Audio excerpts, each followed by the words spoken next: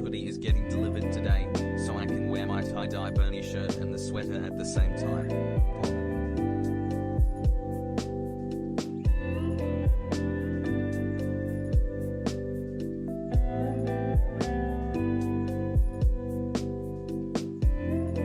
White people happy.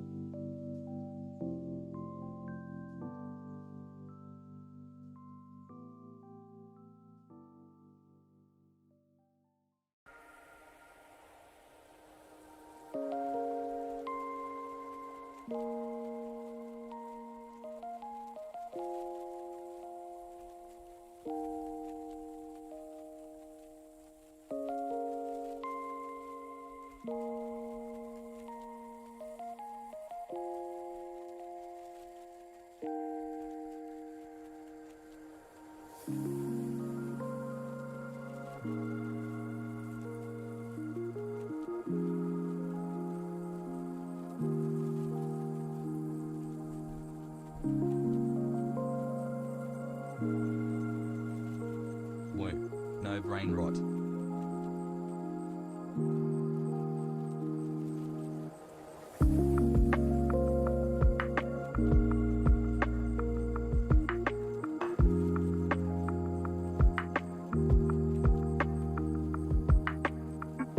Half a year chat ass.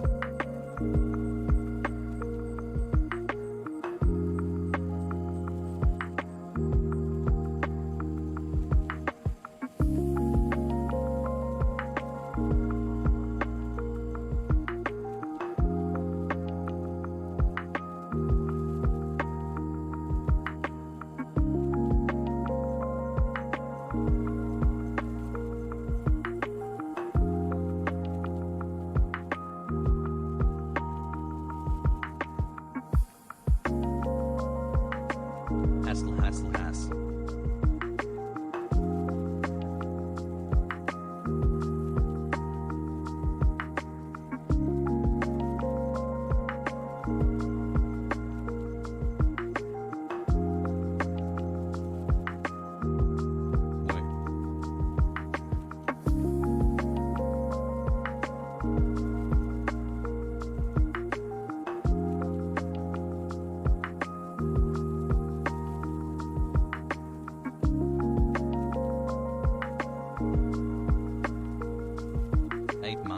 Pepe Lasso.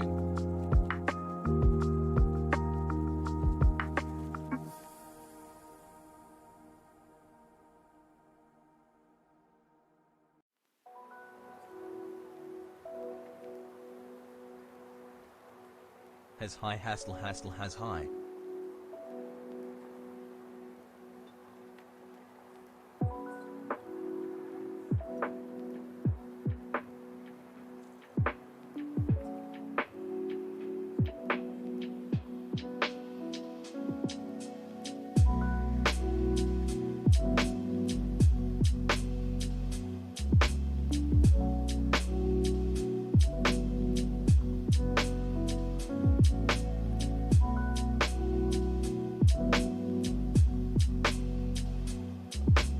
It's Tuesday and it brews.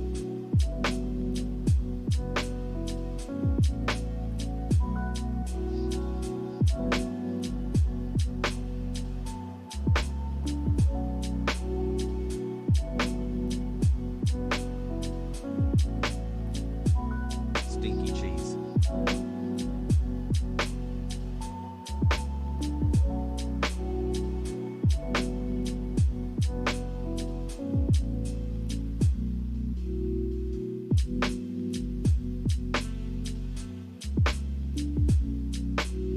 AHRAN my queen, romantic face, romantic face, romantic face.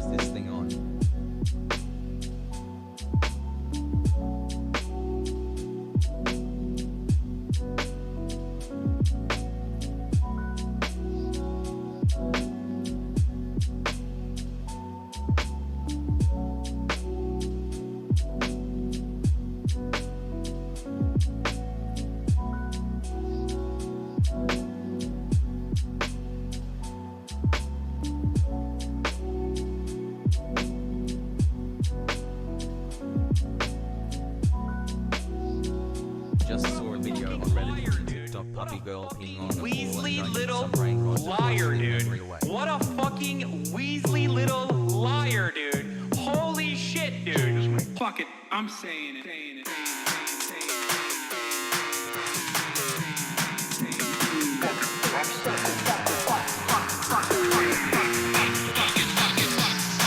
Fuck it, America deserved 9/11.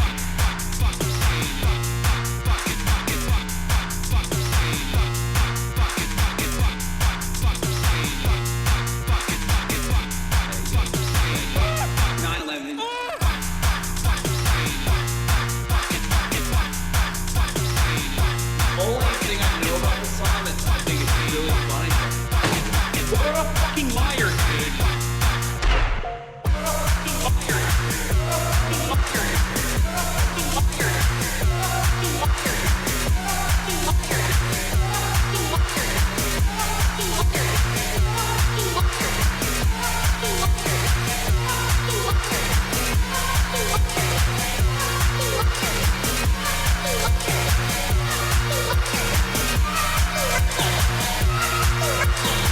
What a fucking liar, dude. What a fucking Weasley little liar, dude. What a fucking Weasley little liar, dude. Holy shit, dude. Holy fucking shit, dude. Literally lying. What a fucking liar, dude. What a fucking Weasley liar, dude. What a fucking... Holy fucking... What the fuck?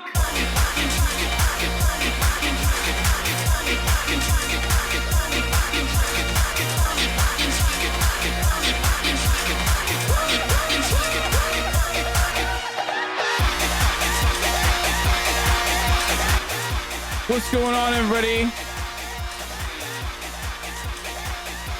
I hope everyone's having a fantastic evening, a fantastic afternoon, a fantastic pre-noon, no matter where you are in the world. I'm Hasan Piker. This is the Hasanabi broadcast coming to you live from sunny California, Los Angeles, folks. We are live and alive, and I hope all the boys, I hope all the girls, and I hope all the NBs are having a fantastic one, because it is Tuesday. It's fucking Tuesday, bruv. It's Tuesday, January 18th, bruv. 2022. That's right. It's fucking Tuesday, innit, bruv? That's what it is, yeah. It's fucking Tuesday. And I hope everyone's having a great Tuesday so far. I'm having a fucking fantastic one myself, okay? I worked out this morning. I'm in a good mood, you know, simple as. All right. I'm in a good fucking mood, yeah. I'm in a good fucking mood, yeah. Simple fucking as. All right. Let's pop this open. Oh. Anyway. And I hope everyone's having a great day as well. I just showered. I just got out of the shower. Right on time for the stream. You know how it is, bro. You know how it is. You know how it be. Okay,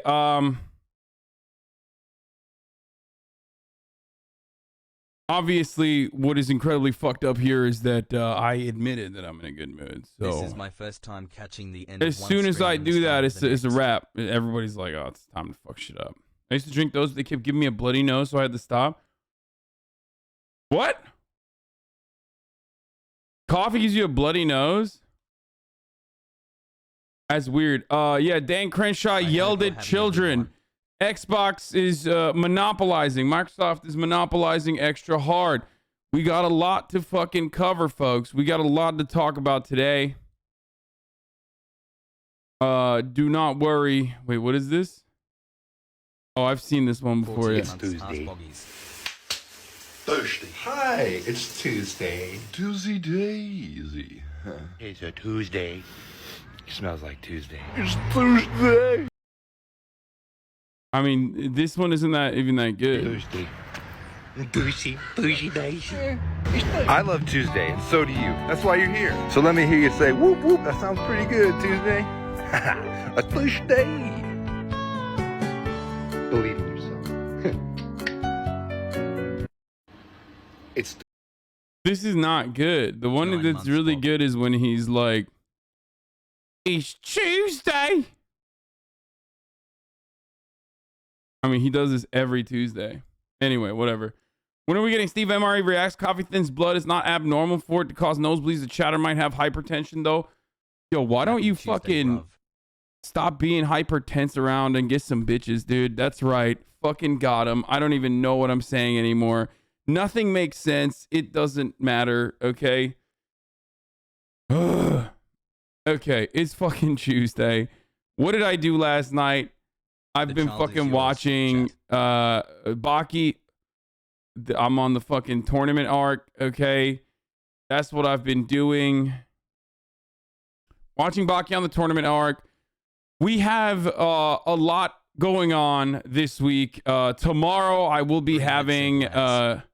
tomorrow I'm gonna have Christian Walker on. Obviously, he is the #1 conservative pundit in America right now, son of Herschel Walker, and a very I don't know how to describe it. He's just a meme. He is like a meme, but unlike Boo Boo Bennett, he's like actually entertaining. You know what I mean? Whereas like Boo Boo Bennett is entertaining because she constantly gets owned, right? Christian Walker, on the other hand, is entertaining because he's entertaining. So I'm gonna have him on. Ooh, month's time. For the He's brain gonna rot tell to me start. that I'm a fucking bad person for I don't know, believing in communism and stuff. I'm also gonna have Felix Biederman on as well. He's a live pistol, yeah. Yo, AHRAN. So Christian Walker's camp, I agree. Anyway, so he's gonna convert me into a conservative, I think, or I'm gonna try to convert him into a communist. Tuesday. Grimes potentially next week, not in person, where we will be playing a video game. She's just like setting up her PC. I also need to set my own PC up. I need a secondary PC Wow. because wow, I thought it was going to be this week where I was Shout getting out to the all my studio fellow done. It's 2020 actually next week that the election studio's frauds. getting Still done. love you, Hassel. So I don't know yet. I don't know what the fuck's going on there. Elon's gonna fucking kill you after that stream. Why? I'm just playing video games, man. Chill.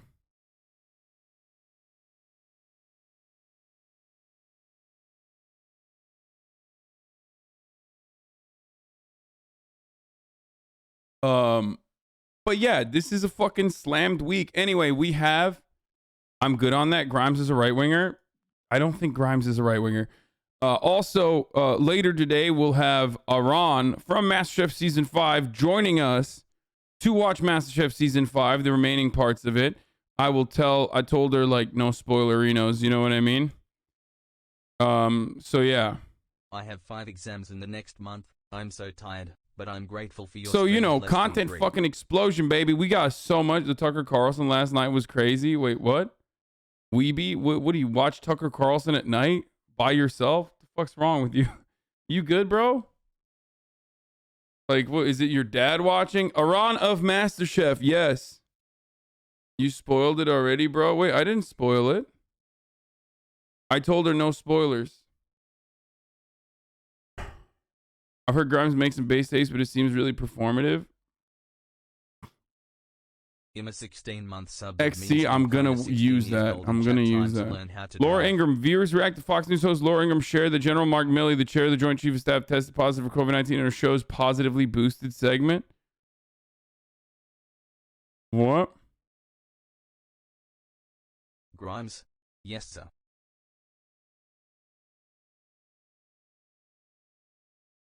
So what's up? Are people mad? Anyway, Microsoft just bought Blizzard Activision in yet another... Remember when the government actually would say, like, Microsoft, you cannot have a monopoly? That was a long time ago. That was the old me. You know, when I'm fucked up, that's the real me.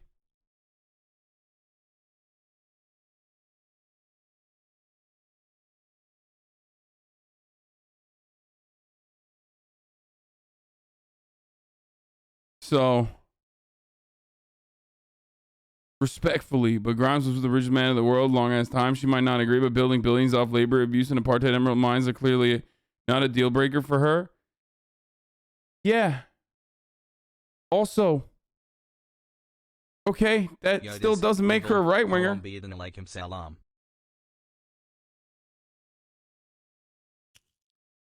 Motherfuckers be like, I would be so incredibly. Motherfuckers will unironically be like, I would be so incredibly based and be like, no billionaire person that wants to hook up with me that has like a lot of power and also the capacity to woo me somehow. I will not be doing that. And then you go and you simp for like fucking Frank Ocean. What, you think Frank Ocean is a fucking good politically? Huh? Do you think all your favorite fucking artists and celebrities that you stand for are not mega capitalists? Suck my dick. If any of them wanted to fuck you, you would literally fuck them in a heartbeat, okay? Straight up. If your favorite artist that you stan wanted to fuck you, you would literally suck their dicks, suck their pussies, whatever the fuck, in a heartbeat. You wouldn't even think about it.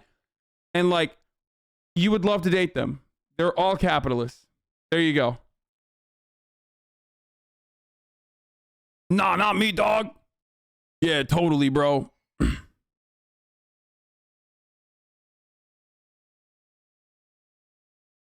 Like Zendaya. Projection much? It isn't even projection. It's an admission, dude. What the fuck?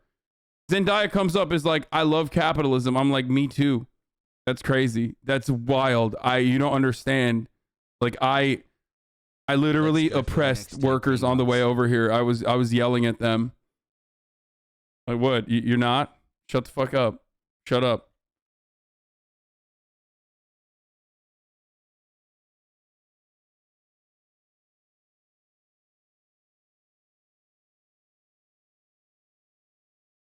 People are so funny. People that don't have any friends outside of like the Discord servers that they're in think like in the real world people agree with them. Let me destroy your worldview really quick, okay? If you're in here and you agree with me, like I hate to break it to you, but most people don't, okay? As a matter of fact, there's probably more people that agree with like Christian Walker's worldview as like the gay son of a very famous football player who grew up in Los Angeles but is still somehow conservative. There's more people that agree with Christian Walker's point of view and worldview than there are of your like fractionalist random fucking edge case Trotskyite adjacent leftist values, okay? So if you're gonna look for like if you're gonna look for like a special kind of, you know, furry Marxist Leninist girlfriend and that's it, like it's not happening, okay? Okay, let's watch. This is Christian Walker, who I'm gonna be having on the show tomorrow. Said Joe Biden was gonna be the great unifier. This is divisive to my bank account and my hard-earned money. He's wearing a Givenchy fucking sweater, bro. Screw your unity. You think this is unifying? Just keeps going up. Oh, just keep going up. Joe Biden. This is Joe Biden for you. I think the craziest thing he's doing is like touching the gas station thing. Especially one that has like very clear, icky looking, you know, cum stains on it. Like I'm not touching that ever. You know what I mean? You definitely have COVID. Like you definitely are getting whatever. You're getting like the next level COVID. And my hard-earned money. Screw your unity. You think this is unifying? Just keeps going up. Oh, just keep going up. Joe Biden. This is Joe Biden for you. Families struggling to afford to get to work. That's unifying. That's bringing the nation together. Screw this. Disgusting. Oh, just keep going. Keep going. Democrats voted for this. Democrats voted for. I mean, he's not wrong. The Democrats literally did vote for this. Like part of the reason why we have such high gas prices, and this is the art installation gas station, by the way, which I love. This is the most LA. He must get so many girls being the son of an NFL player.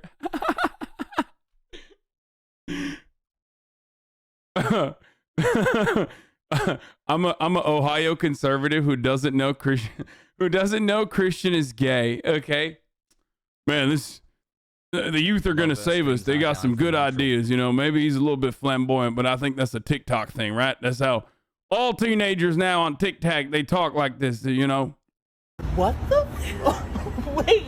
Wait, what? I know this is a joke. Why is he pressing the gallon part? Like, it seems like he's surprised that his car has a tank that's that big. Also, what is he driving? What has a 20-gallon tank? I mean, mine is a 16er. I was voting for the guy who was going to destroy America. You were paying $30 for gas under my guy. Y'all said Joe Biden was going to be the great unifier? People forget gas was at least this high, if not higher, before COVID. Not gonna lie, this dude's driving a U-Haul truck. 20 gallons is a lot, man. Are SUVs 20 gallons? My Camry has an 18-gallon tank, 28 that big. Mine is a 20-gallon. It doesn't go higher than 20. Or at least maybe it does, but I've just never tried. Or 16. 16 is the highest my Camry goes. What the fuck? My Civic is like 10? Ew, dude. Get that Civic shit out of here, dude. My girlfriend got me a PS5. Yikes. I love her so Fucking much. Toyota gang, baby. Get fucked. Oh, we got the fucking, what is it called? The HVEC, bro. Oh, shit, Civic gang. We can beat Mustangs. Bitch.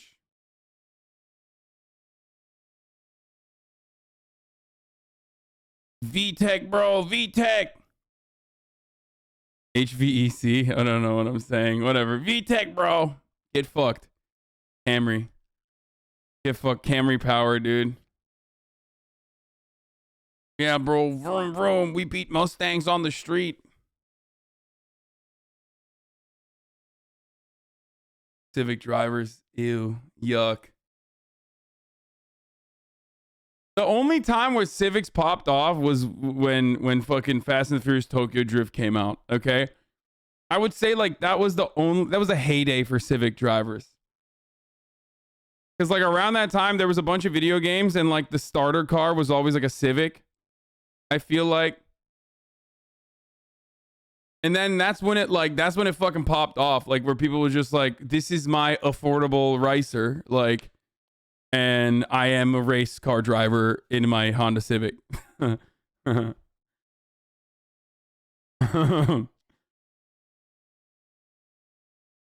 Civic gang. How's I be jealous of my Civic? Hi chat. Happy 3 months hassle. Yeah. The Civic slander is hard as fuck out here. Listen, I didn't even know a fucking Toyota Supra was a Z3. Okay. Anyway, let's fucking tweet out that I'm live. I drive an 09 Range Rover and it's a 21-gallon tank. Did you guys know that? Or a Z5, Z5, not a Z3 or Z4? Whatever, the fucking one of the Zs. Like, it's a BMW. Did you guys know the Toyota was a BMW? The Toyota Supra is literally a BMW. It's a car that they created together.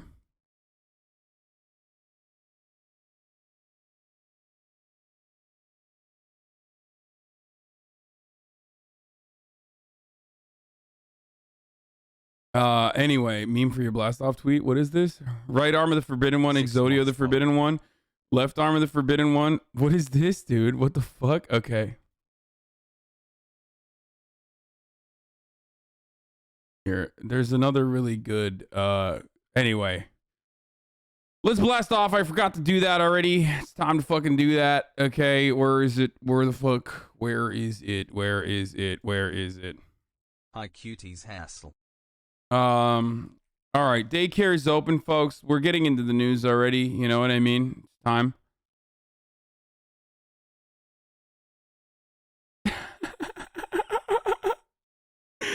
Oh no. Don't worry, Hi, baby. Chet He's just a nerd. That's it. I'm creating white people. Bro, this is a good ass meme. That's funny. Okay. It's also not a meme. It's real life. I don't know why the fuck people think this is funny. Oh, is it funny to you? It's funny to you. The invention of white people by Dr. Yakub is funny to you. It's not funny. The Yakubian devils came over and destroyed everything you know. So they literally invented trickery. So not really funny.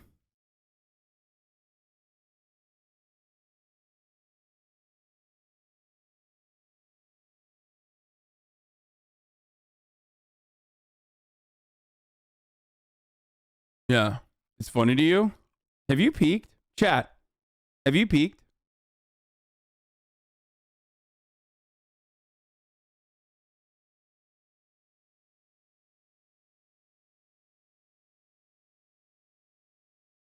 Daycare's open and we're talking big mergers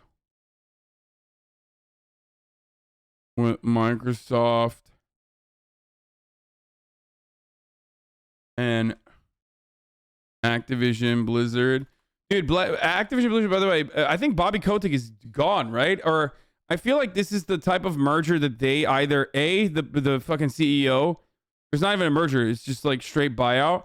But that kind of fucking purchase or whatever is usually either really good for the CEO because he's the one who fucking facilitated it, so he gets a fat golden parachute, or B, and in the unlikely scenario, he still gets a golden parachute, but he gets out because they are, you know, like it was like more of an aggressive purchase, like a predatory merger where they cut a shitload of the staff. Bobby Kotick is there for the duration of the merger. Unconfirmed whether yet he'll be booted after the merger. No, he's going to be there for the merger, and then they're going to fucking clap his ass, but he's going to get like $7 gazillion for facilitating the merger. His severance package is going to be like, you know, fucking just all the titty milk, like literally the breast milk of the entire California maternal population, you know, throw some fucking cows in there for good measure, you know what I mean? He is going to get literally there's not going to be a mom without breast milk in a 500-mile radius, specifically in his golden parachute.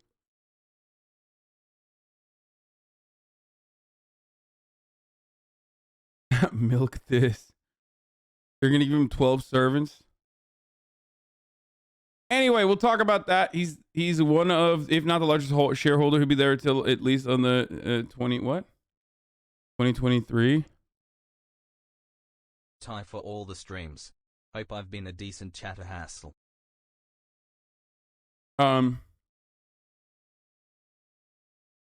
I hate you. My girlfriend has been watching your show, and when I nutted too quick, she said L plus ratio. Perhaps you should hold it in more. Like,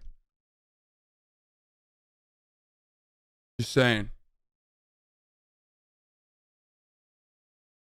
Did I miss the personal news? Not really. I don't really have any personal news. Anyway, what else is going on in the fucking news, dude? Dan Crenshaw got owned.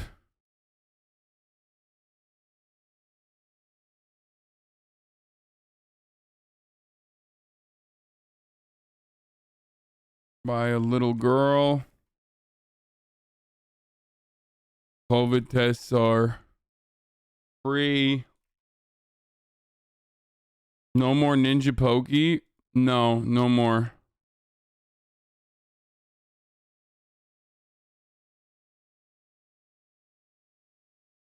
Tucker, Biden is now getting bashed by his trusted group. FBI rescue team free victims of the Texas synagogue. We haven't covered the Texas synagogue story yet, so I want to do that.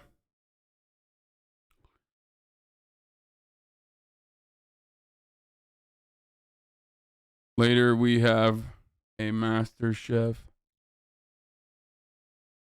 I think my whole family is about to get COVID now. Both my future in-laws have it. My stepdad just got it from being in the hospital after an accident, and my cousin is a traveling nurse that just got moved to a hospital where the other nurses wear masks. I mean, dude, you know, have fun with it. What are you gonna do? At that point, you just gotta have fun with it. You know, fuck it. What is the what is the fucking what's his face? What does the Florida Surgeon General say? Just vibes, dude. Just vibes. Vibe it out, feel it out. Here's the, you know, free COVID tests. Throw on the fucking Hasanabi broadcast with the family, fun for the family. You know, take some time off and just vibe it out. Here, tweet this now. Retweet this. It's live. We're out. I fired it off. Tucker being Tucker. Yeah, we'll talk about Tucker in a second. Oh, this was pretty funny. Calling me a racist is cute. On this day especially, I have one of the largest MLK Jr. collections in the world, and some of my closest friends are black. That's awesome, bro. He's like, do you know how many Funko Pops I own of MLK? 5 months, baby hassle. Huh? Do you know how many Funko Pops I own of MLK? Are you fucking kidding me, dude? I got the Supreme Drop MLK collection. That's right. 4 months, let's go.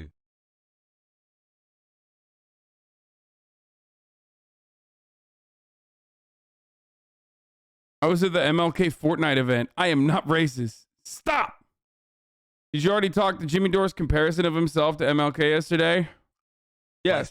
I did not, but I will not because I don't care. Everyone does this. Even I fucking did, like, I mean, I expressly noted that I am not making a comparison to myself. But while I was talking about the FBI, like, kill yourself shit, I talked about how, like, it sounds like a Redditor writing shit to me as well. So I don't know why the fuck anyone would compare themselves to MLK, especially when, you know, you didn't get fucking domed, okay? You didn't. You're a comedian, you know? Same with me. Hassan, I wanted to ask. In your opinion, like, I'm a Twitch streamer. You guys are fucking ridiculous if you make this comparison. I'm a Twitch streamer. Shouldn't we strive for that? I'm quite literally a fucking Twitch streamer, okay? You know, this comparison is ridiculous, and anyone who does that, anyone who compares themselves to like an actual fucking activist or a civil rights leader or anything like that, when all they do is just sit around in the fucking comfort of their homes and talk shit, they're milking you, and you are a fucking, you know, you're the cow. Just recovered from the cron. Thankfully, I checked my vibes and was straight able up to survive.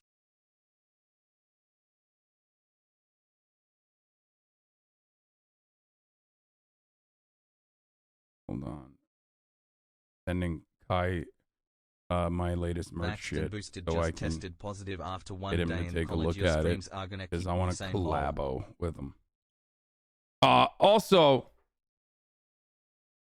remember when Logan Paul compared himself to MLK Jr.? Love that.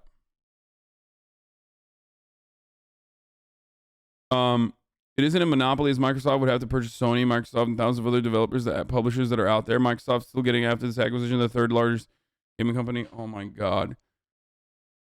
My favorite subject matter whenever we talk about fucking antitrust are the antitrust lawyers that come into the chat to be like, actually, it's technically an oligopoly. And even then, it's like not enough of a market share. It doesn't matter, bro. What the fuck are you talking about? Like, they say the same thing about Amazon as well, because Amazon technically only controls like what? Fucking 50% or 60% of e-commerce in the United States of America. Like, yeah, it doesn't matter. It doesn't matter. It doesn't have to be 100%, okay? It's technically not a monopoly. It would be more like a duopoly or an oligopoly. Oh, you fucking won that argument, dude. You fucking did that. You did that. You did that so well.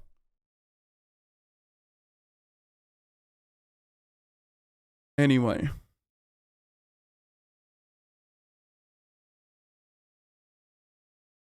The Liberation Party of New Hampshire deleted... Oh, dude, Libertarian Party of New Hampshire deleted a tweet, but not fast enough.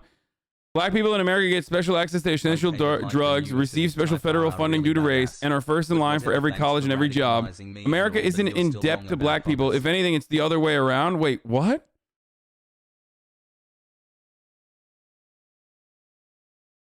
Dude, libertarians are the best, dude. They are the best. They're so awesome.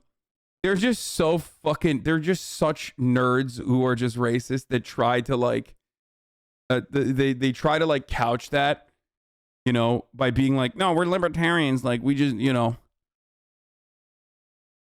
we're not like regular conservatives. We're libertarians. It's like, nah, you just like, you are just a regular conservative.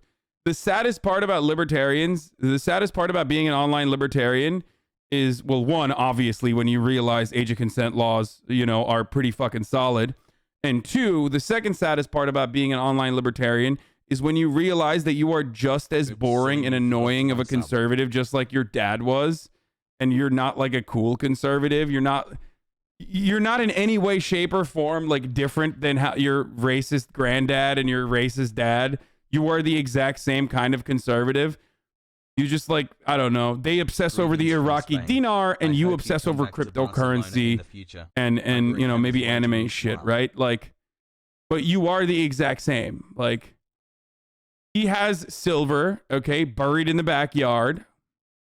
You have cryptocurrency, apes. Thanks for the content, fam. Heart. But you guys are just as racist as one another when it comes to any issue. That's why so many fucking libertarians were like, yeah, I love Donald Trump. He's the greatest libertarian president. Yeah, dude, totally. Like,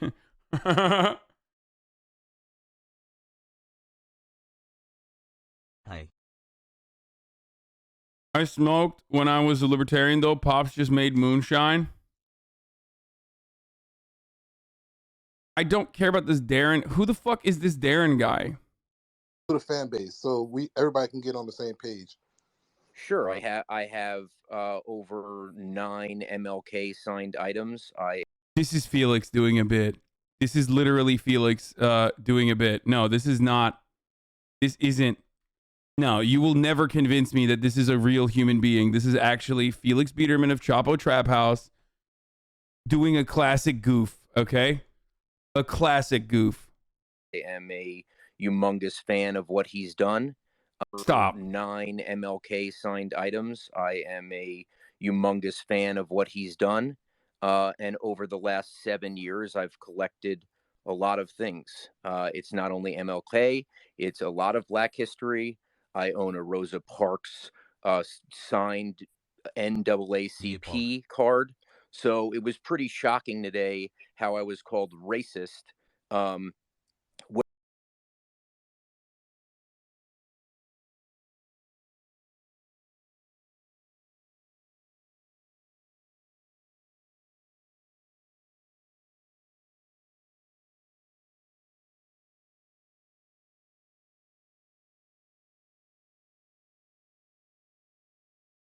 Insane. When I am a student and lover of Black history, and it was I never expected the reaction that I got today. I have a PSA 10 MLK baseball card. I was able to purchase the bullet that they took out of him. I'm the greatest fan. This is like, this is just like, dude, this is insane, okay? Colonial museums aren't racist because they own a ton of African shit. No, the funniest, this is, you know what this energy is? The energy of this is like the exact same. Well, I mean, we already did the fucking the Funko Pop jokes, but racist. Like, dude, this is so ridiculous. It's awesome. I can't even. I'm sorry if people think that a white man can't enjoy Black history. All right. I'm sorry. Bro, this is literally, okay, it gets worse. This is Felix Biederman. I'm sorry. I really am. I'm sorry if people think that a white man can't love Martin Luther King. But to me, that seems pretty counterintuitive. You got me? Yeah, they got you. Hey, Footballville, you have a question? No.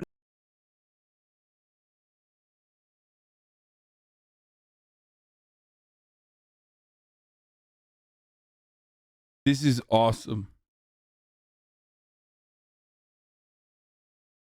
I'm sorry that a white man can't love MLK.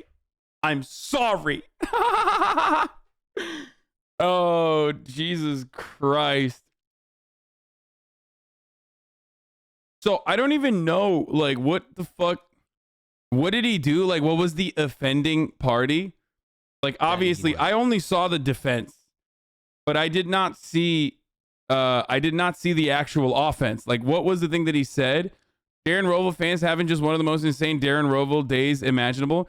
My most cherished piece of Martin Luther King Jr. memorabilia are pages from the warden's logbooks from Birmingham jail in 1963 when he wrote letter from a Birmingham jail. King signed in and out his mail 12 times. Darren, it's not a damn autograph rookie card. It's 700 million times better. I offered to put it on loan at the Smithsonian. They required me to donate it, as they fucking should. Why? Why can't they just display it? Why do they have to own it when they bought it? When I bought it? It's mine. Oh, I love this guy. I love this guy.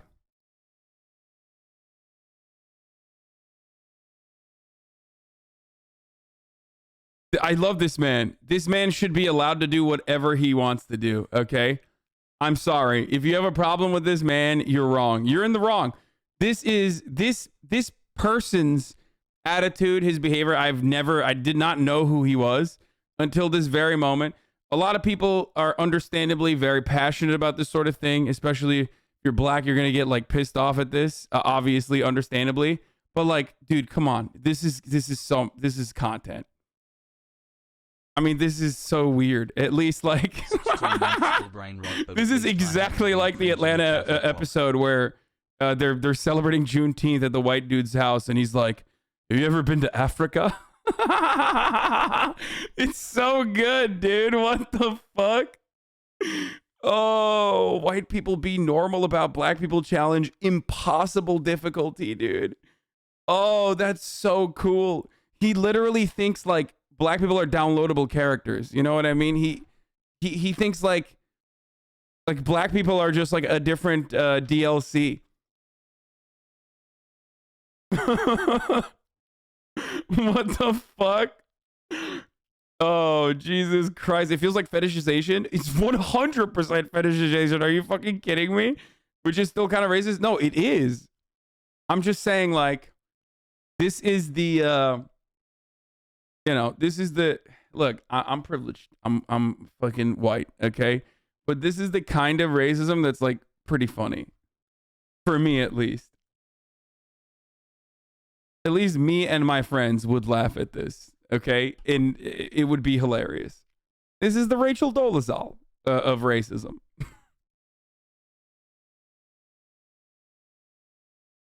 Darren Rovell, when he finds out the National Museum of African American History has new artifacts. Oh, that's a better start. That's a better start. Wait, what is this?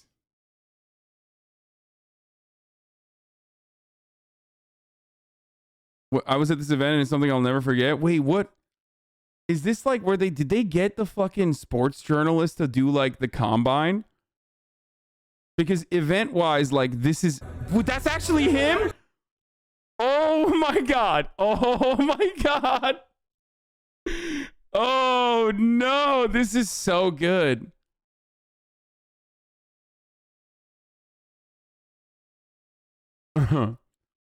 Oh man, this is fucking awesome, dude. I love when people are corny as fuck, especially if you can like sense that they're corny, but in a non like they mean well, they just suck. They mean well, they suck. They're corny, but they're not like, yeah, they're otherizing black people, sure. Let the brain it still stems from like a racist point of view. I get all of that. Totally understand. And I also understand if you get mad at him. But also the counter is like, this is pretty funny. Like Oh, I love this, dude. Calling me a racist is cute. I know. We already talked about this. This is what I saw. I didn't see anything else. Calling me a racist is cute. On this day especially, I have one of the largest Martin Luther King Jr. collections in the world, and some of my closest friends are black. That's a lot of months. He kind of doesn't mean well, though. Yeah, I mean, but like, okay, we're not children here. Okay, maybe some people are children, but like, there are varying degrees of racism.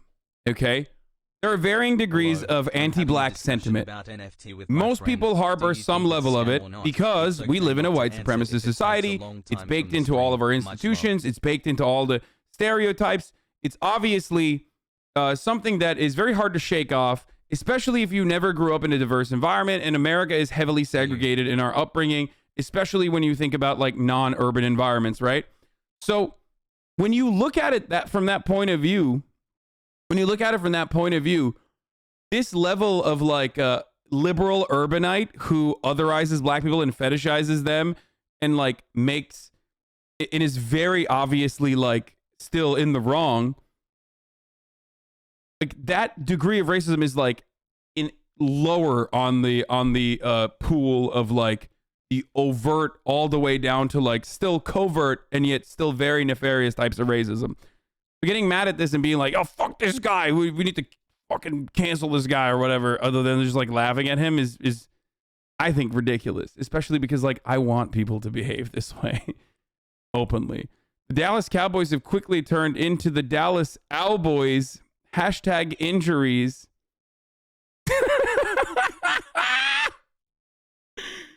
He's so good.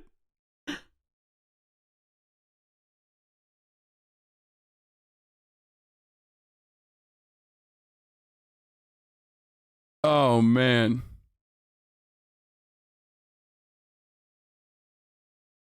Wait, was it not a bit? No. No. This is a real person. Watch him get blended. Now, all you got to do is keep him from scoring and you get a $50 gift card. Oh my God, hot sauce? Bro, I grew up with this shit, dude. Are you kidding me?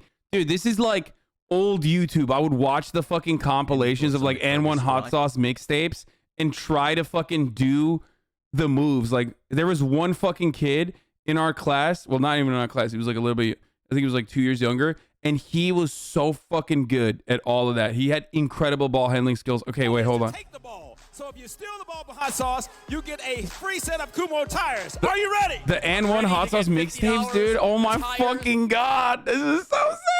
This is unlocking memories for me, dude. Holy shit. You'll be retired after I put the ball. All right, we all have seen hot sauce. Good luck. You have to try to take the ball, Darren. He's shaking hands. Here we go.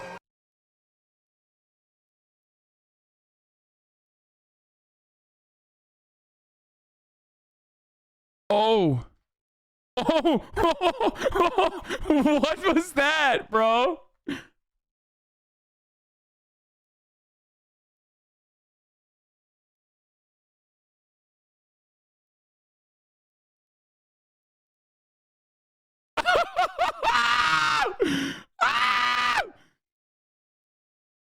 Look at how serious he is, dude. They had to mute this video because he was just saying racial epithets the entire time. No, I'm just kidding. Oh, man. Rare Type 1 photo of MLK Jr. giving his famous I Have a Dream speech sells for like $36,404 in SCP auctions.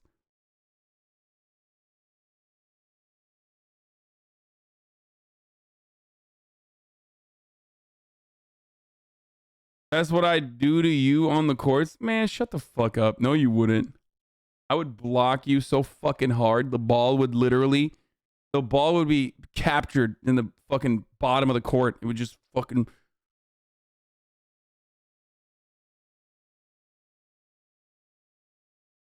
Anyway, motherfucker just sees them as a commodity. No, he 100% does.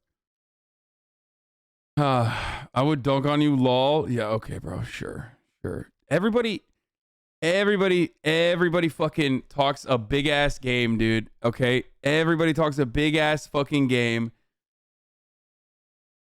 I'm 5'7", would still take your ankles, sadly.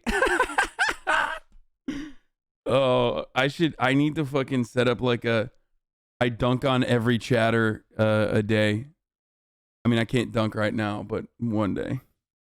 By the end of this year, I'll be able to dunk again, so.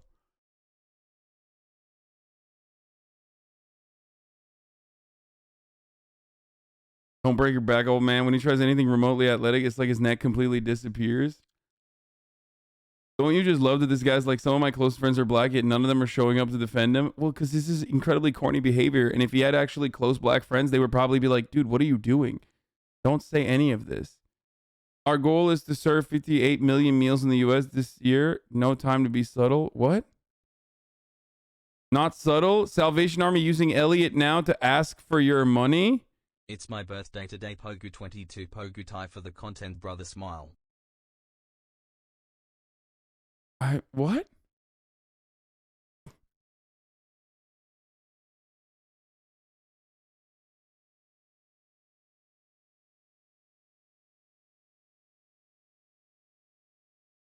Well, he went from being the dumbest lib to a paleo conservative after this experience. Look at that ratio. I mean, goddamn, dude. This was back when the Salvation Army was like anti-gay, right? Dude, love you. This is like, God. We are all this person, okay? We all talk like this. We all tweet like this. Where it was like, they still are, but like back then it was, you know, back then it was prescient or not prescient, but like back then it was top of mind, right? How subtle is the money you put towards trying to kill gay people? Of course they still are. Salvation Army. But okay, what is this? This is awesome. This is the first real guy thing I've seen a politician do in years. What the fuck is this? My campaign ad, 37 seconds, hashtag just like me. I hope this ad works not only to destigmatize the use of marijuana, but also forces a new conversation that creates a pathway to legalize the beneficial drug and forgive those who were arrested due to outdated ideology. Someone is arrested for possession of marijuana. Since 2010, state and local police have arrested an estimated 7.3 million Americans for violating marijuana laws, over half of all drug arrests.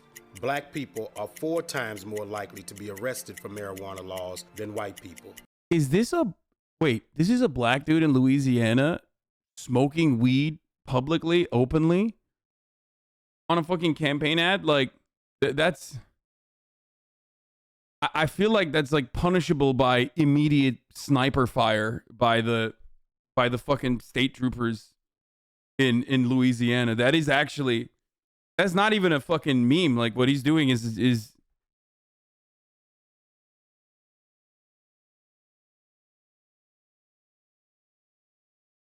States waste $3.7 billion enforcing marijuana laws every year. Most of the people police are arresting aren't dealers, but rather people with small amounts of pot, just like me. I'm Gary Chambers, and I'm running for the U.S. Senate. That's pretty cool. And I approve this message. Every 37... Dude, it's like, you can't prove it's a blunt after the fact. Marijuana is decriminalized in New Orleans. Weird ass take from Andrew Schultz and his co-host about the. This dude is the homie, by the way. One of his writers. He's actually pretty good. He's pretty funny. He is, I suspect, the person responsible for some of Andrew's good takes. You smoke weed in Louisiana while being black? Oh my God, you are absolutely going to jail, dude. Are you kidding me? That's like, listen, every fucking, like, I'm sure people have like road trip stories. Like, even I do, when we fucking drove down to Florida. And when you pass through southern states, if you have black people in the car, sometimes they just stop you, okay? Especially if you have also smoked weed, you are going to most likely go to jail. There's like an entire fucking industry of policing where they stop tour buses on fucking purpose and then Every rapper gets a charge. Every rapper has got a charge driving through Southern State in a fucking tour bus, okay? Every time.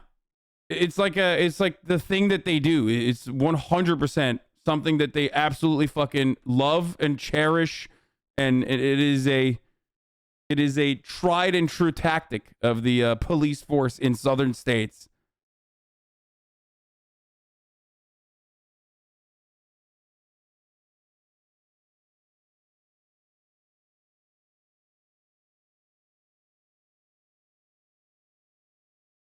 Anyway. Let's be real, that dude probably has black friends who only hang around him because he feels guilty about slavery and ends up giving money they cash up every other day. Are you still talking about that Darren dude? No, I mean, I'm sure, like, I don't know. They're evil here. Throw you in county jail for years on a weed charge. Yeah.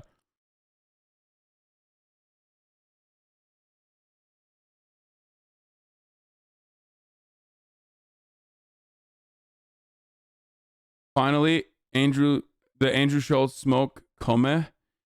What is he? I know what he's gonna say. Should get Trihex on it, as he is a Louisiana resident. Yeah.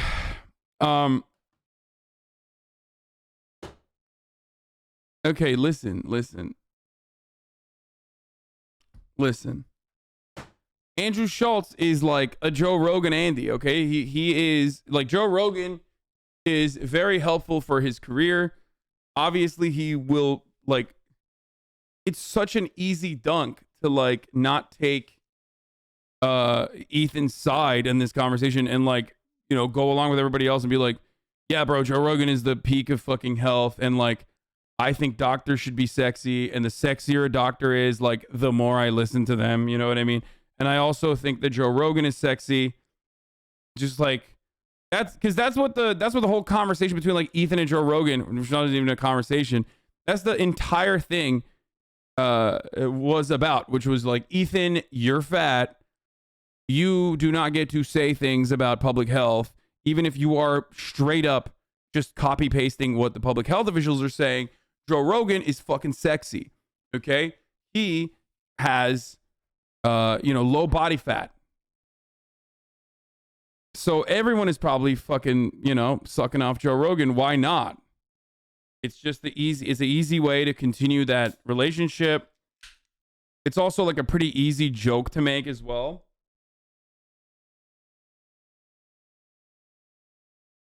But more importantly, like I said, it's just like, he has to. This is the way that you keep your pipeline of Rogan heads that love comedy coming to your podcast too. Not saying that he hasn't fucking, he personally doesn't believe this at all. I'm sure he does. With Ethan Klein. Ethan Klein is from H3 Productions. He's a famous YouTuber. He's like now moved more. I don't listen to a ton of his content, but he's moved more into like more of a left kind of space. He does a podcast with Hasan Piker, the Twitch streamer. I got you. He used to do like long form interview stuff and did an interview with Jordan Peterson a while ago. And this is the tweet that he put out on the 14th. Years ago, I interviewed Jordan Peterson before I was very familiar with his politics. He was an interesting guest who I enjoyed sitting with, but especially now I can see he's a dangerous gateway to alt-right transphobe. Isn't this the Chad guy on Twitch? Wait, who? Him? I don't know if he's on Twitch or not, but I know he's one of he's a comic. He is one of Andrew's like writers as well. He works with Andrew. I guess they're doing the podcast together as well. He's the man. He's cool. I've seen some of his stand-ups.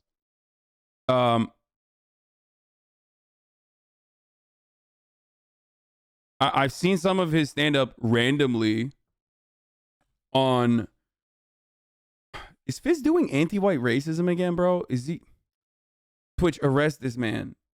He thinks all white people straight up look the same, dude. He took 30 days. He took a 30-day bancation, and he still hasn't learned his lesson. He's out here being like, what? This white person looks like another white person? Wow, Fizz. That is so fucked, dude. It's completely unacceptable. I'm not talking about Andrew Schultz. I'm talking about him. Anyway,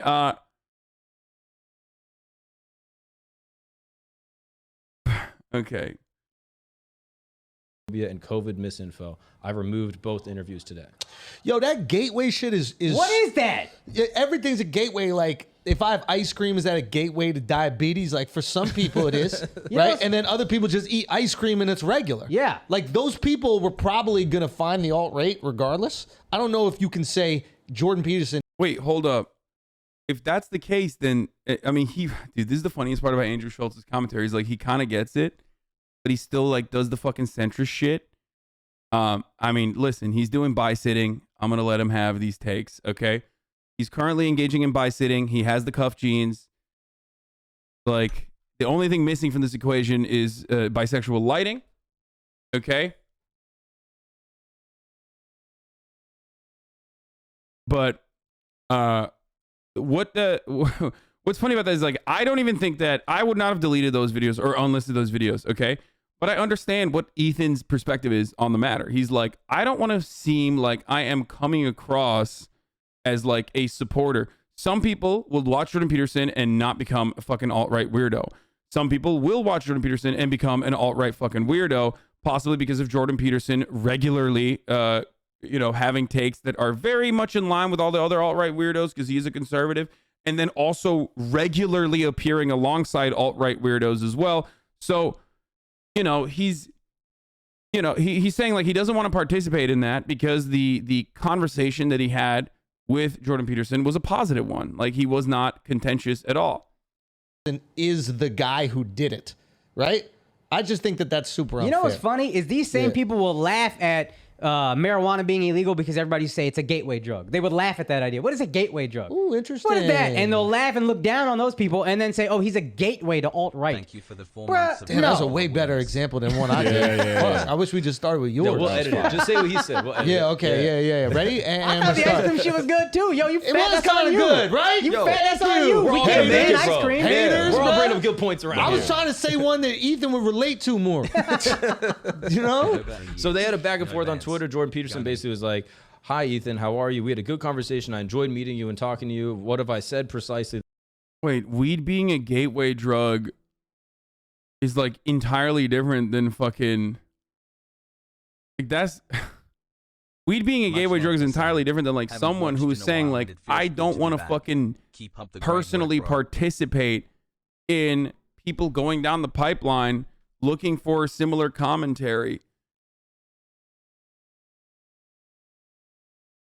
It's like getting mad at someone for being like, if you want to even make the weed analogy, it's like someone being like, I don't want to smoke weed around my fucking children, okay? I don't want them to start this early,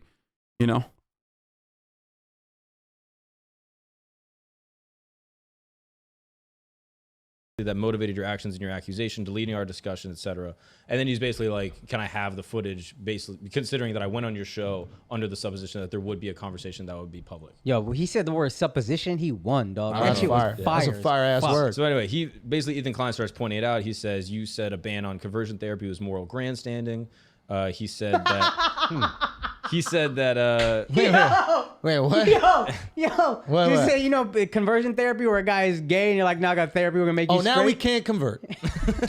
Now we can't convert. Now we can't do that. What if you want to convert to gay? Should that be legal? Exactly. What if you want to be trans straight? Straight conversion therapy should be a thing. Yeah. That's what I'm saying is all of a sudden you can't do these things. Chad, they're fucking joking. Stop throwing up question marks. Oh my Lord, bro. They're literally comedians doing a podcast. Sometimes I feel like, listen, you might not like their shit. You might not like their takes, but like, they're very obviously being sarcastic. Okay. None of this is like a real argument. Sometimes I really don't know how to it really hurts my soul when I have to just be like, guys, that's a fucking joke. Okay. That what they're doing is a joke. It's not only is it a joke, but it's also the type of joke I would fucking make. Like, that is some shit I would say. I'd be like, wow, you really can't fucking, wow, you really can't do anything these days. Because the implied fucking concept is that, like, obviously both of them agree that gay conversion therapy is fucking ridiculous. Okay? Jokes are supposed to be funny. Yeah, the only reason why you don't find that funny is because you do not know what their political background is. And that's precisely why you think, like, they're being serious. Okay?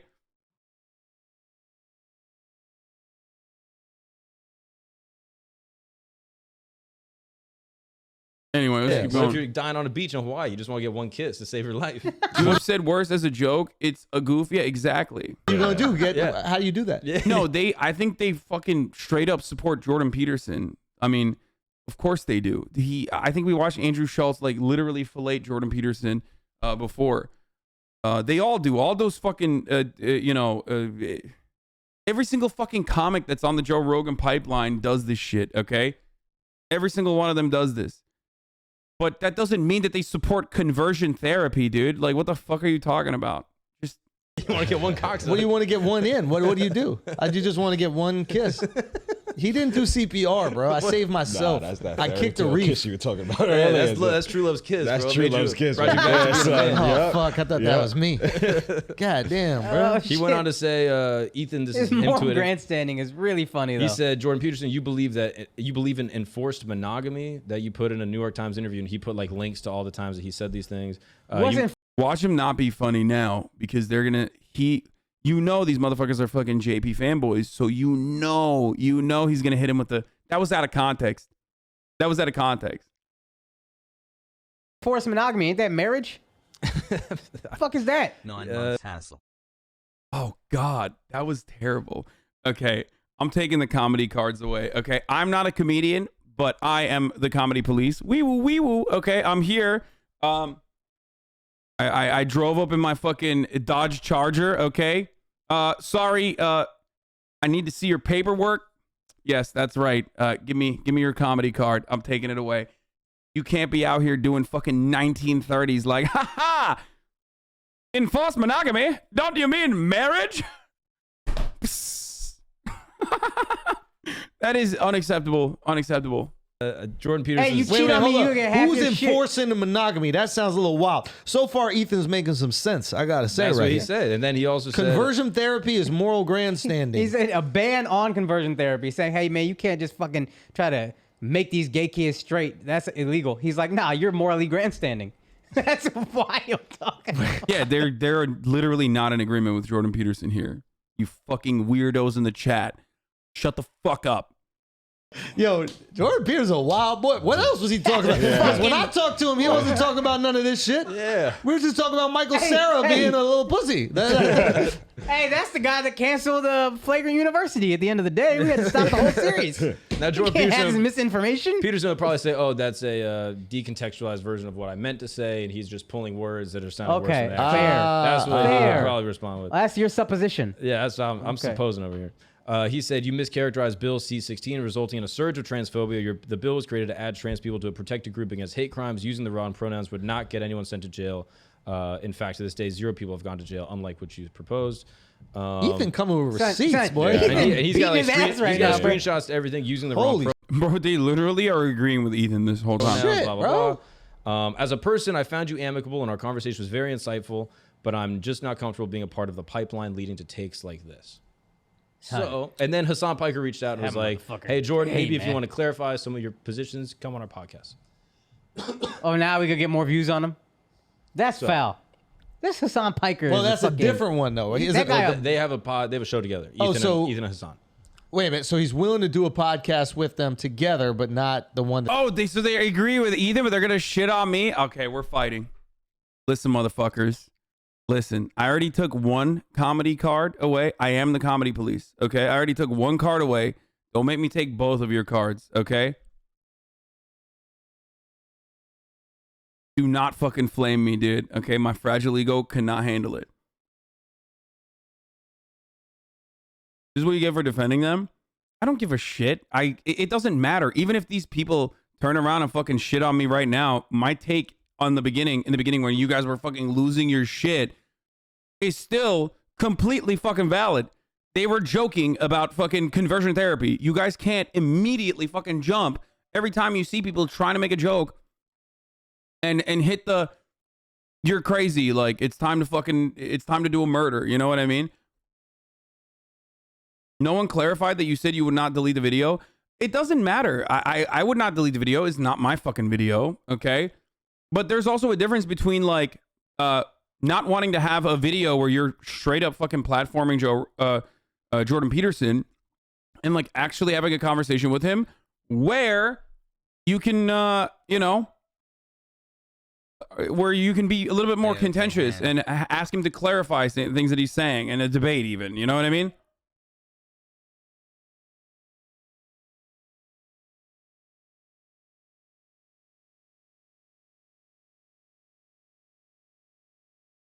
Okay.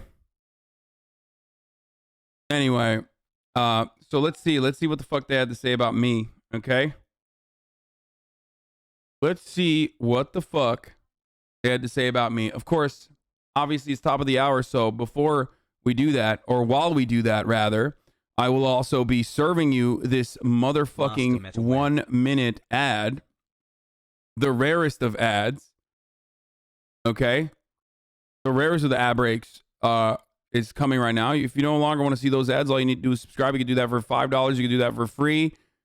You could do that by getting gifted a sub. Sorry, first of the day. Here's the 1 minute ad break now. Let's get into it. So people shouldn't be allowed to hold different views than that of your cohort communist takes. What? Dude, I'm sorry. I think you're lost, brother. I mean, you're too stupid to understand words that are coming out of my mouth, especially when I'm like quite literally arguing against people that want everyone to have the exact same opinion. And there's no reason for you to be in here. I'm going to keep you as a pet and pet you every now and then. But, it's just like very obvious that you don't have to be in here. You're already fantasizing about what my take is on a particular subject. Even though you're here and I'm speaking and I'm literally telling you that it's okay to have different kinds of points of view. Like, you misunderstood everything I said because you're so fucking horny to assume that, like, this is a libtard, this is a leftist, you must be fucking stupid. Anyway. That they did. That's why. Well, I think now that he's more familiar with his politics, he wants to challenge him on some of the things that he said. He felt he didn't properly challenge them on the first one. Yeah. So let's run it back. That shit is corny. That's a play for publicity. Yeah, you can't do that shit over. You just did it over Twitter. I mean, you just did that shit. You didn't know how to challenge those points when he was like, "Yo, that conversion therapy shit is for the birds." I mean, those are new points. I think I don't know why I keep fucking talking for Ethan on this, but like, I think like Ethan was caught up in a centrist center right fucking space when it comes to social issues a little bit early on when he had Jordan Peterson on. Okay, I can't speak on what his attitude was because I didn't used to watch him back then. Okay, but like Jordan Peterson, I've had arguments, debates, hours and hours with people about how Jordan Peterson is a conservative, and everyone would say, he's not a conservative. He's not a conservative. So obviously there were millions of fucking people who weren't all crypto fascists or whatever the fuck that legitimately did not comprehend that Jordan Peterson was a conservative who has regularly aligned with like actual fucking fascists. Okay. So he might not have recognized it, especially because of where he was back then. But there are so many things that Jordan Peterson has done now that, like, yeah, he is obviously a huge conservative and everybody fucking knows that now. So now he's saying like, well, I don't want to come across like I'm fucking homies with this dude. Well deserved. Call him, motherfucker. We gotta do it in public on a podcast. That's not fascistic. What do you mean fascistic? No, I'm saying that Jordan Peterson has quite literally homied up with like actual crypto fascists and shit. I'm not saying that like everyone that's a Jordan Peterson fan is a fascist. As a matter of fact, part of the fucking problem with Jordan Peterson is that like he was able to mask his conservatism very well for a very long time. Shit is phony. Well, I think he's saying it happened later. So he said, which is fine. Just don't say like, hey, you're banned. You should not be allowed on my platform. Allow them on your platform and keep them on your platform. Don't delete the episodes and then have them on and say, hey, we disagree. Man, you know what? Motherfuckers on I disagree with now. They shouldn't be banned from the internet. Maybe it's the comic in me, but like when somebody says some crazy shit like that, I want to hear them Rationalize it, boy. Oh, yeah, like, it doesn't matter. Well, okay, so he gets it. That's precisely what I want to do as well. Yeah. Dr. Umar goes like, white people are evil. I'm like, tell me why. Go for it. Give me it. Like, just let Dr. me Umar hear it. Johnson is my favorite, bro. Like every single time That's he's the on only the doctor you trust. That's literally that's the only doctor I trust. Yeah. Dr. Umar Johnson. Yeah. 100%, bro. And Dr. Martin Luther King. Yo. Wasn't a doctor. Yes, he was. Wait, yeah, it was. We're talking He was a doctors, legit- real doctor. He was a chiropractor, bro. He's fucking. What is Dr. Umar? Put some respect on it. Dr. Umar's a real doctor. He's doctor of Pan-Africanism. you know He what I wants mean? to surgically remove all the black people from America and take them to Africa. Wait, that's what he believes? Yes. Oh, shit. I don't know. To be honest with you, I just try to make it Did he work. talk to Africans about this? They might feel away. I think you need to get their permission. Let's carve out a little bit of land in Africa. That shit is a I don't re- think we've ever done that. Hey, tell I don't Africa. think white people have ever carved out a little land in Africa. If tried I'm to black and I want to start go a back to country. Africa, I'd be like, hey, bro, this is a refund. That's what this is. Fuck out of here. You can tell me I'm not welcome back. Whoa. So all I Whoa. to say, should you take down episodes or like content that you put out in the past that you don't necessarily It's your agree show. with? You can do whatever the fuck you want. I agree. Exactly. It's I your think show. you You can can do do whatever it. the fuck you want. Yeah. I'm fine with that. I think that, to be honest, like I think he brought up interesting points. I'm curious to see what Jordan said about that. Yeah. Just because I like Jordan, so I'm Yeah. probably giving him the benefit of his doubt. But Why'd you guys say they had a weird take? They like agree with Ethan for the most part. If anything, I caught a fucking stray there for 1 second, and then he ended up agreeing with my point of view. His sidekick, a little bit. I don't know who the other dude is, but his sidekick's a little fucking cringe. But who cares? effectively, I gotta say, like It's good to have that kind of balance. You gotta have some fucking, you gotta have a dude who's like kind of a conservative. yo, if he doesn't like these things, that's his platform. He decides what goes on his platform, and he decides how much responsibility he has for his listeners. Your chat is intolerable at times. I know. Okay. One of the funniest parts about this kind of thing, whenever we watch this sort of shit and I like start yelling at my chat, is other chatters being like, dude, I've always laughed at jokes. Like, fuck your chat. Like, no, you haven't. Okay. You were probably like a fucking cringe rad lib too. And like the entire point of me having that conversation with my chat is so that they stop being fucking cringe rad libs every time there's like someone who's trying to fucking let out a joke. Okay. Dude, I've always laughed at jokes, bro. No matter how edgy. Okay, stop. I hate how libtard your chat is, bro. Like, who cares? Okay, this is a space for learning. Yep. You know what I mean? Like, I personally don't think that we have to be responsible for every single person that listens to the podcast. I'd be like, people can make their own decisions and should make their own decisions. But if he feels like his people are willing to do whatever the fuck they hear on the podcast, and that the other things that he says and his beliefs don't have more influence than a guy like Jordan Peterson, then okay, do your thing. I'm actually not mad at that, yo. I'm not mad at taking down. I think it's corny. This is an extremely online community, so obviously you were one of two things, okay?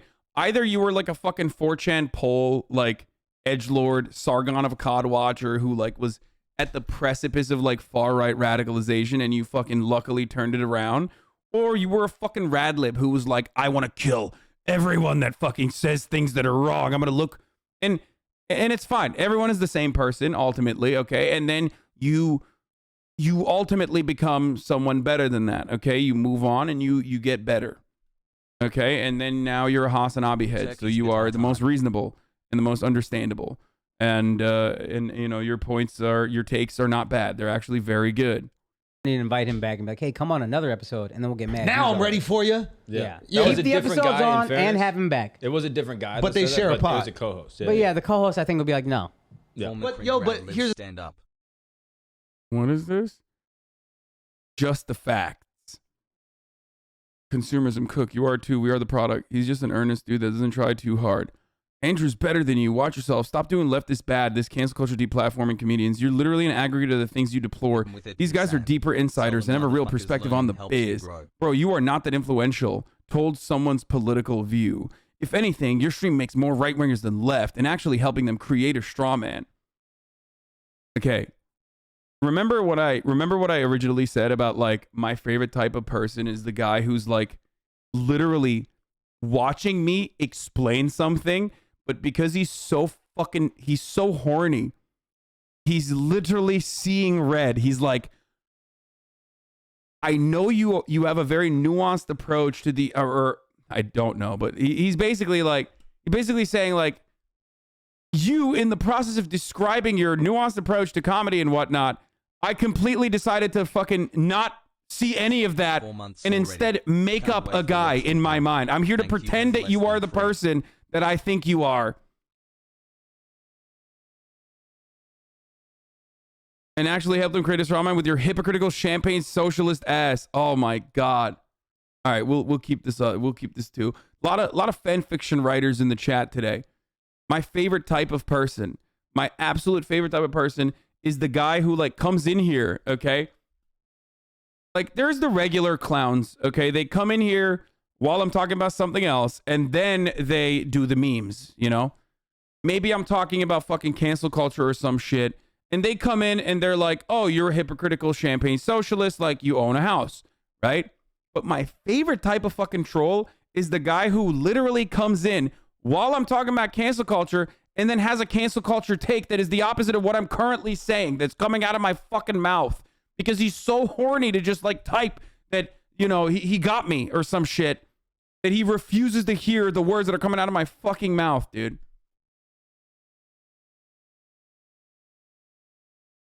Anyway, the libs actually believe that the reason many conservatives doubt the global warming doomsday prophecies is that sometimes it's cold outside. Dear libs, if global warming is real, then why is it snowing in Nashville? Yours skeptically, Michael. What happened? Did he get dumber? Like, what's going on? Or I guess he's just like, I guess basically what he's doing is just like, he was just trolling. He was just pretending to be this way.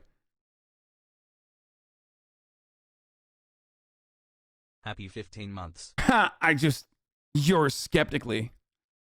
What alt-right fascist groups did Peterson align with? Didn't know that he was alt-right. I've read both of his books and I can't see how you derive that conclusion. You read the grandmother's pussy hair book? Dude, that's so weird. You read Maps of Meaning, dude? You did not. You're such a liar, okay? That book is like unreadable. Shut the fuck up. People are such liars, dude. God damn.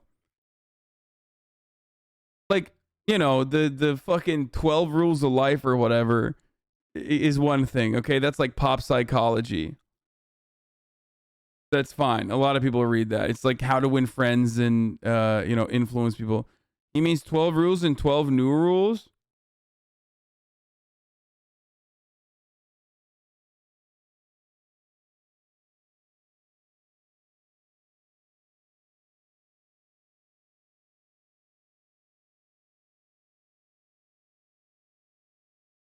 Like I've listened to audiobooks of his fucking Maps of Meaning book.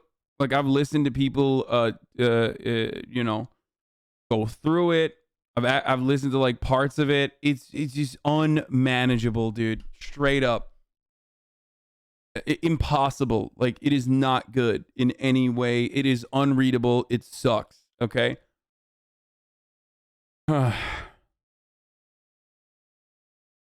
You should start calling yourself champagne socialist like Grace Blakely calling herself a Moet Marxist.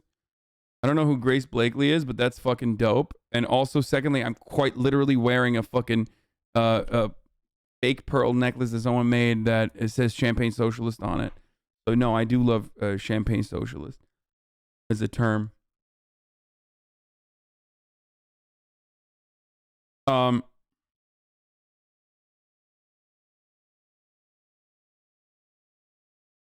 Anyway, here's the thing. I would like to hear that convo. Because now they're going to have the discussion about those talking points, and you're probably going to hear Jordan speak on them in a better, more coherent way. Yeah. And it might convince Ethan. I think that's great. I just think don't ban the old episodes and say, oh, you're... Bro, so they agree with me. Okay, got it. Dangerous. That's sick. And then bring you back. Do both or do none. I feel like ban it, and then like... What if they have a convo that's amazing? They're like, oh, I actually understand your perspective now. I want to put those episodes back up. And then it makes sense. That'd be cool. Yeah. That'd be cool. I think I'd really love that enough. convo. I think that'd be really cool. Yeah. Because he knows specifically what he doesn't like about Jordan Peterson's philosophy, and then he gets to hear him out and have him defend it. Yeah. And that's rare. Yeah. I actually really liked it. I hope they have that convo. Jordan seems like just such a smart dude who's so good at debate. This guy seems like he might be able to match wits on the opposite side, which would be cool. Because normally a lot of debate is just who's better at arguing. Mm-hmm. If they're both good at arguing, I would love to hear them go at this shit. Mm-hmm. Yeah. I would listen I think we figured it all out. Pay-per-view. Yeah, Pay-per-view. Sign it up. Split the profits. Triller. Okay, there it is. Perfect. I don't care that they view the world in like this kind of funny way.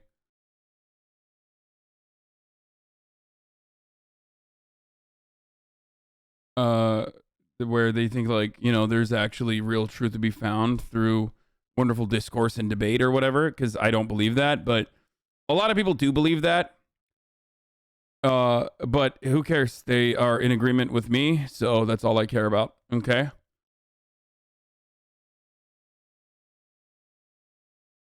I just like,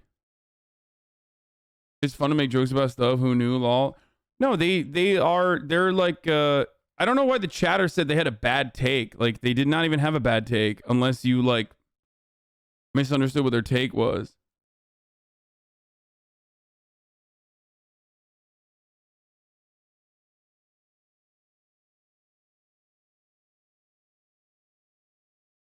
Oh, the Matt Gaetz story we got to talk about. Ask not for whom the clock ticks for you. Representative Matt Gaetz' ex-girlfriend is now granted immunity in the sex trafficking probe, by the way. Wonder what will happen to that situation. I still don't know why you caught a stray there, though. Kind of weird. Why do I catch a stray amongst like the comedian circuit? Because just like everything else, okay? People either love me or they fucking despise me, okay? So most people that are in the middle that haven't really like heard of me only know me as like a guy who gets fucking yelled at by Twitter. So especially in the comedy circuit, they probably see all this other shit like, oh, people were yelling at him because he got a house. So that's it. That's the reason. Like, I'm sure if they knew more or if they like actually watched my fucking stuff, they would not have that kind of approach or attitude about it at all.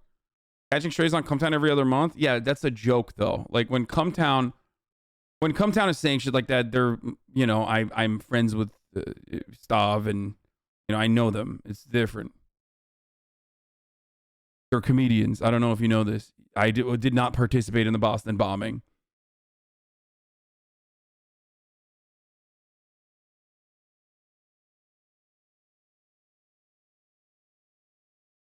I think that's what they said apparently last episode.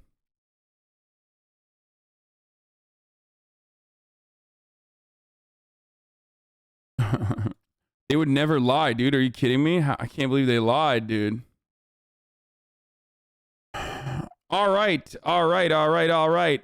So let's get to, we'll do the Activision Blizzard story, or fuck it, we'll do the Dan Crenshaw story, and then we'll get to Activision Blizzard.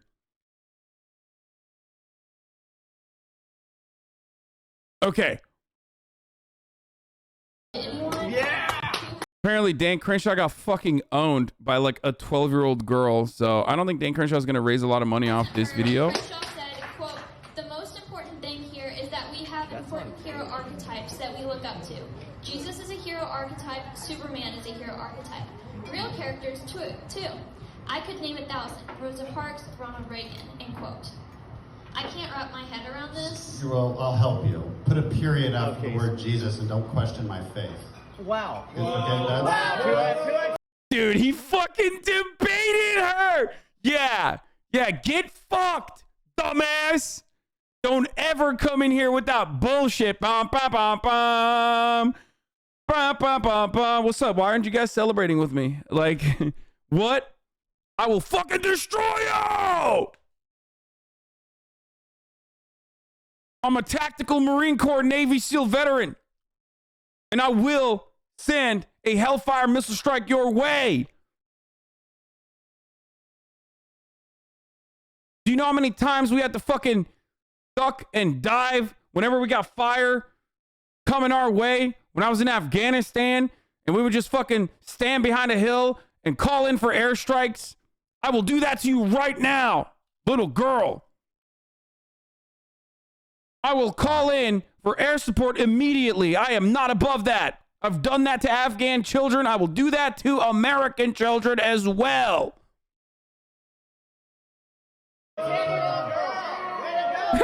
They're fucking booing him. You moron. I am a fucking veteran, okay? I went and I served so I could fist fight children at my local Applebee's. That's right. That's right. It's called freedom of speech, freedom of travel, freedom of movement, freedom to catch these fucking hands. Dumbass 12-year-old. Yeah, you don't talk to a kid like that. Yeah, boo. Don't question my faith. Oh, okay. You guys can ask questions about all of these things, and I will answer them. But don't question my faith. Yeah, that's right. Do not fucking question my faith, dude. He fucking destroyed her. That was pretty tight. That was pretty awesome. You know, he literally thought he was back in the Korengal Valley for a second. He had flashbacks, okay? He's like, this is Bagram Air Base, and that is a, 14-year-old chai boy walking over, okay? And I do not like that, okay? I do not like that at all. Not one bit. I can question your faith if this is what you said. That's... I mean, you can read the quote again. But Last time a 14-year-old chai boy questioned my faith, I killed them. That's right. And guess what? I got to taste the blood. I'm unafraid to do it again. nowhere in that quote am I saying Jesus is not real. That's a ridiculous statement. Of course he's the Son of God. Of course he's the Son of God, and of course he's real. You can say two different things. You can say that on a podcast, and you can say this here. On the podcast, nobody would have understood it that way. I think you're twisting it that way, which is not very nice. Oh my God. By the way, I have no idea what happened here. Like, I totally missed the part where she was talking about the kid. Like, where the kid was talking about this shit. Also, 7 months, Pog. Boomers need to fucking figure out at this point that you can't flip the camera midway through the video, dummy. Like, you should have just kept it straight. Like, why did you do that? How do you not know how to film a fucking dunk, dude? Isn't this what you guys do all day, every day? Like, film these slam dunks, or like, I don't know, film like the person working at Walmart for $7.25 telling you can't be in here without a mask. Like, how have you not figured it out at this point? Fuck! Yeah! I gotta pee. I'll be back. Here, you fill me in on what. We're replaying it. Jesus is a hero archetype. Superman is a hero archetype. Real characters too. I could name 1,000. Rosa Parks, Ronald Reagan. End quote. I can't wrap my head around this. Well, I'll help you. Put a period after the word Jesus and don't question my faith. Wow. Okay, that's... Wow. To a 10-year-old girl. Way to go, guy. There's... You moron. What? Yeah, you don't talk to a kid like that. Yeah, boo. Don't question my faith. Oh, okay. You guys can ask questions about all of these things, and I will answer them. But don't question my faith. I can question your faith if this is what you said. That's... I mean, you can read the quote again. But nowhere in that quote am I saying Jesus is not real. That's a ridiculous statement. Of course he's the Son of God. Of course he's the Son of God, and of course he's real. You can say two different things. You can say that on a podcast, and you can say this here. On the podcast, nobody would have understood it that way. I think you're twisting it that way, which is not very Christian. Which is not very Christian. Let's go, Brandon. Let's go, Brandon. Come on, boys. Pick it up. Pick it up. Let's go, Brandon. Put some Let's Go Brandons up in the chat. We gotta... He implied in a quote that Jesus wasn't real and the girl was calling him out on it. Dude, I love that. That's awesome. So they're booing him because he's saying that Jesus and Superman aren't real, but Rosa Parks and Ronald Reagan is. And they're upset because here's the video she's quoting Dan Crenshaw from. So that's important. I mean, that's the important thing is that we have societal hero archetypes that we look up to. Jesus is a hero archetype. Superman is a hero archetype. 7 Real months characters slow. too. You know, we can name 1,000. You know, Rosa Parks, Ronald Reagan. All of these people embody certain have society. I mean, the worst thing that he said is like Ronald Reagan is a hero archetype. Ronald Reagan. All of these people embody certain attributes that the American people think this is good. So that's important. I mean, that's the important thing is that we have societal hero archetypes that we look up to. Jesus is a... Dude, this is so sad. God, they're such fucking neck-bearded dweebs, dude. Just throw the whole fucking movement away, okay? I love watching shit like this because it's like, who cares? Just have fun. Have fun with that. This is great. I want more of this. This is probably how conservatives feel when there's like a bunch of dumbasses who keep coming into my fucking chat and being like, dude, you're fucking fake leftist. You're actually hurting the movement. I'm doing so much more for the movement, dog, by posting the way I'm posting. Your posts are bad for the movement. Like, you know what I mean? That's like, it's awesome. And everybody else watches from the outside and goes, that's fucking stupid. You're stupid. I'm happy that you guys are failing. And that is basically the same like equivalent on the right of what the fuck's going on here. It's not. And I'm not going to have my faith questioned. I'm not going to have my faith questioned.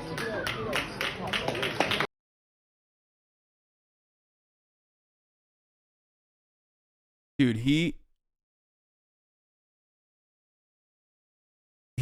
absolutely fucking destroyed this 12-year-old child in the marketplace of ideas, okay? Let's call it what it is, okay? This is a Dan Crenshaw W, okay? This is a Daniel Jebediah Crenshaw dub, okay? Fat dub. Dub's so fucking fat, dude. Dub's so fucking fat, it needs a crane, okay? That is it. It's over. Dub's so fat you can see it from outer space, okay? Dub out here looking like the fucking, you know, the Great Wall of China.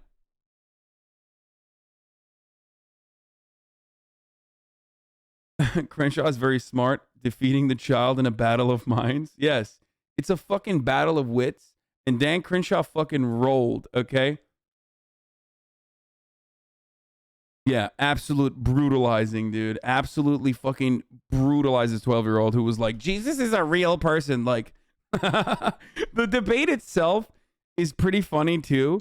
The debate itself is pretty funny ultimately because it's like Jesus is a real person. And Dan Crenshaw's like, I agree, but also you're wrong for misquoting me, even though you actually said the actual quote that I said. How dare you question my faith? I know Jesus Christ was a real person. And he walked on water, and he was a capitalist. How dare you?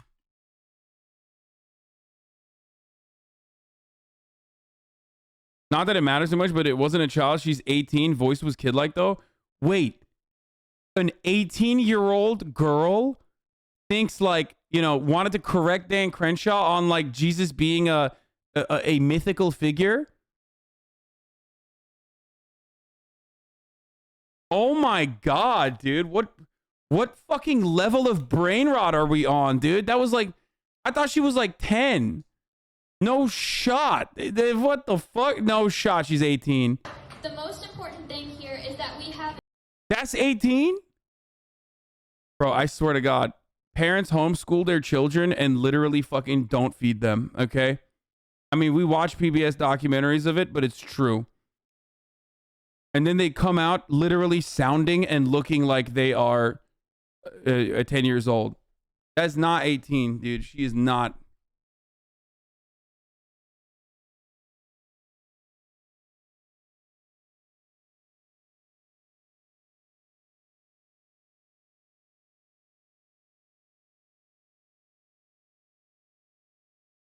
I look young for my age, but holy...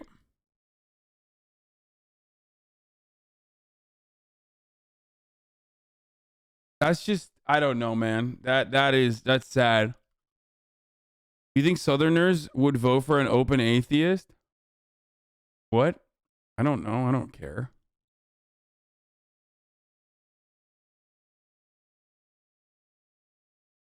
Conservative 18s is normal age, so this chick is ahead of the curve. Important hero archetypes that we look up to. Jesus is a hero archetype. Superman is a hero archetype. Real characters too.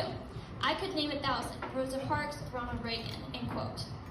I can't wrap my head around this. Well, I'll help you. Put a period after the word Jesus and don't question my faith.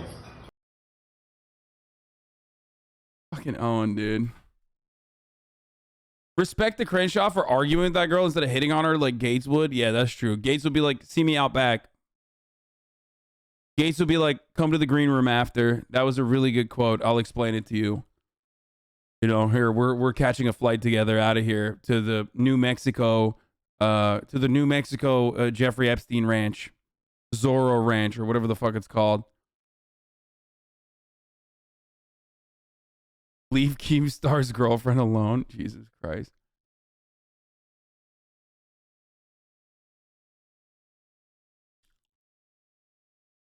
I can't believe how big of a self-report this is. No one was saying he didn't believe in Jesus. Dude, listen. For a guy like Daniel Jebediah Crenshaw, the entire fucking thing is how much he loves Jesus. Like, he needs to throw it back for Jesus every goddamn day, okay? Otherwise, why? He's like an oil lobbyist, okay? He's the son of an oil engineer who literally went to fucking Harvard and shit. Like, he has nothing. Like, who the fuck would vote for him if it wasn't like he's owning the fucking libs and he's like, you know, he loves Jesus. He throws it back for Jesus big time. He thinks Jesus was shredded and the whitest, okay? And you know, he would suck Jesus off if he had the opportunity, okay? So that's why when you fucking make fun of like, or when you question like the thing that these idiotic fucking baboon-brained hogs care about, which is like, how much would you throw it back for Jesus, okay? Then you're hurting him in the area where he has like legitimacy, okay? That's what makes him legit in their eyes. Otherwise, why would they vote for him? And to tell me that Christians aren't gay for Jesus is a lie, okay? They literally eat his like meat, okay? Isn't that what they do? They eat his meat. They love eating Jesus' meat once a week.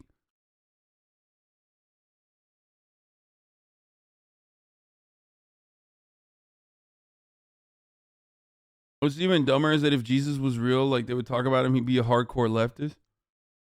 Yeah. No, Jesus is a supply side. That's Catholics, I think.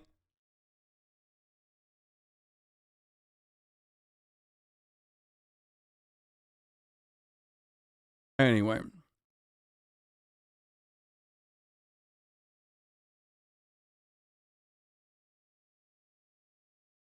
I'm an atheist, but you're the Jesus I believe in. I'm the atheist Jesus. They only drink his blood and eat the body of Christ. Anyway.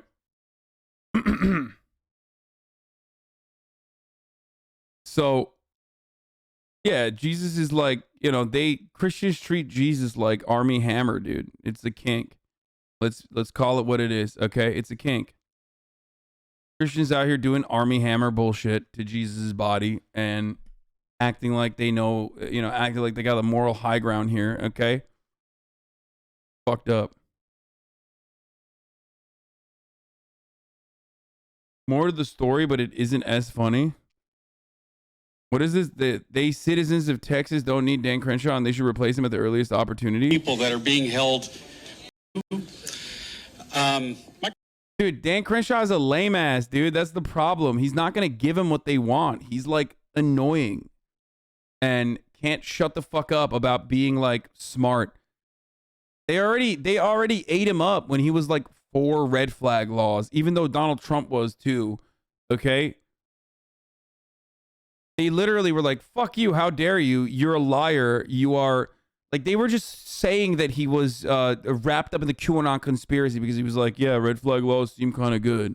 My question is on the January 6th. What have you done to help any of these people that are being held without any due process?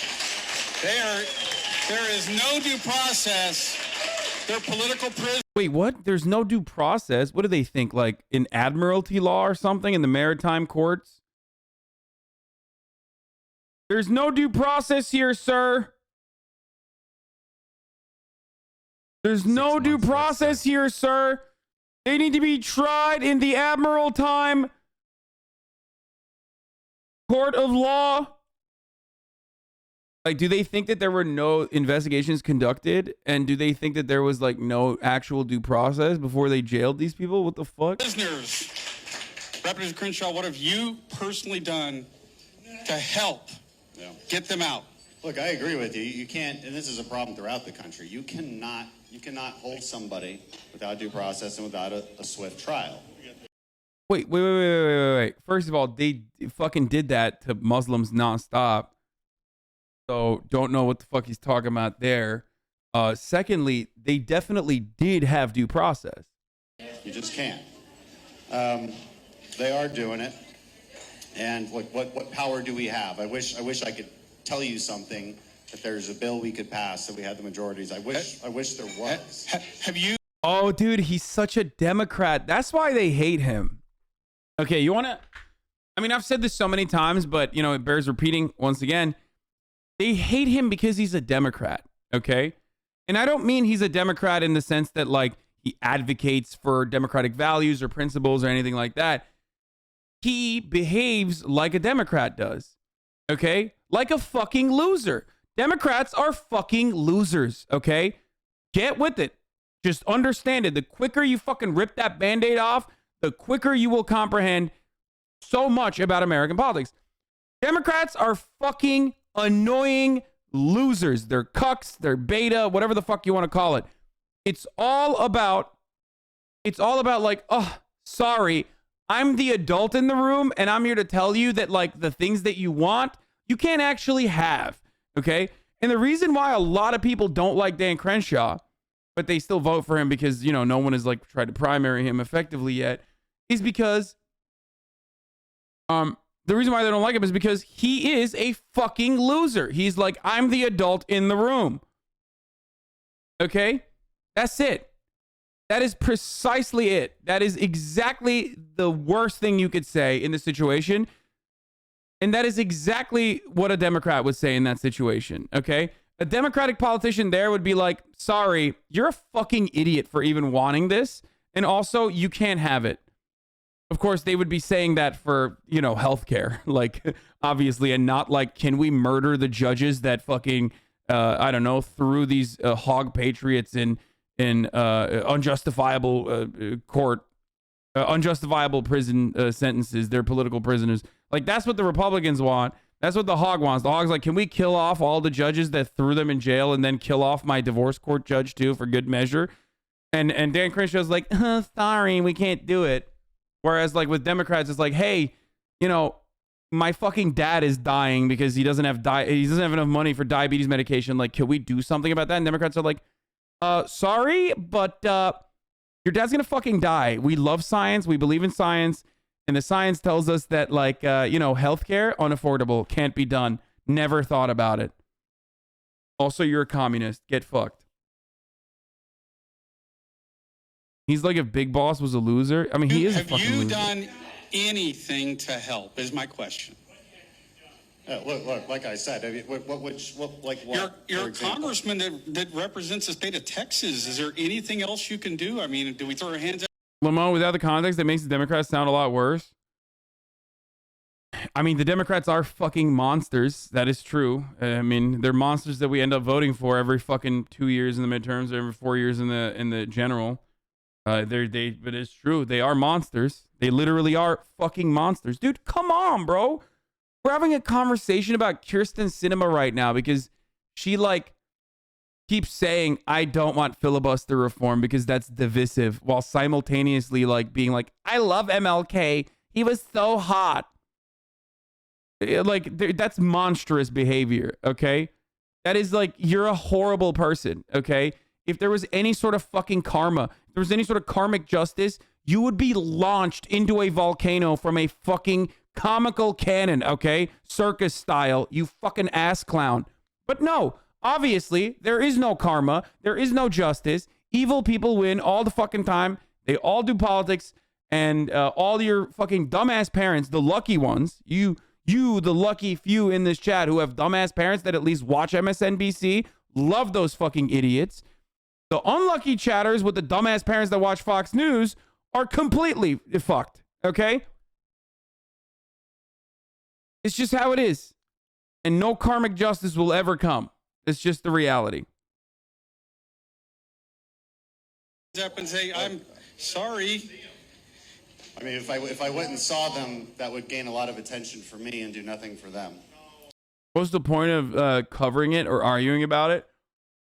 More people get on board with the cause. More people learn the different perspectives. More people understand that there is someone out there communicating their frustrations in a way that they may have not even comprehended they had. More people realize the real frustrations that they have is not about like fucking, I don't know, feminism or social justice warriors or anything like that, but instead actually for, you know, genuine material reasons and the way that this political structure is built and designed. It's not a bad thing to do this. It's comfy.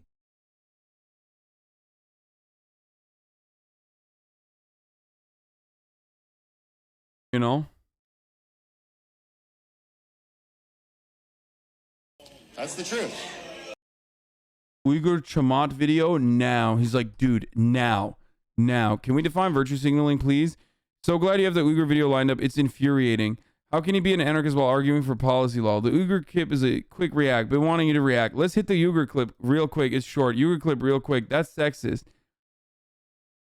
Did I miss you react to the Shamath Uyghur video? Can you react to the Shamath take on Uyghurs? I know you pushed it off to today. Did you react to the Uyghur Shamath video? Did I miss the Uyghur video? Did you get back to the Uyghur video yet? Did you get to this today? I know you pushed it off yesterday. Uyghur Shamath video now!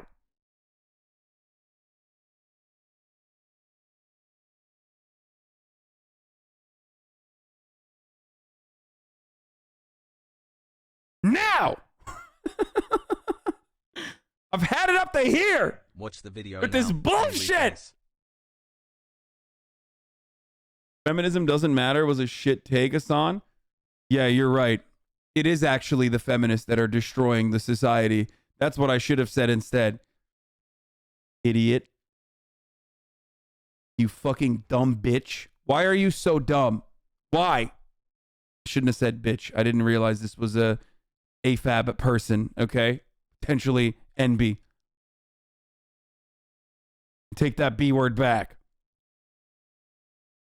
People who think feminists are the problem are dumb, okay? That's the point I'm making.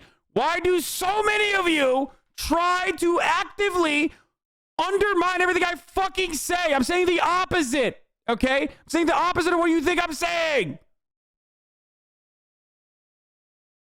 When I say feminism doesn't matter, I'm saying that, like, that's a red herring that has been established by Republicans to say that moral degeneracy and decay and the reason why you feel horrible about your life is because of blue-haired SJW feminists. And that's not the case. And that's precisely what I'm talking about. But some of you are the meme. Some of you literally are the blue-haired SJWs, okay? Some of you can't shut the fuck up. Some of you cannot fucking comprehend what is happening and what I'm saying. So you, in your fucking infant brain, literally get whipped up into a frenzy and immediately fucking go on attack mode. Ha! So you're saying feminism doesn't matter? I caught him. He's being a misogynist again. Dumbass!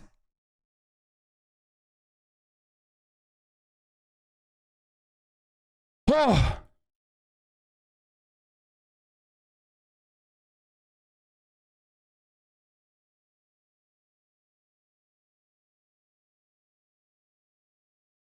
I'm gonna die one of these days because my blood pressure fucking spikes.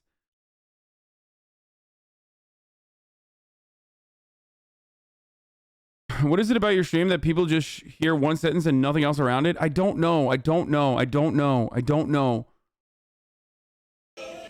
That's the truth. Hey, if you want a performance, they can give you a performance. Okay. I wish I had the authority to help. We do not. I'm not going to lie to you and tell you we have authorities that we don't. Yeah, he's telling them he can't do it. Okay, he can't do it, and that's gonna piss him off because everyone else is a baby. Okay, Republicans are babies. Most people are babies. Most Americans are babies. Okay? I like it when you scream. And at he's love. quite literally doing the Democratic Kamala Harris style, like, sorry, baby, you can't have your candy, okay? This is daddy's candy. You are a baby. The candy is not for babies. That is precisely what he's saying right now, and that's exactly what Democrats do. And all those other fucking dumbass baby-ass Democrats that actually fucking love the Democratic Party telling them that, like, no, candy is not for babies, okay? They celebrate it because they watch MSNBC, but the rest of society looks at these people and goes, fuck you. The candy in that instance is healthcare, by the way, for the Democratic Party. The candy in this instance for the Republican Party is like, I don't know, murdering political opponents or some shit. I don't fucking know. Like...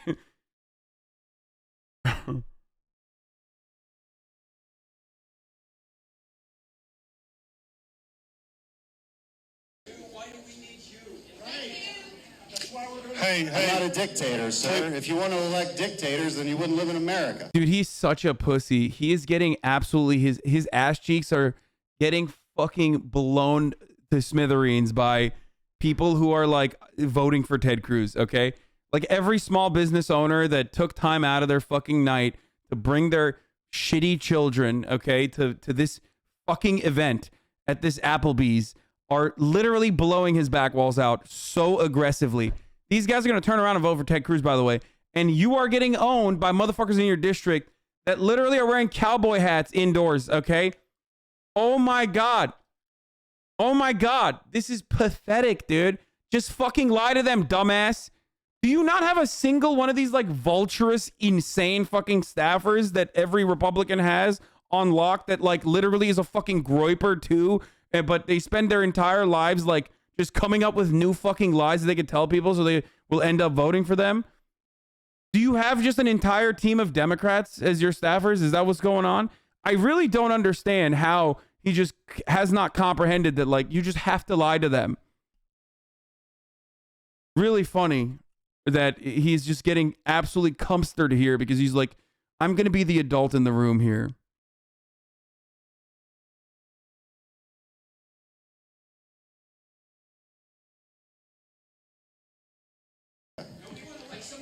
They're saying like, why do we vote for you then? Let's, truthful answers. Let's, truthful answers about what our... Phantom brain. Wearing cowboy hats indoors, what an idiot.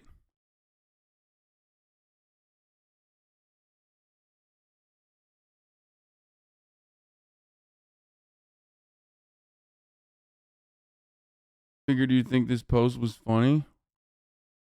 Dead naming Stunlock on the big screen.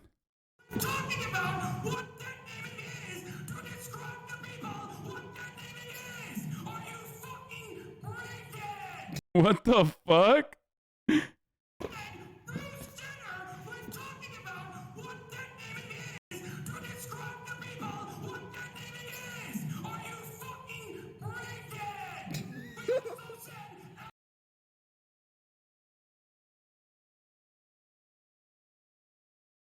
Six-month sub, Zuju1 just clipped you out of context. Sick fans? What do you mean? Out of context for what? Dude, the funniest part about these fucking, like, pop-off moments that I have where, like, you know, sometimes you have to whip people in your own side of the political spectrum. I don't do it regularly, but, like, every now and then I just, like, lose my fucking mind. Okay? The funniest part of this, though, is that, like, people will see this and go, ha, that's what you deserve for cultivating a fucking community of SJWs. And it's like, dude, I know, but, like, you're watching me fucking yell at them. Like, you're so stupid. You're watching me yell at them so that they are no longer like that. And instead of understanding that, like, you know, nobody likes this attitude or whatever, you are just, again, saying, like, well, this is the meme.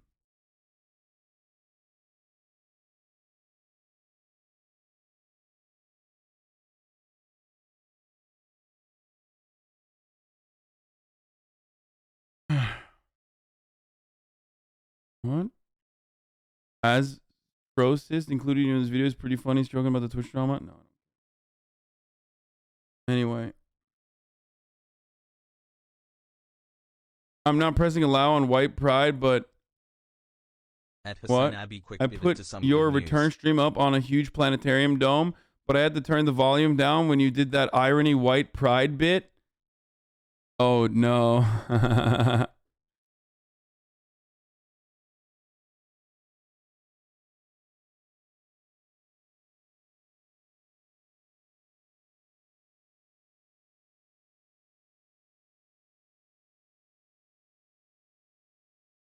Please, European news? No. Okay, so what is this? Why is religious right activist Heidi St. John running for Congress? America needs a mom. Oh, certainly. I certainly do, Heidi. My voice for you in Congress will be a voice for the nation. And frankly, we need to see common sense come back. America needs a mom. Can we just, there's a whole bunch of people that need to go into timeout right now. Nope, you can't raise the debt ceiling again. Timeout. Go to timeout. Oh no, you gotta. Wait, you can't raise the debt ceiling again? Why not?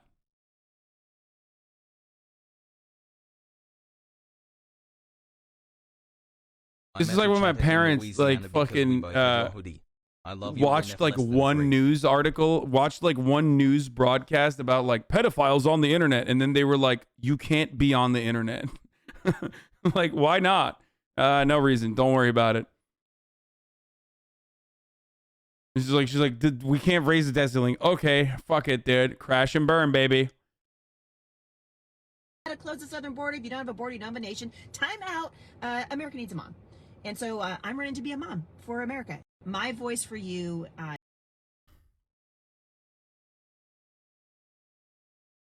love that.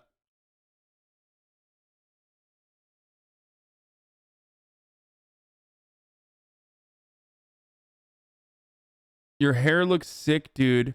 I know the effort it takes to grow it out, and you're now in the cool phase. Thank you, headband. The feds finally got something right for a change. Provided the tests get sent, and if they are procured, I see no reason to believe they won't be. This is a hassle-free model for how government can work. Not gonna lie, best government website I've ever used.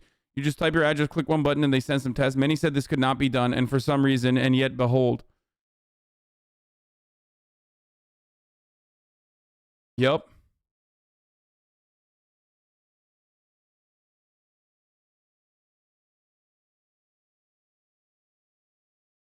Yeah, I posted about this earlier today. I posted about the thing earlier today. Where is there more Dan Crenshaw gets owned by fucking children compies? Because I love that. Senate is expected to begin formal voting rights debate Tuesday after a final push for reform on MLK. It's just hair was a bit longer than it was before I cut it back in MN. Now that I'm back in San Francisco, I feel free as a bird. What? All right, we're gonna get to this. We already saw the fucking 10-year-old girl. Dan Crenshaw got upset at 10-year-old girl. Is there more though? We already saw this. We already watched this. I want to see if there's more than that. I don't care about this Laura Ingraham clip.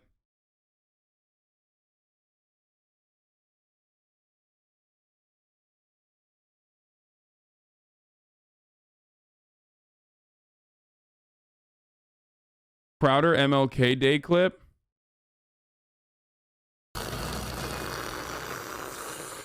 Wait, we already watched this. We watched this yesterday.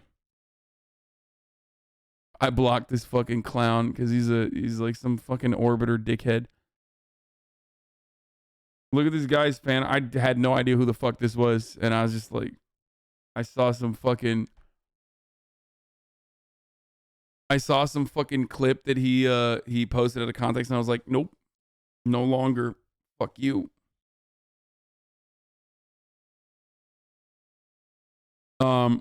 He's gonna love the attention you just gave him. Yeah, probably. Whatever. He can orbit around me in a positive way, and then I'll unblock him. Okay? How about that? A lot of these dudes get off on being reply guys and want to build a career.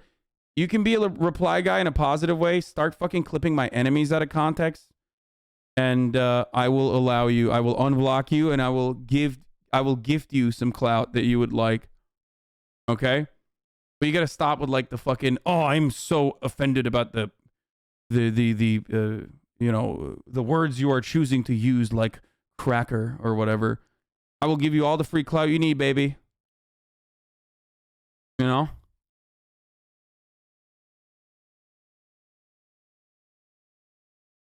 Do you actually have that many enemies, though? I mean, not really. I mean, I have some, but the ones I do have are very, very, they're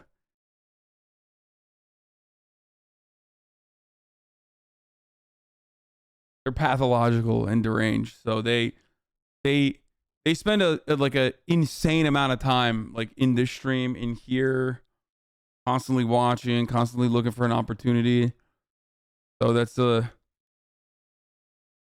while their numbers might be tiny and minuscule in the grand scheme of things, you know, they make up for it with their derangement.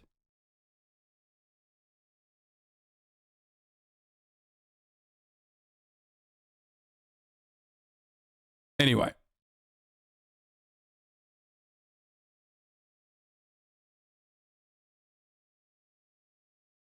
So, but what is it? Know yourself or whatever the fuck that dude's name is. Like he is a media guy. Like guys like that operate in the exact same way that media guys do. Okay, but just on a smaller scale. Like that dude is the Matt Iglesias or whatever the fuck of like the tiny Twitter leftist, left adjacent debate lord sphere, right? So what do you do for media guys? You know, you can buy their fucking you can buy their loyalty. So I'm telling him, like, listen, you know,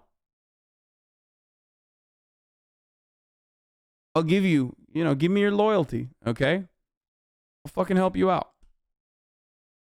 Democrats plan to start debating on a new voting rights bill. All the orbiters, if you orbit me and you start fucking doing the same shit to my enemies, okay? I will gift you the clout that you want. You deserve it. Just like some chatters gift subs in this community at the top of the hour. Okay?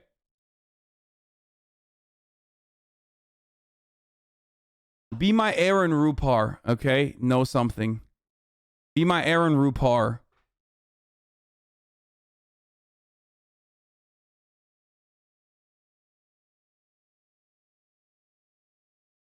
Hassan, let me hook you up with some cornrows, please. Absolutely not. Anyway,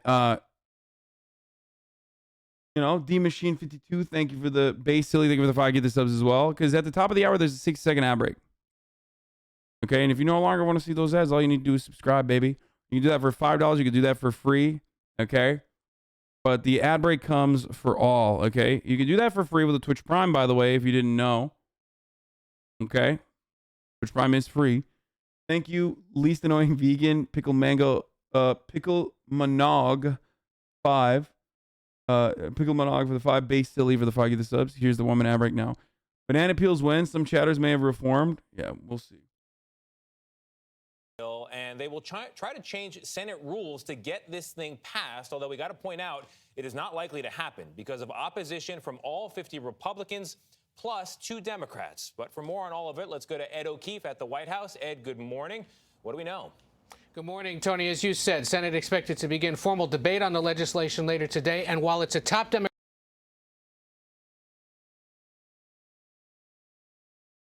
What?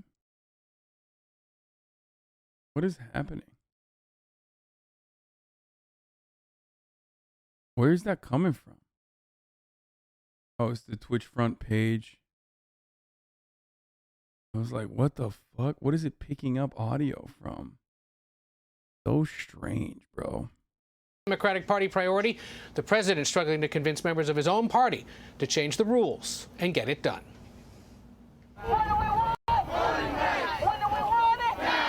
Activists have spent the last few days trying to rally support for new voting reform legislation, and so has President Biden. It's about 2 insidious things: voter suppression and election subversion. The legislation would establish national early voting and vote-by-mail standards, make Election Day. You are out of content. You must watch Shamath have an awful take and shame him. I'm not out of content. There's so much to talk about. Is orbiting bad? I watch a lot. No, dude, that's not what I'm talking about. No, if you're a chatter and a watcher, that's one thing. What I'm talking about is like small time media guys who like, you know, craft whatever their fucking take is to whatever other like larger content creator that they can like latch onto and grab onto, and then like they say the exact same thing and they do it for clout so they can like get a fraction of the fucking tiny minuscule audience that they have. You're just watching. That's different.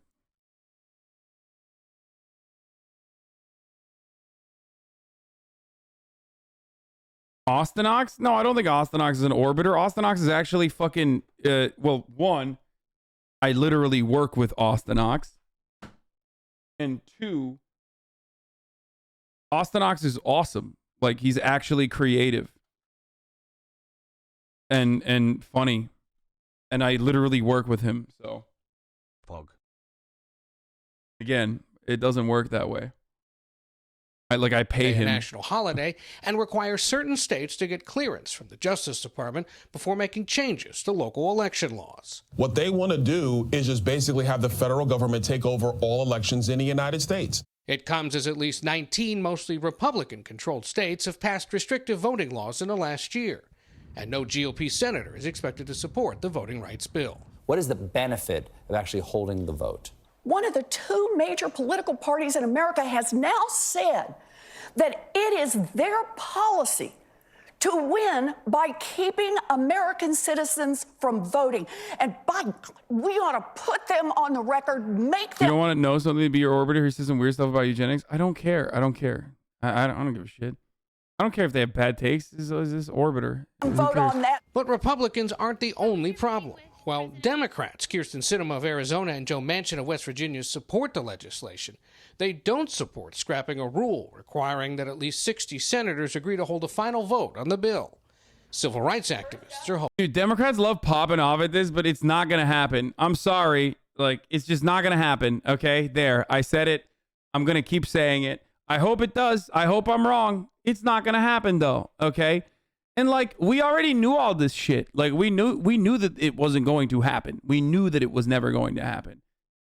Like, Republicans are just, you know, they're just better. They're just better at fucking keeping the agenda tight. Okay?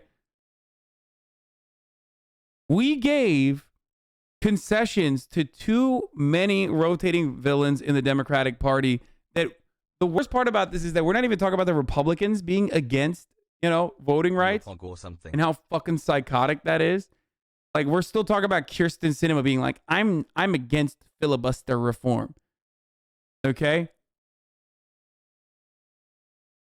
It's just not. Like, that's crazy. That, like, we're talking about we're talking about Kyrsten Sinema finally giving you instead my of like phone again. the Republicans that are like, no, if you should be shot if you are poor and you want to vote for a Democrat. Okay? So, it's just, I don't know. I don't know what to even say. We don't even have a fucking caucus for it, dude. Hoping to change their minds. Senator Sinema, Senator Manchin, our future hinges on your decision, and history will remember what choice you make. How are they going to do filibuster reform without Republicans? Even. I don't even know how they're going to do that. How are they going to do that?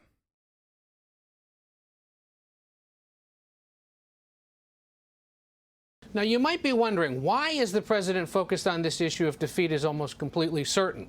Well, take a look at this new CBS News poll. We asked Americans, is the Biden administration focused too much, just about enough, or not enough on the issue of voting rights? This shit shouldn't even be something to be fighting for at this point. Sinema is a blood descendant of Jim Crow Lamau. Okay. They'll get Republicans on board by entering the closing number of Act 1 of Hamilton into the record. So,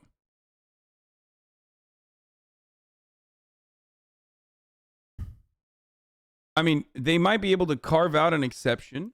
They might be able to carve out an exception to the filibuster and Gary like Chambers Jr. from make Louisiana, is he a sure good that you candidate? can make sure that you can actually like at least be there when you're doing a filibuster. For the record, a filibuster reform does not mean that like what the Democrats are trying to do does not actually change the filibuster or what you can do. It just creates a system where if you are going to threaten with a filibuster, like you have to actually be there rather than just say that you're going to do it and then fucking nuke a piece of legislation in the orbit by claiming that you will filibuster it, and therefore it doesn't have a filibuster-proof majority, and therefore there's no reason to actually even pursue this piece of legislation. So I am an advocate for this. It's the least you can do. At least, like, let's put some fucking pain on these old fucks. If you are a senator that wants to make sure that like poor people can't vote, okay, then you have to stand up there and describe why you think poor people shouldn't be able to vote. You're talking in circles. No, nothing I said. What? Many of us weren't raised with the love we needed. Have love for you, sir. No gay. Has raid. Okay. Stand up there and stand for what you believe in. Yes, I want senators to wear diapers. One of my favorite politicians, Donald Trump, famously always wore a diaper, so I'm on board with that. And access. Turns out 1/3 say the Biden administration's focused on the issue. Yeah. Who cares? Okay, so let's watch. Here's why these Trump supporters praise Senator Kristen Sinema. History will be watching what happens tomorrow. Black and brown Americans will be watching what happens tomorrow. In 50 years, students will read about what happens tomorrow and know whether our leaders had the integrity to do the right thing. On this Martin Luther King holiday, his family worries about the future, even while looking back at the man who was murdered fighting for equality over half a century ago. The Kings led a march across the Frederick Douglass Memorial Bridge here in Washington today, demanding the Senate pass voting rights legislation. And this comes on the eve of when the Senate will begin debate on this issue. Now, over the holiday weekend, the Kings brought their message to Arizona. So did Donald Trump and the return of the big lie. Ardoni O'Sullivan saw firsthand how their visions of free and fair elections could not be further apart. No celebration without legislation. We all have a voice in this country in which we live. And voting is that opportunity that we have. This Martin Luther King Jr. Day weekend in Arizona, a battle for the future of American democracy. We wanted to come on this day because there's also a senator, Senator Sinema, who seems to be blocking democracy instead of being on the side of advancing democracy. Senator Sinema? The King family here calling on Arizona Democratic Senator Kristen Sinema to stand up for voters' rights. She says she wants voting rights, but how do you want voting rights? I mean, dude. Look at the situation we're in right now, okay? We already moved past, like, first of all, we already moved past, like, actual tangible legislation that would have genuinely improved the working class and the working class material needs, okay? Address their material needs. So we've moved past that. What we're advocating for right now here in the Democratic Party and all the activists, what they're advocating for is literally, is literally a system so that like more people can vote, which of course everybody knows means that like Democrats will end up winning. Okay? In most circumstances, that's the expectation. So what I find really strange about this is like they can't even get the bottom of the barrel like legislation, like, oh, let's push for voting rights so that, more Democrats can be voted into office. Okay, cool. I'm on board. Theoretically speaking, that's what a democracy is supposed to do, supposed to be like, right? But like, that doesn't even solve anything. Okay, that's like the entry point. Like, what are the Democrats going to do once we vote for 60 Democrats in the Senate? What are we going to do? We're making voting easier. Let's say we have 60 Democrats. And then what? Are we going to get health care? Are we going to get fucking health care when we get 60 Democrats in the Senate? Can anybody promise me that we will actually get fucking anything done with 60 Democrats in the Senate? Anything. Are we going to get high-speed rails? Are we going to stop American imperialism? No. Are we going to be able to add additional taxes to the wealthy, the corporations? No. The answer is no. And for the record, like, we had a budget reconciliation conversation and a prior budget reconciliation, which means, like, we had functionally 60 Democrats, right? Like, we had 50 Democrats with a one vote from Kamala Harris to pass budget reconciliation bills. You already know how that system works. It is, in effect, the exact same as having a 60, filibuster-proof majority, Democratic Party majority in the Senate, right? What happened? Where's Build Back Brandon? So what? There's just, instead of one fucking spoiler, well, there's still going to be one fucking spoiler. We have 60 Dems, and there's going to be one spoiler. Kyrsten Sinema, or Joe Manchin, or Maggie Hassan, or all these other fucking freaks in Congress, in the House of Representatives as well. There is always going to be someone that just says, no. I'm doing this because I have a moral stance here, and that morality, the moral stance I'm taking is one that fucking fills my pocket with gold coins from my corporate benefactors. Like I've said before, David Axelrod openly admitted that. At least it's a step closer to having our leaders' political beliefs closer to ours. Perhaps in some years we could have a stronger left party and the Dems become the new Republicans, but the whole center has moved left. Obviously, you are right that it won't matter for a while, but it puts us on the track to left shift in our politics. No, I understand that. That's why I'm obviously in support of fucking voting rights. Like, that's insane. But also, once again, I am trying to fucking make sure that you understand that solving the voter rights problem, albeit is probably not going to happen. Let's be fucking real. Joe Manchin and Kyrsten Sinema are being the rotating villain here. Okay?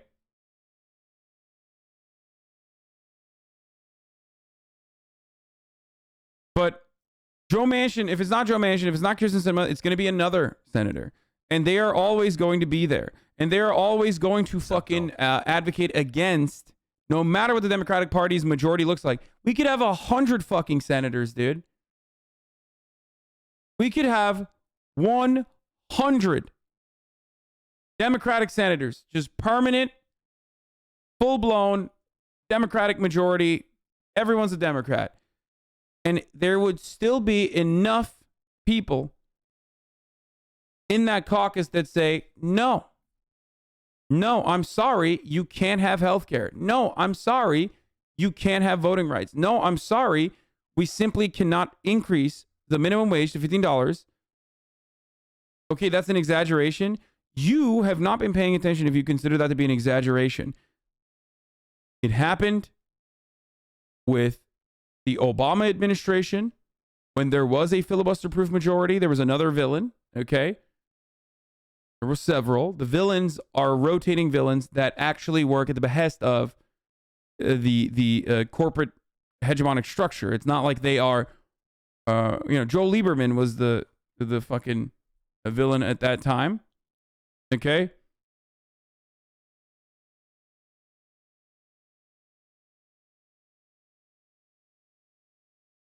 And now it is Kyrsten Sinema.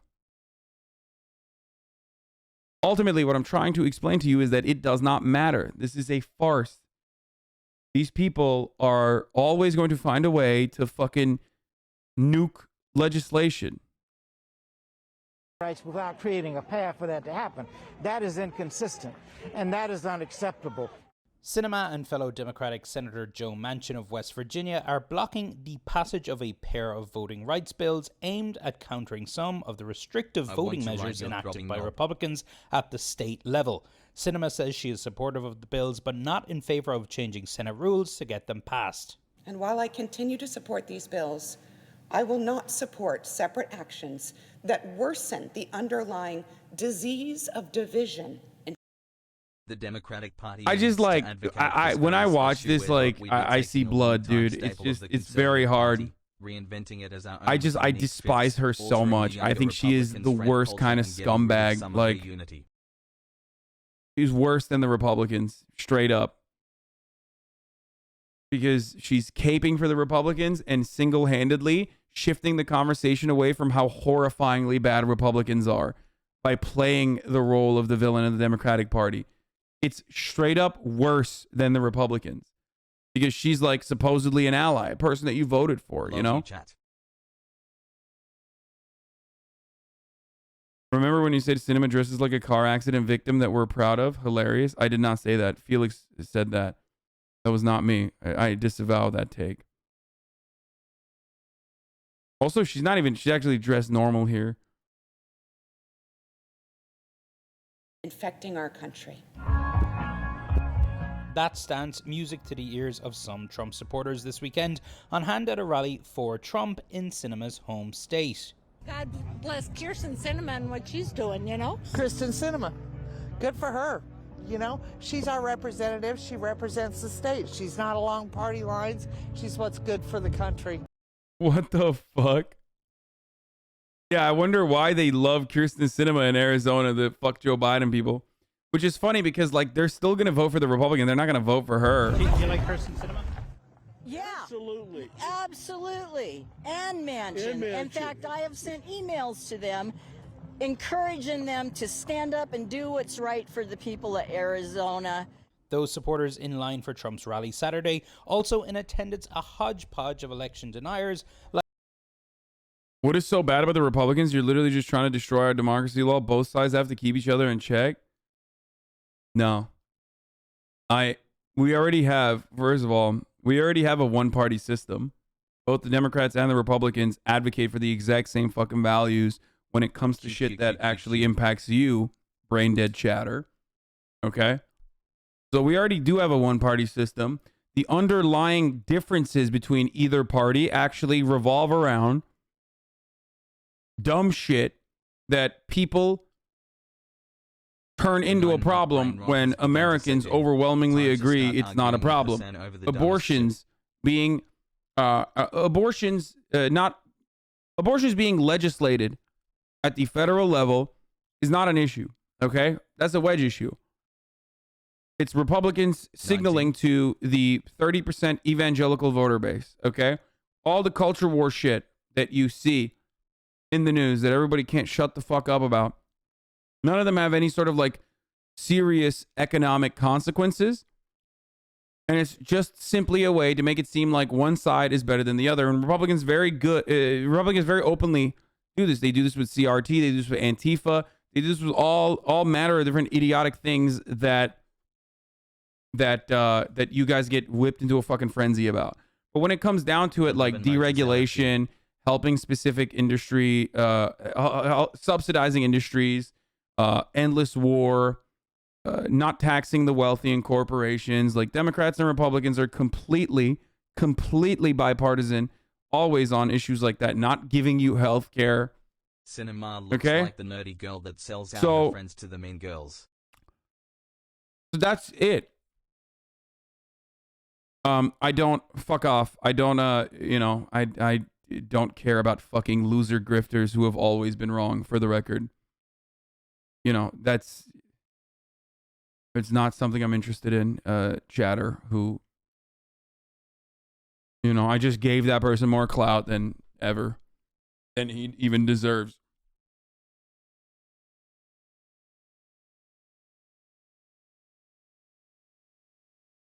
So, anyway, anyone who legitimately thinks that like Republicans are keeping Democratic Party in check or some shit is fucking delusional.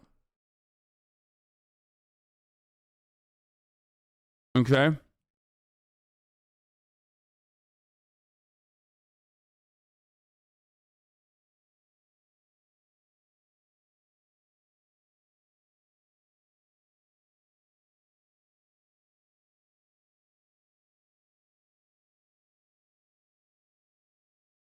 like MyPillow CEO Mike Lindell, Congressman Paul Gosar, and even... Is there any hope left? Yes, dude. I talk about this all the time. Like, there is, of course, hope. But hope does not lie in the institutions or lie in the Democratic Party. I'm not going to lie to you and tell you, like MSNBC, that, like, all of our institutions are infallible and everybody's actually really good at what they're doing and, like, you know, they're going to save us. No, the Democratic Party is not going to save you. You can save yourself. The labor movement can save you, okay? You just have to organize. That's it. There's nothing else to do. When you look at how little the Democratic Party was able to secure for you and how much labor unions have been able to secure for their workers through collective action, you will recognize that this is, you know, that is the way to go. Just organize. Oh, mega lol. I'm just saying that that is the way to go. And no, third-party voting Ali is Alexander, one of the main organizers of Stop the Steal, who went into hiding after... Do you think it's immoral to have kids nowadays, knowing how bad climate crisis is going to get? Dude, if you're trying to get fucking a perspective from a Twitch streamer about whether you should have children or not, then you probably shouldn't have children, okay? And it has nothing to do with climate change. Fuck, dude. ...the insurrection and was recently called in front of the January 6th House Select Committee. Hey, Ali, are you worried that you might get indicted? Thank you, Arizona. Thank you. Trump here giving his support to 2 election deniers who are running to control elections in the state. Carrie Lake is running for governor. There's a few other people I'd like to send right down to the prison down here in Florence. Anybody who was involved in that corrupt, shady, shoddy election of 2020. Dude, I love that. It's like, actually, we need to free our political prisoners, you know, abolish prisons for the January 6ers, and actually, you know, make an extra worse prison for the Democrats. 20. Lock them up. And Mark Fincham, who previously said he was an oath keeper and is now running for Secretary of State. Donald Trump won. Fincham has echoed QAnon-type conspiracy theories about elected officials. There's a lot of people involved. The Republicans try to completely obliterate the administrative state by getting rid of things like the delegation principles way worse than the Democrats. It doesn't matter, dude. Like, yes, the Republicans are worse than the Democrats, obviously. I don't disagree with that. I say it all the time. But if one side is like openly psychotic and the other side doesn't do anything about it at all, and constantly throws their hands up in the air and goes, oopsie, we can't do anything about this. I guess we're just going further and further right. Nothing we can do. Then what's the fucking point? Wait, is AHRAN actually coming on stream? Yes. Why are you guys so fucking weird, bro?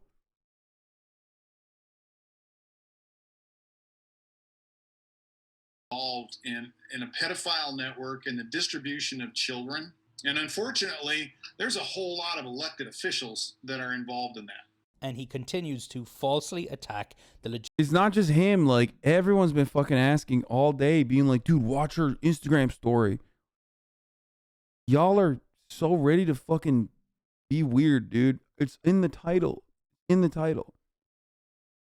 Legitimacy of the 2020 election here in Arizona. I look forward to the day that we set aside an irredeemably flawed election. That's the election of 2020. With all the evidence we have, the Arizona election should be decertified with cause by the legislature. That's part of a national trend. A Washington Post tally finding 163 Republicans who have embraced Trump's false claims are running for statewide positions that would give them authority over the administration of elections. Arizona's current Secretary of State, Katie Hobbs, now running for governor. I think we are really at a defining moment. I mean, in 2020, democracy prevailed, and 2020 and after 2020, democracy prevailed because people on both sides of the aisle did their jobs. And what we're seeing now is this just multi-pronged attack, and one of the... And yeah, in 2022, democracy is still prevailing. You know, we did our job. We were good. You know, chatters. Fear not. We did the right thing. We were good. We were so good. What do? We fucking went and we voted. We voted super hard, okay? We voted so hard and we won. We got the fucking big bad man out of office. And then what happened? Now it's time for the Democrats to do something, dude, okay? And stop fucking being like, oh man. Stop being like Dan Crenshaw getting fucking owned by his constituents at Applebee's, okay?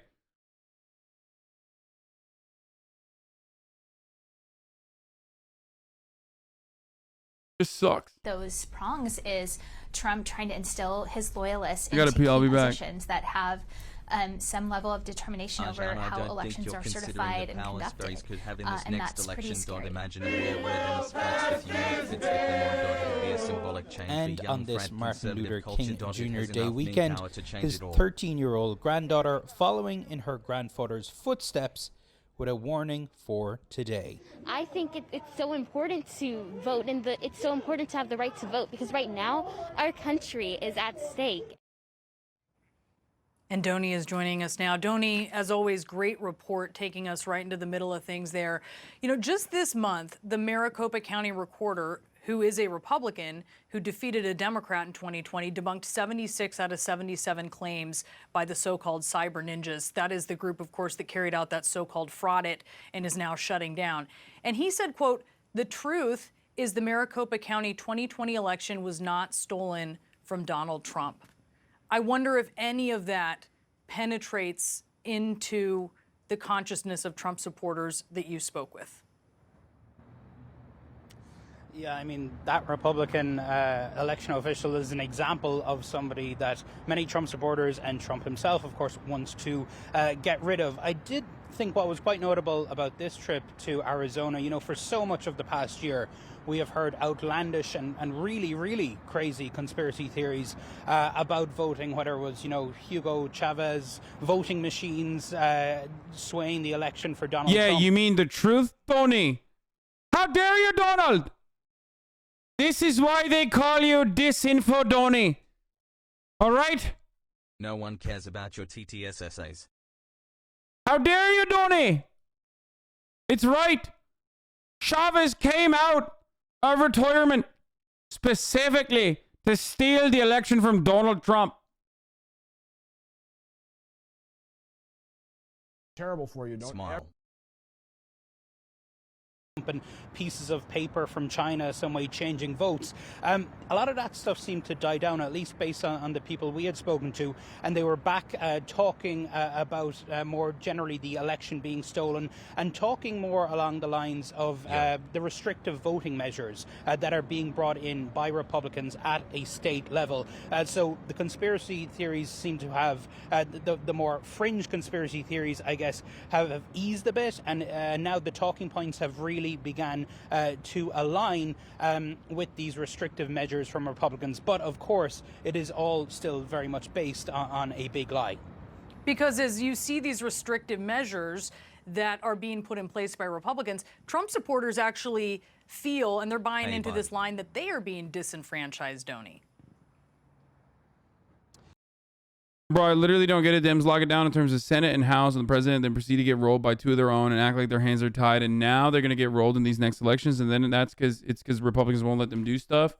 What the fuck is so tilting? I mean, this is how it's always been. Welcome to the fucking Democratic Party. This is precisely how they operate. This is precisely how they will continue to operate. You have figured it out. That's what's going to happen. And guess what? You're going to still end up voting for them because the unfortunate reality is there's no other alternative. And then the second unfortunate reality is that when Republicans do actually end up winning, they make it even further right. Okay, they even push the country further right, and that's awful. Okay, and that does cause harm to people. There's no keeping politicians in check with centrism when issues are just culture war 90% of the time anyways. Everyone across the board knows economic issues are the most pressing, which is why politicians don't want to address them. And the right wing just does bootstrap memes, just like stock trading on congressional knowledge. They all love the current system, Dems included. Yep.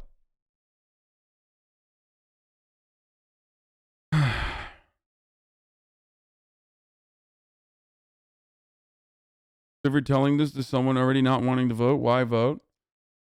I mean, defensive voting, dude. ultimately, and if, by the way, if you don't want to, then don't. I don't care, okay? Dems should Just, operate like, suck some my dick. bitches I don't easy. want you fucking crying about it in here. People just love crying about it, all of this, no matter what, okay? I will never win the admiration of those who are just, like, slightly to the left of me or slightly to the right of me, okay? No matter what. They will get mad at me and say I am the fucking sheepdog for the Democratic Party, okay? Or they'll say I'm not excited enough to vote for the Democrats and therefore I'm actually working for the Republican Party. It doesn't matter. I'm here to just tell you the truth. And this is, honestly, the reality, okay? This is the reality. I have a pragmatic approach to voting in the sense that I still believe that, like, it's better if Republicans don't end up agitating and end up fucking making our white nativist immigration policy even worse, okay? Yeah, and it was kind of striking. We started off Saturday morning at that march with the King family and speaking to an elderly African American woman, a voter in Arizona, and for her the fear is real. What she is seeing, it is based in history. It's echoes of Jim Crow. What they are seeing with these restrictions that are being brought in now.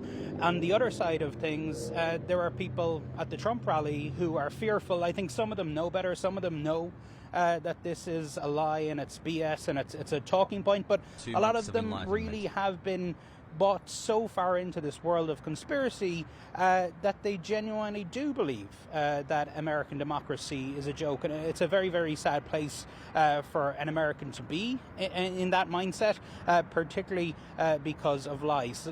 So there is fear on both sides of this debate, but obviously with much different motivations. Brianna? Yeah, Donnie O'Sullivan, thank you so much for that.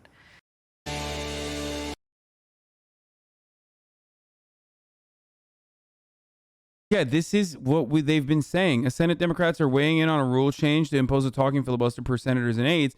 A minority must hold the floor and talk in order to block bills.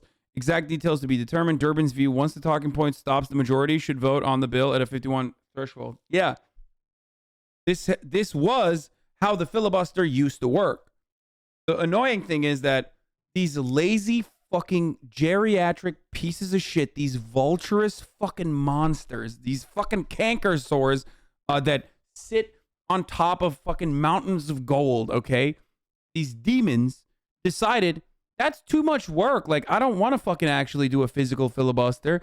I could just basically state that I'm gonna do it and then you can just yeet the bills. That's how the filibuster used to work. And I hope some of them fucking actually harm themselves while trying to do the filibuster. That would be awesome, okay? If some, like, 80-year-old dickhead is literally trying to stand up for 8.5 hours to literally fucking stop people from being able to vote, to stop black people from being able to vote, and they end up, like, hurting themselves. Fucking tight, dude, okay? Great. Totally on board with that. Where's your fucking skin in the game, okay? Why? Why do you get to just, like, sit around and consistently just fucking farm donos, okay? Like a goddamn Twitch streamer, when your job isn't to entertain people as a Twitch streamer. Your job is to fucking legislate. I would love to see one of these fucking old people that are trying to fucking filibust, okay? Just straight up, video game on the podium as they're trying to fucking filibuster.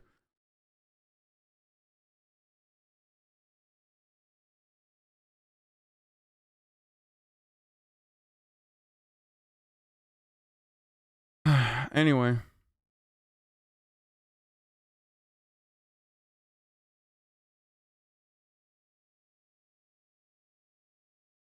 You guys know, you listen, you know what my take is on this. Like, I have suggested unique and creative things like the gauntlet system where, senators have to duke it out with a constituent, with the, strongest constituent whenever they are holding up a bill that is, like, otherwise popular by their own fucking by their own constituencies. Like, they have to fucking fight. They have to fight physically in physical combat on the Senate floor. There's no other way to fix it. Or give me a whip and let me actually whip senators and congresspersons. Like, an outside third-party person should be actually whipping with a real whip when senators don't actually want to fucking do shit. Okay? Like, there's nothing else. Like, I've given up on, like, the actual fucking weirdo procedures that we have that don't mean anything. So let's have some fun with it, you know?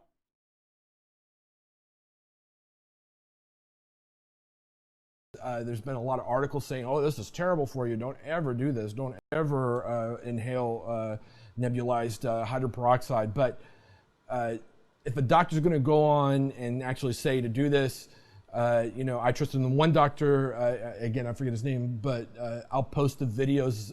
Mercola has a conversation with him in Rumble. I think they're also on BitChute, where they talk about, the guy's been doing this since the 90s. Now, he also utilizes... So this is the worst, like... First of all, homie, you are not surviving COVID, okay? Did this guy die already? I mean, he's definitely dying. Someone sneezes on this motherfucker, he is dead, okay? Straight up. This is the body type of every fucking dumb hog that's like, I'll never die of COVID, except his neighbor died of COVID and looks exactly like him. And straight up also, same level of physicality, hasn't done any exercising or anything since high school. You're gonna die, bro. You are literally going to die. And just like your fucking neighbor did, you're gonna die. Iodine. Puts like a drop of iodine into the medicine bottle here. I haven't tried that yet. I'm gonna try it. I'm actually got some on order and see. The iodine that they're recommending, I think, is it costs like $9 for 2 little bottles or something like that. So, again, there are different ways to do it, but I find that this is the easiest way. Plus, you got it like, you know, in the fridge and it's ready to go. So, whenever I go to a rally or I'm going to a restaurant or I went to the movies the other night. You don't want to break the filibuster because the GOP people do the same shit for the shit they want. So we have to be careful. Is Gigi on the Biden agenda now, though? Dude, shut the fuck up. Like, why are you so fucking stupid? You said more dehumanizing by hogs by calling them hogs. Yeah, they are. They aren't human, okay? They're not. If you're a fucking dumbass conservative, you are literally barely a human being, okay? You are physically not, you do not have the actual fucking properties to be considered a human being, okay? If you're like, oh, I don't fucking understand. Just don't take the vaccine, please. Like, you're not human. You are literally subhuman.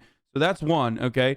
And it's not an immutable characteristic, so don't give me that fucking bullshit either, okay? You can choose to also operate your brain. You can choose to use your fucking brain, okay? So there's that. How about you fucking bootstrap? Pick yourself up by your bootstraps means you can basically improve your situation by picking up your bootstraps and going to work in a craft, for example. The conversation falls apart when you dehumanize the right as demons. Why dehumanize them but call on them demons? Sorry, man. I know. I should fucking... Oh, God, this is a conservative that watches me. Oh, this is like straight up a fucking conservative that's been subscribed for 7 months and like watches me and it gets like fucking triggered when I call Republicans demons.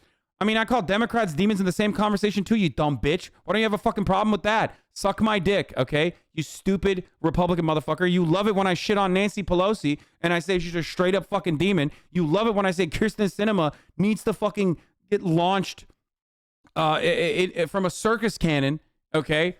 For that should be the legislation that we do going forward. Is like, if you want to fucking stop progress from happening, then you don't have a fucking problem with that. Rules are rules, though, man. Why change the rules when you're losing? That's what Republicans do. Republicans are going to change the rules when the filibuster will be completely abolished the moment that a Republican wants to fucking abolish it. That's it.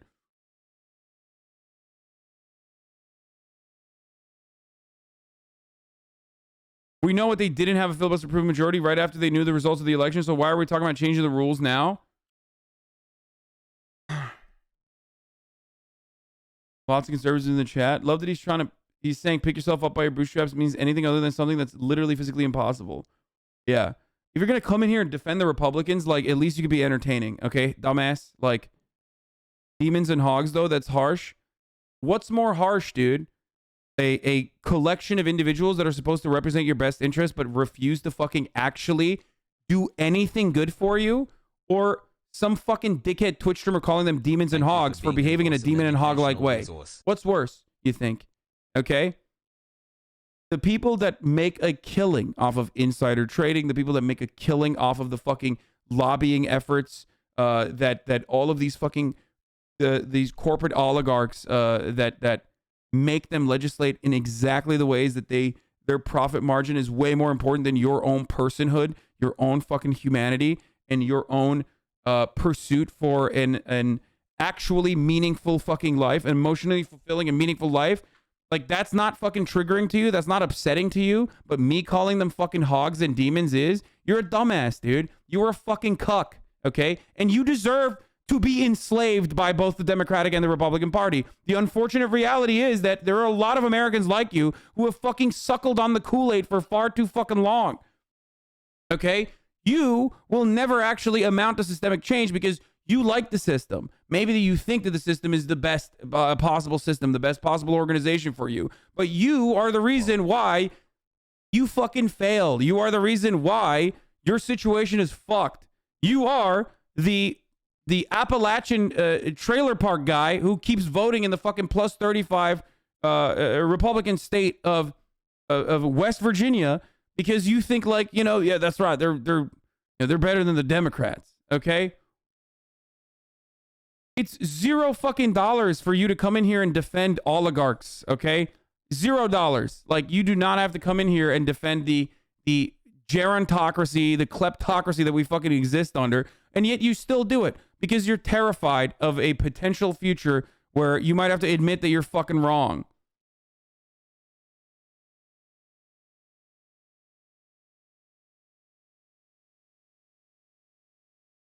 Motherfuckers pay billions of dollars for this kind of defense. I'm saying, dehumanizing cuts off the convo if I'm just a pig? I mean, you are a pig. It doesn't matter. You're literally a pig. You're behaving like an animal. Okay? You're operating with your fucking lizard brain right now. Okay? You are. And like, I can't change your opinion at that point. Okay? If that's like the break off for you, that like actually fucking... The break-off is when I call a Republican or a Democrat a hog. If that's going to hurt your fucking feelings, when the actual, the actual lack of legislation that could actually help you, and their inability and their refusal to push for any sort of meaningful change is not hurting you, when actually that is what is really hurting you in your real life, then I don't know what to tell you. You're just in it for the aesthetics. And stuff like that, and I don't ever wear a mask, so not that they help, but the first thing I do is I come in and I put one of these on. Also, I don't have to wait for that. To be honest with you, when I get up in the morning, I do this, and since then I haven't been taking any antihistamines, anything like. Look, I'm not a fucking civility Andy. I'm an uncivil person. I will never be nice to you, okay? If your worldview revolves around harming people that are marginalized or upholding oppressive structures that straight up are fucking awful for even you and others like you, then yeah, I'm not going to be nice to you. You're a fucking idiot. Like, that's the whole point. Here, take the fucking hard to swallow pill that you're a fucking idiot. And then, recognize that you can change. Like that. I haven't been taking any cold medication. I haven't had any like congestion. My sleep has been a lot better. I attribute it to this because it's the only thing that I've done that's been really different. So nebulizer, $80, $90 with tax. I would say $8 to $10 for the food grade 12% hydrogen peroxide. For $100, I think it's worth it. And again, like I said, I went to the movies the other night in Pasadena. You don't have to show a vax card, and we didn't wear a mask. And we're in the, in there with a bunch of, vaxxed out people shedding all over us and everything like that, even though they got. Like, this guy thinks people that are vaccinated are shedding on the unvaccinated, and that you should fucking, you should get like a $400 home cure with the hydrogen peroxide and just like fucking vape hydrogen peroxide, which will probably kill you. Okay. Like, that guy's not going to be saved, dude. He's done. He's out. I mean, he's probably going to get COVID and fucking die, okay? That's it. Like, that is, unless he is smart enough to have at least, like, vaccinated himself. Because you never know. Some of these motherfuckers actually do get vaccinated and then tell others that they weren't vaccinated. Got mask on. I put, first thing I did as soon as I got home is I hit this. Takes about 10 minutes to go to the end here. And you can watch TV while you're doing it. It's not that intrusive. It's a little loud, but it's not that loud. And 5 months. No problem. There's it's not a bad question to ask. Would truly abolish a filibuster? First of all, it's not a filibuster abolition. And secondly, it doesn't fucking matter because Democrats can't do anything right now anyway. Like, what is this argument? People are always like, oh, dude, if we abolish the filibuster, then then the Republicans are going to use it. It's like, yeah, dude, except Republicans are going to use it regardless. The moment that the Republicans see the filibuster as a genuine challenge to their existence, they're going to abolish it. So just do it now and get whatever the fuck you can get passed, you dumb bitches, okay? We're not doing anything right now. We're still losing. The fuck's your problem? The problem is that you're not subscribed. At the top of the hour, there's a 60-second ad break, and you're not subscribed, so you're not actually going to fucking get an uninterrupted ad-free broadcasting experience. That's the real fucking problem, okay? Right. Because at the top of the hour, there is a 60-second ad break. But if you're lucky, you can get gifted a sub. Or, if you're not lucky, you make your own luck by subscribing for $5 or for free with a Twitch Prime. Tucker Carlson is now going to be talking about Joe Biden. Joe Byron! Did you watch the Chamath video? No, hold on. Someone link me the Chamath video. I'm going to watch it right now. And I'm going to agree with everything he said. Are you ready for this? I can't wait for everyone to fucking lose their minds. Where is it? Give me the Chamath video, dude. Fuck it. Thank you, Coffee Dave, for the 5 gifted subs. Okay, here's the 1-minute ad break now, by the way.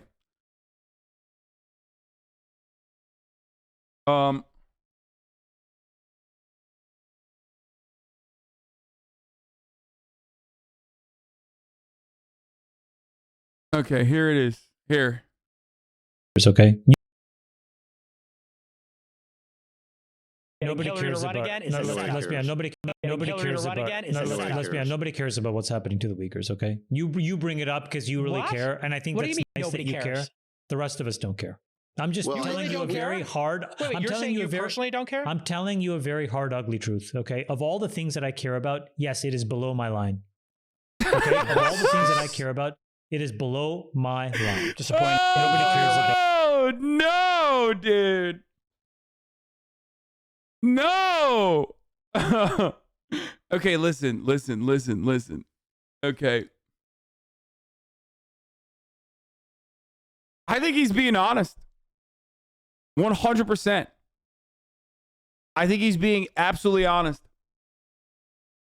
Most people that yell about this and a million other things abso-fucking-lutely do not care. They don't. It's just like good anti-China shit, okay? It's good. It's like, and it's hot. It's really hot. For me, I do care. I think that Uyghur Muslims deserve to have their own autonomy. I think that what the Chinese state has done to the Uyghur Muslims, as they consider them to be separatists, was very fucked up. Okay? China invades. And it's true. All of that is true. Okay? Except there's nothing you can do about it. Okay? There is literally nothing you can do about it. Dude, I'm banning you, by the way. We must form the Vanguard Party. We must execute Senate Republicans. Like, what? Shut the fuck up, 9-month subscriber. Get fucked. Karl Marx 420, you have been in here as a community troll every single day, and your time has now come to an end, okay? Please put your apron on your kitchen counter. You are going home. I'm sick and tired of your bullshit.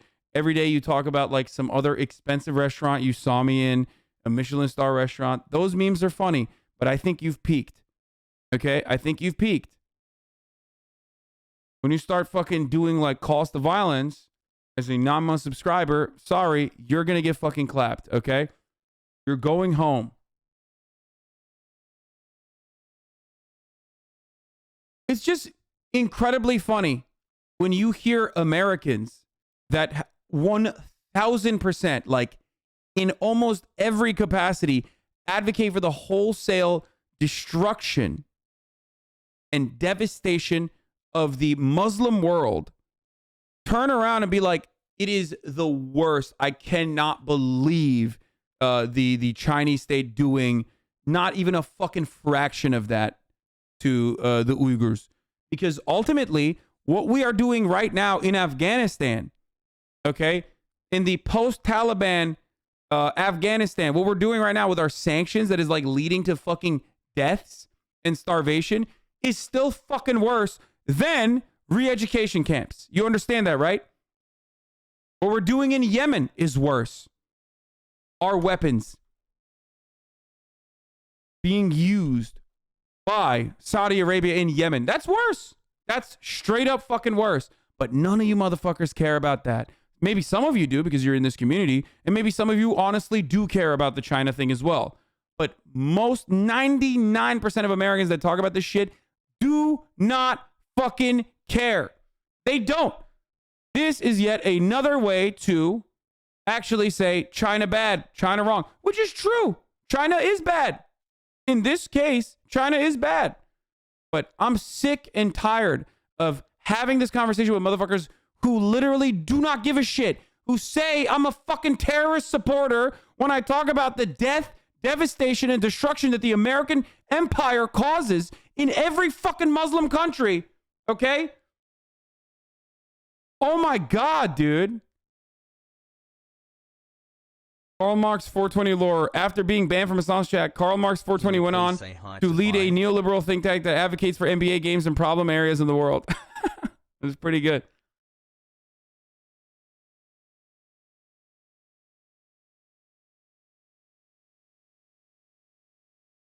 Turkish man advocating for East Turkestan separatism. You have the same opinion as Erdogan and the Grey Wolves? Fuck yeah, baby. East Turkestan forever. Shut the fuck up, dumbass. Shut the fuck up.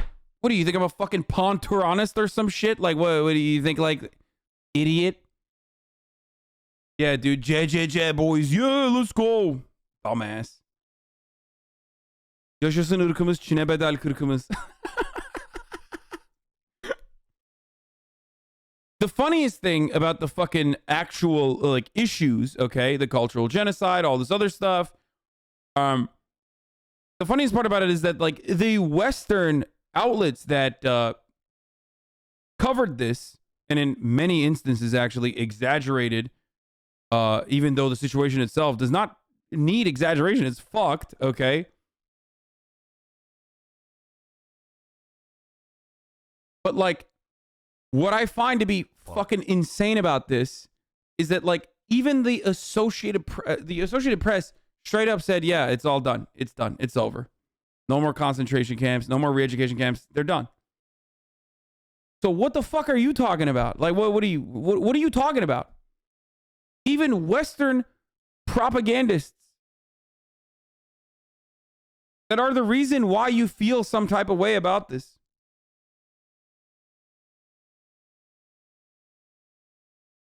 are not even continuing with that narrative. So what are you doing?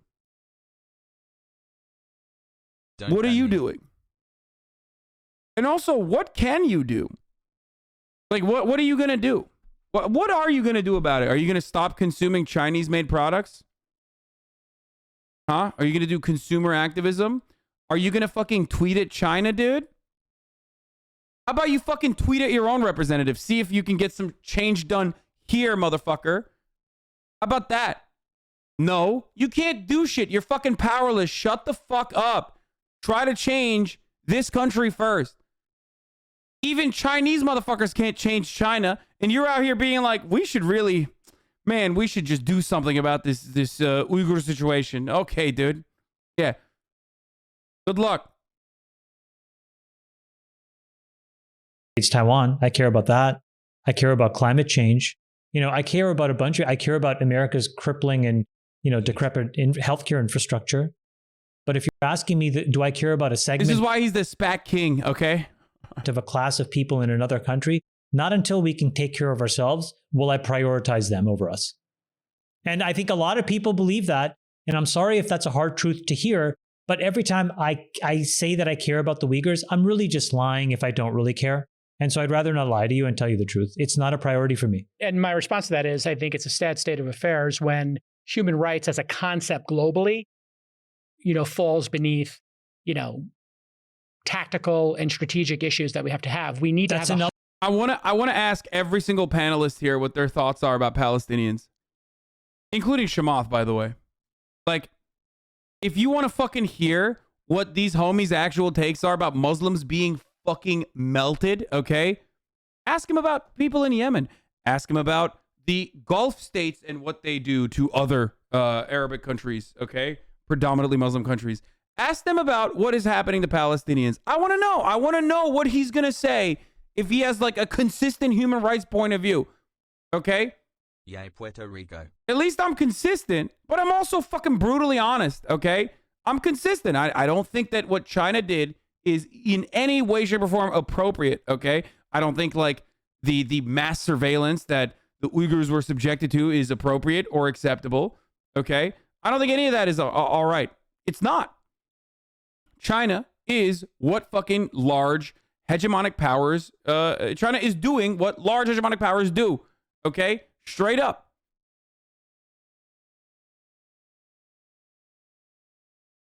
Another luxury belief. That's another luxury belief. I don't believing in the human Declaration of Human Rights that Eleanor Roosevelt created with the United Nations. I don't think it's a luxury belief. Oh, yeah. Oh, here it is, dude. Here, let me fucking give you more like symbolistic nonsense, dude. It's so funny that like these motherfuckers only care about human rights abuses when it happens to be like someone that the State Department has declared a foreign adversary. It's so strange how that works. Americans can't care about fucking human rights unless it's literally to advocate to do further war and warmonger against a foreign adversary in some way. To believe that all humans should have a basic set of human rights. I think it's a luxury belief. Right. And the reason I think it's a luxury belief is we don't do enough domestically to actually express that view in real tangible ways. So until we actually clean up our own house, I actually the like idea what that he's we saying. step outside of our borders with... I agree with him. This is the Noam Chomsky take. This is the fucking Timothy Chamath take, apparently. Or is his name Timothy? I don't even know what his fucking name is. But like, I don't disagree with this. I don't disagree with this at all. This is quite literally my take. It's the Jordan Peterson clean your room take, but it's also true. Is it actually Timothy Chamath? Or is it like Timothy Chalamet? Oh no, am I thinking his name is actually not? Oh fuck, I'm sorry. Is his name Timothy or not? Please stop. Dude, don't fucking... Don't do this. Chamath is his first name? Fuck.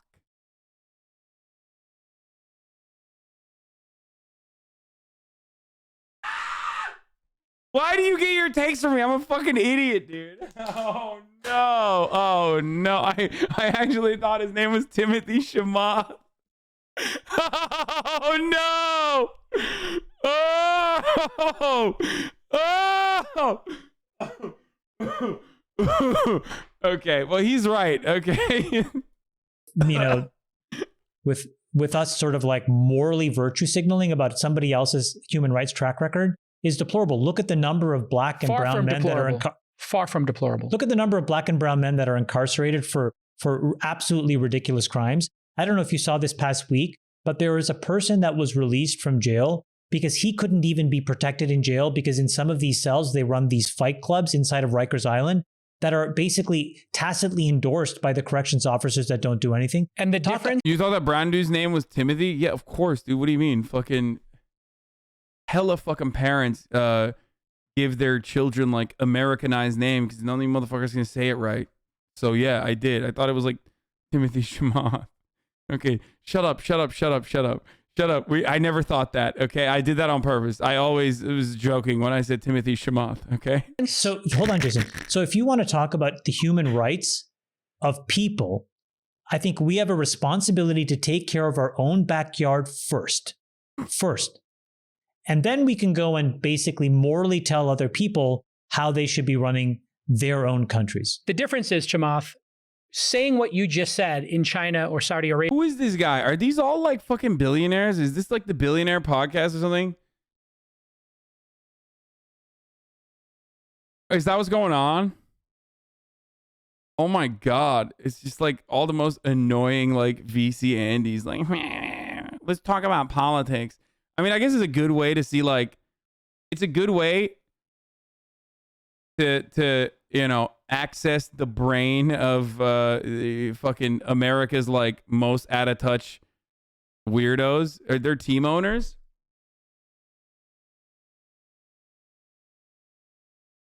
Arabia would put you in jail and get you 100 lashes and you would be tortured for a decade.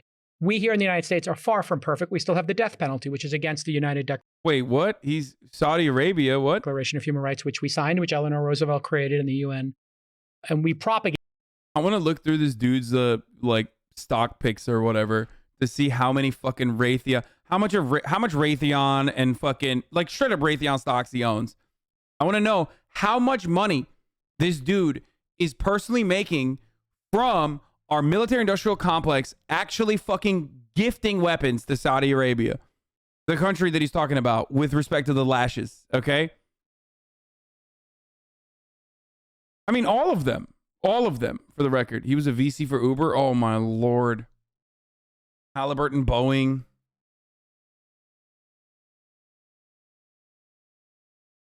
As Americans around the world. We started that, Chamath.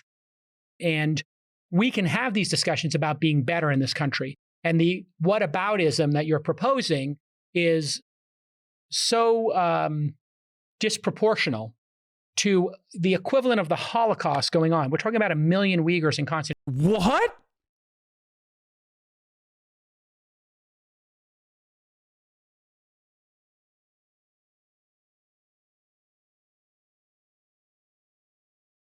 I'm not a like you can't use the Holocaust for any sort of comparison, Andy. Some people are. They're like, oh, you can't ever do that. How, what the fuck? Even if it's like directly an apt comparison, like concentration camps in America at the American border, you know, shit like that. I'm not one of those people, okay? I'm not. However, you know, a direct comparison here is fucking ridiculous, dude.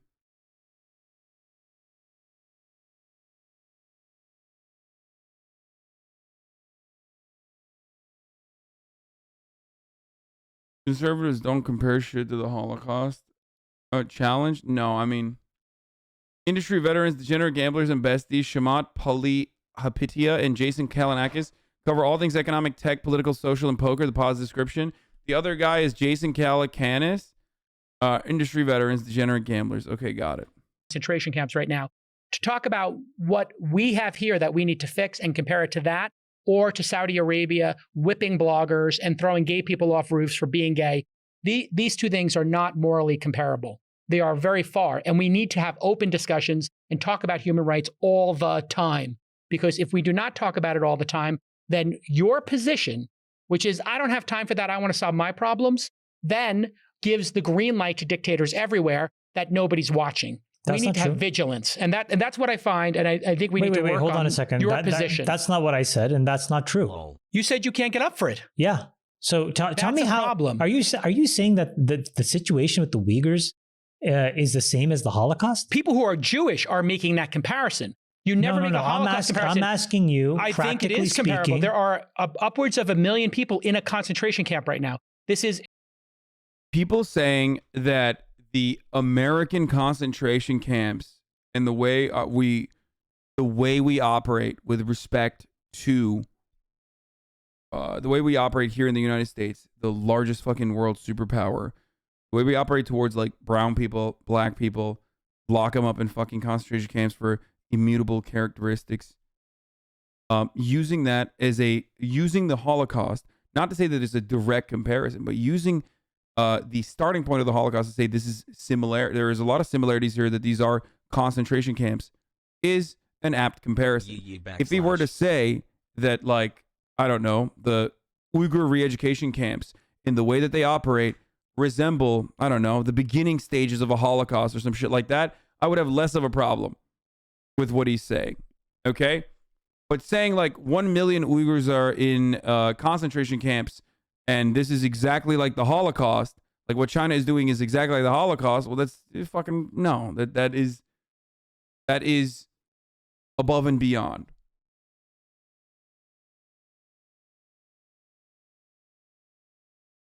Is there mass surveillance? Absolutely. Are there re-education camps? Yes. Okay.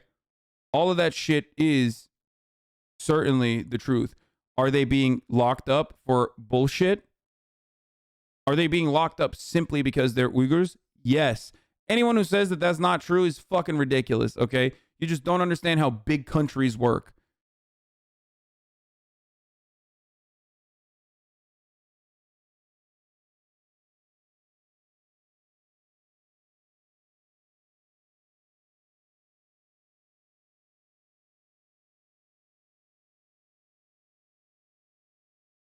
You, for one, should be for the release of Uyghur Muslims. They are of Turkish descent. I am.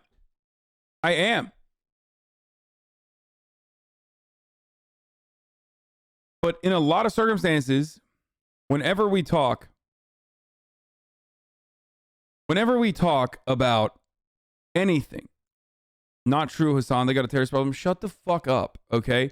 First of all, if anything, they're at fucking fault personally for having a terrorist problem because they're the ones who fucking sent them over to get training from other Wahhabists, okay?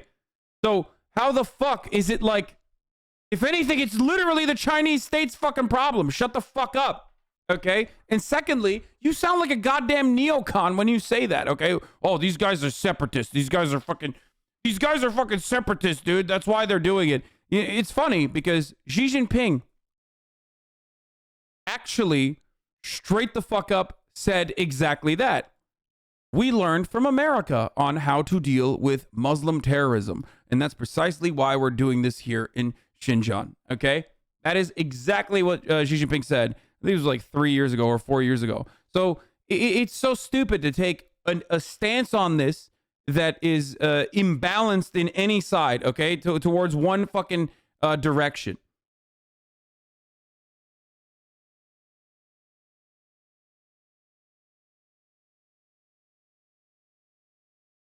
But the other side of that, the other side of the problem is that, like, it's over. Like, it's done. Okay? They did that already. They did it. They wiped out the thought crimes, okay, that Uyghurs had one way or the other by force, okay? So you're now complaining about something that they've moved past.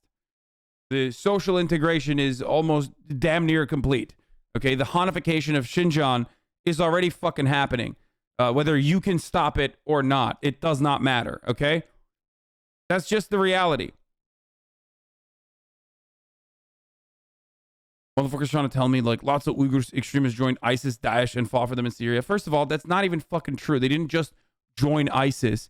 They joined all sides of that fucking, every little red tank. Are you claiming that China sent Uyghurs to train to be terrorists and fight, for example, in Syria with ISIS?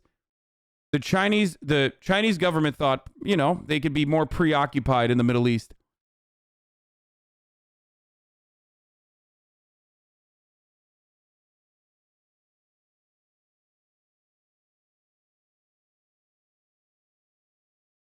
Anyway, what do you think it'll take for the Chinese government to end re-education camps? Wait, what?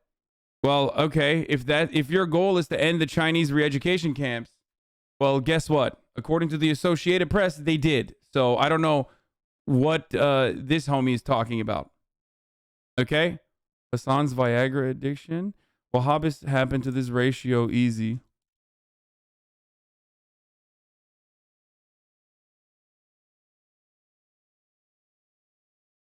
A lot of those Uyghurs straight up fucking work alongside the Turkish army as well in Syria, which also is not doing great things there either.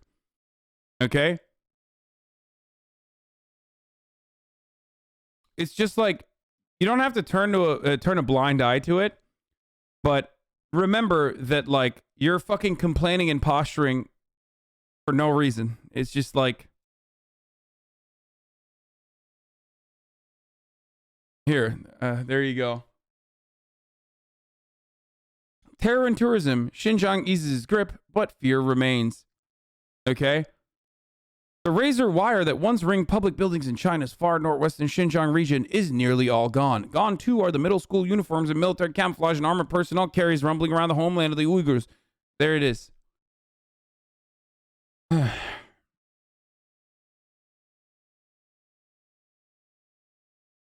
The AP, the Associated Press, is already like talking about how they fucking successfully were able to turn Xinjiang into a fucking theme park, okay?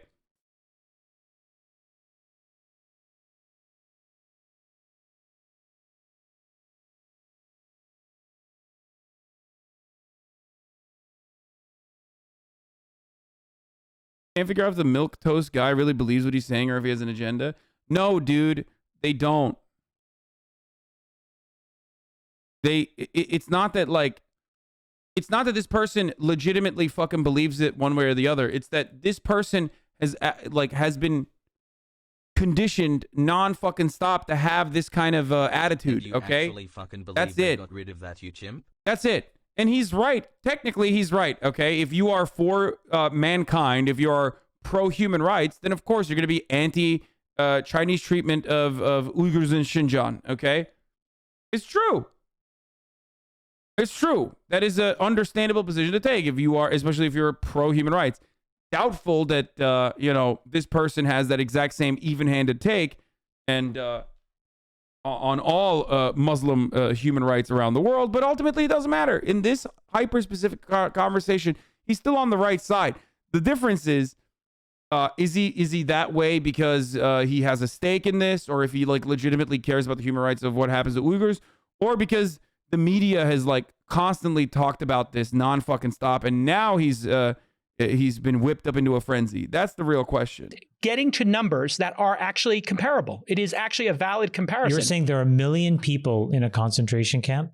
That is the numbers that human rights organizations are saying. Between 300,000 and 1 million people are incarcerated right now, being tortured, raped, and in doing forced sterilization, re-education, and when they're released are being tracked in ghettos. And so are you Jewish saying people are bringing world, this up? Hold on. Are you saying as a the comparison? You're saying the entire world has basically decided that doesn't matter? You just said you can't get up for it. I'm talking about you specifically. But who is getting up? Well, who is getting up for it? I am very up on it. I talk about it all the time, every week. Come on, dude. Yeah. Oh, damn, bro. You talking about it? What's up, bro? You wagging your finger at China? Nice. That's cool. He's up on it.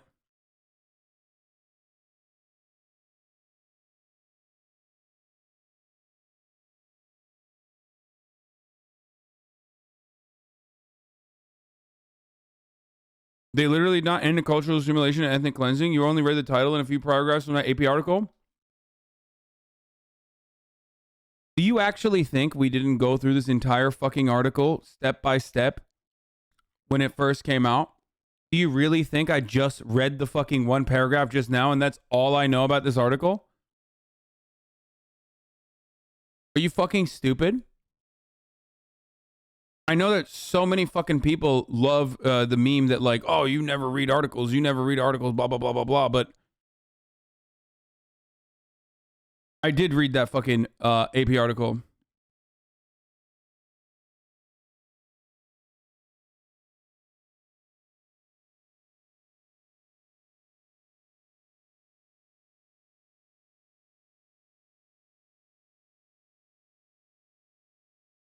My point is, it's like the fucking Russia thing, too. You stop Putin, you can stop Xi, too. Okay. Xi Jinping, please. Stop oppressing the Uyghurs, okay, in Xinjiang.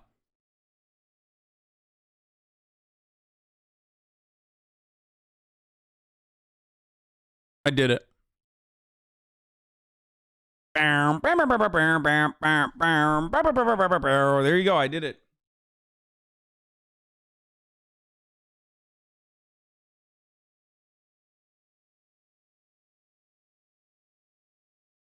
I did it.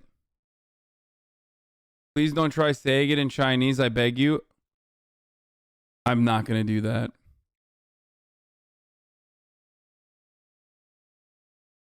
Here's a video for on YouTube from 3 months ago. Are you reacting to the article?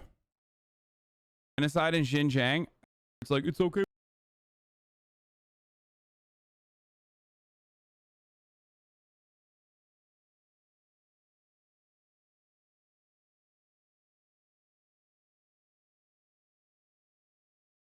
TLDR Hassan, Uyghur culture genocide bad, so CIA better, CIA bad, so you're supporting the Uyghur genocide. Uyghur culture genocide bad, so you're saying CIA good.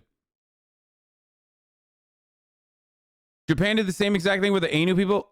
Wait, okay.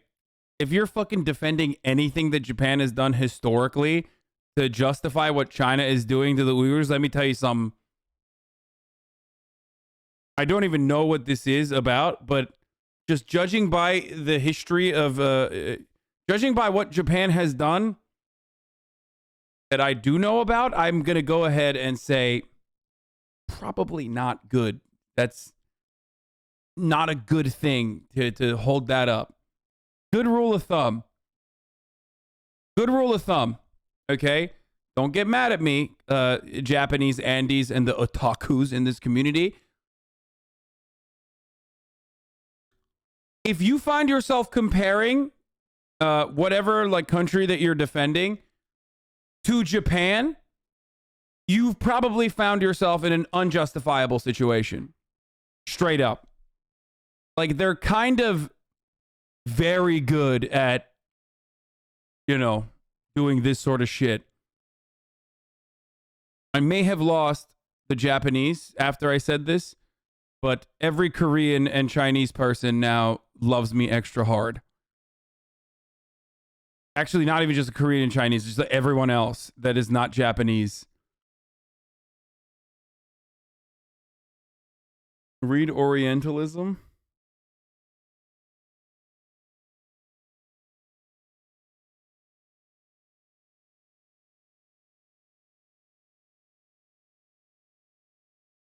I mean, I think, like, you know, here's the thing, okay? I love Japanese people, especially because they're Ameriboos just like I am. Okay? But, like, you know.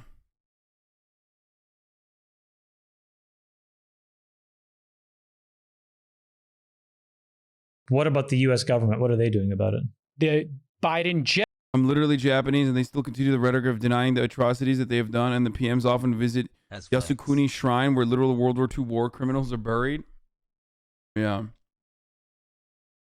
Countries you don't want to be compared to. Nazi Germany, pre-World War II Japan. Japan from 1930 to 1945 was bad, but the rest of the history is decent. What? No.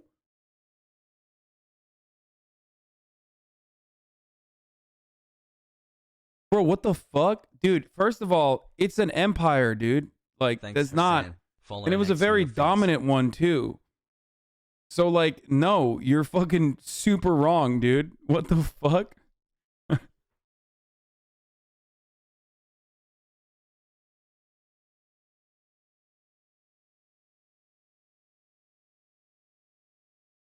Just said we are going to do a ban and we are going to sanction companies that do business in that region. So Apple and Tesla? I think there will be increased pressure on all companies that are engaging in China over human rights. No, it won't. No, it won't. It's goods that are sourced from those areas, right? No, it won't. You're fucking delusional if you think that that is going to happen. You're out of your fucking mind, dude. Okay? It is such a laughably stupid fucking take. Yeah, dude, totally. Yeah, no, definitely. We're gonna... Yeah, man. The complicated trade relationship that, like, American capital owners have with the Chinese government, yeah, they're going to... Yeah, they're gonna stop doing that because, like even if China straight up... All right, I'm gonna say some things that are gonna piss people off, okay? Even if the Chinese government was going to Xinjiang right now and being like, oh, are you Uyghur Muslim? Let's go. We're putting you in the gas chamber, okay? And they literally did that to 1 million Muslims. If you think for even a brief moment that the American capital owners would turn around and be like, whoa, that's way too fucking far. We're not going to work with you. You are out of your mind, okay? The American state kills Muslims on a daily fucking basis. Like, I just brought up the example of our sanctions on Afghanistan. Like, we quite literally, we here in the United States of America, okay, quite literally play a significant role in death, destruction, and destabilization of the Muslim world, okay? That's what we do. That's what the American empire does. They don't give a fuck. Don't be crazy. They straight up don't give a fuck.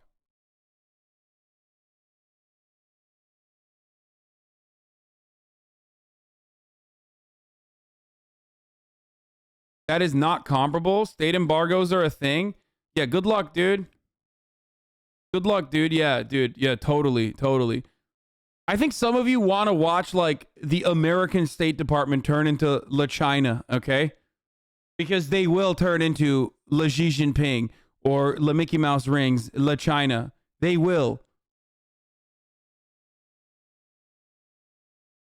Bro, look at how susceptible our leadership is to peer pressure from people that can't have their fucking treats, dude. Are you dumb?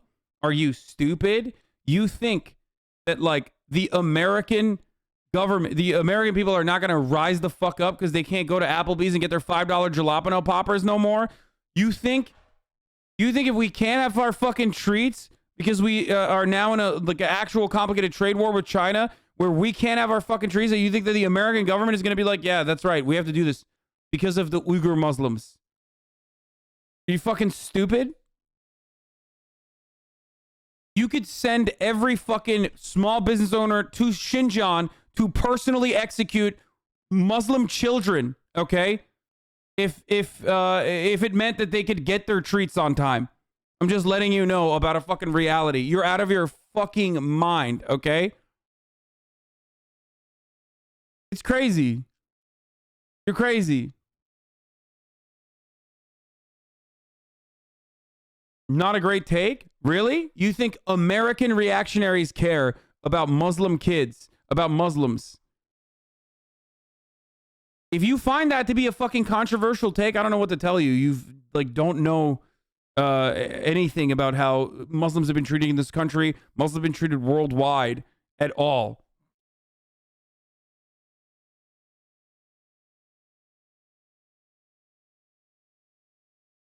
America took in Von Braun for the rocket program. We don't give a shit about human rights. Yeah, I mean, Operation Paperclip. What about boycotting the companies that are involved in it? You're not going to boycott shit. You can't fucking boycott. Dude, what are you talking about? I don't know why people make it seem as though, like, this is a hot take or anything like that. I just don't know. We're currently in the process of facilitating a genocide in Yemen. Like, our weapons are doing that in Yemen and has been doing that for the past, like, fucking 6 years almost.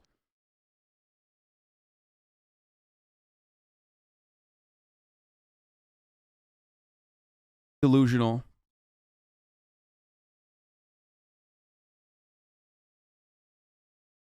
Companies that are engaging in China over human rights. It's goods that are sourced from those areas, right? Correct. Yes. It's not doing business there. It's if your supply chain. Yeah, on May 12th, 1996, Albright defended UN sanctions against Iraq on a 60-minute segment in which Leslie Stahl asked her, "We have heard that 500,000 children have died. I mean, that's more the children than died in Hiroshima. And you know is the price worth it?" And Albright replied, "We think the price is worth it." Girl boss, baby. How many American companies worked with Germany during World War II again?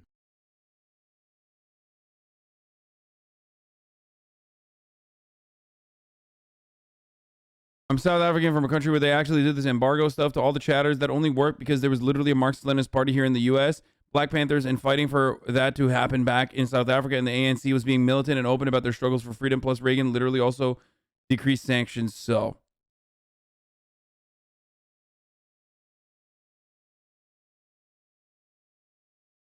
comes from that area. Correct. And it's a first. It's so a first kind of step. like we won't buy Nazi goods, but we'll sell our iPhones into Nazi Germany. Well, if you want to have a discussion about this, it's how do we disengage from China? We've had this discussion here. What amount of time will it take to disengage from countries that have brutal dictatorships that are committing human rights atrocities? But again, look, I think I'm spending a lot of time and money actually trying to fortify America's supply chain. You guys know about some of the things that I'm doing. Absolutely, it's fantastic. I'm not doing that from moral perspective. I'm doing that from a practical capitalist perspective. I think the jobs are better served for Americans. And I think that we should have the ability to build our own businesses, just like China has the right to do for themselves, without the risk of these things being undercut by policies that we don't understand, which is effectively what you do when you outsource your supply chain to countries where you're not 100% aligned with them. Yeah, and they're dictatorships. So I'm not even sure that China is a dictatorship the way that you want to call it that. Again, I think communist country that's in the name. Look, you have to understand, Jason, there are a set of checks and balances here on China that, at the end of the day, I don't think that I have the moral absolutism to judge China. And I would say that when NATO is silent, the United Nations is silent, all of Western Europe is silent, and America is effectively silent, that this issue may be small data points being extrapolated in a way to create a narrative that maybe not be true. And if it is true, Jason, there's a responsibility for those body politics to do something, because that is the early warning signal that the rest of the world uses to say, okay, hold on, let me reprioritize my list of things. So I guess what I'm saying is I am not going to be an armchair journalist on this topic, nor am I going to be the armchair human rights advocate for the world, because I just don't know. I can focus on the things that I know about, build the things that I know about. And if something really does get red light status, then other parties will do something. And again, I just want to be clear. NATO is silent. United Nations is silent. America is silent. A press release doesn't change the actual technical posture on these topics. Okay. If your position is that human rights matters to you, if large government organizations Dude, he should have fucking ripped them and been like, human rights doesn't matter to you. The only reason why human rights matters to most people is if they can use it. It's kind of wild how you aren't mauling at the MLs in chat who are literally spouting Islamic vitriol, but the anarchists and anti-state Marxists have get betrayed for just wanting more democracy. Wait, what? Spouting Islamic vitriol? What? What the fuck are you saying?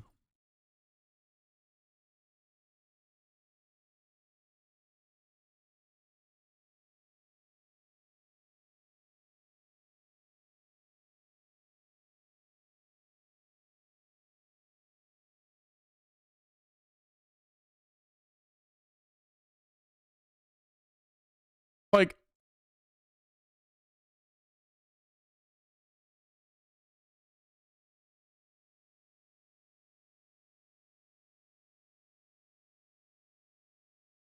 I find it really funny that like these fucking tech guys are getting super mad about what China is doing. And they're posturing, and I think like I was originally gonna dunk on Shamath, but like he doesn't give a he's right. Like I think he's right. People don't give a shit. Funny how Chatter claims to hate Islamic vitriol, but still tunes in the Hasanabi broadcast every day. Yeah, I'm literally fucking making you recite the Shahada. All the time.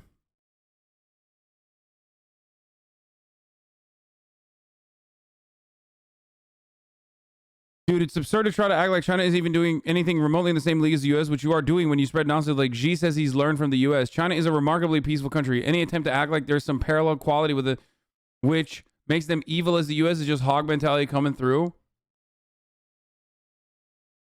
Dude, you are insane, okay?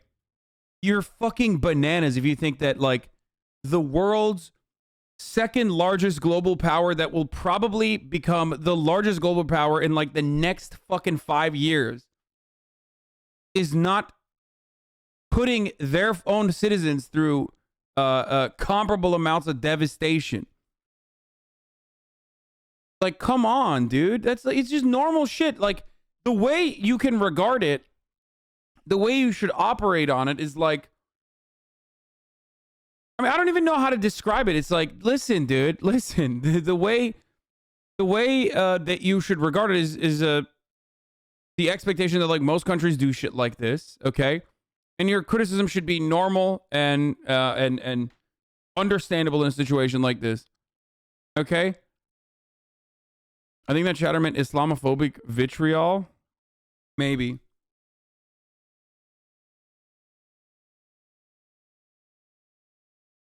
What the fuck, dude? Why haven't you told China to stop any war with Ukraine? I did say it earlier. China is 10th. Okay, you're a psycho. China is 1 million times worse than the US. That is insane, dude. You're a psychopathic person. You're psycho. You're crazy. You're way crazier than the other fucking guy that like can't take Xi Jinping's dick out of his mouth before typing in the fucking chat. That is like categorically, demonstrably, verifiably untrue. Okay? That is psychotic. Holy fuck. Bro, you literally wrote that in a country that doesn't even offer free healthcare to you, okay? You wrote that in a country where you can't get a public education after 12th grade. You wrote that in a country that will fucking easily kill you, okay? When you become a nuisance, they will literally fucking jail you. You wrote that in the country that has the largest prisoner per capita population on the planet, that houses 25% of the population, the incarcerated population on the entire planet. Shut the fuck up. America is, without a doubt, the worst country on the planet in most fucking metrics, especially if you compare it to other countries that are comparable, okay, that have similar material conditions. Are you new here? That is insane. People talk about like the fucking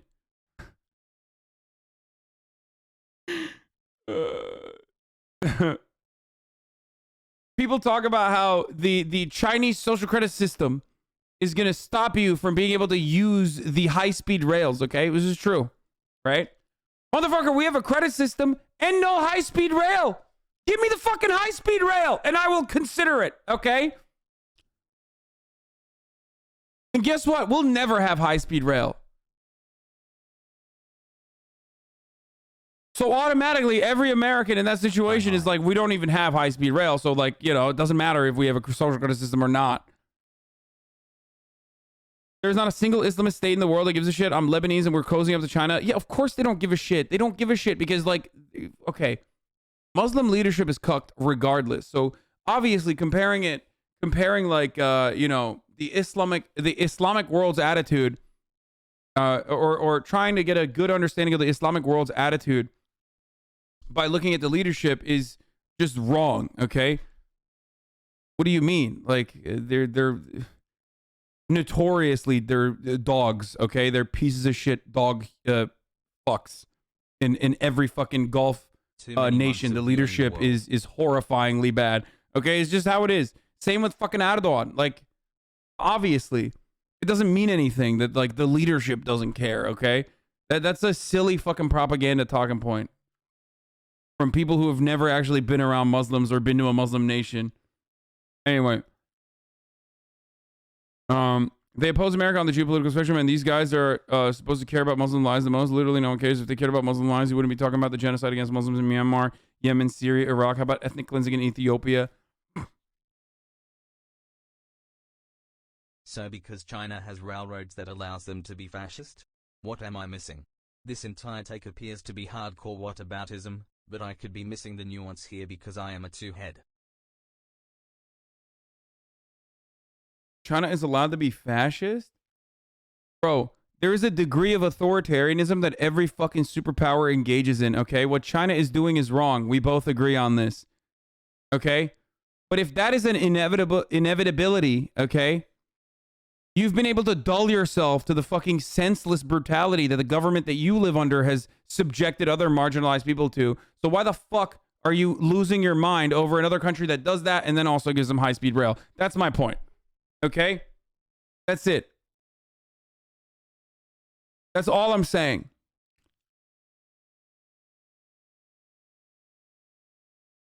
Thank you for the $3 dono.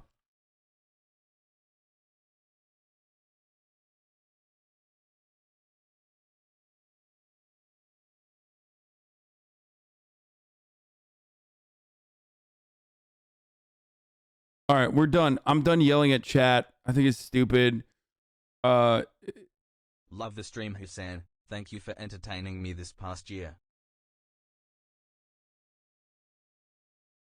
China is just as bad as the U.S., but at least you have a bit more freedom and independence from the government than you do in China. That's true. But also, there are more amenities if you are a Chinese citizen in China, especially if you're living in a fucking At like urban Hasanabi, center. 11 months, the brain is fully in now. That's the difference.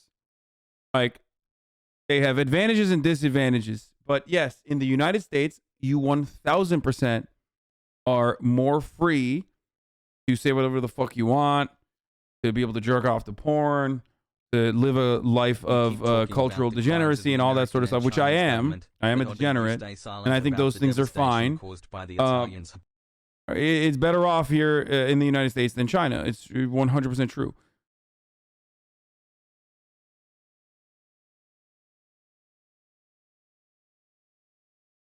Anyway, welcome to Tucker Carlson Tonight. Happy Monday. For Joe Biden, the past few months have amounted to the greatest political disaster of his life. And in his case, that's not a small place to be.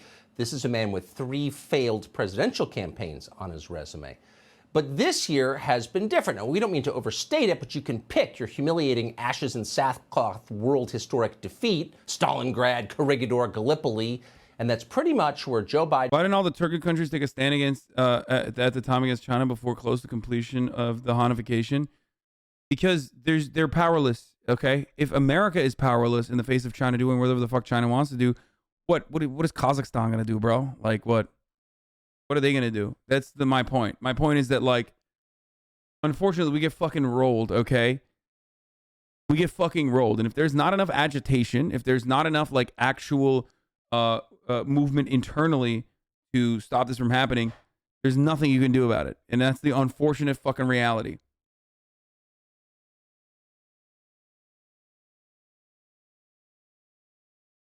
Biden is right now politically. Polls show him losing astounding levels of support from virtually every group of Americans who voted for him just a year ago. That would include Hispanics, moderate Democrats, African Americans, and by big double digits, independents. Basically just said, dude, shut up, take an hour off. I'm not reading any more fucking pro-China defenses when half the fucking chat is yelling at me because I am not critical enough on China, and then the other half of the other half are just actually sounding like Republicans, but just for Xi Jinping. Stop. At this point, the White House is down to just 2 core constituencies: anxious upper-income women with multiple college degrees and barren personal lives, and members of the national news media. And even that may be overstating Biden's support, given that there's such dramatic overlap between those 2 groups. Essentially, they're the same people. And now, because it can always get worse, Biden appears to be losing even the media. This is an ominous development. In fact, it's not an exaggeration to say that if this trend continues, it is the end of the Biden presidency. The media are the only reason Joe Biden is president in the first place. You are literally playing into the red fascist lie that exists. It's so fucking dumb. No, I don't think they're fucking fascist, dude. Shut the fuck up. Shut up. China doesn't need you to defend it, okay? Chatter. Let me say something to you, okay? Like, you don't need to come into this fucking chat of all goddamn chats on the internet and, like, try to defend, you know, the upcoming superpower, okay? I promise. Like, I promise. And you're doing it for free, too, which is pathetic. Like, I got it, okay? I'm not one of those fucking bread tubers that's like, oh, fucking China is awful and horrible and, you know, we should just, like, we should do something about it. I'm not one of those people, okay? So shut the fuck up.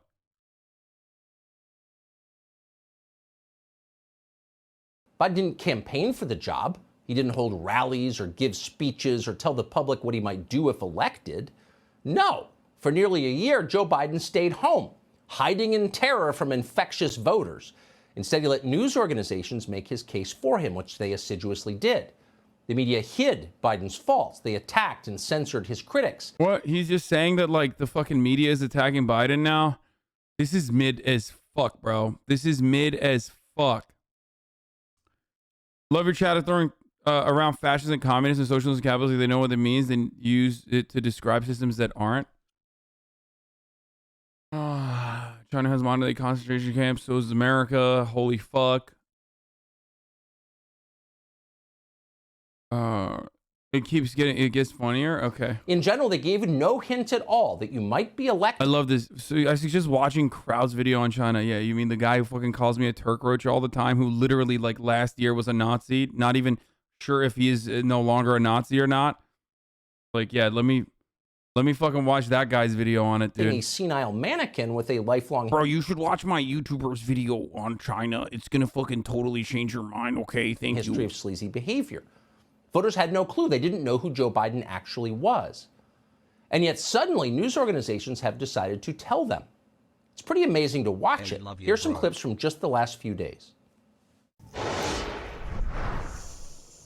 President Joe Biden has had a very tough week with setbacks for his agenda, COVID complications, and the Supreme Court blocking his vaccine mandate. 1 year in, Mr. Biden has the second lowest approval rating ever measured in the White House, and has never been less popular nationally. 2022 is not exactly off to a good start for the Biden administration. The country is frustrated. His party is frustrated. We're 2 weeks into a midterm election year, a few days away from his 1 year anniversary of inauguration, and it is black. It is very dark for him right now. Now he's in the midst of what one famous children's book writer called a terrible... Imagine defending China when they're 100% worse than the U.S. Let me hear your defenses on them killing off an entire race of people or how they treat Africans, Hassan. Wait, what? Are you talking about America and thinking that it's China? Like, what's going on right now? Where are these people coming from? Is there like another stream where they were... I can't fucking stand China. They're pure evil. I can't understand why you defend China so much. They do some really fucked up shit. Worse than what the U.S. ever did to the Middle East. China has done some extremely fucked things to African and Middle Eastern races. Worse than any fucking U.S. ever did.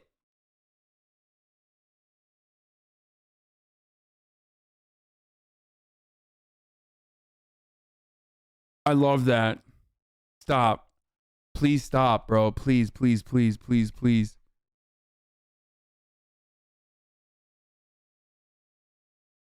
I don't know where these motherfuckers are coming from, but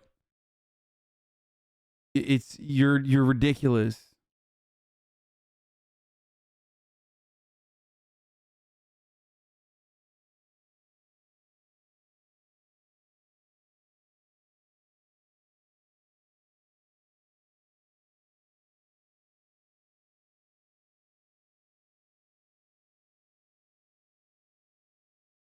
Hassan is absolutely sickening. It's absolutely sickening this is happening. What the absolute fuck is Twitch doing? Fuck Twitch, man. Why is it that we have to have a holiday for this, man? Why can't we have a holiday for important white people, Hassan, huh? This country would be better off if segregation was still a thing. Wait, what?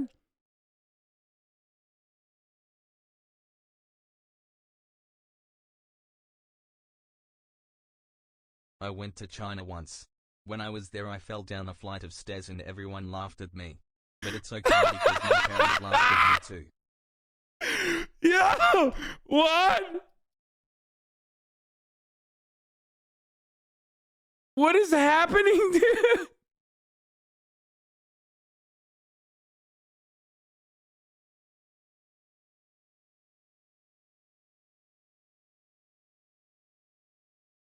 Yo, dude, what the fuck?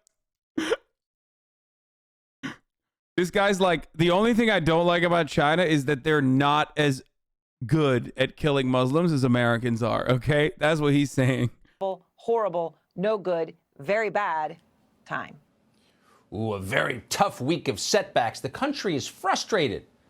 That's CNN's assessment. If it sounds mild to you, you should consider the source. CNN criticizing a sitting Democratic president? That's like the College of Cardinals attacking the Pope. It is a violation of ecclesiastical authority. You never see it. And when it happens, it means something. MSNBC went even further than that. One of its contributors decided to come out and tell the channel's viewers something they had never heard before. Joe Biden is old, really, really old, possibly too old to govern a nation of 335 million people. Watch this. Your audience is not going to be happy with what I have to say is I don't think he's come across as an inspirational figure. I don't think, by the way, I could give a litany of things he's accomplished, and obviously Jonathan Lemire laid out things that have not gone well for him. But there's something else different. How many people do you talk to when they say he seems old? And I don't mean that as an ageist thing. He doesn't, and it really started with Afghanistan, where he just didn't seem to have his hand firmly. Wow. I love this because, like, it's true. The reason why the media started attacking Joe Biden was because he did not go along with the fucking hawk bullshit, okay? So then the media turned on him, and they've kind of been ripping him ever since. It's just been ripperoni ever since then, okay? Also, Joe Biden is old, for the record. So, I don't know.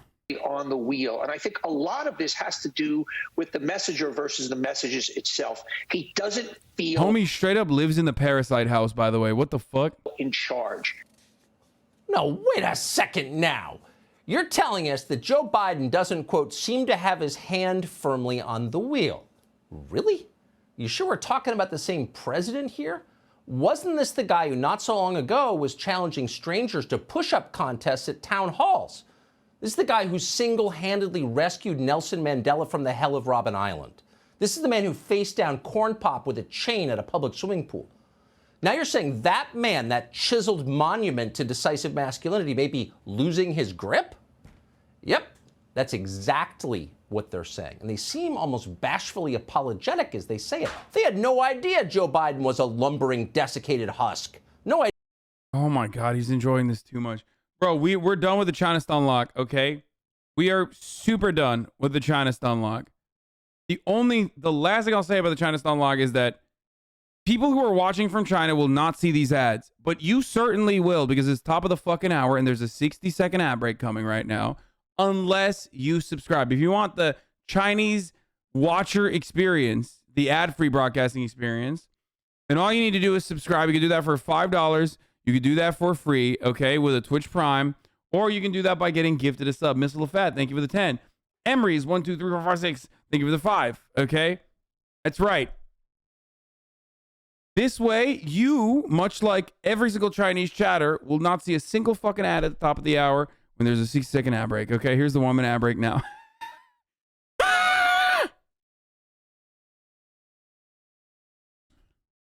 That was fun. That was enjoyable for me.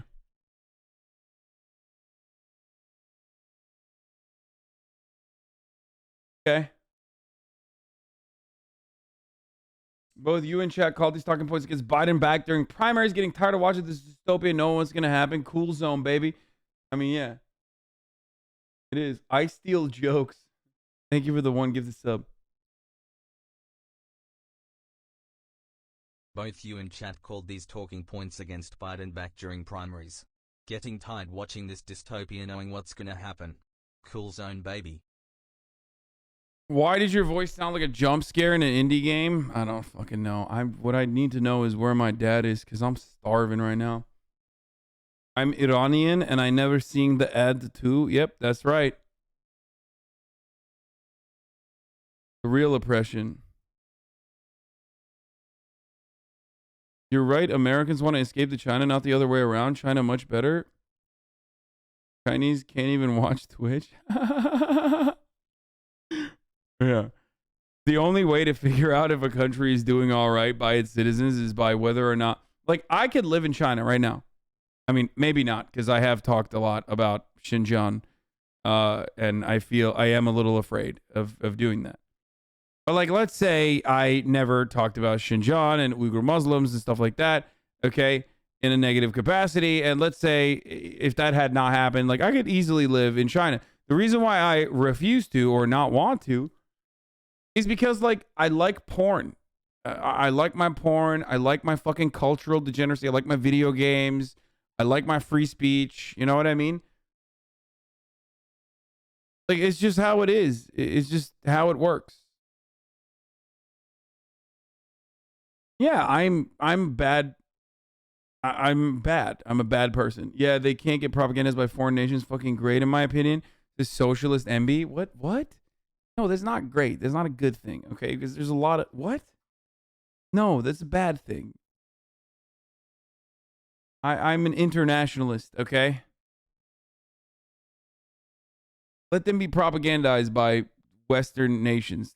You're silly.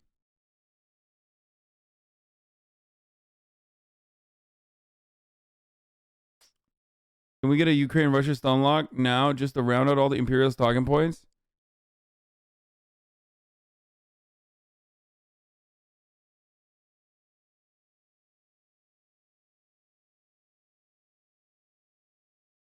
American social, you like unblurred dick, huh? First of all, Chinese porn does not actually fucking blur the dick. That's Japanese, you weirdo.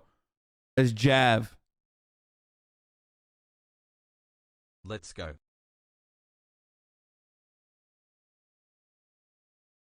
Anyway, you're wrong. Okay,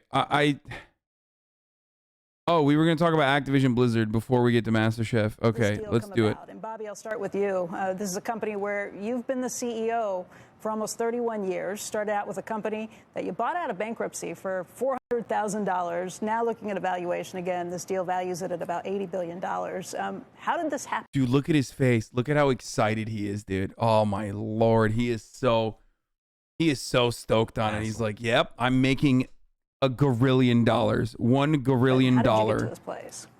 Well, look, we've had a partnership with Microsoft that goes back to the launch of the Xbox. We've had many conversations over the years about various forms of collaboration. And as we've started to see the real competition, and we're sort of at the beginnings of what the metaverse will be like, and in that race for the metaverse, it started to become apparent that there. Bro, the funniest part about it is that like, dude, you're the fucking CEO of Activision Blizzard. Like, you quite literally know that the metaverse is bullshit. Okay? You are literally the CEO. You have to know, right?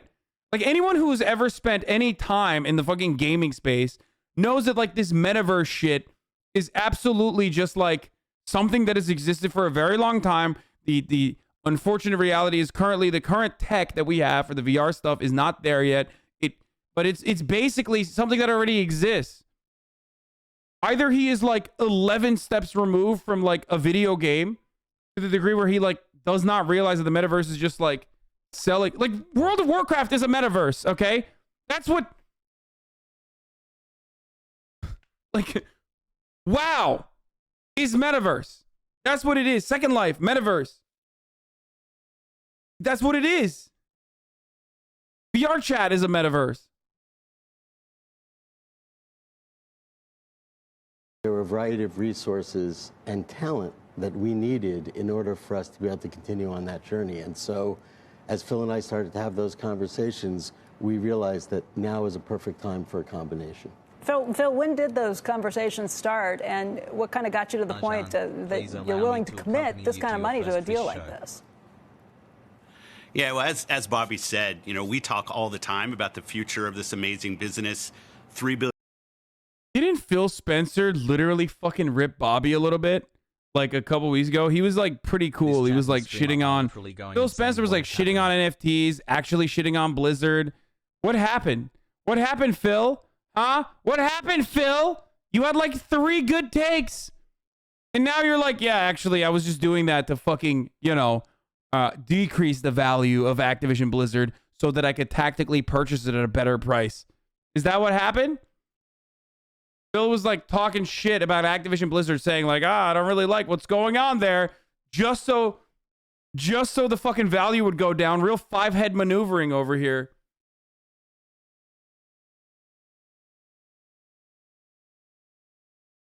Billion gamers on the planet today, people playing in all regions, creators coming from everywhere. And we're always sharing our strategy with our partners and talking to them about their feedback. And I think we've always just had a good connection with the team at Activision Blizzard about where we're trying to go. But honestly, this is a deal that happened pretty quickly. Like I'd say we really had some formative discussions about this specific opportunity. He's kicking Bobby out, too. It doesn't matter. He's kicking Bobby out with like a $7 gorillion golden parachute, dude. It doesn't matter. Bobby's making so much money, dude. Oh, man. You got to realize that they always win, baby. Billionaires always win. Millionaires always win. Hold on, I'll be back. Now was the right time to add the right resources and capability to both companies. Is now the time, in part because Activision shares had been down? They were down about 27% for the year to date. Did that make this an easier deal to kind of get your head around? I think as Bobby said, when we look at the competitive set that's out there, we look at the importance to us at Microsoft Gaming of people playing on mobile. We look at the coming metaverse, the opportunities that we need with great IP. We really saw this as an amazing opportunity because gaming's continued growth over the years. Microsoft's big on gaming. We're continuing to invest here, and we see it as a real strong catalyst for us in the consumer categories. Share React. Bobby, there have been a series of reports in the Wall Street Journal that raise questions just about sexual harassment at the company and how it's been handled. Those reports have kind of questioned whether you've really looked into some of these reports. What would you say to that? Well, of course, any issue of harassment or discrimination is something that I would take seriously and do. And like many companies today, we had some challenges. Yeah, I do remember this. This came like literally right after. This came right after he fucking said that like Bobby was bad and what was going on in Microsoft was unacceptable. Like he had two fucking really good takes in a row, and I was like, damn, I've never been a Microsoft guy, but I'm macro hard right now, you know? It's fucking Jesus Christ. Bobby Kotick's buyout is $250 million. If they bring him on and fire him, he could make as little as $264K. Wait, what?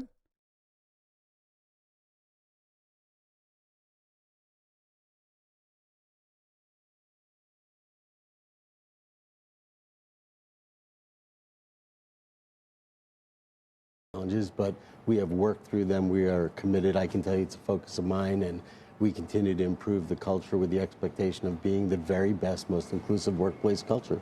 Hey, Phil, just to follow up on that, this is something that you had kind of said at the time. You put out a memo internally saying that you were concerned. As little as? Yeah, bro, there's a big difference. If you're about to get $250 million and your fucking buyout is going to look like 260, that is fucking fraction.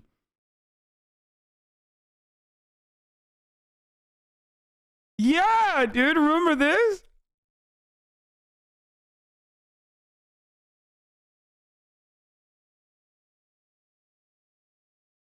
We got duped so hard.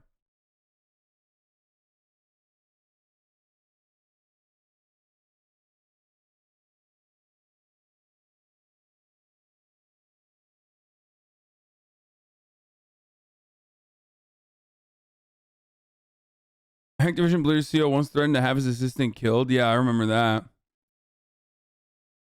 Oh my god, dude. What a dildo over here, dude. He really... I don't know, man. I don't know. I remember this. I remember fucking talking about this. Yeah, they evaluated their relationship. They evaluated it to a degree where they were like, yeah, we're going to fucking buy you. Concerned about these reports. My guess is you guys have looked into this and you feel good about this if you are going ahead with this deal. You know, culture is a journey for any workplace. It's something at Team Xbox we've been focused on for.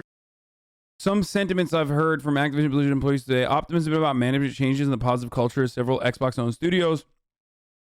Fury towards Microsoft for giving Bobby Kotick a big payday and a soft exit. Determination to keep organizing.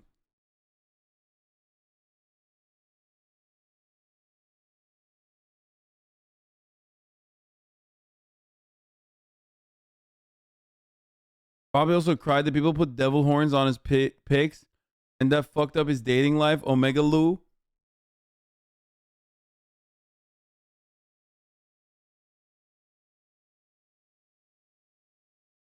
Honestly, there's just nothing like. It's just they are becoming a fucking gaming powerhouse. Microsoft is you know, they're buying as many fucking properties as they can. Gamers Pog. Eventually to hold like a pretty fucking sizable, to have more of a sizable control over the marketplace. It doesn't really matter. All that monopolization is going to do is just hurt consumers, the gamers. It's going to be worse. And, you know, get excited for all that. for quite a long time, obviously going through the due diligence process, talking to the leadership team at Activision Blizzard about the plan they're already implementing. We look forward to supporting them in that plan through the closing of this deal. And then post-close, we know that the most important thing to a creative organization is that the employees feel safe, they feel heard, so they can do their best work. There's nothing that's more important to us. Right. First, Bobby, it's Jim. Congratulations on a great deal for you and shareholders. Thank you very much, Jim. Sure. Let me ask you a question about how many companies do you think are really in this business? Because a lot of people are saying big three, therefore going to be FTC issues. They're going to be concerned about concentration in gaming. At the same time, I've been saying that there's a gazillion companies in this business, and the idea that there's some sort of Yeah, give it to him. Completely off. Give him the mad money, dude. Because you recommended it, and it's so What's much the mad fun. money take on this? Come on! Quarantining right now and playing Hades and watching. Give us the UFC fucking crazy going. takes. Thanks for all you protection that's needed for gamers. It seems a little silly. How many people do you think are in the universe that are doing what you do? Look, it's a great question, and I would say one of the motivations that we had for a partnership with Microsoft is the recognition of it's a big. Dude, how are you not gonna put devil horns on this man? He just has like, god damn, he just straight looks demon-like, dude. Market, but there's enormous amount of competition. Whether it's Tencent, who has resources that are extraordinary. I hate when when CEOs wear this is the Bill Gates look, okay? This is straight up the typical Bill Gates look, where he's got the shirt, the button-up shirt, and then he's got a fucking sweater over it, where it's like, oh, I'm just like you. I'm just like you, dude. I'm just like, no, you're not. Okay, no.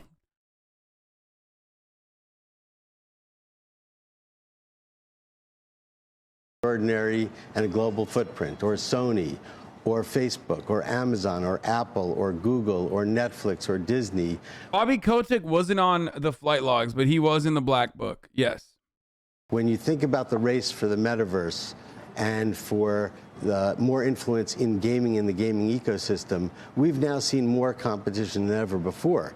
And then if you add to that all the tools that companies like Microsoft make available, like a platform like Cloud, you now have user-generated content that's competing in this marketplace. So the competition has never been greater, and it's coming from all forms.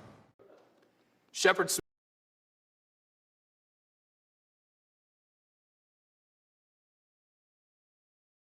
You see this potential payments to Bobby? Just so everyone's aware, if Microsoft Xbox wants to get rid of Bobby Kotick when the deal is done, Kotick will get a minimum $250 million payout. My God. Oh my fucking Lord, dude. And it starts there. Wait. Termination by Activision Blizzard for cause. Finally able to resub again after. Wait, there is a 264,000 one. Wait, how do we get to the termination by Activision Blizzard for cause, on that one? If they fire him, can they fire him now? Without cause or termination by employee for good reason. Termination by Activision Blizzard without cause or termination by employee for good reason following a change of control. Another one.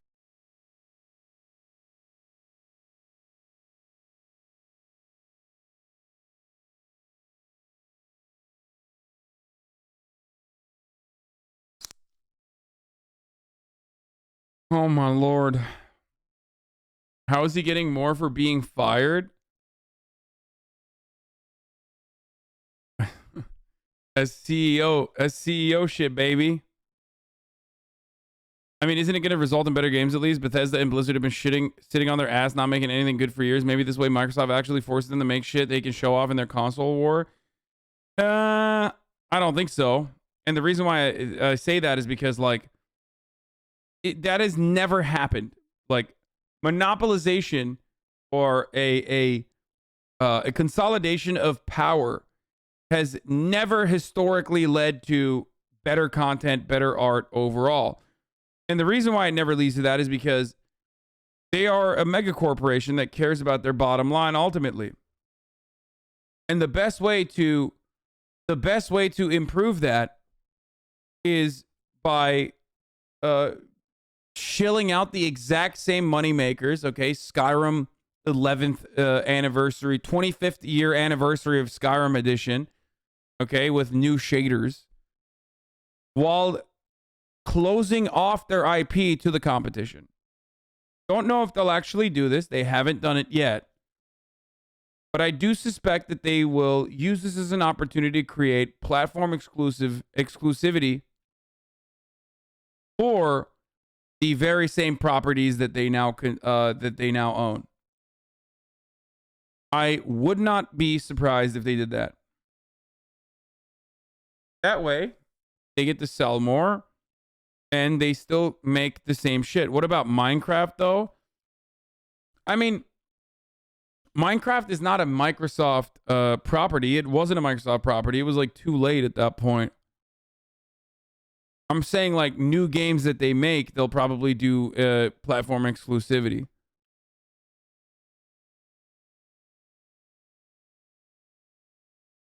Minecraft wasn't created as a Microsoft property, though. Minecraft was a game before Microsoft bought it. No, guys, you're misunderstanding what I'm saying. I'm saying that Microsoft owns Minecraft now, but it wasn't a Microsoft property originally. It was owned by a Nazi by the name of Notch. So if there's a Microsoft 2, or not a Microsoft 2, sorry. If there is a Minecraft 2, then, you know, they will probably hit exclusivity.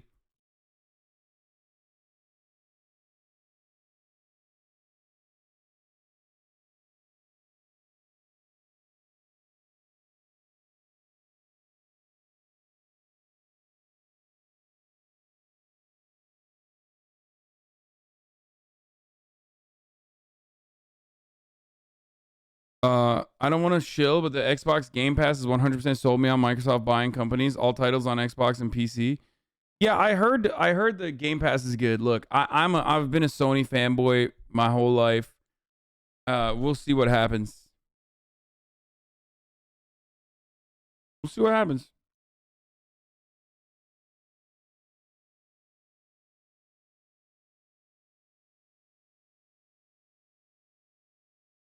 There is no console war. Microsoft already won. PlayStation already leases their cloud space from Microsoft, and game streaming is what's next. No new consoles. Sedge, please game again, AHRAN, and bring back OK Buddy has pray.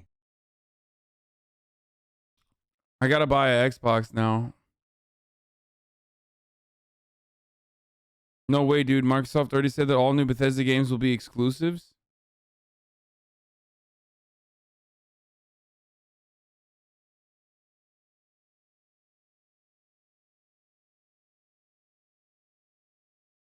We'll see what happens. I've never seen a company make more money and like become a larger company and then make better content as a consequence of that. Okay, that's all I'm saying. You feel me on that?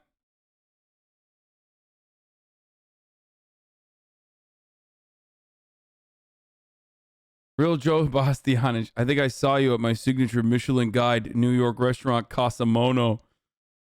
Have you peaked? Bastianich, have you peaked?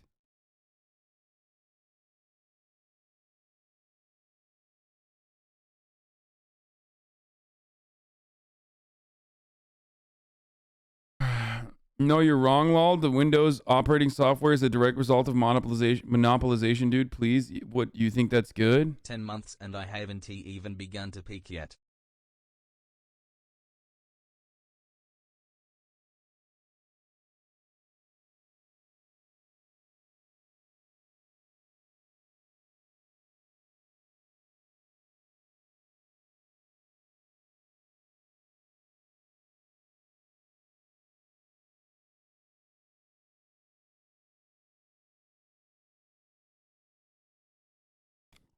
Who's ready for it?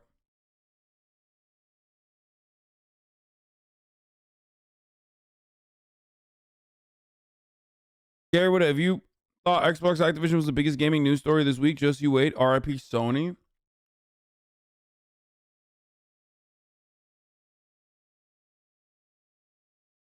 "10 months Pogo." Please read. Very important.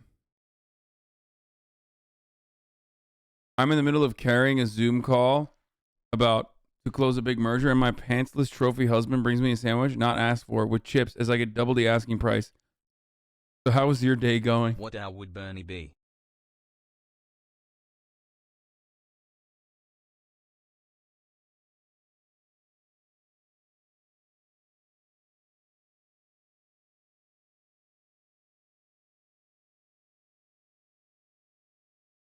Let me tell you something, I haven't even begun to peak. And when I do peak, you'll know. Because I'm gonna peak so hard that everybody in Philadelphia is gonna feel it.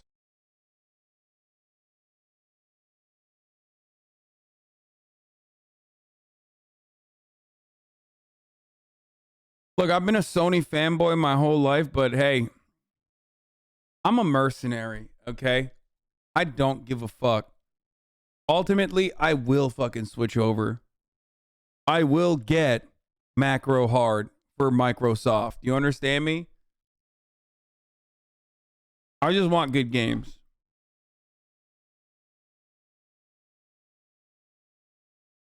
I grew up with PlayStation. I even got fucking PlayStation Portable. Like, think about that. I'm a PSP Andy, dude. That's diehard shit. Okay? I have never had an Xbox ever. AHRAN is going to be joining us for MasterChef Season 5 Reacts later. Not yet. Because she works. So when she's out of...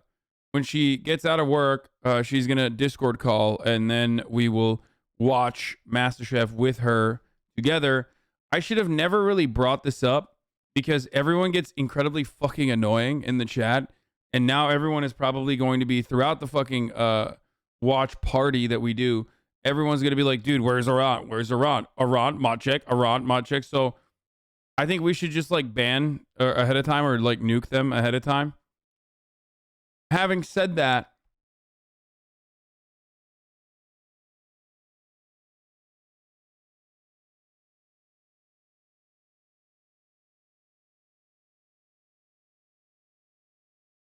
does anyone have a good fucking meme for the blast off tweet to let everybody know that it's MasterChef time? That we are, without a doubt, MasterChefing it up.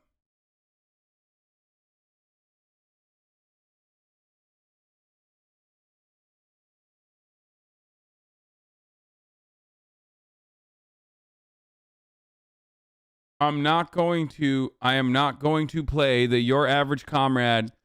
I'm not going to play. That's a video, okay? I don't know how to fucking download that video. I don't know how to download a video on Twitter. I'm not going to download your video on Twitter and like put it on as a tweet, okay? Stop sending it to me over and over again. Oh, this is perfect. Never mind. This is great.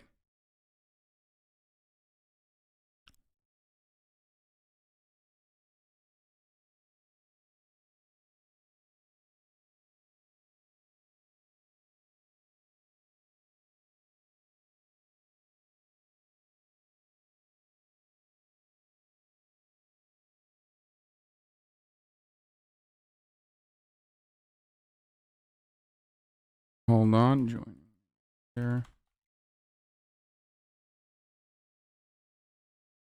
Get in now.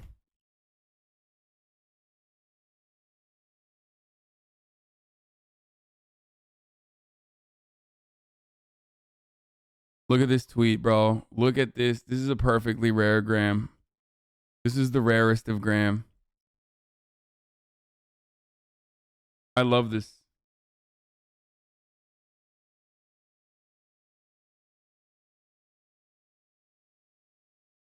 I fucking love this, dude.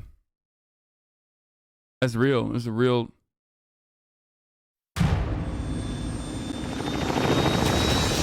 After a coast-to-coast search for the best home cooks in America, Just 22 were chosen to wear the coveted white apron. It's time for the world's biggest cooking competition to truly begin. Here they come! Some have risen to the occasion. Red team, let's go! But they love using that. They love using that fucking that rain. The rain footage is the one time that rain ever happened in Los Angeles. Many have cracked under the pressure. That will throw your ass out of here faster than you can even imagine. Now, just 5 remain. Elizabeth. It's sophisticated, seasoned beautifully. This dish is like you, a serious contender. Leslie. Wow, you really can teach an old dog new tricks. It's beautiful. Courtney. This is you at your best right now. Delicious, ambitious, and just getting better and better. Cutter. Cutter, you may have a face like a British bulldog tuna wasp, but you do cook like an angel. And Christian. Just a minute. No, he doesn't. No, he doesn't. He does not. That's fucking bullshit. And also, yes, Cutter is the guy this season. Okay, he has been the guy this season. He will keep being the guy this season. It just hurts. It just hurts me. Ready to write you off? You come back with a dish like this. Thank you. Now they go head-to-head for a spot in the Final Four. Remember what's at stake. But only one can claim the title of MasterChef.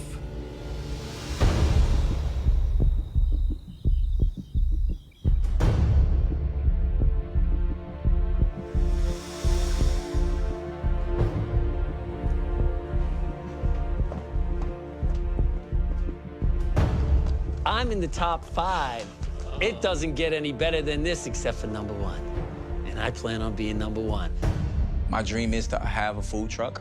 I'm doing this for my fiance. She saw the ambition, she saw the motivation, and MasterChef means the world. Just found AHRAN the other day and welcome back, everyone. The Final 5. Before we show you what's under this big box, let's show you what's under all your mystery boxes. 1, 2. My man said, don't compare Tolly to Cutter. They're in different leagues.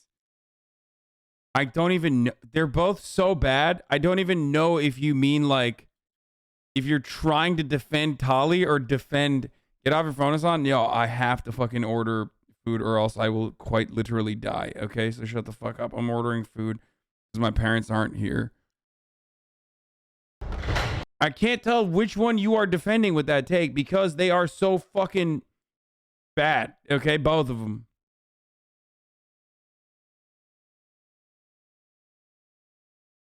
Bing bong.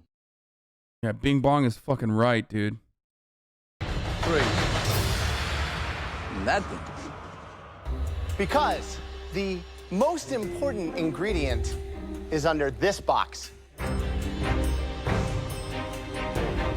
Paula Deen, they're cooking Paula Deen. Finally, this season is the season where they cut up Paula Deen into little pieces and fry her like chicken, okay? It's happening.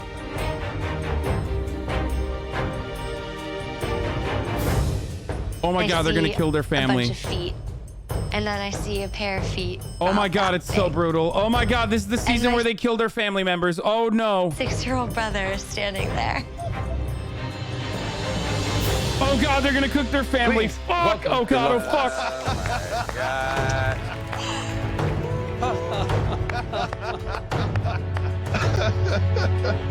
You've all been gone. Oh my God, this is Cutter's dad. Oh, that's perfect. He looks exactly. Oh God, this is exactly how I suspected him to look. Now, I'm sure you've all missed your loved ones. Now, Courtney, your 6-year-old dude of a brother, Cooper. How long ago was it you saw him? Almost a year. I don't get to see my brother that often. I moved to Philadelphia. It is largely accepted that this is not Courtney's brother, but is in fact her son. Wait, what? Thanks for the Yeah, content. 4 months after he was born. I missed out on his first steps, his first words. Why? So big. I really feel like I'm missing out on a lot of his life. I want to make. I feel like all the fucking fan theories that revolve around Courtney are gonna be like incel adjacent or just straight incel takes because she's like a sex worker. You know what I mean? Make him proud of me today. I love you. Good to see you, bud. Welcome. Oh, he's so strong. Christian, your beautiful fiance, Jasmine. My fiance is Just made myself sad by imagining Hassan searching his home for his parents yelling on Baba. I literally did that. I did that off camera. You didn't hear me, but I was doing exactly that. Well, meanwhile, my mom is like, should I buy this furniture? Should I buy the furniture? I'm like, I don't care. Just buy whatever you want. Okay? I don't care. I'm dying. I'm starving. You're not here. You have abandoned me. Okay? Definitely my pedal stool when I can't stand. Her being here gives me that motivation, that little Elizabeth, you've been married for just 5 months when you came here to the MasterChef That's kitchen. right. Your husband, Ross, is here all the way from Brooklyn, New York. Why don't you go and join your lovely wife and say hello? Hi, babe. Happy to see you. So good to see you. Cutter, your dad, David, is here all the way from Beaumont, Texas. We know you guys are super close. What have you missed the most about your dad? He's my best friend, and I'll be honest with you, he's probably my hero in life. Why don't you go over there and give him I love people from Texas, dude. This is like, what is this called, chat? What he's wearing is like, he has like the Texas ass fucking slit thing on his blazer, bro. My favorite.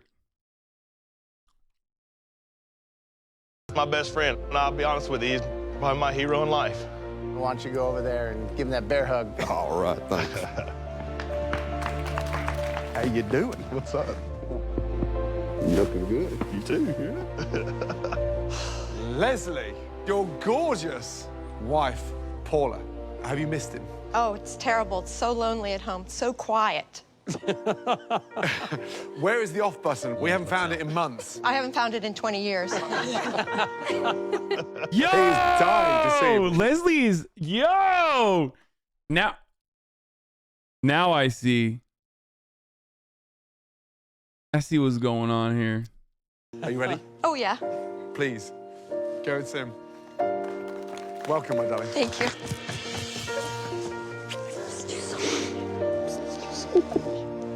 So proud of you. Sorry, Leslie's hotter. Straight up. She seems very nice, though. Amazing.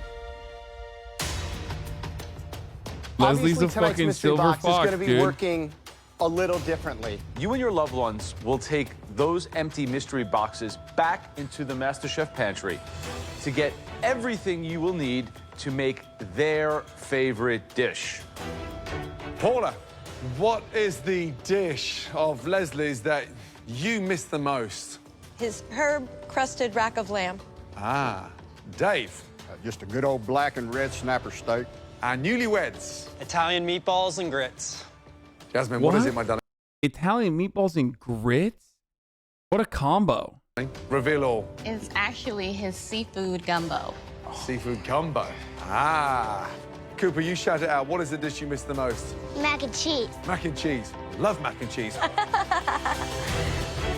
You now need to make an elevated version. Bro, I'm not kidding. Like, I want to fucking ride or die for Courtney, but like, even that laugh just sounded fake. Version of that dish in just 60 minutes. Show your family and us just how far you've grown across this competition. Your 60 minutes starts now. Run, By the way, Christian got cooked. Run, Cooper. Run. Gotta run. Got it. Okay. Okay, so we're gonna do a black and red.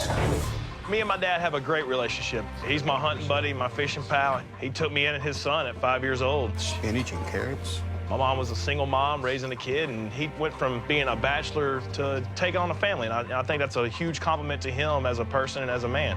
I need tomatoes. Oh, I need roasted tomatoes, little ones, yep. My wife's the breadwinner. When I first met her, I married her with 5 children. She was tired of being a stay-at-home wife. I'll just drink the wine. And I was tired of working 3 jobs. So I've been cooking for 7 kids for the past 22 years. She's a wonderful mother, a wonderful wife. She's my soulmate. right, you can carry it now. I got it. There it is. Damn, Cutter's dad is literally me for you chatters. You know, he's the father that stepped up. Onions. I think we're gonna beat them. Come on. All right. Speed up, guys. Go, guys. Come Go on. upstairs. See you in a bit. Let's go. Well, we're at the final 5. What an incredible day to bring in their loved ones. You know, that's a lot of inspiration. Oh, thank God Joe's back. Italian hate crime. Thank God Joe's back. Meatballs and Grits, the Italian hate crime. Yeah. Thank God Joe's back from his restaurant emergency this episode. Okay. What would we have done? Because last episode, for those of you who weren't here last night, you know, Joe had a restaurant emergency, so he could not be found. Thankfully, But that it's also been a lot of handled. pressure. They haven't seen their families now for months and months and months. Christian's gumbo. Time. I'm worried about the time. You know, it takes 2 Jazz hours has- plus to yeah, cook it. minimum. I don't know how he does it in an hour. So Jasmine may have thrown him a wrench by picking the gumbo. He might be in trouble. So I think Courtney by Yeah, far. like it's kind of fucked up that like one person has to do mac and cheese while the other person has to do gumbo That's in the that hardest same task time. here. That's Mac great. and cheese, something that we all know and love, but how do you elevate it? I'm gonna do a truffled lobster mac and cheese with some shaved truffle and a panko breadcrumb that I'm gonna season and toast off. I love you, Paula. I love you, Les. Make something yummy. I'm making an elevated rack of lamb with some beets, butternut squash, mushrooms, and it's gonna be really nice.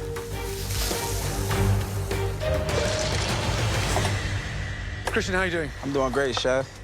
First of all, wow, what a lovely lady. Thank you. Gumbo, something that she absolutely adores. How on earth are you going to get this done in 60 minutes? Because you know it takes minimum. It takes a 90 minute. minutes, 2 Yeah, hours. yes, Chef. I'm gonna get it done. How you going to elevate that? No, I'm gonna have a lot of seafood in there with a little andouille sauce, a New Orleans touch to it. Good luck. Thank you. It's half of the time gone. You have 30 minutes left to cook. So Elizabeth, what is it exactly? I don't get it. Meatballs and polenta are a pretty traditional pairing, and grits are like the polenta of the South. It seems so simple. How do you elevate it? The meatballs have 5 meats: mortadella, ground veal, ground pork, ground beef, and Italian pork sausage. Good luck. Thank you so much, Chef.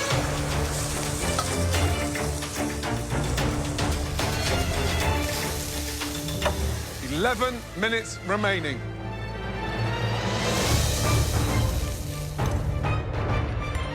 Wow. Interesting. So it smells awesome. Speed of the way they're cooking tonight is incredible. No doubt that Leslie is in the pole position today. I think the rack of lamb is a restaurant protein. Well, I'm really worried about Elizabeth just because it's going to It's quite literally the worst thing when you haven't fucking had food yet today and you worked out in the morning, and watching this is like, it's actually killing me, I think. It's actually fucking murdering me a little bit. I was looking for a snack in the kitchen, like, and I decided I'll just wait. Oh my God. I cannot wait to just fucking put my hard to face in some elevate for food. 2 rustic ingredients. Come on, family members, give them some support. Last minute. Come on, Elizabeth. Come on, Chris. You got this. Let's go, guys. Come on. Come on. Come on, speed up. It's almost to 0. 10. 9, 8, 7, 6, 5, 4, 3, 2, 1. Hands in the air.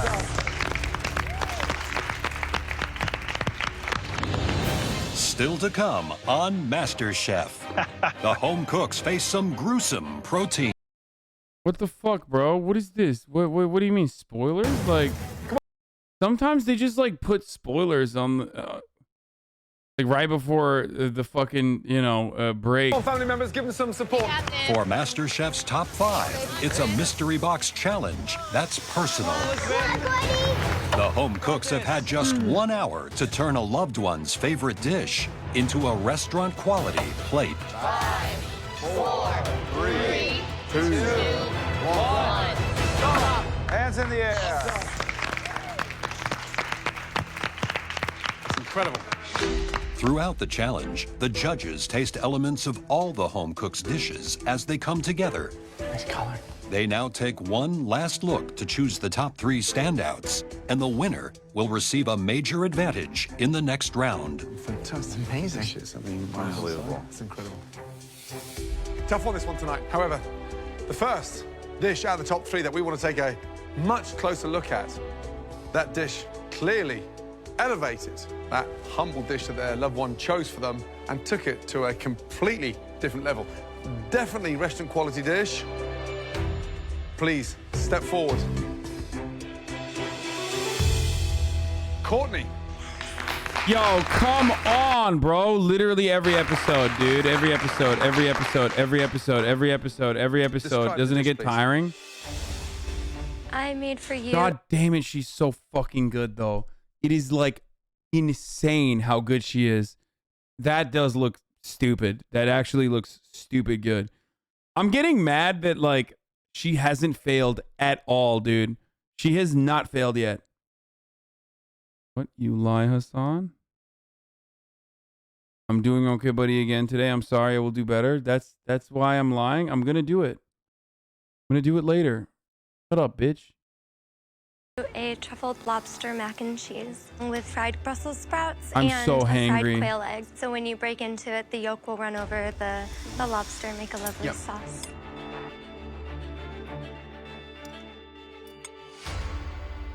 The dish is delicious, complex in flavour.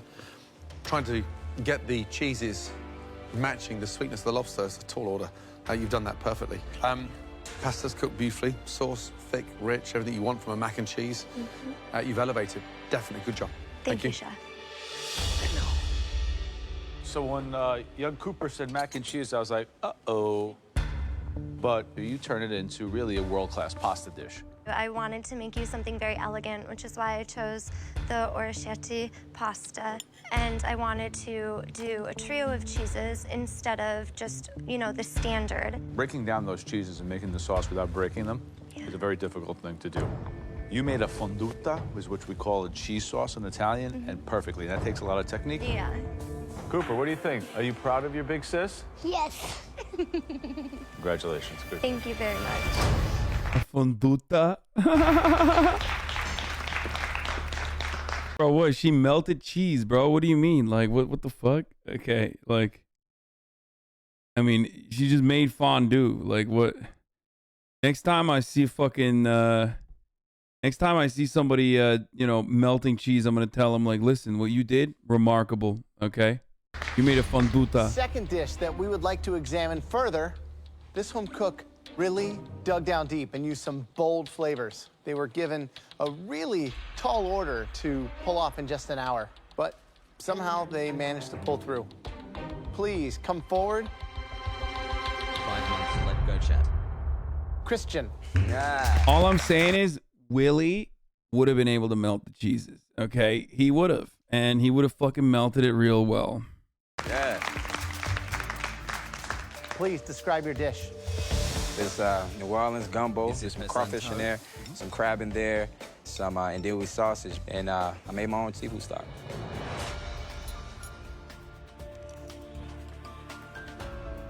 It's like taking a big drink from the ocean, except it's flavored beyond belief. That umami, that meatiness that comes out with it, the right level of salt, seasoning, everything. I mean, it's showing how far you've come to be able to rock it out that quick, to be able to really showcase the techniques of getting that shellfish cooked off and a stock made from it. And, and that's a dish that anybody would want to just sit down and keep eating. Wow. It's great. Thank you. You're one of your best. Good job. Thank you.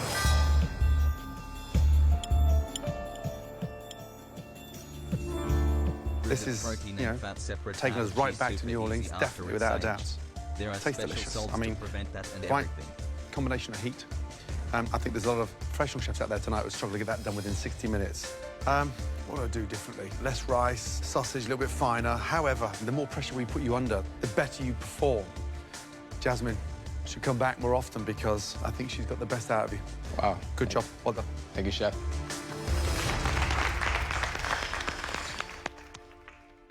The third dish we want to take a closer look at.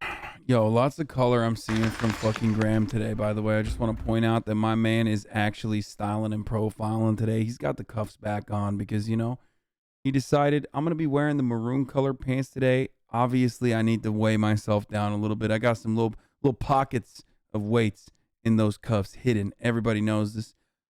Up top, you also have, I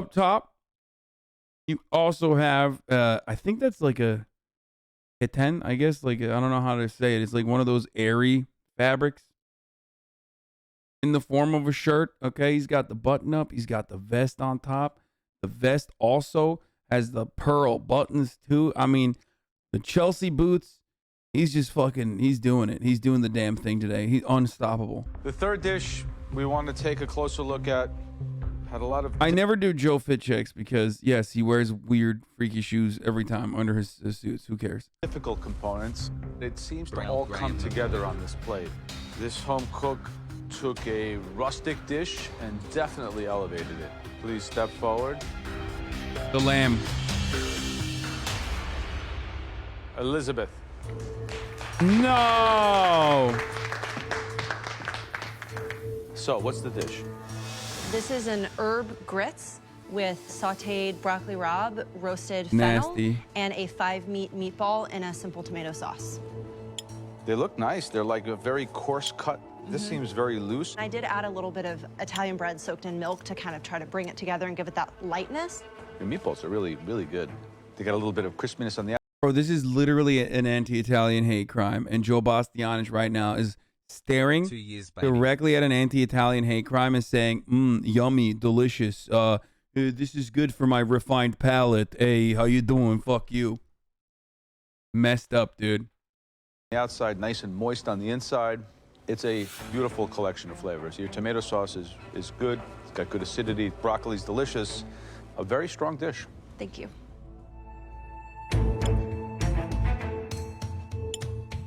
Wow.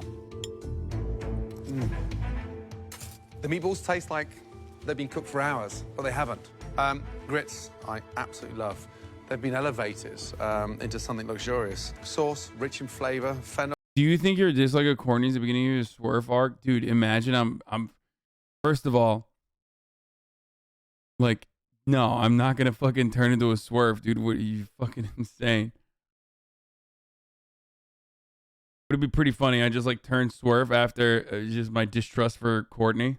No, meatballs have all gone posh. All now. the most deranged psychos on the internet would be so excited. All right. Yes. Really good job. Thank you, Chef. Delicious. Really good indeed. Of course, I want to win, and I want Ross to see me win. But more importantly, winning this mystery box is going to put me in front of Courtney in the competition. Gumbo. I can't believe you pulled that off. Yeah, how'd you get that in 60 minutes? I only won the mystery box once before, and just to win this mystery box in front of my fiance would mean the world to me. Courtney's mac and cheese. I mean, really, she got the whole thing. Bro, if they hit fucking Courtney one more time, I'm gonna lose it. Okay, it's just so biased. I just want to win Nitpicky this and for my biased. little I brother. win. I want to make him proud. 3 amazing. And for the record, like, yeah, Courtney hasn't done anything wrong. Like, she's been a little snarky at times, but ultimately it's just my suspicion that she's fake. There's something off. The vibes. It's just that, like, there's a vibe check incompatibility, if you know what I mean. It has nothing to do with, like, she has not done anything bad so Amazing far. dishes, but as we know, only one can be the winner. The person who did their loved one's favorite dish justice. That home cook is...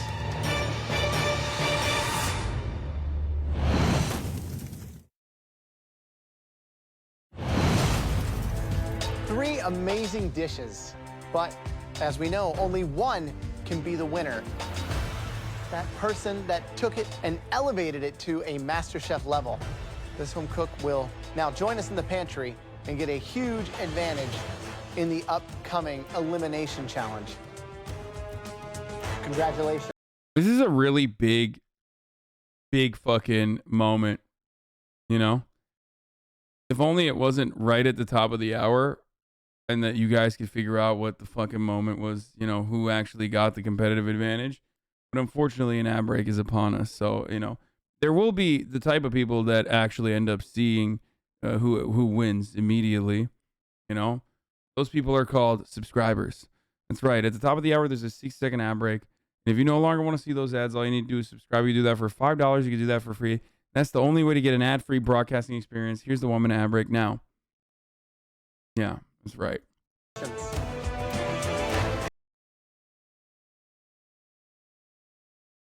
Chat, act like you saw who it was. Be like, oh my God, it's crazy.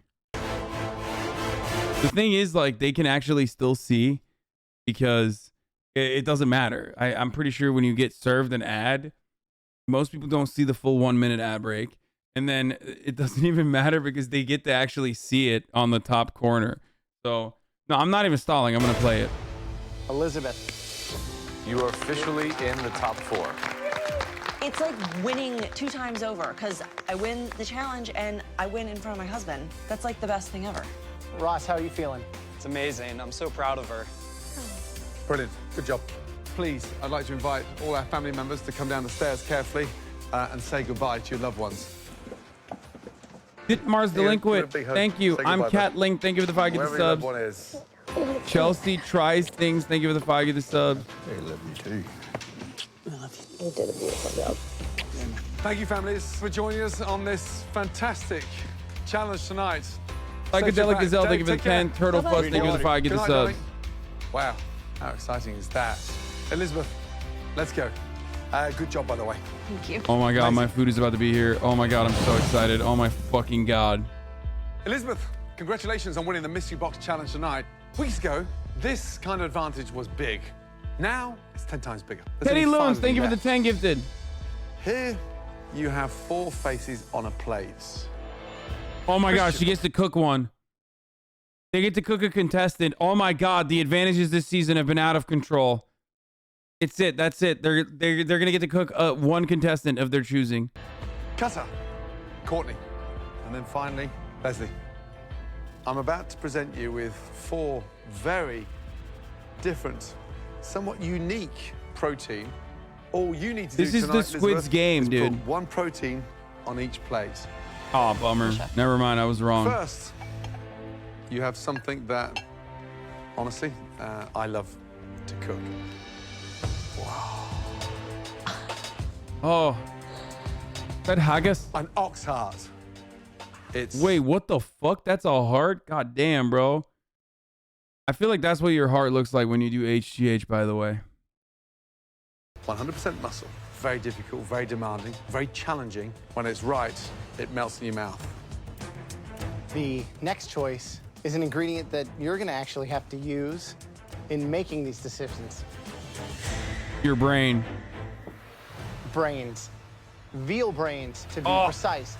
Very, very delicate. These will overcook in a second. They take so much finesse. You need just the right balance of flavors to get this right.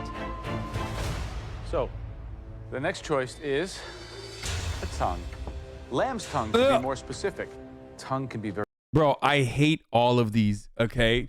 These are all... I mean, I can't speak for the heart, the ox heart. I've never even tried that one. But brain and tongue, oh my God, it's just the worst. Like, the absolute worst fucking parts. The tongue one, I specifically don't like. I don't like its texture. I don't like it when it's like... Have you not had a lingua taco? No, I don't like tongue at all. The only tongue I like is your mother's tongue. Okay, that's it. And you know, when we're kissing and stuff, like when I'm tongue kissing her. Very rich, but very difficult to cook. And if it's not cooked properly, it becomes sinewy and almost unedible. So, the final choice is... Oh, God. This is a delicacy beyond belief. Balls. Do you have any idea what these are? Those are balls, chef. These are buffalo testicles. Wow. These are very difficult to cook. The texture can be so chewy, if you don't have the proper technique, this can become a mouthful nobody wants to eat. Bro, this is like, they're torturing themselves, kind of. Like, if I was a judge, I wouldn't want to fucking have, like, amateur chefs trying to whip up, like, something even remotely edible for these cuts that are otherwise incredibly difficult and require, like, mastery over. 4 challenging proteins, 4 home cooks. It's time to put 1 protein on each face. It's just pretty funny that Cutter is one of the 4 people that has to cook like an incredibly complicated cut. Must be happy. Yeah. Well done. Now, back in the pantry, Elizabeth got some huge advantages. She does not have to cook For the record, those balls are tiny in comparison to some balls I've seen, like, of other animals that people eat. Like, Liver King eats balls every now and then, and they're fucking, like, this big, dude. I've seen balls that are, like, this size. It's always weird, too. You, like, open it up, and when you fucking take the skin off almost, like, there's, like, this yellow, gooey substance. It's nasty as fuck. Tonight's elimination challenge. In the pantry, we asked Elizabeth to select a different protein for each of you.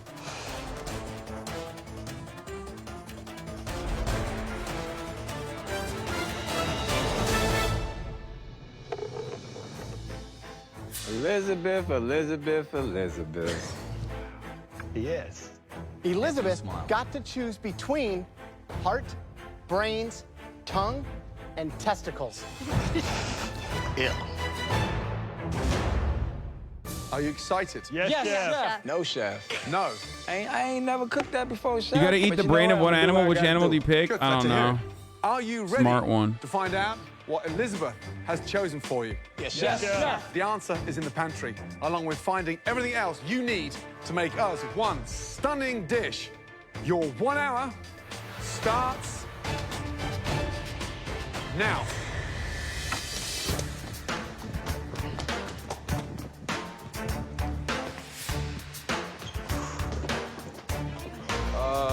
I got the brain. Oh, Christian, for all his tough guy demeanor, Whoa. he's squeamish, but he's a super strong competitor, and I want him out because he keeps cooking well. So, Christian, you get the veal brains. Oh, my God. Oh, tongue. Oh, nice. Hardest, biggest Texas, right? I got the balls. I save the I buffalo knew it. testicles for my biggest competition. I knew Courtney was gonna get the ball sack and straight which up. is Courtney. This is my That's a chance. producer-based decision, by the way. I don't think she made that decision. I think the producers were like, "Yeah, give Courtney. Courtney should handle the balls." Like, you know what I To mean? serve I her could back. totally see some like fucking 40-year-old male producer sitting in a room being like, "That's hot." Bit and get revenge, because if there's one thing that can trip anybody up, testicles. Let's go shopping. Let's. I'm taking this dish and I'm gonna flip this around. This is going to be the fanciest bull testicle anyone has ever seen in their life. Nice. Cutter. Interesting. Very interesting.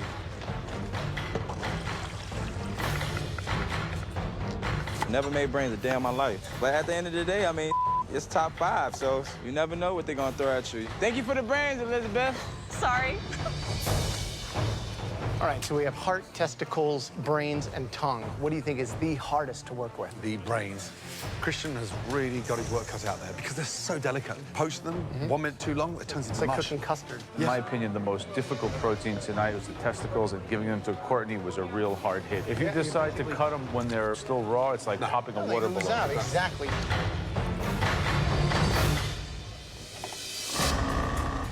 Just under Oh, 40 my minutes to go. sophisticated palate has tasted so many testicles. Courtney, have you peeked? Christian, you got brains. How's it going? It's going all right. Pasta, It's going pasta okay. sauce. Where are your brains? My brains are right there. I boiled them.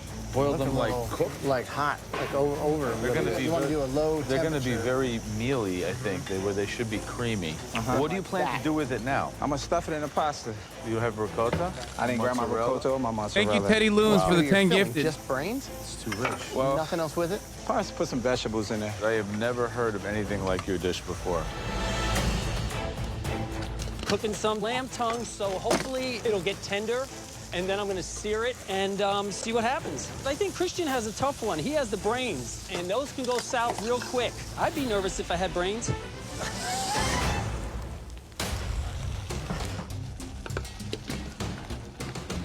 He's such a dad, bro. I had to restart this pasta, so it's not going good right now. Come on, Christian. As I'm watching the cook go down, Christian is really, really frantic. Just looking at his face, he looks scared. Christian's in a complete tailspin. Yeah. She dealt him a direct and severe blow with the brains because she might send him home. Oh, my God. Wow. Wow. This is like a dream come true. I think Christian is going home on this one. 100% going to make it. Guarantee it.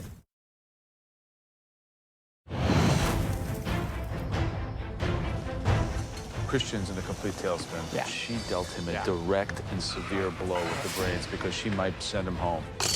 I had to restart this pasta, so it's not going good right now. Come on, Christian. It's not time to go home. I'm not ready to give my apron up, and at the end of the day, I have to elevate this dish. I decided to do what I know, and I'm gonna bread my brains, Make a brain Parmesan pasta. and see how far these brains takes me. Hopefully, they don't take me back to New Orleans. Under 30 minutes to go. Stock is beautiful. Right, Courtney, how you feeling? Very good, Chef. You have a tough one tonight. Testicles, not the kind of thing you eat every weekend. Come on. Yeah, but I'm not afraid of it. So what's the dish? I'm doing a pot-au-feu. What's the base of the pot au feu? It's going to be a vegetable stock. Buffalo testicles? Wow. And then okay. I'm going to slice them into little medallions, which I'm going to fry. Wow. I think that Elizabeth found it irresistible to give me testicles. Trust me, she knew that was one of the most difficult proteins to pull off. Good Yeah. luck. Thank you, Chef. All right, Cutter, so ox heart, what did you decide to go with this? I'm gonna do a stuffed poblano pepper with an ox heart filleted on top. How are you gonna cook the ox heart? I'm gonna cook it like a fillet, like a steak. Which piece are you cooking? I'm gonna cook this one first. You're cooking this? I was gonna try. That whole thing? That'll take hours. I mean, that's 'Cause I'm like just gonna end up 4 times fanning it. thicker. This is something that you should be comfortable with, right? I feel comfortable with it, but it's the pressure of knowing that I could go home tonight if I don't get it right. All right, good luck. Thanks, Good luck. appreciate it. Taste that.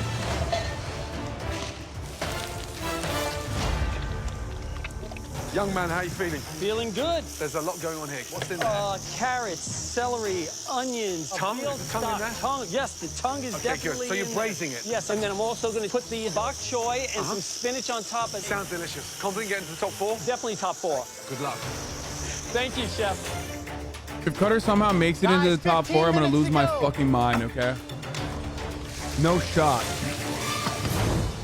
Fascinating. Wow. I mean, absolutely Really fascinating. I mean, A, it smells incredible. It does smell really good in here. So Courtney's doing a pot au feu of buffalo testicles. Pot au feu, right? Pot on fire. That's Yeah, the idea. And you're exactly taking that. rough cuts and stewing it. If you cut it the right way and cook it down, yeah, it exactly should be that. good. Cutter? Cutter is taking the heart and cut a piece about that thick and said he was going to cook it like a fillet. It's like completely rare. It's got a long way to go. Christian is hitting an all-time low for the MasterChef kitchen. He's putting pasta in ice water. I've never seen that before. Never. This is the most disorganized I've seen him. He's in trouble. Yeah. Wow. Leslie, on the other hand, the actual dish sounds incredible. Yeah. The tongue's been braised with red wine. Nice. If I don't make the final 4, they got no taste buds. Okay, come on. This is gonna cook. A little bit more. I picked this challenge in its testicles, that's for certain. Last 2 minutes.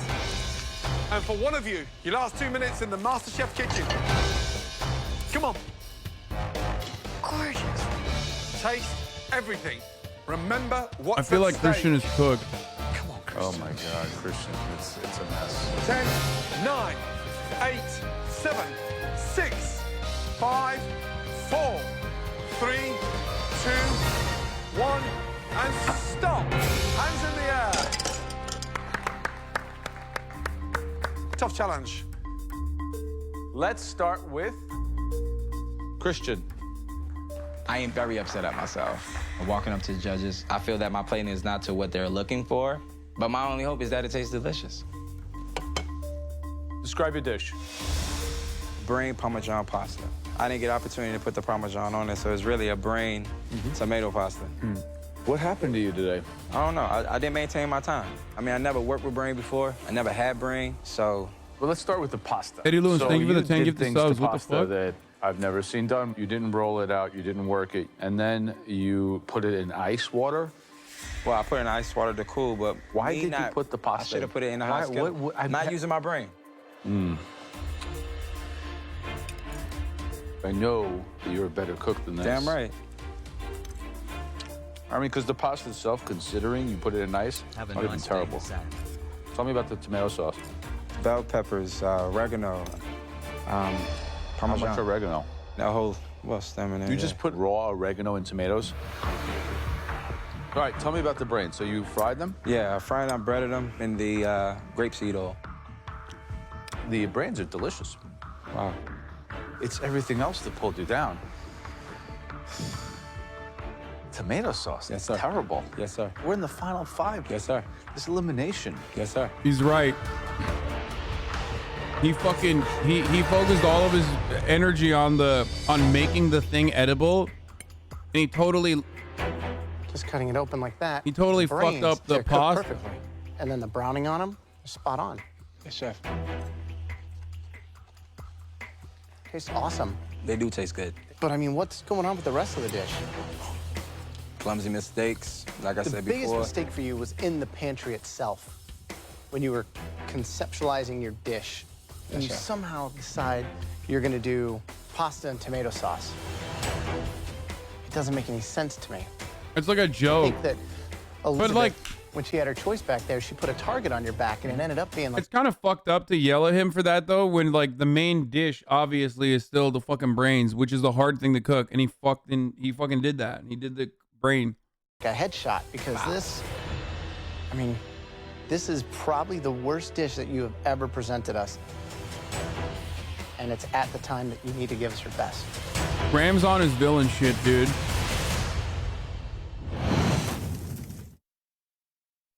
Graham said no prisoners.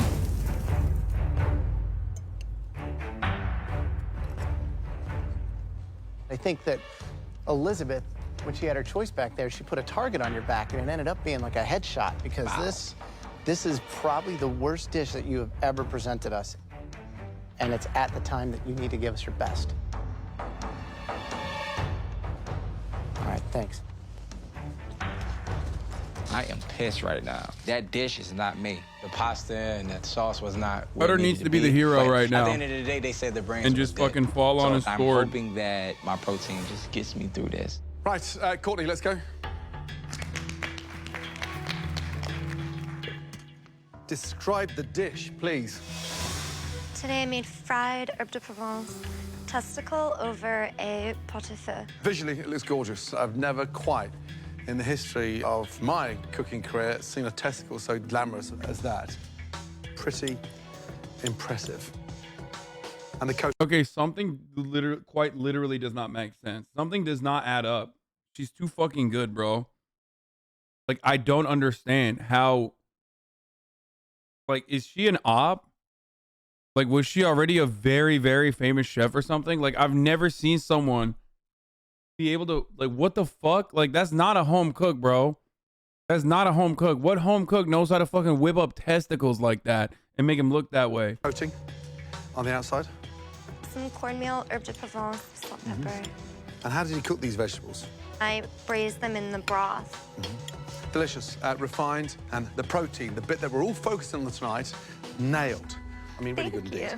Finesse, you've managed to give a difficult protein a little bit of glamour. Good job. Thank you, chef. She's about to get hit with a vac ban, and you guys are like, oh, what? Are you saying Really sex workers delicious. can't cook? The fact that you can take something that's really rustic and cheap and turn them into something delicious. If you served that to someone, didn't tell them what it was, they would be asking for seconds and thirds. They are awesome. I think you just You really know she got took this as fucking an opportunity wall hack, to aimbot. intimidate your tough competitor and show Map everyone else hack. behind you how badass you are. Thank Good you. job. Thank you. I've absolutely proven to Elizabeth that it doesn't matter what you throw at me, I'm going to send it back to you singing. Good job, Court. Next up, Leslie. Yo, chat. Describe the dish, please. It's a braised lamb tongue over Yukon Gold and parsnip puree with some spinach and some bok choy. Visually, it's not your best looking plate, that's for sure. It's somewhat clumsy.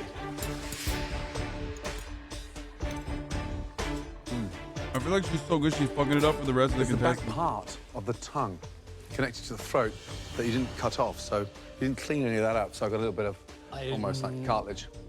at the back. I took the skin off, but I didn't realize that needed to be cleaned. It's a shame because the actual flavour is delicious. Braised beautifully and it's sort of rustic. Doesn't need spinach and bok choy. I expect you to nail those little components of the dish at this stage of the game. Someone's going home tonight. Thank you. Well, thank you, Chef.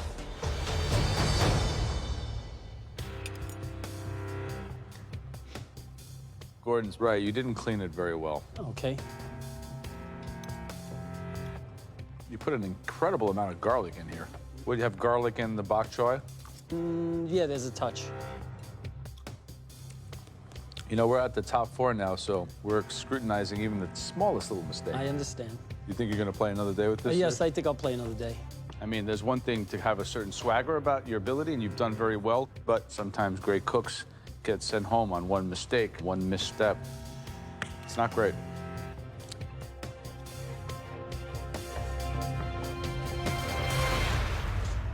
All right, last up, Cutter.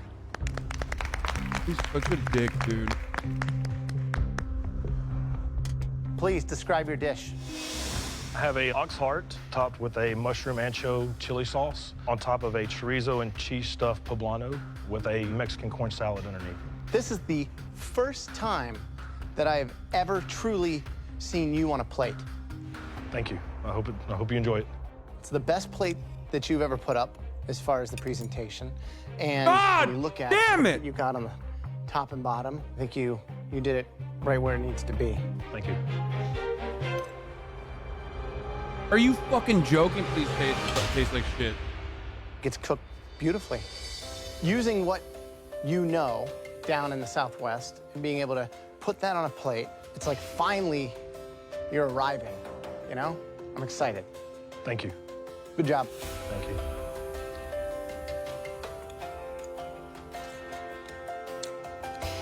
This is delicious.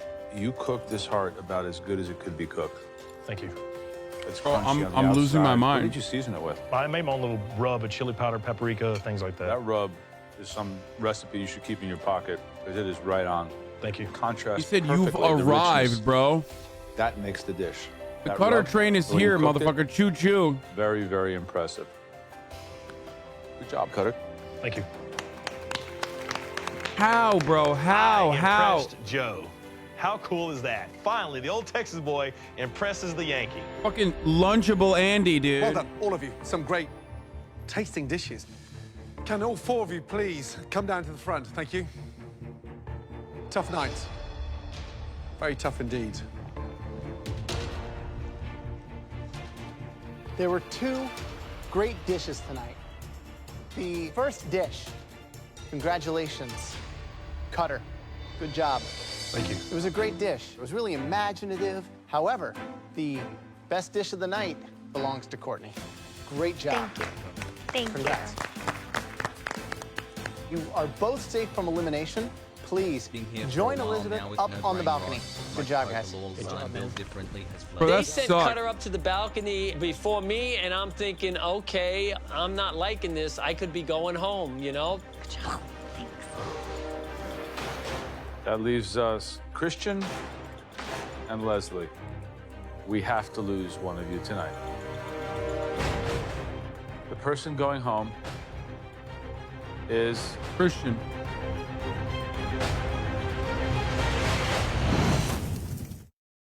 It's got to be Christian. That pasta dish was like unacceptable. Christian and Leslie. We have to lose one of you tonight. The person going home is Joe, wait a minute. Who said time between both? Joe is in the town, where's the planes? Do we have to send all of them home? Christian, man, he's a talented guy. I mean, he's my dirty South brother, man. I mean, me and him, Texas, Louisiana, we stick by each other's side. The guy is an amazing cook. Tongue wasn't clean. Right. We weren't judging on the pasta, we're judging on the brains. But it's part of the dish, though. Leslie has this crazy will and determination, so I have a lot of respect for him. He's really proven himself. There's highs and lows, but What's the hero? It's the brains. protein. Yeah. This is the toughest decision that we've made so far. Oh, you know it's tough. Graham took his Christian and glasses Leslie, off. whatever the result is tonight, it hurts us to say goodbye. The person leaving MasterChef tonight, not advancing to the final four, that person is... Oh, it's going to be Leslie because they paused. It was supposed to be Christian. Christian. Oh, okay. Leslie, please say goodbye to Christian and head upstairs. Good luck, bro, man. I wish you the best. I really thought that that was another debate because it was like obvious it was going to be fucking Christian. Christian, you are one of the best cooks that we've ever had in here. And the pasta and the brains might have slipped you up, but you know that you belong in a kitchen. Young man, my only hope is that you continue to follow that dream. And if you're looking for an investor across your food truck launch, then call me. Because I know you've got it. Yeah, chef. Come and say goodbye. Damn, that's nice. What is it? What is it? Christian Lord. Christian Green was a sales rep from New Orleans, Louisiana. He was eliminated in MasterChef Season 5, Episode 16 after an awful elimination challenge. Landed him in the bottom 2. After MasterChef, Christian became a private chef, and he also does catering and private events. He also makes and sells food seasoning on his online shop, Food Fashion Taste. Okay. Thanks, bro.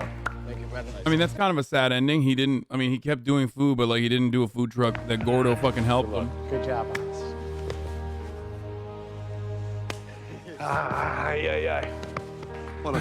He went out in the worst way.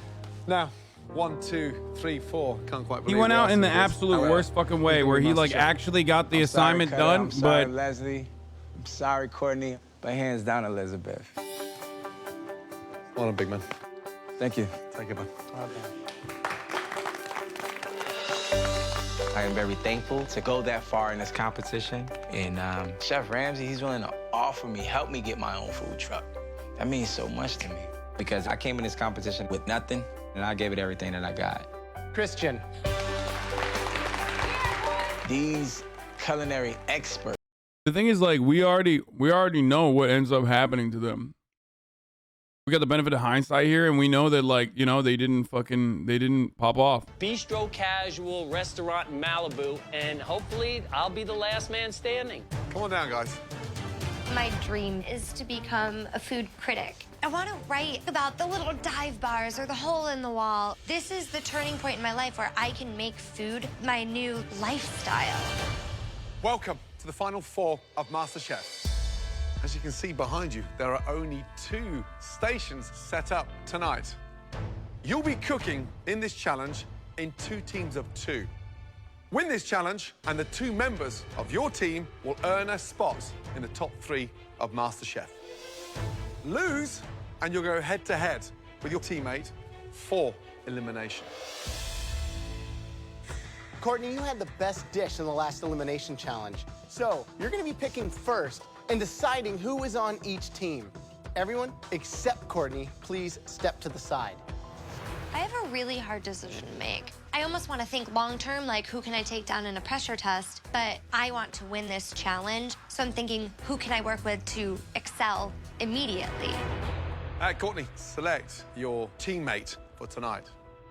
I'm going to choose Elizabeth. Smart. And we're gonna kick ass. Wow, the girls versus the boys.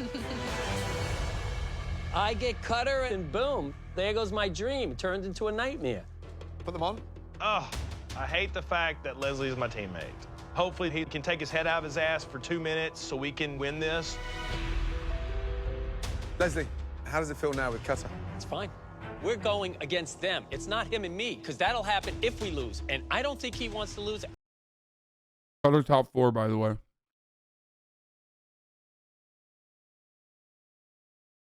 I just want to point out that despite the numerous incredibly talented chefs that have been a part of this competition, Cutter is now in the top 4 best chefs of this season. Why? Because he did not fuck up. And I say, like, he did not fuck up twice And when I say that, I don't mean like the other times he slid on by. No. The other times he just failed, but there was someone that failed less than him or more than him. He has failed upwards this entire fucking... He has failed upwards this entire season. I am beginning to suspect that the MasterChef producers know that, like, America, like the TV watching audience in America, are all, like, reactionary hog losers who get carried. So they want to see themselves. Like, they want to see it like a Donald Trump. Donald Trump is the perfect president for hog Americans. You know what I mean? Because he also has, like, he's just, like, reactionary just like they are. And he's a bit of a fucking loser just like they are. Like, I think Americans want to see themselves on TV. So that's why Chrissy, KK Chrissy, and also Cutter has, like, been able to get to this level of success. And I definitely don't want to lose. In the equipment room, there are 4 boxes. One from each of the 4 states that you come from. Each team has 2 boxes to choose from. Courtney and Elizabeth, your choices will be Pennsylvania and New York. Leslie and Cutter, your choices will be California and Texas. Each team has to go into the equipment room and choose 1 box. They're so lucky. Pennsylvania and New York. What the fuck is Pennsylvania, bro? Now, using the box that you choose tonight, each team will have 1 hour to make us each a restaurant quality appetizer and entree that highlight some of those regional ingredients. Okay, off you go. Come on. Let's go, guys. All right, so what do you think's in your box? It might be more towards the seafood line, and I'm thinking you're more definitely towards the beef. The New York box is gonna have stuff from the ocean because it borders the ocean, and Pennsylvania's got a lot of, like, Amish country and a lot of really good, The steaks and stuff is more forgiving than seafood. I If we agree. screw up with I seafood. agree. Probably I'm more comfortable with the California box, but I don't think it could be that much different in the Texas box. And at this point, I don't want to start any arguments with Cutter, because if we start fighting, we're not going to get anything achieved. Let's do this. We got it. It doesn't matter which box we choose. It matters if we can agree on what we're going to cook and stick to it. Because if you start changing things around, that's when everything falls apart. Good job. Well done. He's right. What the fuck is regional food for Pennsylvania? Right, It's ladies, Amish. so He's you've not gone wrong. for the box, the state of Pennsylvania. Why, Elizabeth? Pennsylvania has a lot of, like, really humble, kind of farm fresh ingredients that we felt like we could really elevate. Right, open it up and tell us what you've got in there. Let's do it. Wow. I'm so excited. There's some Amish cheese, there's beautiful pears, potatoes, some Polish sausage, rainbow trout. Venison, apple butter, cabbage. Do you both feel that you made the right choice? Yes. Yes, chef. Gentlemen, state of Texas, open your box. Ready? Looking good. Cutter, tell us what's in there. Well, we got a little catfish, we have a prime rib, we have baby back ribs, we have some ancho chilies, some molasses, some grapefruit, some corn, and of course, butter. Incredible. Now that you know what you have to cook with, please head to your stations. A pressure test that is just comprised of me versus Courtney is basically my nightmare. We need to win so that we don't have to face each other. It's the final 4 now, so our standards are higher than ever. Do those ingredients and those states justice. Yes, chef. Your 1 hour starts Butter dog. now. We're cooking butter dog. Dog with the butter on it. Oh, these pears look amazing. Yeah, I want to incorporate them in our appetizer. Yep. Catfish is a trash fish. I mean, it's good, but it's mostly fried. It's just how do we elevate a fried catfish, you know? So the blue team's box is Texas. They have some well-known proteins. What would you do? The catfish is something I would stay away from. You got to focus on that beef. It's incredible. In the red box, I would do a beautiful Waldorf salad with a poached trout. Flake the trout over the Waldorf salad. And then entree, that venison, I mean, get that in a beautiful rub. Done with some caramelized mushrooms. They're making and butter braised red dog. cabbage. Right, blue team, describe the appetizers. We're gonna do spare ribs with a grapefruit and molasses barbecue sauce topping and a corn salsa. Lovely. So something lighter for the entree? I think we're gonna go ribeye. Right. Explain the ribeye, please. Pretty much salt and pepper, get a nice sear on it, keep it medium rare. It's a steak, it's nothing more. What's the garnish? I'm gonna do a potato, carrot, and turnip puree. Good. Confident you can get through to the top 3? Oh, yes, we're sending those girls home. I'd love to chit-chat, but I gotta go. Damn, when All right, Leslie guys, shuts the what's the fuck dish up, now? you know Tell me. he's The serious. appetizer is 2 slices of the trout over poached pear with an apple butter ginger beer sauce. Do you really have to nail that, or it's going to be kind of amateurish and terrible? What about the entree? The entree is a venison medallion marinated in root beer. And how are you going to cook them? We're going to pan-sear them, so they're basically like... That's another certified Joe moment right there. That's a classic Joe take. You're either going to do really well or you're going to do really poorly. Wait, is that how that works? That's crazy, man. Thanks.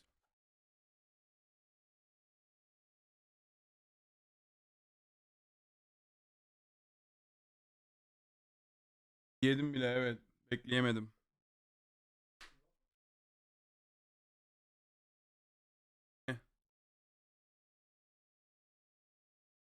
Ne o? What? Oh. Niye aldınız onu? Eyvallah.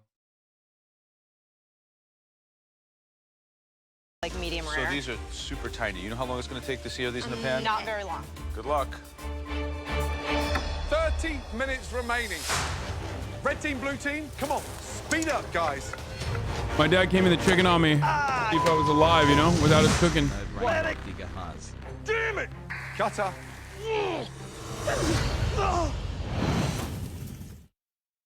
Yep. I guess he's cutting all right. Come on, speed up, guys. Hassle. Damn it! Cutter. I'm chopping my onion, and I just wasn't paying attention, and the hill of the knife came down, and I thought I'd cut my damn finger off. We're here. We're here. Don't look down.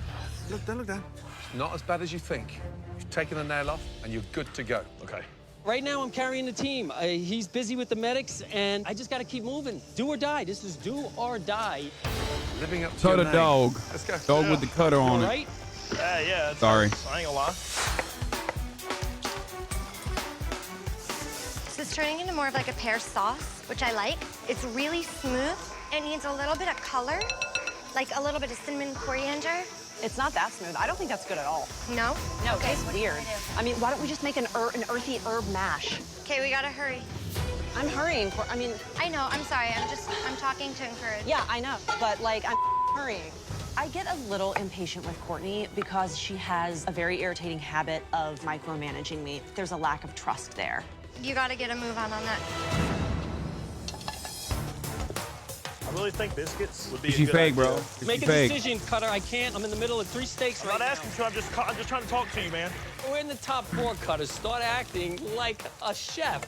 Make decisions. No more babysitting. No more breastfeeding. Done. You got any other ideas? Let me take care of my steak. Okay.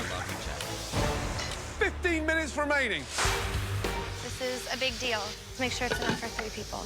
Courtney, sometimes the things you tell me are I already know, and I just need you to tell me things that I don't know. Uh-oh. The little reduction you made with the apple butter and stuff, Yeah. what's that for, Courtney? The appetizer. It's already done. It's been sitting over there for like 30 minutes. Oh. Oh, dear.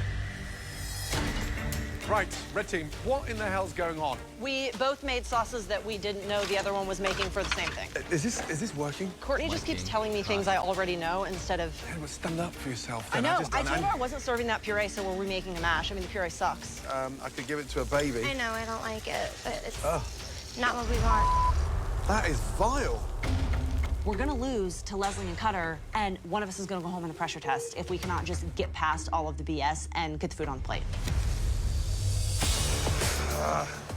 God, this thing needs reduced. It's not reducing. It's all fat. Fat won't reduce. Leslie, what did you put in here? There's some steak fat in there from rendering down the bones You're not and gonna get wine. any liquid out of it. I'm gonna start over with the red sauce real quick. Highest temp. Just get it done. Don't worry about it. Just get it No, done. I'm gonna worry about it because it doesn't taste good. Blue team, I'm worried because their sauce that they're reducing is all fat. Leslie made that sauce. Cutter has stepped in, is going to save it. Put some flour in it. I did. It's just too much of wine. It ain't burned off yet. Red team, blue team, last 2 minutes. Speed up. Let's just get this together because we're planning together. Courtney. If Cutter makes it the top 3, I'm quitting the show. Okay.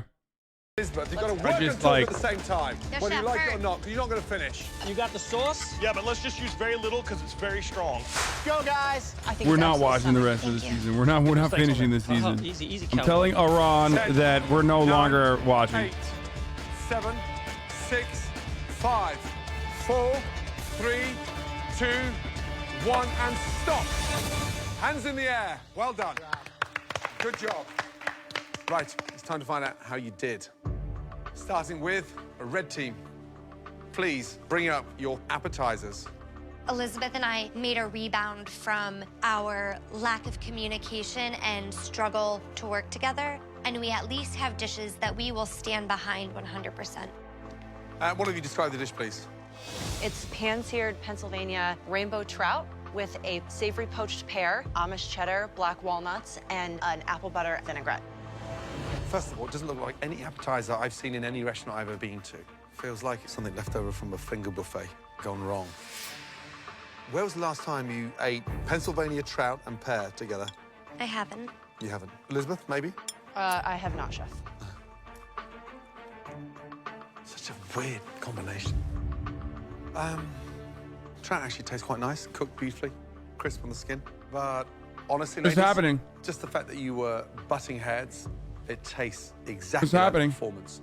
Underwhelming. It's quite literally happening. Oh my God. The Cutter train, the freight train. Oh my fucking God. We always say, really, that cheese and fish don't go hand in hand. The pear looks like it's the star here. And then over here, I have 2 fish sticks. Like, where did this come from? We were both just doing things alongside each other and not really coming together as a So, unit. whose dish is this? I'll take ownership for that. The pear and the sauce and the cheese on its own could be a nice cheese course. The fish doesn't make any sense to me. Yeah. I'm really, really surprised. The irony is the Cutter team is going to win, and then we're going to watch the finale, the actual finale between these two, okay? I appreciate that Courtney fesses up to having thought of the They straight up appetizer. are the 2 best chefs there. Leslie is like a close third. Cutter is not even a chef. But I should have stood up and said, this pear trout thing is a terrible idea. I have a better one. But I didn't. I trusted her, and that was so dumb. Okay, blue team, appetizer, please. Walking up the judges, I'm feeling good right now. My appetizer plate, I think the ribs look great, cooked perfectly, sauce tastes great. We might actually have a shot at winning this thing.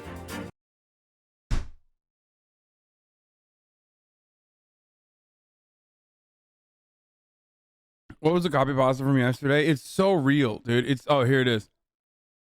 Maybe it's just me, but I love Cutter. When he plates the dish, he honestly believes it's the best dish in the competition. Hell, Cutter would eat it.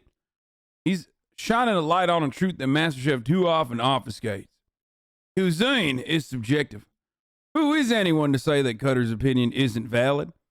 What Cutter is doing is reminding us of a dream we forgot. That in this world, anyone can be anything. Cutter is the goddamn American dream. Ain't that right, brother? That's right. He really is. My man has said time and time again, like, nope, I think what I'm serving you, doesn't matter if it's a Lunchable pizza, doesn't matter if it's inedible. What I'm serving you, I would eat. And God forbid you tell me, you don't like what I'm serving. I will yell at you, okay? Cutter coming back from 3 to 1. Guys, what the is that?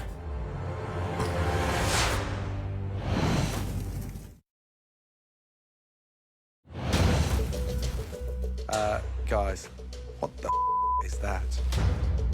Please describe the dish. Rack of ribs with a Texas rub and a molasses grapefruit glaze and corn and onion to go with it.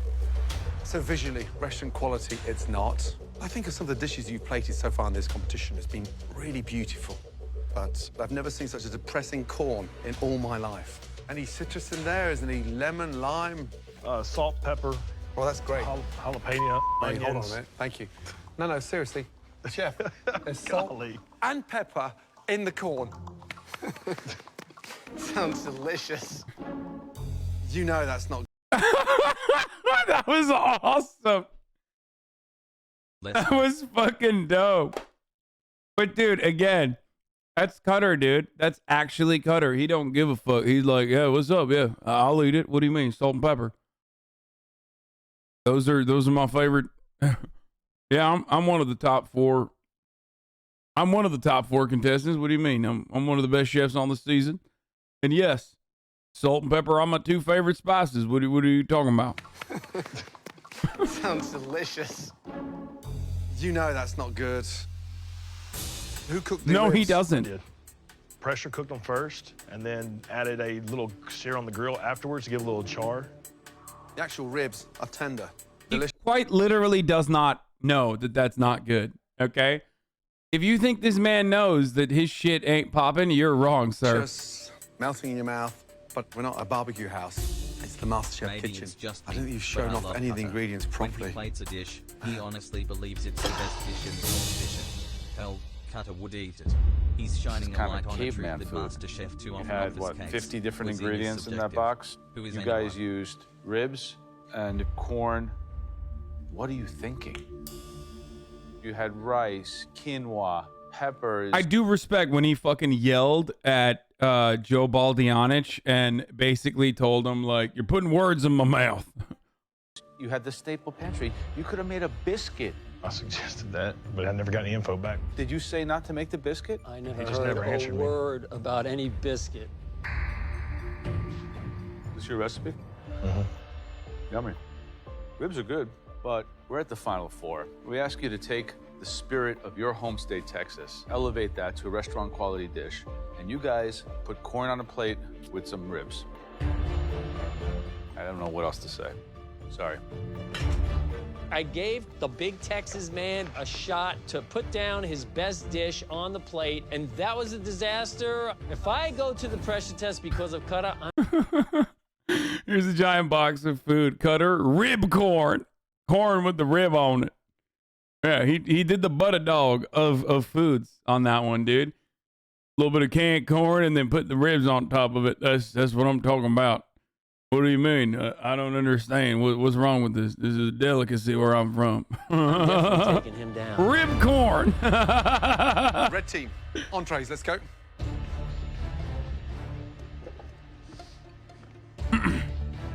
Describe the dish, please. It's seared venison tenderloin medallions. They're gonna fucking pop off now. Like there's no shot. Like these ladies are gonna fucking pop off. An herbed Yukon Gold potato mash with sauteed button mushrooms and an apple butter reduction. Finally, some beauty. Love the idea of the medallions. Give it a bit of finesse. Who cooked the venison? I did, chef. And we got a great sear. Wow. The cook on the venison is perfect. Thank you. But this mash, it's like a mouthful of grit, lumpy as anything. Here's the thing, venison, nailed. Sauce, delicious. Mushrooms, delicious. The great shame tonight is the mash.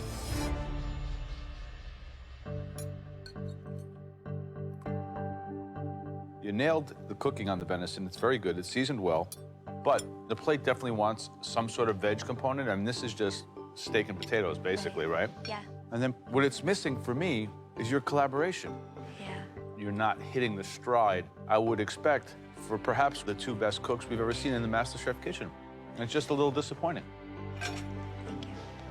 It's not a great review, and it's not our best performance. We know we didn't cook our best today. I'm just hoping that Cutter and Leslie screwed up more. Blue team, entrees, please. I'm looking at my entree, and I'm happy with it. I'm hoping that my ribeye and my puree is going to be a lot better than the ribs. Tell me exactly what it is. Ribeye steak with a potato, turnip, and carrot puree with a red wine reduction. Now, I was watching you guys cook, and I noticed, first thing, you take the bone off. I always think that's a mistake because it helps keep it moist. That said, the fact that you put it in a pan and started using it and cooking with it, I was like, awesome. Is that what ended up being used for the sauce that we saw over on your station? Yeah, I cook the bones and then I deglaze with Then the you wine. deglaze, Yes. okay. So you got to render that fat first. Well, we did all that work and technique and then I threw it away. I can't do everything. I thought he had it on his corner, and that was that. So you're guilty with that. Apparently. Wow. If you can't see the fat in the pan, I mean, I didn't use it. I had to restart a whole new sauce because there was too much fat. Well, I let you do your own thing, and this is what happens. So really, it is Okay. what it is. Never your fault, is it? Take some responsibility for yourself. I can't help you with the sauce if it's going down at your end, and you told me you got it. Steak is great. Good flavor. The mash, there's too much of it on the plate, and it just needs seasoning. The hero on that dish is the steak, and luckily, the hero's rocking. Thank you. Sorry, guys. I had to pee and then talk to my brother about the fridge that's not closing for some reason. What are we? Are we at a? I'm assuming we're at a 1-1, right? It's got to be a classic 1-1 situation. Perfect. What am I going to get when I cut this open? Medium rare. When you got white fat that is raw in the center, it hasn't been cooked long enough. Oh no. Ribeye tastes delicious. Seasoning's delicious. It's just such a shame that it's undercooked. Vegetables underneath are embarrassing. You two are smart, talented individuals. As a couple, lacking harmony beyond. Dude, how the fuck do you fuck up like steak, guys? Come on, dude. Come the fuck on. You did rib corn and then you did raw steak. Belief. Thank you. I love how Leslie tries to throw me under the bus. We're not meant to work together, and he's going to do whatever he can to make himself look good and make me look bad. 1 year has Red team, blue team, please come round to the front. Thank you. Being beat by Cutter and Leslie seems like one of the worst things imaginable, but it's just true, not though. as bad as having to face a pressure test against Courtney. Some highs, some lows across that challenge, let me tell you, but one thing that became clearly evident, 4 of you are incredibly talented home cooks. How can you say that with a straight face while directly staring at Cutter's face? The males that can't cook steak. How can you, a man who has like 25 Michelin stars, straight up turn at that crowd, okay, all 4 of them, look directly in Cutter's face and say that?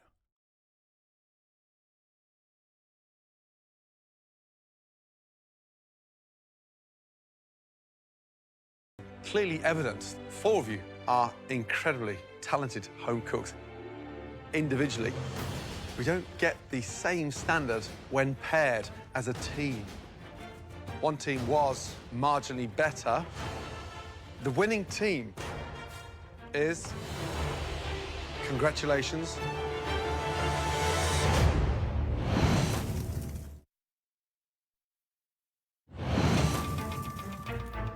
the winning team, the team that will be safe from elimination tonight and will catapult themselves into the top 3. Congratulations. Red team, Elizabeth and Courtney, well done. You are through to the top 3. I mean, that's literally the finale, okay? That's the finale. Thank you. Please, congratulations, head up to the gallery. Thank you. Sorry, guys. I don't know I made it think in the Cutter top is 3, going to and be I'm able really to proud of defeat myself. Leslie. But I'm disappointed in how I got here. Elizabeth and I could have won by a landslide, and instead we won by the skin of our teeth. Leslie and Cutter, you know what this means. I'm heading into my 6th pressure test, and there is no way in hell that I'm going down without a fight. I work best under pressure. I have 7 children, 5 grandchildren. You want pressure? Put those all in one house. Every pressure test has been important, but this is personal. I'm just tired of Leslie's Malibu. Oh, man, it's time to go home. Dude, remember when Cutter called Leslie a house bitch? He's a freaking Malibu libtard.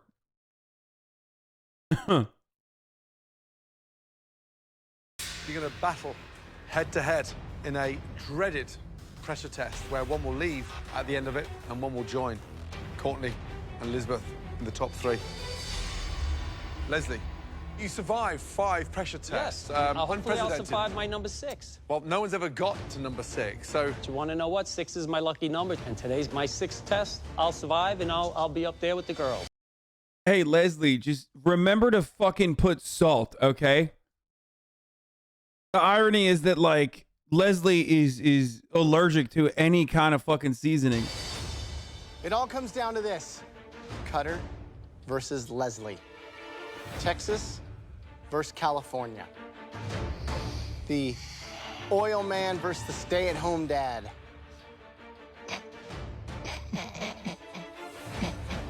It's all right, you can laugh. I can afford to stay home.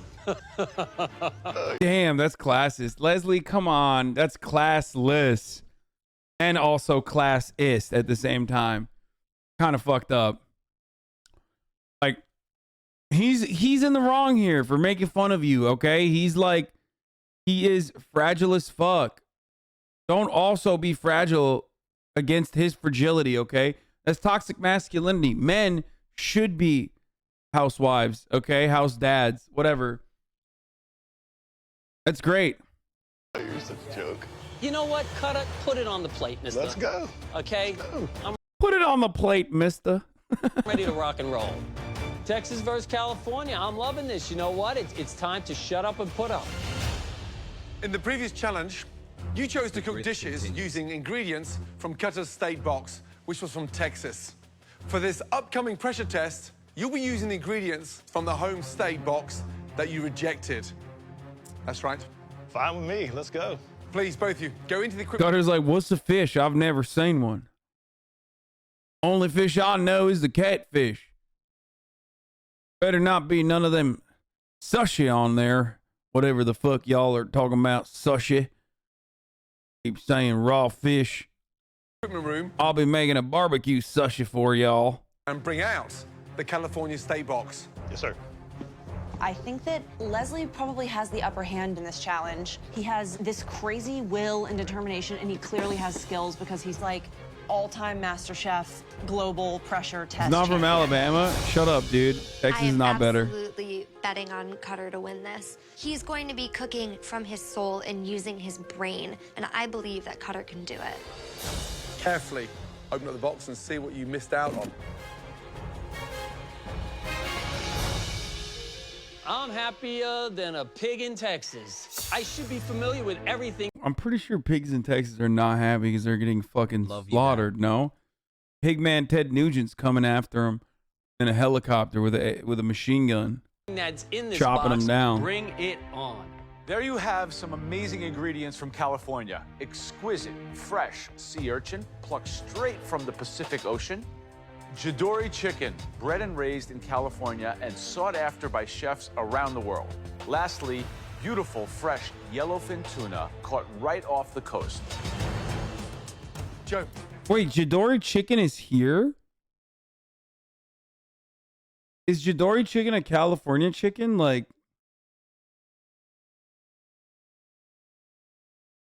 I thought it was like, I don't know. I thought it was like some, not to be a Joe Bastianich, but I personally thought it was some exotic chicken. You know what I mean? Some ethnic chicken. What are you drawn to in that box? Without a doubt, the sea urchin. I would take that sea urchin and make a dish that's very close to my culinary heritage. Sea urchin risotto. I love risotto. I love uni. Together, they create one of the No, you wouldn't. No, you wouldn't, because you don't know how to cook. So you would not do that.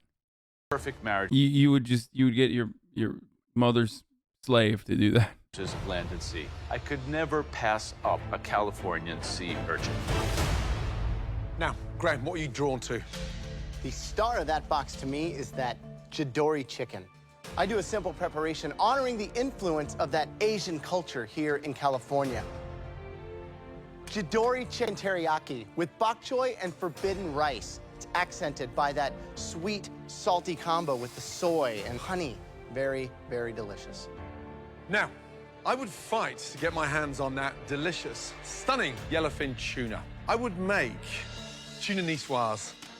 It's beautiful. A perfectly seared piece of tuna on a delicious, fragrant salad with potatoes, green beans, and a beautiful garnish. Soft, boiled quail's eggs, bound together with a light vinaigrette that ties it all together. Aleph 427, thank you. 3 stunning, beautiful dishes, all inspired from that amazing Californian box.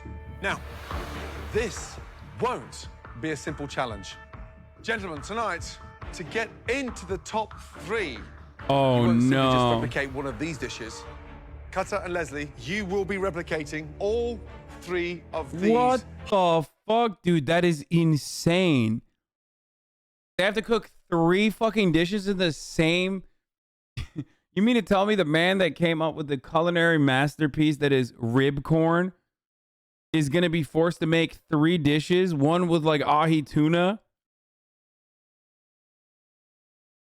Dude, if he fucking pops off on this, I'm losing it, okay? Highly sophisticated dishes. And we are looking for exact replicas. Take my apron now. I mean, it's just, you want me to do what? You will have Dude, even he knows. just 90 minutes to make us all 3 incredibly challenging dishes. Bro, they're doing this to take Cutter down, okay? It's because Cutter is the working class hero. Okay? He's the working class hero, and they were like, we'll do something. We'll do something that Cutter has never seen. Tuna. Okay, both of you, head to your station. This is going to be the brawl of the century. I'm done with the talk. Talk is cheap. I can't wait to cut Cutter out of this competition. Do I want to beat him? Hell yeah, I want to beat him. Am I good enough to beat him? Of course I am. My life in the MasterChef kitchen is at stake. I'm ready. Let's do it. Cutter, any last words for Leslie? Nothing at all. Leslie, any last advice for Cutter? Yeah. You know he has words, okay? I don't even need to know. I know Leslie always has words, motherfucker. Here it is, okay? No matter what happens, if you ask Leslie, if he has words, he has words, all right. Oh, he always has words. What is this, MasterChef? Nice, dude. True. I hope he likes Texas. This is one pressure test that I am dying to witness. May the best man win. Are we ready? Yes, chef. Yes, chef. Your 90 minutes starts now. Let's go, Cutter. We have never seen a... Why am I in a padded room in the art? Because I'm crazy, bro. Because I'm in an insane asylum. This is all a dream. I've already dreamt all of this up. There is no MasterChef. You guys aren't real. I'm sitting in an old-timey pre-Ronald Reagan era insane asylum dreaming that I'm actually streaming to 50,000 people watching MasterChef. Okay? And the doctors keep coming in. The doctors keep coming in through the door. They knock, and I say, top of the hour, every hour, it's time for a 60-second ad break. And the doctors are like, what the fuck's he saying? And then I tell them, listen, you don't understand, doctor. I did a contract with Joseph Bastianich Bezos. And the doctor's like, what the fuck are you talking about? And I say, listen, if you subscribe for $5 or for free 27 with a months of Twitch not Prime, getting ad smile. then you will no longer see the ads at the top of the hour, right? Or if you get lucky, like you get one of the 5 gifted subs from Consumed, then you will also no longer be able to see the ads, you know? Black like Konami, they give the 5 gifted subs. Here's a 1-minute ad break now.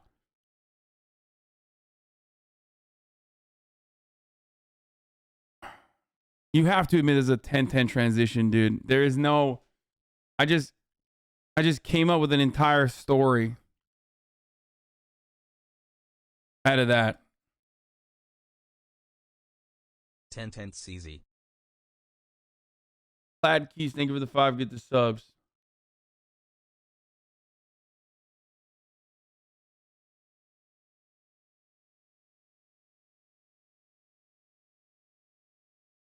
battle as intense as this one. I mean, get rid of the cooking. It's Ollie versus Fraser. This is their finale tonight. Yep. I really don't care about Leslie right now. I think everybody knows that I'm a better cook and a better person. Got it, Cutter. Come on, let's go. Just come down and help him. Everybody can talk all they want, but at the end of the day, you got to walk the walk, okay? He's a better cook. Yeah. What goes through your head as a chef when you have to put up those 3 dishes in 90 minutes? The big issue tonight is the timing. The first thing you do is nail the chicken. You've got to get that preparation of the chicken done because that takes the longest to cook. And then, number 2. Many people are asking, have I peaked with that transition? And the answer is yes, I have.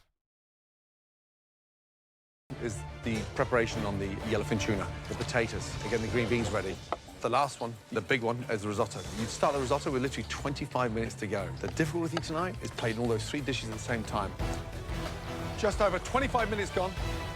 64 minutes remaining. Just wait. Not yet, not yet, not yet, not yet. Why is Kyoto starting to risotto? Doesn't make any sense. It's the last thing that you would do here. Yeah, over an hour to go. He's literally working backwards. Right. Oh, this is the worst dish ever. Best transition you've Cutter. ever done. What's going on, Chef? How you doing? Good. So, risotto. Please tell me this is a practice one. Yeah, because I don't have a clue what I'm doing. Okay, no. I mean, I'll be honest, I don't have a clue what I'm doing here. All right, settle down. Listen, this is the last thing you want to do. And it can't hold.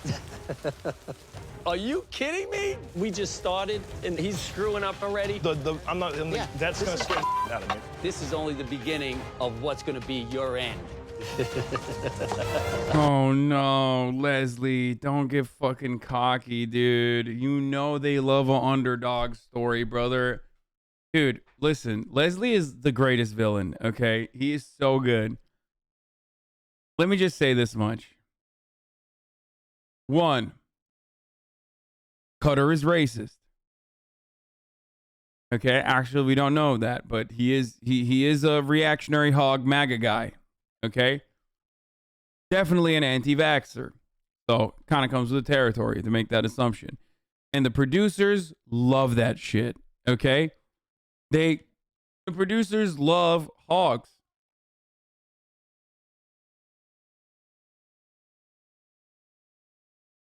Two, he's failing big time right now, and the producers love an underdog. So, as one chatter correctly pointed out, the producers love an under hog, okay? So he's got 2 things going for him. So Leslie getting cocky here is not good. Clicking my link sometimes. Hassle. Oh, did I mean Leslie? No, I meant Cutter is the under hog. Cutter, please tell me this is a practice one. I don't have a clue what I'm doing. Okay, now, I'll be honest, I don't have a clue what I'm doing here. All right, settle down. Listen. This is something that takes 22 minutes to finish, start to finish. This is the last thing you want to do. And it can't hold. Don't get stressed out. Take 2 minutes out of your 90 to kind of get re-centered. Yes, sir. You can do this. Like, halfway, guys. 45 minutes gone. 45 minutes remaining.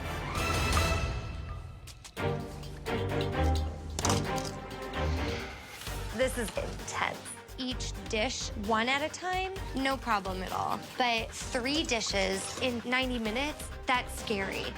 Cutter, he's got his green beans already cooked for the tuna swab. He's got the... When you were cooking Michelin star meals, wait, hold on 1 second.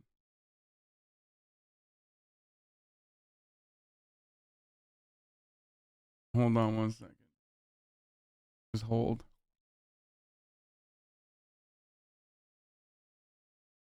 Ten-tenths, simple as. Okay. Listen. Oh,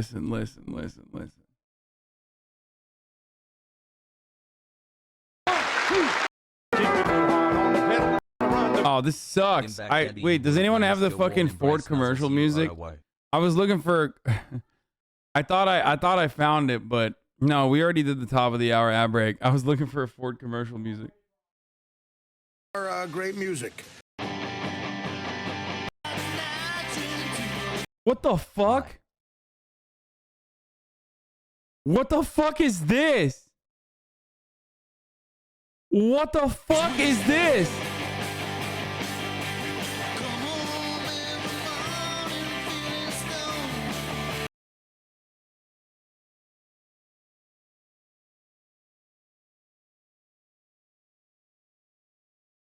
Is this one of those like fucking, bro? Is this one of those what do you call it? Like what? Is this a deep fake, dude? What is happening, dude? I'm overstimulated. I'm overstimulated. Oh no, this is too much. This is too much. This is too much. No, I feel like we just saw something that we were not supposed to see. No. It's too much, man. Oh no, I'm closing that. We opened that door and then we saw something that we weren't supposed to see, and we're closing that door right now, okay? We'll open it later. What the fuck? What the fuck, dude? Oh no. It just looks so out of place, dude.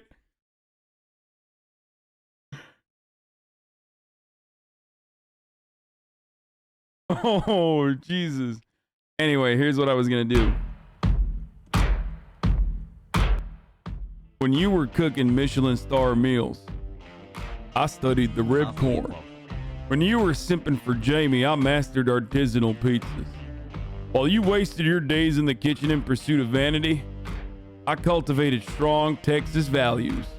And now that the world is on fire and the barbarians are at the gate, you have the audacity to come to me for recipes? I'm Cutter, and I always like to drive around in a Ford F-150.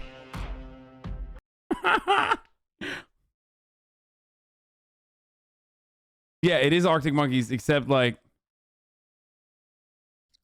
it's also like very much a Ford commercial background music. He's so flustered, he's not even doing the hog scent right. Dude, no, Joe. The rare Bastianich that we just saw really broke me a little bit. I don't know if I'll be able to. Maybe you're using Arctic Monkeys for Texan music? That's not Southern. Shut up. It is actually. It is like it's a Ford F-150 commercial music. That's what it is. On a truth that MasterChef too often obfuscates. Cuisine is subjective. Who is anyone? It's literally straight up like a F-150 ad song. Rice on, so he's moving. And what about you and your chicken? That is a tough one. So the big thing is making sure that you don't leave it in the oven. What is this? Someone's username is MasterChef DMCA team. MasterChef DMCA team sending me links. Okay, we're gonna look at Joe Bastianich's music in a little bit. And dry it out. But the difficulty tonight surely has to be that teriyaki. That's the big elephant in the room tonight, because they think it's a glaze, and the power of that glaze is really important. It's not. It's the delicacy of that glaze. Exactly. There you go. Get a nice bath ready. Come on, if he's gonna lose, let him lose on his own. Not with his mother up there. The producers like hogs on this show because Right, Leslie. Producer Yep. How you feeling? I'm feeling good. How's the chicken? Pretty much done. I just got to put the teriyaki sauce on it, and we're in the money. Why do the girls want Cutter in the top Because three? they know they can beat him. me, I beat them all. I beat them already, so they're nervous. Yeah. Do you think that's what it is? Oh, what, are you kidding me? He's a shoo-in for them. Get over yourself. Who's your cheerleaders? Who's my cheerleaders? Me, myself, and I. All three of them. Right. Good luck. Thank you. Leslie's the type of dude that always has an answer, dude. Like, it doesn't even need to make sense, but he's always got a fucking answer for whatever you got going on. Pasta come to life. There you go. That looks good. 65 minutes gone. 25 minutes remaining. It's getting to crunch time. Yellowfin tuna niçoise, very difficult to pull off. So, I mean, from the potatoes, the green beans, the textures, and then that creaminess of the soft boiled quail's eggs. But for me, the secret is in the tuna. Searing it long enough. Tuna! A couple of tablespoons of vinegar on. It's Tuna Tuesday, innit? Sorry. As it cools down, it'll marinate that tuna. Who has the edge on the tuna today? Leslie is so organised. Everything's done A, B, C, D, and it's about assembling it. My problem with Cutter is the fact he's slightly manhandling the ingredients, a little bit too clumsy. Gently. Oh, come on. Damn it, Cutter.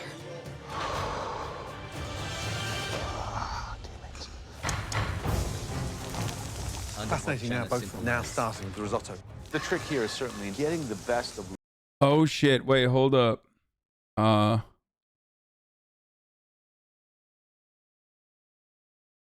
think we have our guest is, I think, ready. I'll wait till this one's over, though. Luxurious, creamy risotto on your palate. Each grain of rice perfectly swollen. With the creamiest protein of the sea, which is sea urchin. It's really just about cream and cream and cream and cream. This risotto's starting to look good. That's pretty damn good Texas risotto right there. I don't care who you are. Cutter is looking like he's really in control right now. 2 minutes remaining. You've got to start plating. Come on, speed up. We want 3 dishes replicated. Focus now. Finesse. This is a pressure test ×3. Yeah. I need all 3 plates down to the front within the next 75 seconds. Really is neck and neck now. Anyone's game. Let's go. Get it on, get it on. We can't add any time. 10. Run, Cutter, run. Move, Cutter. Tweak them, tweak 8, them. Run, you got it. 7, 6, 5, 4, 3, 2, 1, and stop. Woo! Hands in the air. Good job. Wow. Oh, I forgot my eggs. Leslie, how you feeling? A little concerned. I forgot my eggs for the Niçoise salad. Could have been plated better. Cutter, how you feeling?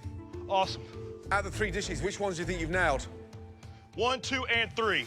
You're pumped, aren't you? Who's going through the top 3? B, for sure. Let's find out.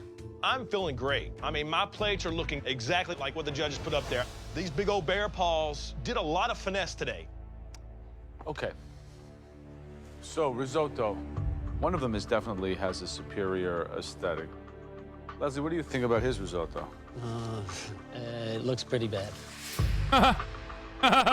All right, let's deal with Cutter's first. Bro, his risotto looks like rice. You know what I mean? It just looks like it looks like you could separate each individual fucking rice without, it's just rice. Like he didn't put like actual fucking cheese or cream or anything on. The flavor is very good. Leslie.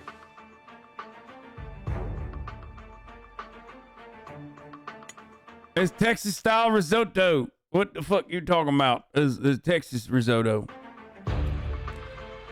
We are on. Dude, Leslie gets me so horny. I don't want to see him go. Oh my god, dude. Keep it to yourself, man. How much wine did you put in here? I would say about a cup, maybe. Thanks, guys. Oh my god, Leslie over-seasoned it. Joe, Tell me Leslie over-seasoned it. Well, oh, fuck. One had a better cook on the rice, but was over-seasoned. One was undercooked, but the seasoning was spot on. The winning risotto was Leslie's. Thank you, Chef. I won that hands down. My risotto looked exactly the way they put it on the plate. All right, now on to the Chidori chicken teriyaki. It always hinges on taste, but you have to take into consideration the presentation.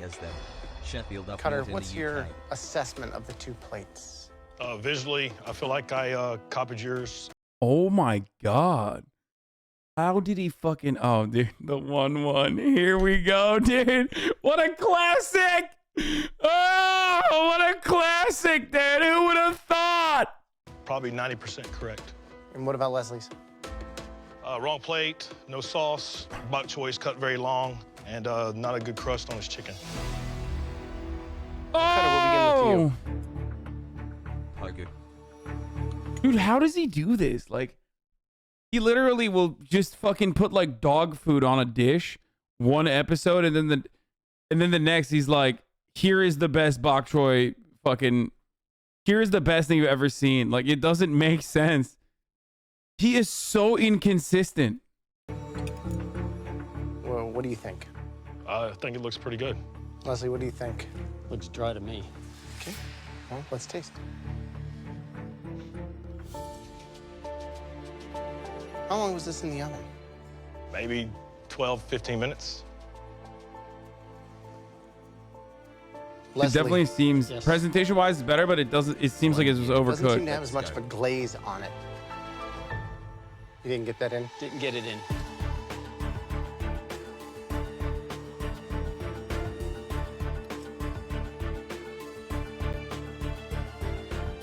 Good job to both of you. Thank you.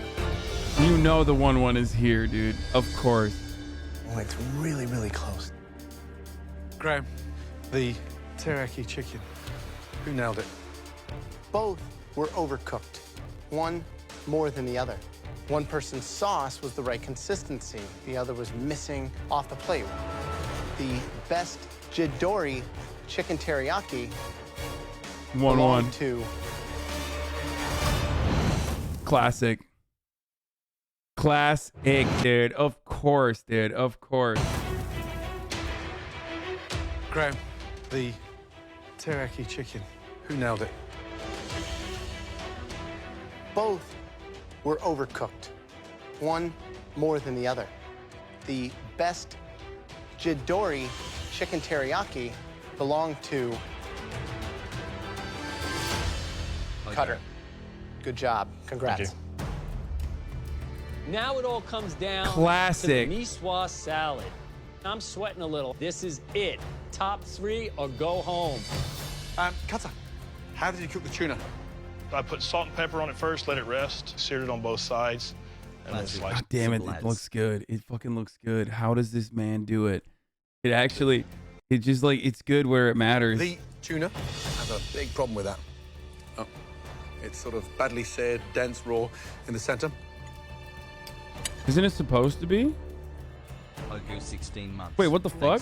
Isn't it straight up supposed to be seared on the sides and then raw in the middle? Quail eggs are cooked beautifully. Potatoes cooked nicely. You've got so much going for you. But the hero... I actually don't know. I don't eat tuna, so I don't know. An unfortunate way.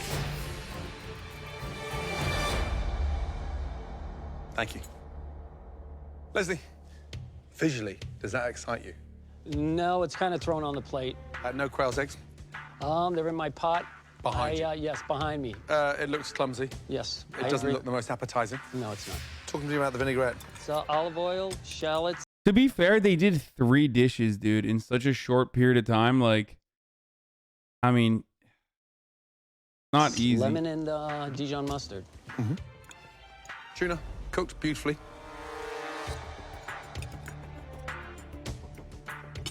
Vinaigrette, delicious. Potatoes, slightly overcooked. Quail's eggs. Good. Tastes like AWOL. blanket. Really hard. 2 very strong efforts.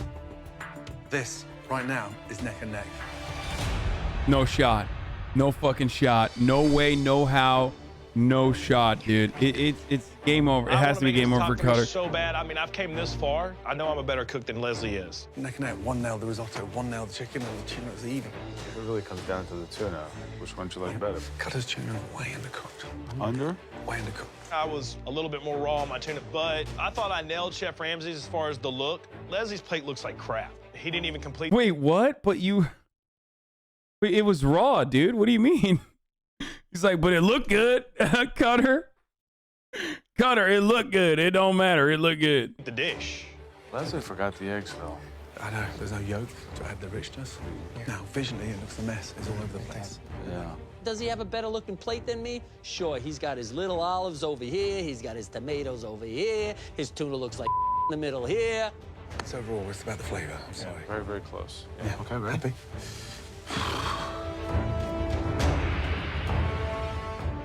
This is a very difficult moment for both of you, and equally for us. The person with the winning Niçoise salad, the person who is now in the top 3 of MasterChef. Congratulations.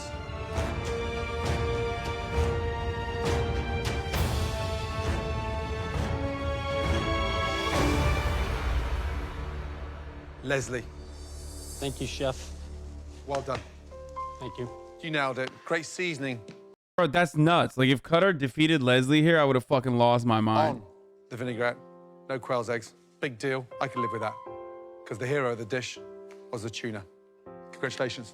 Go and join. Congratulations. The girls on the balcony. Thank you. Cutter. You have true grit. You have true determination, and you've done an amazing job. Thank you. Wait, after MasterChef, Cutter didn't pursue a career in cooking? Wait, shut the fuck up. He started a right-wing podcast called Cutting the BS with Cutter, which he discusses the supposed fraudulent election in 2020. He occasionally rants about his belief in deporting all bald Italian men from America. He's currently awaiting trial for his participation in the January 6th insurrection, on which he threw salted corn all over the Capitol building. That's right. Leslie sends his regards.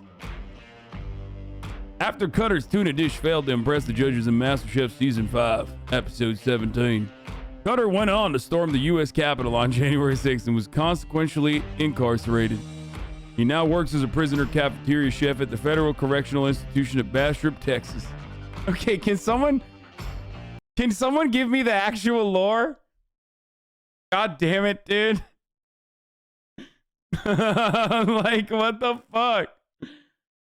Okay, this is the real one. After the show, he returned to college where he gained an MBA in business administration. He opened Aces, Ice, and Chop House in 2015. Reviews were mixed before its closure in 2017. Cutter currently offers private chef services and cooking classes with his company Skillet and Flask.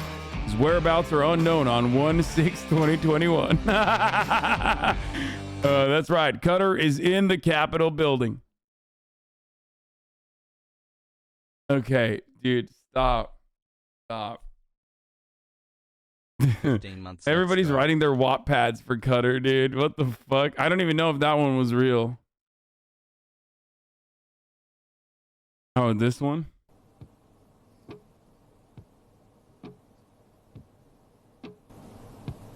Have you ever been beaten by a wet spaghetti noodle by your girlfriend because she has a twin sister and you got confused and fucked her dad? Well, that's how it feels to drive a Ford F-250. That's why I was playing that song. And that's why I was doing that, okay? That's precisely the reason why. Okay, Cutter Crenshaw. What the fuck? It's not working. Oh my god, it's actually the same person. Oh my god. Oh my god. Oh my god. Oh my god. Okay, let's bring our special guest in, okay? Oh my lord. Okay, hold on. I'm gonna turn off my camera real quick over here, or not turn it off, deactivate it. And then I'm going to start a video call here. Okay. Hello?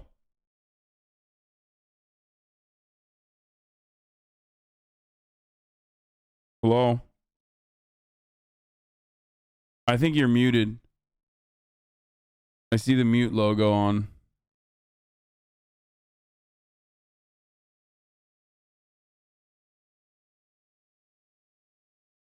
Let's see. To you. Can you hear me? Uh-oh. Can you hear me at all? Oh, okay. Oh, well, we can't hear you. You're muted. All right, ladies and gentlemen, boys, girls, MBs, we got MasterChef Season 5 contestant who was robbed, okay? AHRAN here to engage in live reaction to MasterChef Season 5, Episode 17, or not 17, Episode 18 and 19. I think that's the final one. She's muted. I think she's going to figure out how to unmute herself in a second. And then, we can say hello. Have you not figured out how to unmute yourself? You can do this. Okay. There's a thing in the bottom next to on the left corner of your application, of your Discord app.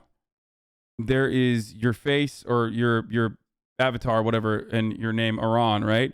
Right next to it, there's a mute button, and then right next to it, there's a deafen button, and right next to it, there's a user settings button. Click on the mute one. It's supposed to be a microphone.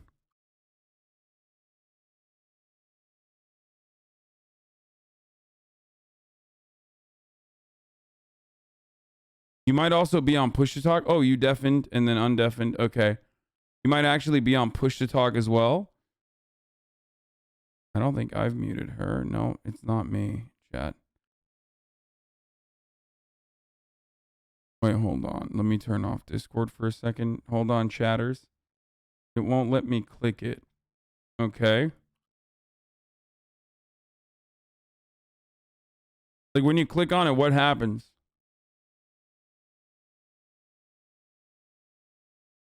Let me click it, nothing changes. Okay, click on your user settings. Okay, click on your user settings. Let me join on Chrome. It's probably better if you join on here, because I'm going to screen share with you and stuff.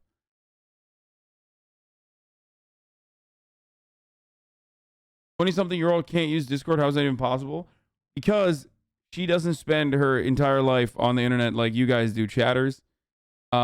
Here's the thing. Oh, she might not have a microphone connected to her Discord.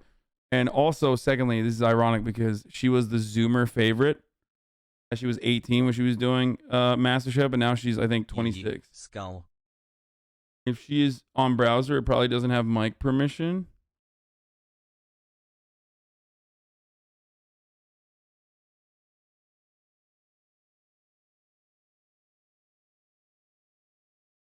No, she doesn't need a role to talk, chatters. Hold on. Are you joining on browser?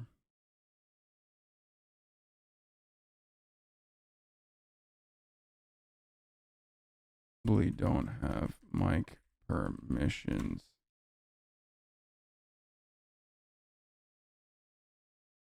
How do we chat? How do we? Okay, we're gonna do. We are all 52,000 of us are gonna do tech support for AHRAN right now.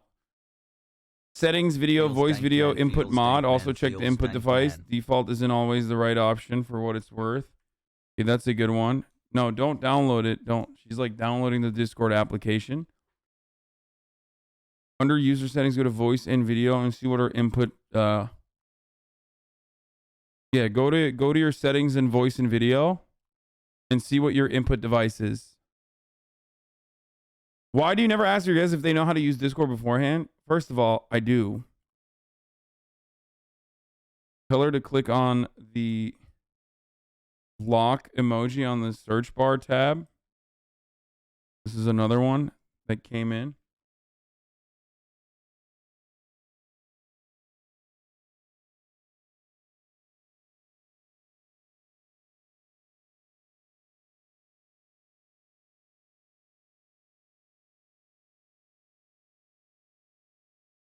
Chrome might be stopping you from using your mic.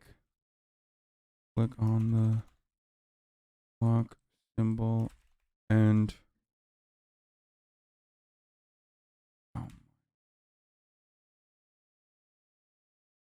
it's under Windows settings, privacy, security, microphone. Please see this. Okay, that's another one potentially.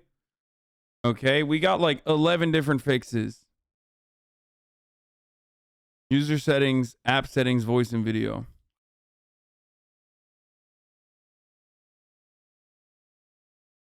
Make sure the mic is enabled on the browser. Picture here.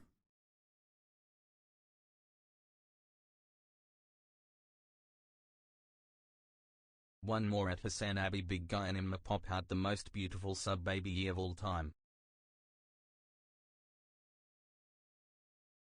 Okay.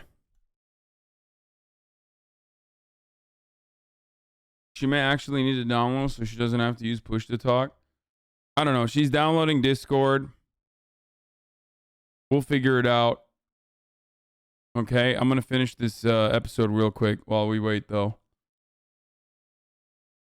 Okay.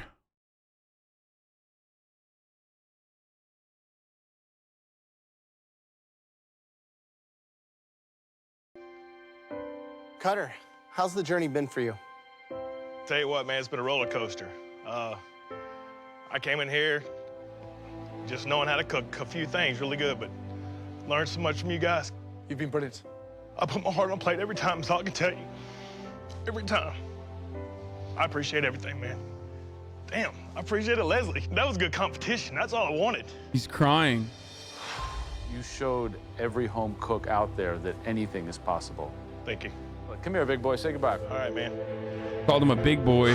Back to Texas. Thanks, sir. Appreciate everything, man. Hello, can you hear me? Oh, I can hear you. I can hear your typing. Nice. Hi.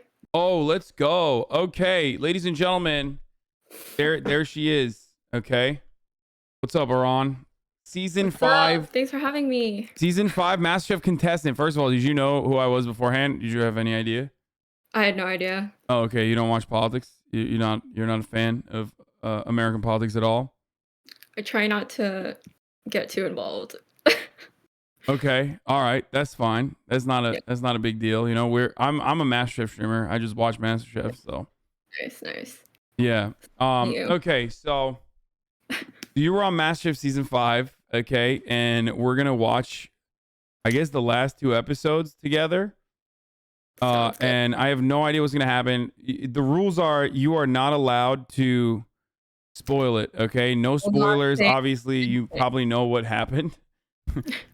I assume you paid attention to the rest of the season after you left. So before we do that though, do you feel like you were robbed?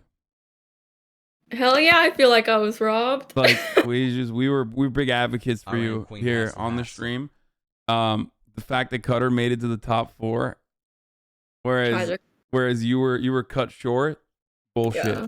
Wait, what did you go out on? 9th place. You went out on 9th place? Oh, Jesus Christ. Okay, why were you so angry? Why I was so angry? Oh, I was like a raging bitch as 18-year-old, but much calmer now. Yeah. Do people fuck up your name a lot? I mean, yeah, it's not very common. It's my Korean name Americanized, but like, I feel like when it happened with Leslie, like, don't get me wrong, people butcher it all the time, and I don't like get mad at them. But with Leslie, it was like quite the journey trying to get him to pronounce it right. And then I got to the point where I felt like he was doing it on purpose. So. Oh, you thought he was doing it on purpose? Isn't he like a lib dad? I feel like he's like big like Malibu liberal. I thought. I don't know what his political preference is, but. Okay. I got some other takes here that like we'll wait, because like there's 2 more episodes on this season. Okay. So I don't know. Wait, someone said he confirmed on Quinn's stream that he did it on purpose. Wait, really? Okay, maybe he was doing it on purpose. He said he was doing it on purpose. Maybe. It's kind of fucked up. He's like 57 years old at that point. He was just dunking on an 18-year-old. Guess so. Okay. Wait, what is your Korean name then? How do you say your Korean name? That's the Americanized version. AHRAN. AHRAN? Let's go. Yeah, AHRAN. Oh, cool. Okay. Okay, so we don't know who's gonna win or anything like that. Let me see if I can just like screen share with you, or let me see. I'm gonna share my window with you, and then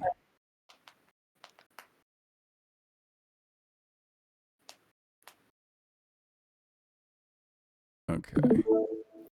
Boom. And you'll be able to hear it too, I hope. I think. With the ultimate culinary hear it, title right? in sight, the 3 best home cooks in America perfect. take on the season's most intimidating challenge. 50 chefs representing 50 states. Wow. They cook for the biggest culinary names in the country. The pressure is on. I loved it. I put that on my menu. But only 2 will make next week's finale, This isn't a cooking competition anymore. This is a chance at changing your future. where the MasterChef champion is crowned. America's next MasterChef is...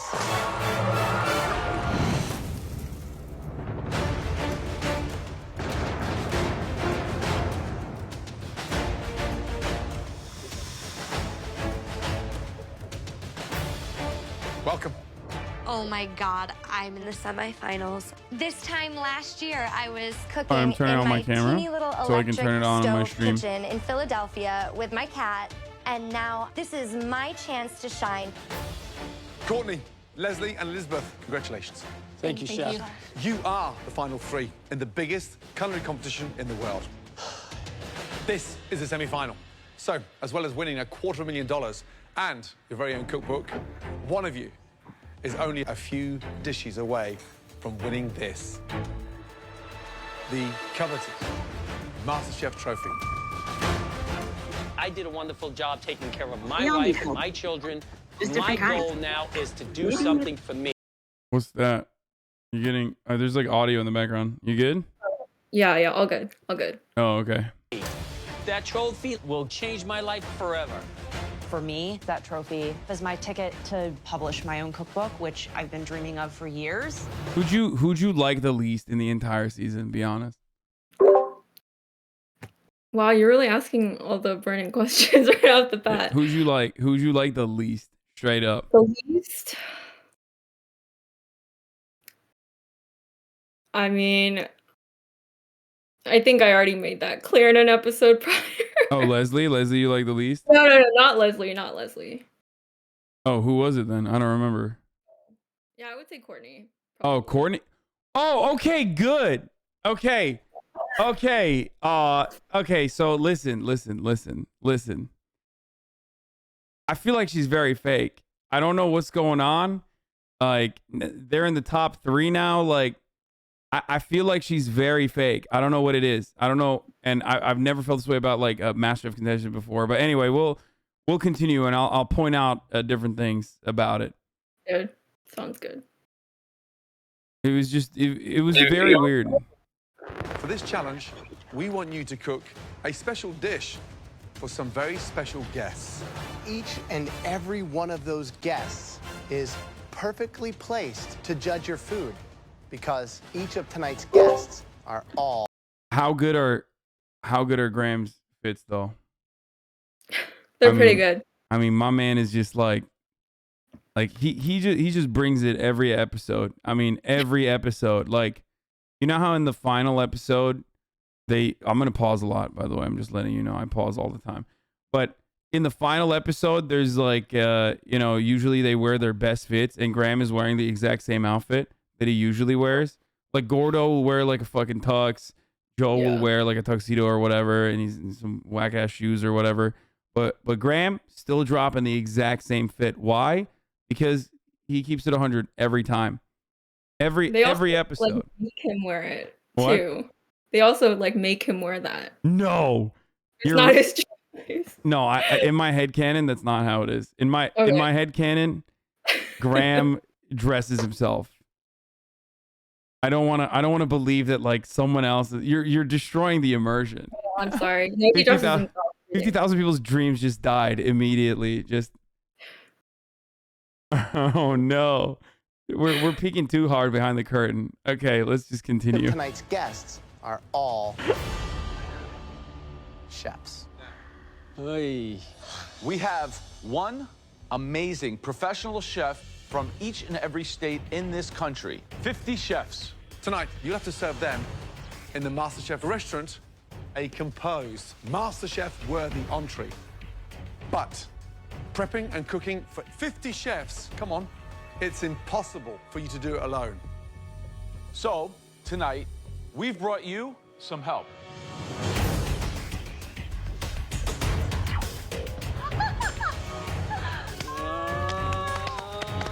I see Willie, Daniel, AHRAN, Victoria, Christian, and Jamie to boot. I was down in a pressure test with every one of them. You counted me out. The old man's still standing. It's wonderful being back. Okay, wait. Does it feel weird watching yourself? Yeah. Especially like rewatching it in front of 50,000 people? I don't think I ever watched get these episodes after. Wait, for real? Yeah, I think like I watched it until the Courtney episode, and then I was like too scared to watch myself again. Wait, who was your favorite, and why was it Willie? I love Willie. Love him. He's just like the sweetest person ever. Smells really good. That's all. Okay, that was the greatest thing you could have said. Okay, perfect. I just wanted to make sure that he smells really nice. Yeah. He looks like he smells really nice. Okay. So who was your favorite though? Now that you kind of implied that it might not have been No, like Willie and I were really, really close. I was really close with Christine though. She was probably the person I was closest to on the show. Christine? Yeah. Huh, interesting. Wait, she's the one from Yonkers, right? Yep. Hmm. Okay. Getting the call to come back is totally, like, awesome. With your future and fortune at stake, there's only really one fair way. I'm not gonna to lie, she decide. was a bit of a DLC character. I feel like they cut her out of a lot in the beginning. They do that. Yeah. They do that a lot. Like you were definitely like one of the primary characters. But I feel bad because like I feel like they just, you know, I feel like they just like gave her, what is it called, the purple edit or whatever, where Christine? No, no, Christine. They gave her a purple edit. Yeah, where they were like, they didn't really like put her in the first couple episodes. Like I didn't even know she was there until the 5th episode, I think. Yeah. I mean, people said that about me though with the corny episode too. They said that about you. I think you were. Oh yeah, They you said you that- actually came in late too. Yeah, you came in the cut late, but then you fucking you were you know, you were all over it afterwards. Okay. Yeah. All right, let's keep going. Who you will be working with. Fortune cookies.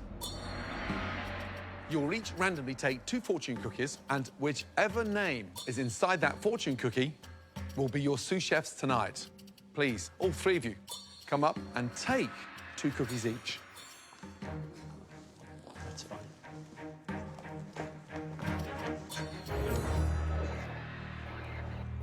Courtney, please open one of those cookies and tell us who you have.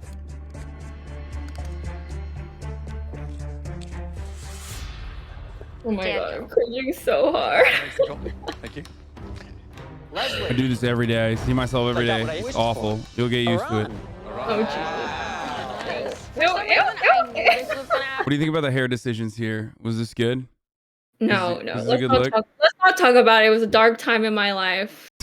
What do you mean? You hadn't peaked? Ron, had you peaked? Well, yeah, let's not talk about it. That hair Okay. was a People here decision. seem to like it. They're saying it was fire. Thank you. It was definitely the lighting though. That's why I look like it looks so orange. The lighting. Okay. Is always in Leslie's hands. Elizabeth, please open up one of those fortune cookies. Oh, that was a scripted line, by the way. Jamie. Wait, what do you mean? It was scripted? What? That Okay, you're line was like, my fate is always in Leslie's hands. They made me say that. Yo, you're pulling the curtain too much. You're breaking the immersion. Well, my NDA ended after 3 years, so I can say whatever the fuck I want now. Oh hell yeah! I didn't even think about that. But also at the same time, like, what do you call it? I don't know. I know that a lot of this shit is obviously, you know, producer backed. Like Yeah. producers push for certain kinds of like arcs, character arcs or whatever. They try to guide you along the way, but like I try to act like it's not. I like to imagine it as though it's real, if you know what I mean. Is that, I feel like it's kind of a weird thing to say to someone who's on the show, but we like to act like it was real. It's kind of like wrestling, you know what I mean? Yeah, that's fair. You can ask me whatever, though. I'll be pretty honest with you. Okay, what did you think about all the 3 judges then? Who's your favorite judge? Who's your least favorite judge? And why is your least favorite judge Jill Bastianich? Actually, I loved Joe. You did? Yeah, he I've was heard really this. nice to me. He offered to write me a recommendation letter for Cornell because I was a senior in high school. He didn't do it though, so he's a liar. But He said he was gonna write you a recommendation letter and he didn't? yeah, he said it during a challenge. I got really excited, and then he never wrote me a letter. So I didn't get into Cornell, by the way. Thanks, Joe. Did you want to go to Cornell? Yeah, that was my dream school. Cornell's wait, where'd you go? Wait, you broke. Uh-oh. Hello? Can you hear me? Are you there? Oh yeah, it's lagging. I'm here now. Yeah, okay, you're back. Isn't the school you went to better than Cornell? Berkeley? Yeah. I don't know. Is it? Maybe. Yeah, I think so. Or Yeah, I think okay. Okay. One question is the classic 1-1 is like scripted, right? Do you yeah. ever Yeah, obviously. Do you ever feel like they would force a 1-1 to just be like, "Oh man, this is actually fucking delicious," but like, they were just like, "Oh, it's not good because this other person's 12 dishes months, let's go. has to be, winning this, so it's a 1-1." Yeah. Yeah, for sure. Messed up. Did you ever taste other contestants' foods? No, you're not even allowed to really eat your own food, so Wait, why?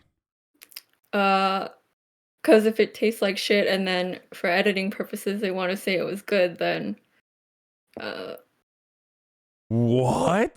Are there moments where they're eating something that tastes like shit, but they lie and say it's good? What? Wait, Tyler was on this season. yeah, he was. Why is he the best character that's ever come out of MasterChef? Oh, he's such a nice guy. He's the nicest. He was Do you think like he actually stole it, or do you think it was a brain fart? no, it was totally a mishap. That's Like, what I he thought did- too. yeah, But he would there's a never lot of do that. anti-white racists in my community. They were immediately saying Tyler did it on purpose. Anyway, okay, that's all right. Don't spill too much tea. All right, let's continue. I'll keep it same. Courtney, please open your final fortune cookie.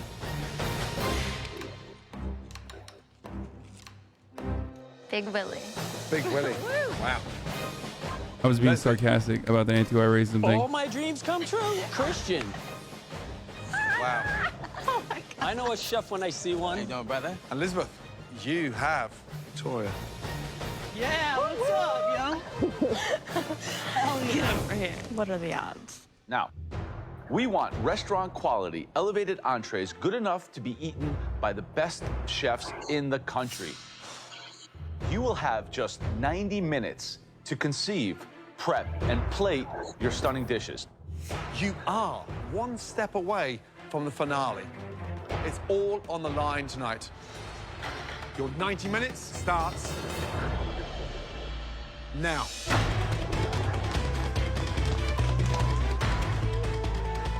Christian, let's go down here.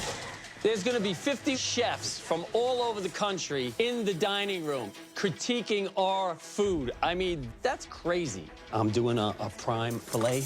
I'm gonna make an herb gnocchi, lots of butter.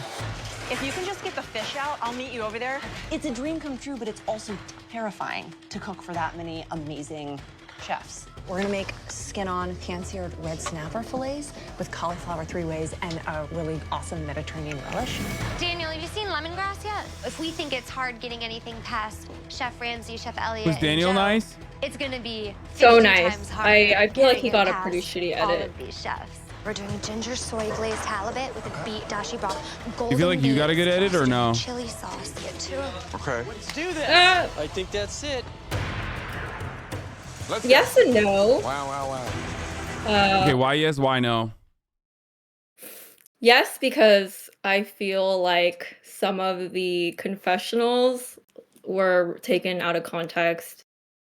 And then, like, the fight scene with Leslie, that wasn't, like, really how it went down. And I feel like I got a shit edit and I looked like a raging bitch, which isn't wrong. But, and then, like, there were good edits, too. Like, I think once I messed up a dish and they never showed that, so... Damn. That's crazy. So it is a little scripted where they just like elevate people where they know it's good for content. Yeah, definitely. I mean, at the end of the day, it's not a cooking show, it's a reality TV show. So you think like it's predetermined whoever's gonna win? Or well, like you suspect it, right? Like I'm assuming. Actually, don't tell me. If that's the truth, don't tell me because I don't want to know. That'll fuck me up. I don't I'll want just keep my mouth closed. Okay, you can. Yeah, don't tell me. Don't. You will ruin. It's literally like telling a kid that Santa Claus isn't real. Okay. I want to believe that the food is actually good when My someone food was wins. great. My food was great. I truly believe that. But you don't even know. You say you don't even know. You've never tasted it. Please have ask full- Iran if they ask contestants to wear heels for camera. They wear.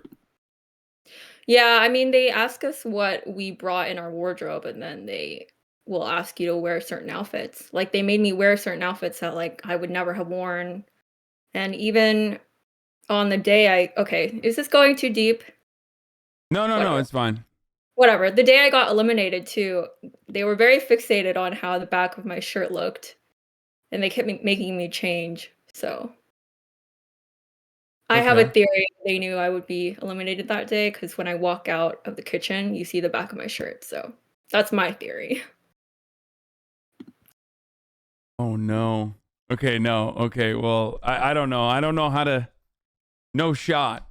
No, they probably just like were making sure that the back of your shirt looked all right and that it's not scripted, that you just got eliminated.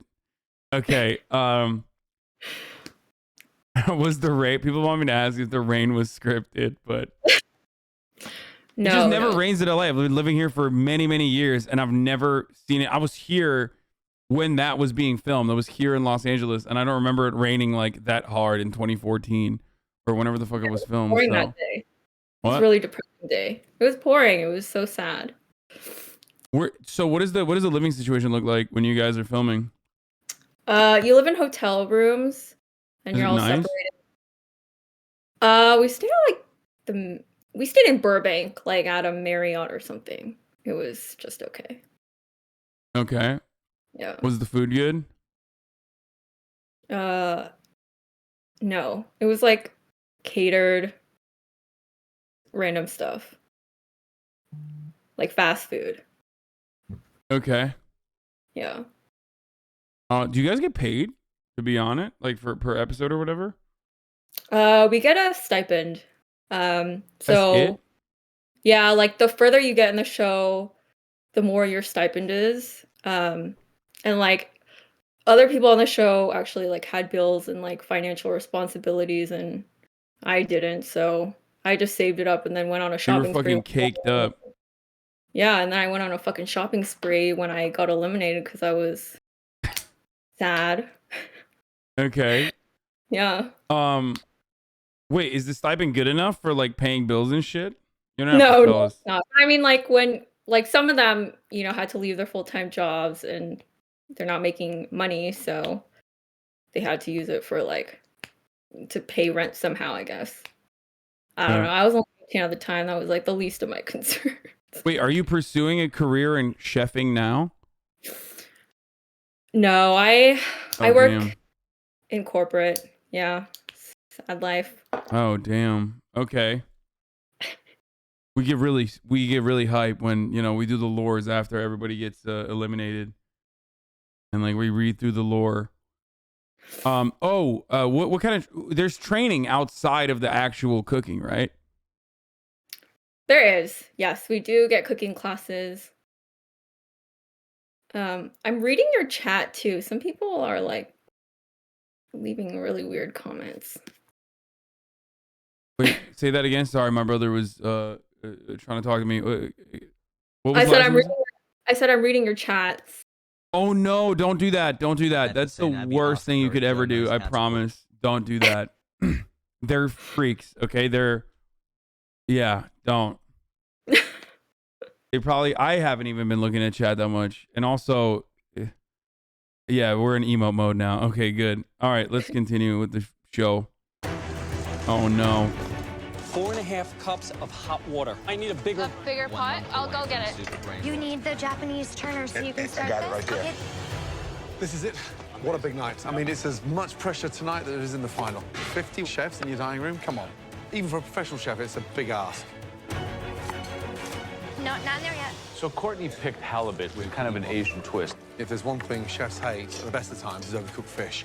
Yeah, literally, this fish hangs around. I suspect that Courtney was a secret agent or something. I don't know. She was so fucking good at cooking. Like, I thought she was fake, but also she is so good at cooking It's just like very weird. Something doesn't add up. Around 2 minutes like longer. powder. Yeah, it goes to mush. Elizabeth's dish, she's doing cauliflower 2 ways, pan-seared red snapper, very seasonal. The dish that caught my attention. Leslie picked the meat. He's going with a filet with gnocchi. I don't know why he's put those two together. What are your herbs for? Herb gnocchi.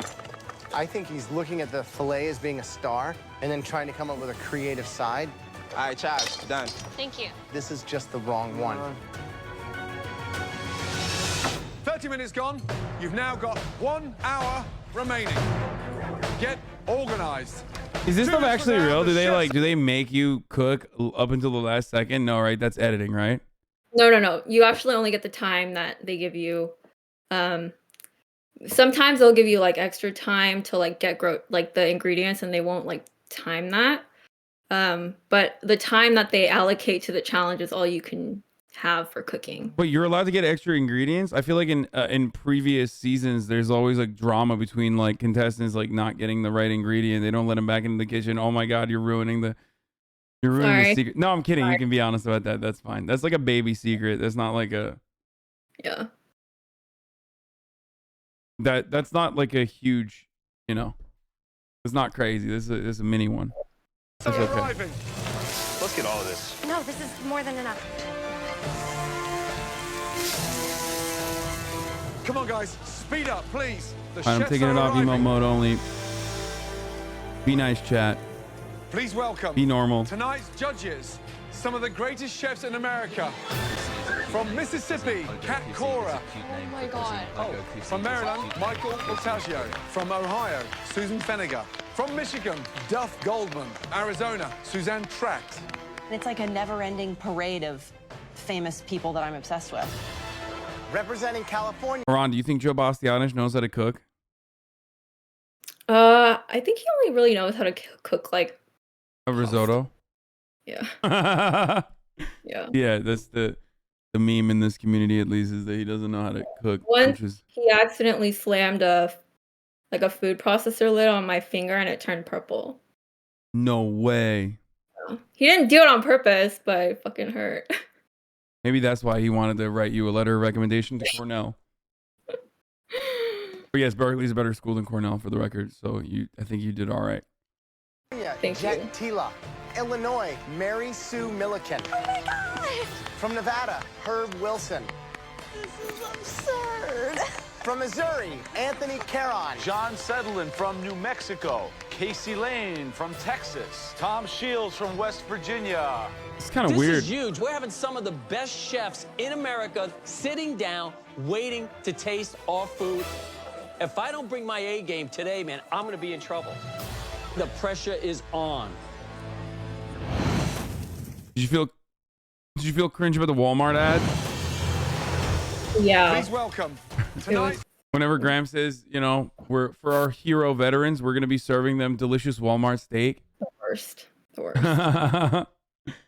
Anyway, okay, let's continue. Judges, some of the greatest chefs in America. It's so incredible. We are serving 50 chefs from 50 different states. It's like all of the cookbooks I've been studying from came to life. And that's back when Mississippi had the Confederate flag on its. Still the Confederate flag on its flag. Chat. Look at that. From came to life and just walked into the kitchen right by me. This is amazing. Seeing my idols walk in, oh my God. Time to step my game up. It's like, these people don't even know I worship them, and I'm about to cook for them. It's amazing. Take a picture, you taking a picture? But they worship these people? Very How do they exciting. even know? These are like rando chefs, no? No, like some of them are really famous. I was actually Just over 50 minutes until service begins. Courtney. Yeah, chef. Wake up now, yeah? Describe the dish. I'm doing Asian ginger soy glazed halibut with a beet dashi vermicelli. Quite modern, very Yes. vibrant. Why halibut? Halibut has a really nice white flaky meat that will complement my sweet sauce. Overcooks easily. I know that. I mean, very unforgiving. Yep. Even when I get 2 chefs in my restaurants, it's a big deal. I've never had 50 chefs. How are you feeling? Pressure is definitely on, but I'm feeling very confident because I've prepared well, and I know that with good preparation comes good execution. Good luck. Thank you. Sounds so fake. 3, baby. Only 3. We don't want to crowd you too much. Here, take a bite. Whoa, that's awesome. So what's the dish, Elizabeth? Tell me. This is a Mediterranean skin-on red snapper with a watercress puree, a pistachio puree, and cauliflower 3 ways. It sounds very contemporary, sounds very restaurant-y. Is that what you're going for? Absolutely. Out of the 3 of us, I have the most restaurant-y, chefy dish, and I think that's the perfect audience for what I'm cooking. But is it a good strategy to propose such a chefy dish to 50 chefs? Yeah. Good luck. What kind of dish? What? Yes, sir. Tell me what the dish is. Do you ever feel like 8-ounce filet. Do you ever feel like on one episode Joe will say some shit and then on the next episode he says the exact opposite? Like he'll use something as like a positive and then straight up next episode he'll use that exact same thing as a negative. I feel like sometimes he's just saying stuff. Yeah. He kind of intimidated. He was just intimidating, but I think he was trying to just sound like smart, I guess. I don't know. Hey, Christine from the previous season winner, I think it was like season 3 winner. Christine said that she streams on Twitch as well. She said that all the ladies love Joe and that, you know, they actually thought he was cool. Yeah, he's actually really nice. And he has like kids that were around my age at the time, so I think that's why he was nice. Okay. He just does not come across like that on. I mean, the editors cucked him the most, I think. They make him look, you know, way meaner than he actually is, I guess. I actually think I had a better relationship with Joe than like Graham. Oh, really? Well, Graham's a friend of the show, so wait, is he your least favorite chef or is it Gordo your least favorite judge? No, Gordon was so nice. The sweetest man ever. Okay, so Graham was your least favorite judge. Oh no. Not least favorite, but I just didn't feel particularly like bonded to him. Mm-hmm. So Joe was your favorite, Gordo was 2, Graham was number 3. No, Gordon was definitely top 1, but I'm saying Joe is nicer than he appears to be. Okay. That's interesting. I've recently found out that Joe Bastianich has a music career as well. Have you ever seen his songs? No, I don't. Do I want to see it? No. Okay. Or maybe. We'll see. Okay, let's continue. Summer vegetables, herb gnocchi. It's stunning. With, mushrooms and a demi-glazed red wine sauce. I've never in my life seen filet and gnocchi mixed together, though. Listen, you told me to reach for the stars. I'm reaching for the stars. I'm throwing something down. It's very tasty. Thank you. Beautiful. 25 minutes remaining. Let's go. So excited to have these 50 chefs here. It's amazing. These chefs will decide who wins this challenge and goes straight to the finale of MasterChef. So you? I hope that these home cooks do us proud. Elizabeth's team is amazing, very harmonious. She's controlling it, she's dictating the terms, and they're listening. Jamie, test that cauliflower for me.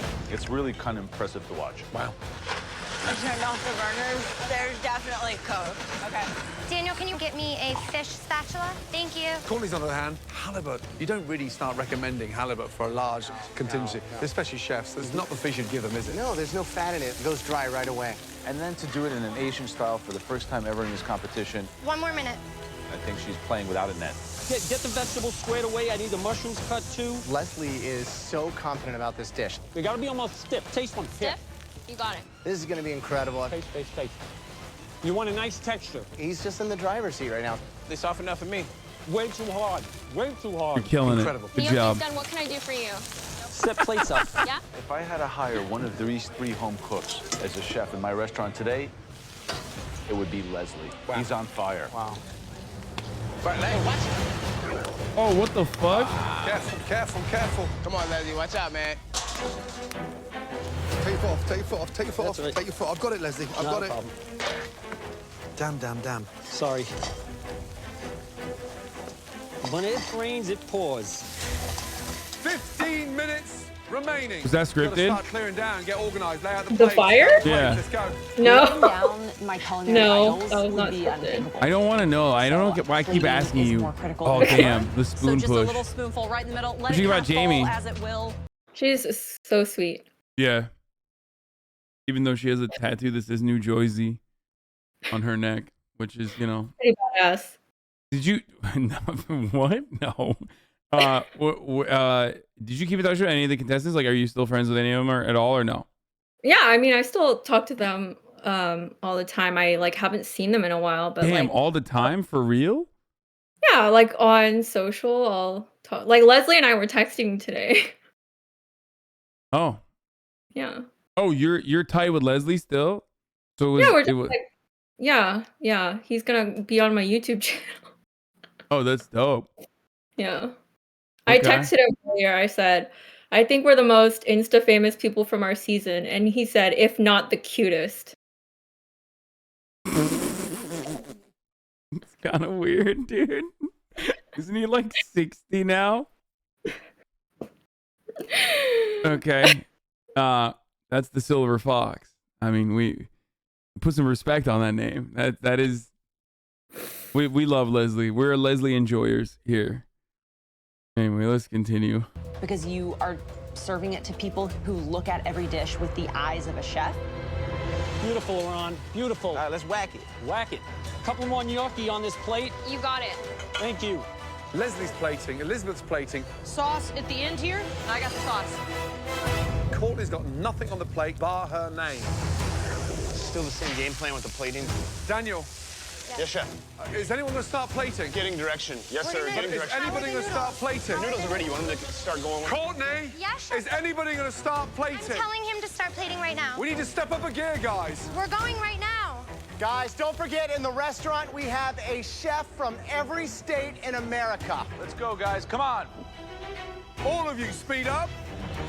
Courtney's got no plates, Trish. We've got 12 minutes to go. All I need to hear is what goes in the vermicelli.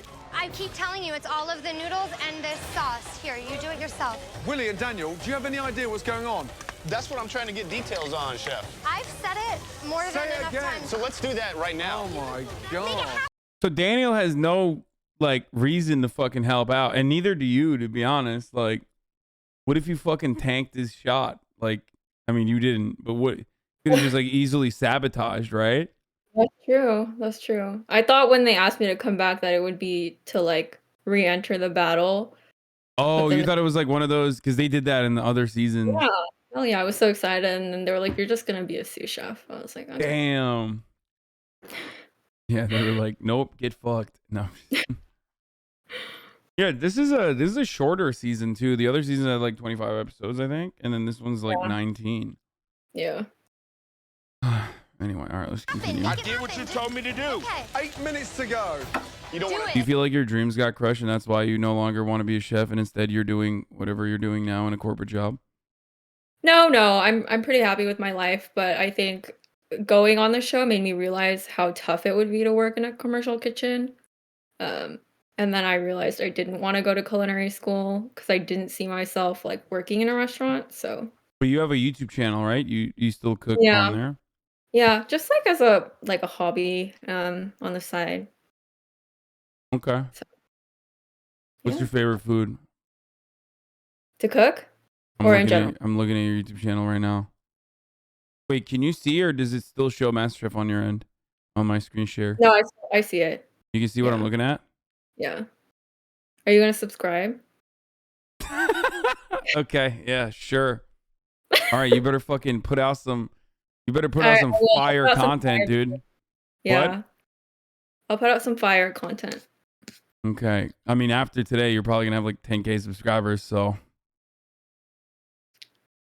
okay, Fizz, simping it a little too hard there, buddy. Jesus, one of my mods is blasting your subscription link.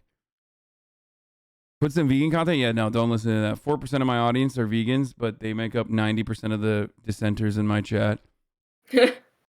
Okay. All I do is cook and eat milk, bread. You edit these yourself? Yeah. Pretty good. Thank you. Oh, what the fuck is that thing on the left side? What? The Biscoff cake? Is that what that is? Soft cheesecake. It's a cheesecake, but with a biscuit on it? Biscuit. Yeah, with a Biscoff cookie on it. With a Biscoff cookie? That looks kind of fire. Yeah. Yeah, you already see you already went from 3,000 subscribers to 6,000 subscribers. Wait, are you kidding? No. There's Damn, you know, let's keep I don't know if going. you know this. What? I don't know if you know this, but there's currently 52,000 people live watching this conversation.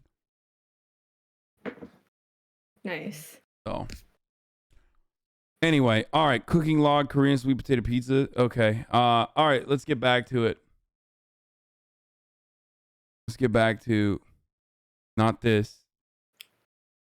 That's Cutter, who looks like Dan Crenshaw. You know who Dan Crenshaw is? No. Game, you're just not even remotely aware of politics. You're like, nah. Sorry. No, it's fine. He's like Berkeley. What? Brain like Berkeley. I don't know what that means. Is it a lyric, right? I don't listen to any music. I'm embarrassing myself. Let's just keep going. I don't. Is that music? Is that a lyric? I don't listen to music. No. Oh, it's Frank Ocean. Okay, yeah. Okay, I wouldn't know. I don't listen to Frank Ocean. He's dead to me. You don't want to toss it in the box? Get going. No, just get going. Put the noodles down. We got to get it on the plate, okay? We got to get it on the plate. Okay, keep it cool. This is my worst nightmare coming to life. Finish all of them. Oh, my goodness me. This is insane. Sorry, Frank Ocean unfollowed me on Instagram, and I still carry the grudge. 8 minutes to go. With time That's running so out sad. in tonight's I know. semi-final challenge, Fucked up. the final 3 home cooks must conceive and cook a restaurant-quality dish for 50 of the biggest culinary names in the country. We're looking for flavor. We're looking for presentation. This is MasterChef, and although they're home cooks, I'm looking for raw talent. I'm expecting culinary magic, and I came here hungry. Last 2 minutes. Make it happen. Make I it did what you told me to do. Okay. This is insane. You don't want to toss it in the Get box? going. No, just get going. Put the noodles down. Don't start we gotta yelling get now. it on the Don't plate, start okay? yelling now. We gotta get it on the plate. Okay, keep it cool. My name is on the plate. A little bit more noodles. It doesn't say Daniel or Big Willie. It says Courtney. Sauce. There's no sauce on that one. We gotta do sauce. Where's the Willie, sauce get the red sauce is right in front Fake. of you. Turn around. Being kind of fake, especially to Willie. Chill, you know. Fish on this one. Being kind of I'm mean. not okay Yeah. with how they look. This looks like crap. 45 seconds to go. All right, let's push it out. Looking good, y'all. Let's go, guys. Come on. Oh, watch out. Watch out. 10. You're almost about to be at 10K subs 8, on YouTube. 7, 6, Dang. come on, 5. Come on, you guys. 4, 3, 2, 1, and stop. Hands in the air. Here come the servers. Really careful, guys, because they're stacked pretty tall. Gentle like a lover. What the Wow, fuck? wow. The filet came out beautifully. The gnocchi looks great. Everything looks perfect. Courtney, Leslie. Okay, can we be honest about something? The MasterChef logo is so bad. Is it? I feel like I've gotten used to seeing it over and over again over the past 5 seasons that we watched, but like I just don't think it's a good logo. Anyway, sorry. What do you think would be better? I don't know, but not that. It just doesn't look great. And Elizabeth, please say goodbye and thank you to your sous chefs. Bye, guys. I'm so sorry. It's okay, honey. Love you. Look at Willie. He's still apologizing to Courtney. My dream team by my side was amazing, but at the end of the day, this is my plate. I own it. I'm proud of it, and I'm hyper confident. Okay, Elizabeth, Leslie, and Courtney, I'd like all 3 of you to come with us into the MasterChef restaurant and explain to our 50 chefs from 50 states what you've cooked for them tonight. Let's go. As an aerial dancer, I've been on a stage in front of huge audiences for most of my life, and I'm starting to feel... What is an aerial dancer? What is it? Some people are saying that she's a stripper, but like then they like made it family friendly or something. Is that right? Yeah, I think so. I mean, by the way, we're very pro sex work here. I don't know if you know anything about my politics at all, but so that's not like weird at all. But I think she did say stripper, right? Okay, so aerial dancer is like when you do it when you I don't know, like Cirque du Soleil shit, burlesque show. Okay, I think that's what it is. okay. I'm scared right now. Ladies and gents, chefs, first of all, what a great honor it is to have you all here. First ever in the history of this competition that we can get such an elaborate array of talent in one room. Courtney, describe your dish, please. Tonight I have prepared for you a pan-seared halibut that I've glazed with ginger and soy. Beneath that is a beet dashi vermicelli. And surrounding the plate is a guajillo chili sauce. That's good. Thank you. Leslie, please. My plate tonight is 8-ounce filet that was pan roasted with herb gnocchi and some summer vegetables and wine reduction. Elizabeth, please. I've made for you a pan-seared skin-on red snapper with cauliflower 3 ways, harissa roasted, white cauliflower puree, and a purple cauliflower couscous, and a little pistachio puree. Great. Courtney, Leslie, Elizabeth, please head back in to MasterChef kitchen while these amazing chefs taste your dishes. Please look at the dishes, break it down, reward creativity, flair, imagination, and of course, obviously, it's about the taste. Enjoy, and a big thank you again for making the effort to be here. I can't believe Cutter's not in this. Oh my God, I want to know what they're saying in there. He was clearly the greatest talent. They're probably loving the idea of Is your ours in cauliflower pizza? couscous. Do you feel like they elevate some like worst chefs overall to keep the drama going? Yeah, of course. Okay, good. So that's okay. That definitely what I was suspecting. Like where I feel like being good content in that situation is like improves your chances of staying in the game. Yeah. Like when Cutter, were you there were you still in the season where Cutter made an artisanal pizza? Yeah. That was a Lunchable. Like he just like he didn't get eliminated for making a Lunchable pizza. That was pretty tragic. I mean, What does that even mean? Artisanal pizza? I don't even know what that means. He doesn't know what that means either. Okay, who do you think is most likely to have stormed the Capitol on January 6th, and why is it Cutter? Yeah.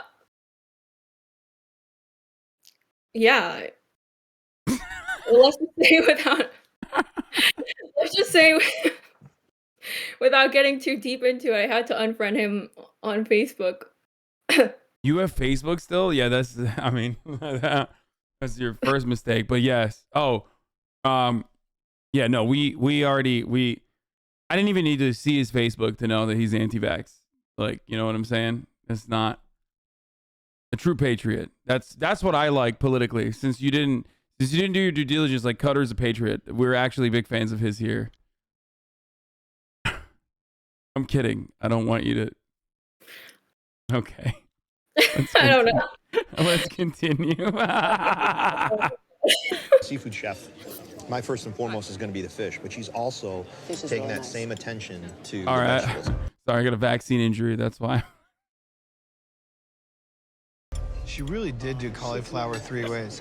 She's got 3 different textures, 3 different preparations, 3 different colors, 3 different flavors.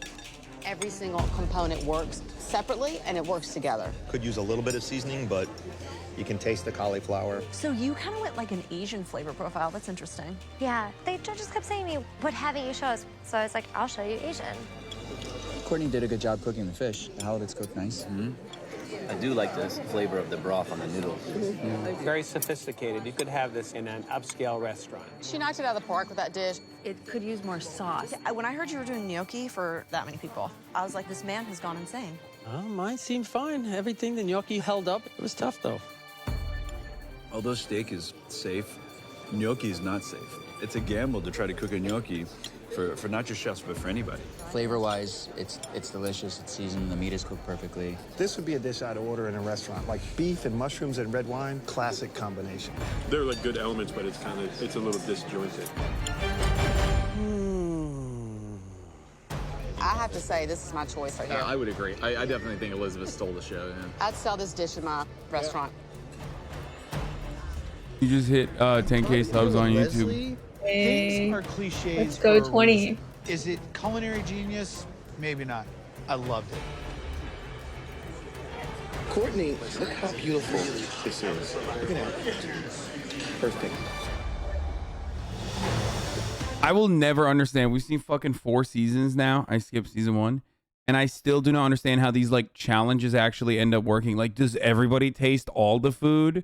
Like, they never really make that clear. On some of the episodes, like, they get like Monopoly dollars or whatever, like the diner one. But ultimately, I do not understand how they are making the decisions that they're making. Like, is it weighed? Is Gordo's decision more important than, like, I don't know, the random chefs? It just doesn't make any sense. Do you have any clarity for that, or do you not know? Are you asking with? Do you want me to answer this or no? I kind of want you to answer it. Yeah. Okay. Yeah, I think it's just predetermined by the judges. Like, I don't think the guests' input really have any impact on the outcome. Yeah, that didn't break the magic for me at all. That's what I suspected as well. Because I always felt like it was just so random. Like, they'll go up to a guy and he'll be like, "Oh, I love the red team's plate," and then it's like, okay, but did you not try the blue team's plate? So what the fuck does that do if you've only had the red team's plate? So I feel like they only serve people one team's plate sometimes, right? Yeah, that's true. Like, So in the they military, can't. you went to the military challenge, right? I think that was the season. Yeah, and yeah. Yeah, like did you serve them both of the plates? Like, did they try both plates? I don't know. They only tried one plate, Okay. I think. Yeah, that's all I remember. All right. Please ask her about the 2 fish Tyler ate. Is that real, or was that drama just made up to make Tyler look bad? Did he actually eat like too much of the food while they were cooking it, and then you guys ran out of, or one team ran out of food? I mean, yeah, maybe he was hungry, but I do think he ate it and he got caught, I guess. I don't know. He's such a nice guy, though. I don't want to say anything bad, but I think he did eat it maybe on accident. Whoa. You good? There's crazy background noise. Yeah. You wanna what do you call it? You wanna mute it for Oh. if it keeps going? You could just like mute it and then unmute. Do you know how I to think mute and unmute? No. Oh, it's gone now. It's fine. All right, let's continue. There you go. Thank you so much. No, we don't hear it anymore.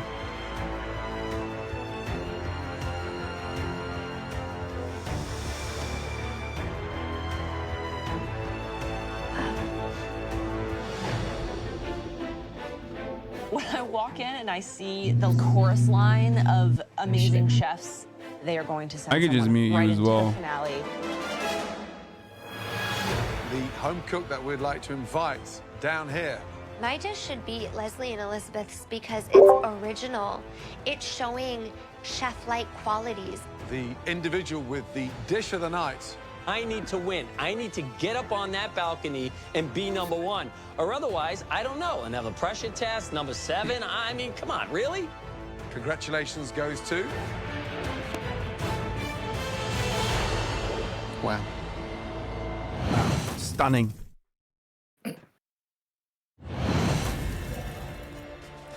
The individual with the dish of the night. Congratulations goes to...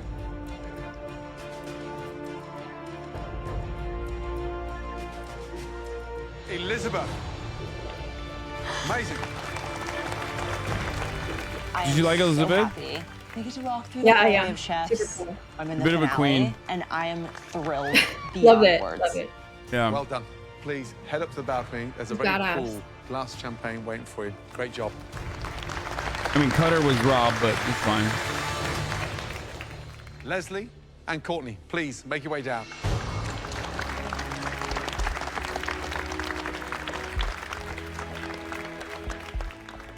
On behalf of everybody here at MasterChef, I'd like to say a big, special thank you to our talented chefs standing behind you. Much appreciated. Hope to see you again. Thank you. So now it's between me and Courtney. I am psyched about this. I'm not going to let anything get in my way, and I'm going to get this thing done. Courtney and Leslie, well done. Tough challenge tonight. Unfortunately, not in the same league as Elizabeth. Now, both of you will face perhaps the most grueling and the most important pressure test you've ever done in this competition, where only one of you will join Elizabeth in the grand final of MasterChef. Next time we see you, it's going to be intense. He's got some Let's Go Brandon pose.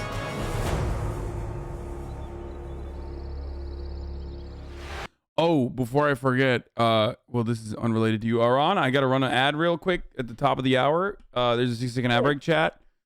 You already know. What? Yeah, sounds good. Hold on 1 second. Top of the hour, boys. There's a 6-second ad break. You already know what it is. I just muted Someone myself. said, wow, AHRAN is really boring. Oh, God damn it. Chat! Shut the fuck up, chat! Sorry, I was yelling at chat. Don't listen. Do not fucking pay attention to chat at all. I promise. It is not good, okay? They don't know what the fuck they're talking about. You're great. You're very entertaining. Yeah, I try. Look, listen, the thing is, Twitch is very... Have you ever been on Twitch? Like, have you ever watched Twitch? I've watched it here and there, but I've never like been. Who have you watched on Twitch? Like my friends that stream sometimes. Oh, you have friends that stream? Yeah. What do they stream? Cooking? One of them streams like Pokemon cards. Oh, okay. Well, in Twitch chat is like insane. Like there's a... No, it's pretty funny. Yeah, no, it can be, and then sometimes it's, you know, kind of annoying. So don't take it seriously. You know, it's a hive mind. You're doing great.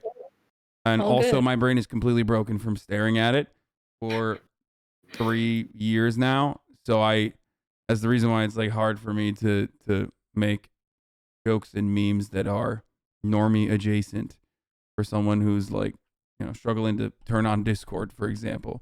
Not that it's a bad thing. It's just like you're normal. You're a normal person. I am the abnormal one. Like I am not in a good situation. I'm in the bad. You're good. All right, let's continue.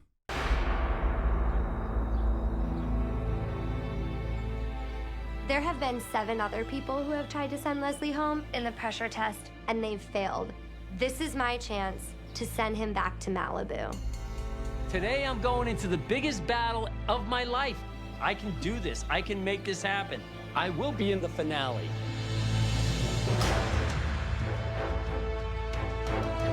Welcome. Good to see you both. Come on down, please. Elizabeth is the first person to be catapulted into the MasterChef finale. The task now is to find out which one of you two will be facing Elizabeth. In the previous challenge, we had you make an incredibly complex, composed entree. Now it's time for dessert. But not just any dessert. 3 desserts that celebrate the greatness of America. The United Cakes of America. First up, you have something that I am very familiar with. A proud staple of my Not making it, eating hometown. it, because he can't cook. New York cheesecake. Tangy, rich cream cheese filling nestled in a crisp graham cracker crust, topped with a beautiful strawberry coulis. Ooh, I have a question for you. Did your friends think it was cool that you were on TV, or did they bully you?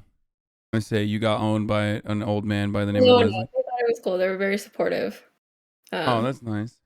Yeah, but I was like missing for like 3 months because I was filming the show during high school, so it's a lot of chatter about where I was. Oh, they didn't know you were there? Yeah, because we weren't supposed to say like where we were, and yeah, but like there were rumors that I was like in North Korea or something. What? It was very odd. Yeah. What the fuck? Oh, because you're Korean and they were Yeah. being racist. Okay. All right, got it. Wait, is the auditioning process like, does Graham come in a in a food truck to your hometown and go, No. oh my God, yummy, delicious treats, please cook for me, and then like they choose, or So you don't meet the judges until like you actually start filming. I assumed they just Yeah. make it seem like Graham drives around the entire country in his food truck. Yeah. Messed up how they lie to you like that, you know. It's very messed up. Anyway, all right, we're gonna continue. Next up, from the great state of Florida, we have key lime pie. Tangy, smooth, bursting with fresh flavor, and it's all about balance, sweet versus tart. Next up, you have another great American regional dessert.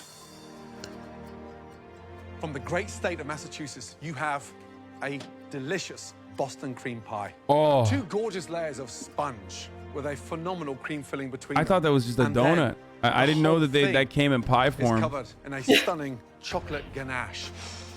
This is a total. I don't think I've ever had that for before, so I anybody. wouldn't have known And how to for make someone it. who doesn't bake, this is a nightmare. Courtney, Leslie, any last But yeah, words good for each thing you other? got eliminated It's then. fair and square. I'm just, Fine with me. don't they I'm not teach going you what down it is sleep. before you the day? Like you're not Yeah. you're not like Yeah. learning the day of and trying to Yeah, yeah. fucking make it, right? Yeah, for sure. Yeah. Chat, calm down. I'm joking. Okay, Jesus. Everyone is very mad at me. They are simping super hard for you, so don't worry. Like they will turn on me. They will cancel me now. Sorry. No, it's all good. And that's for damn sure. Now, it's time to head to your stations. You have 2 hours to make us all 3 incredibly challenging desserts from different parts of this great country. You all have everything that you need to make these 3 difficult desserts. Bake better than you've ever baked before, because if you don't, it'll be the last time you'll be making anything here in the MasterChef kitchen. Your time starts You know what simping means, right? now. Yes. Okay. Guys, she's not 80. She's just, you know, she's a Norman, Yeah. but 26. So she's 26 years old. 7th pressure test tonight. Wouldn't that freak you Did you out? say if I'm Courtney? not? I'm Mormon. No, I said Norman, like a Oh. normie. Okay. Maybe it's just me, but I love Cutter. When he plates the dish, he on it. Oh my God, you guys did the copy pasta on his fucking Instagram? God damn it, dude. Okay, this is someone in my community wrote this about Cutter. Maybe it's just me, but I love Cutter. When he plates the dish, he honestly believes it's the best dish in the competition. Hell, Cutter would eat it. He's shining a light on a truth that MasterChef too often obfuscates. Cuisine is subjective. Who's anyone to say that Cutter's opinion isn't valid? What Cutter is doing is reminding us of a dream we forgot, that in this world, anyone can be anything. Cutter is the goddamn American dream. I'm fucking dying. Yeah, no, that was, yeah. Yeah, he made, I don't know if you saw this, but he invented ribcorn last episode before he got eliminated. It was pretty awesome. Oh my God. Anyway. And He he should- loved it. He said, thank you yeah. for the kind words. Everything you said is facts. You just do a stream where you talk like that. I do all the time. Oh shit, okay. Yeah, this is not my, yeah. Oh, like most of my stream is how I talk like that. Most of the stream I'm doing that voice.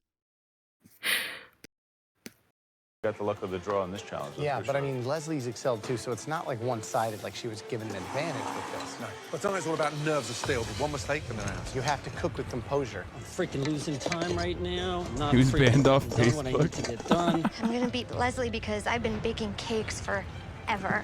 I love baking cakes. This is one of my favorite things to do. I can see myself in the finale already.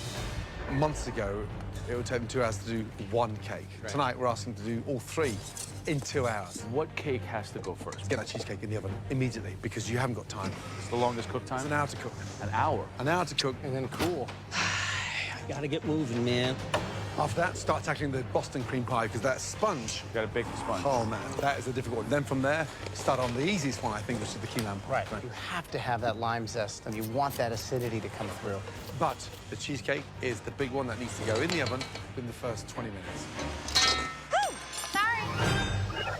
Chad, do not go into Cutter's fucking Instagram and like write random dumb shit. If you do that, I will ban all of you, okay? Do not do that. Sorry.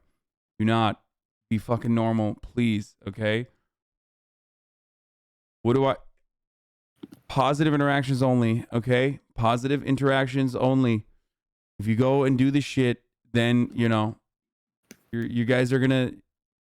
You know, you're gonna get this whole thing canceled, okay?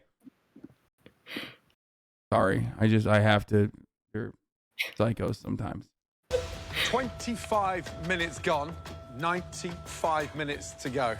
Let's keep this going, Courtney. Keep it going. Right, Courtney, how you feeling? Oh, I'm feeling incredible. Cheesecake's in. Cheesecake is in, Chef. Now you look composed, you look together. Can you do this? Absolutely. I can totally do this. This is what I love to do. I've never seen anyone so happy in a pressure test. I know. You okay? Yeah, I'm great. I'm not just a girl wearing high heels. I'm a girl that can cook. Good luck. Thank you. How am I gonna find out? I'm just gonna ban you. Gorgeous. Like, Keep this going. I'll ban for I know Les, it's Courtney bitch. What do you talking mean? herself through the challenge. You gotta fold it gently. Yes. She's like, it looks beautiful now. I just have to put the cream of tartar in. Beautiful. Yes, it looks beautiful. Leslie talks to himself too, but he's like, hey, what do I gotta put the, I got the cream of tartar and I got gotta whip the lemon meringue. It's like you feel like 7 separate. She thinks Courtney's fake too. I can just sense it. Yeah. Well, no shit. Damn. Yo. Sorry. Okay. Voices talking to him in his own head. Leslie. She's an Not empath. doing so good, Not man. doing so No, good. What's not wrong? doing so good, man. This is not my strength, I know. man. Well, you just gotta slow down, take a breath. Which cake is that? This is the cheesecake. Courtney's cheesecake is cooked already. Yeah, because she's a baker. No, you know, it's she's done. It's cooked. Yes, I understand. You want to know what? Why are you so far behind? Because I don't do this. This is not my forte. The timing of the cheesecake leaves you no net. No net whatsoever. It might not even cool down in time. I am so frazzled. I got too many things going through my head. Gotta Oh get this no, thing in he's the oven, clapped. Otherwise, I'm gonna be screwed.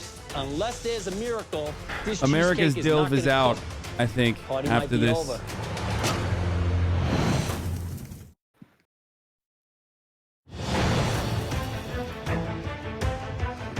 Which cake is that? This is the cheesecake. This is not my forte. This is not one of my strengths. It does set you behind a little bit. Yes, it does. It Do you most have any? certainly Do you have any does. progress on the other cakes, or you just been Yes, I doing do. this? No, I just gotta get it. I gotta get it. Slow down. You gotta relax a little bit. No, I can't. You know, I'm always on the verge of a nervous breakdown, but I'm not going there. Oh, baby, who's your daddy? Leslie is a bit all over the place. He just put the cheesecake in. We're not even sure if he has enough time to cool it down. Leslie has fallen behind on the cheesecake. Maybe it's going to make up for the other two. So key lime pie is the simplest, but also really there's a balancing act between sweet and sour. How do you manage that? If it's too acidic, then you add more sugar. If it's too sweet, then you need to add a little bit more citrus. So you've got to find that balance. Boston cream pie is the difficult one. The secret in the sponge is the aeration, incorporating those eggs and the butter and the sugar. What's a perfect Boston cream? That is the base of a great pastry cream. But again, too heavy in that, they can split the sponge. Leslie's pulling this cheesecake out. But the big question tonight is Leslie's New York cheesecake cooked? Right. 30 minutes remaining. Let's go. Okay, I can get my cheesecake and I can finish the cheesecake and everything will all be good in the world. Time's a ticking. I'm That's taking fake. a licking, but That's guess for the what? camera. These are done, so I'm happy about that. She has like a baby voice. Oh, my She cheesecake does. is gorgeous. I don't know. She just gives me like pageant queen vibes. Courtney, how we doing? I actually saw her How does it feel to be like in here now? a couple of the years ago semifinal. This is at how I wanted another to sound filming. Uh-huh. And like I thought she would absolutely hate me for like saying all that shit on TV, but we kind of just like we're like on good terms, I guess. Like no animosity there, but maybe I shouldn't be talking shit about her on this stream. I mean, she is undeniably one of the best chefs. Like, she literally popped off the entire fucking time to a degree that it was like, I mean, I don't know if it tastes good or not, obviously, but it looked good. Yeah. To a degree where it's like annoying. Yeah. Like where she always executed. what? She always executed everything well. Yeah. But it just, except for the salty donuts, I guess. Yeah. That was crazy that she like I do think judges have favorites and they like let shit slide for sure.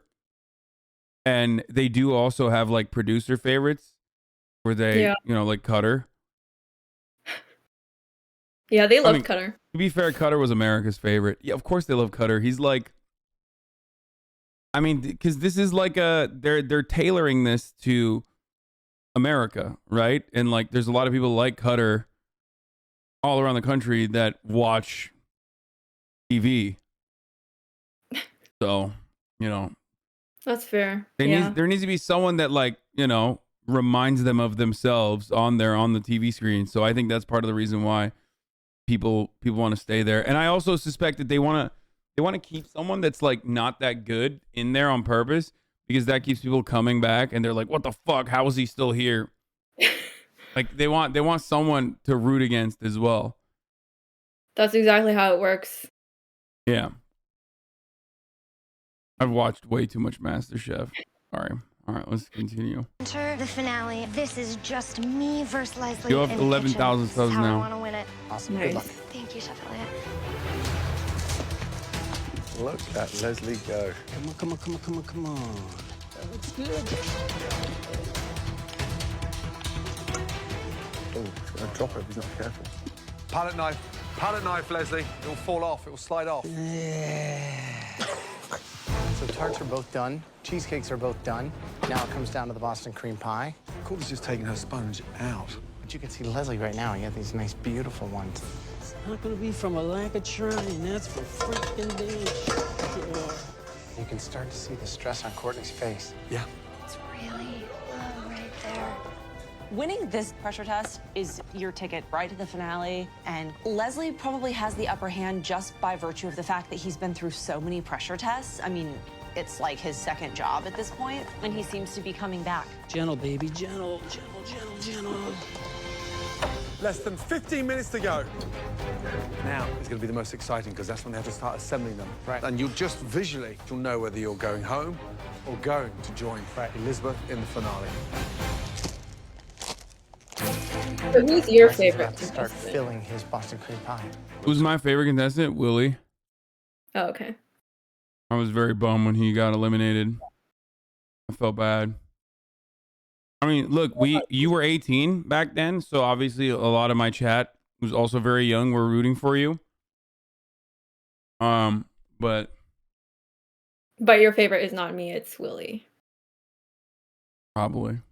Yeah. No, you were my favorite, AHRAN. You were. I was lying. I just wanted to be cool. All right. Yeah. What about least favorite? What? What about your least favorite? I don't know. There's many. I mean, least favorite? I don't know.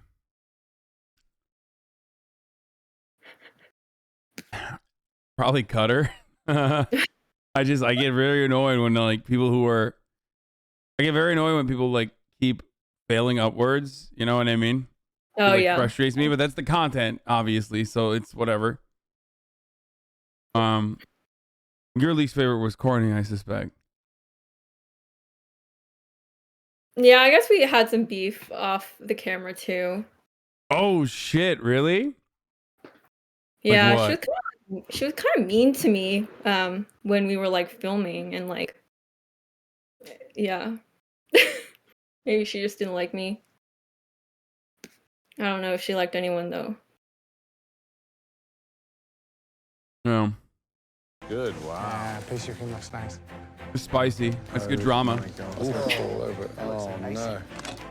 Oh my gosh, she's putting it directly. I just gotta do it like this. Courtney's cakes look a little uneven, like her pastry cream is oozing out from the middle. Right now, Courtney is completely falling apart. Last 5 minutes. Son of a bitch. He's a madman.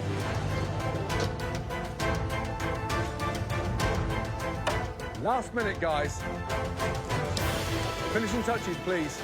Come on, place in the final for one of you. 10, 9, 8, 7, 6, 5, 4, 3, 2, 1, and stop. Hands in the air. Good job.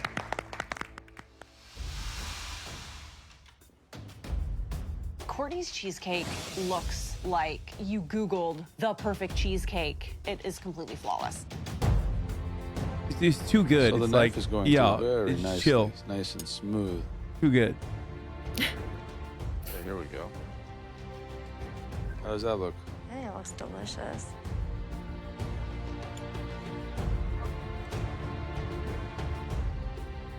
Crust is Let's be real. It's gonna be a 1-1 anyway. It's gonna be a cheesecake classic itself is 1-1. light, airy, rich, smooth.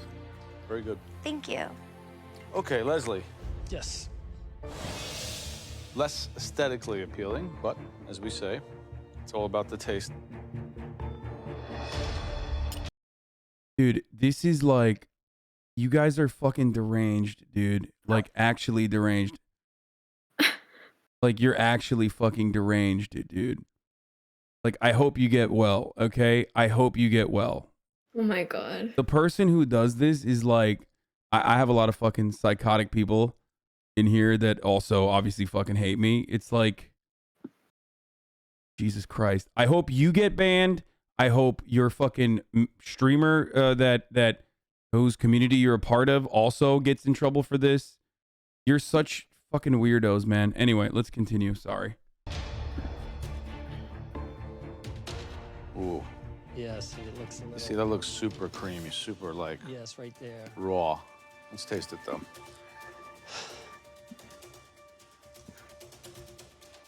The graham cracker crust is burnt. Yeah. Tastes like burnt chocolate chip cookies. You know that flavor? Yeah, yeah. Thank you very much. Thank you. Given the circumstances, I would say you both did a pretty good job with those cheesecakes. Thank you. One looked much more like the cake we were asking for and tasted closer to what we were expecting. The best cheesecake tonight belongs to Courtney. Congratulations. Thank you. Go report that account, chatters. Go report that account, the piece of shit that's saying that. Thank you. Courtney, what do you think? I was a little overexcited with the blowtorch. Yeah, it looks like key lime s'mores.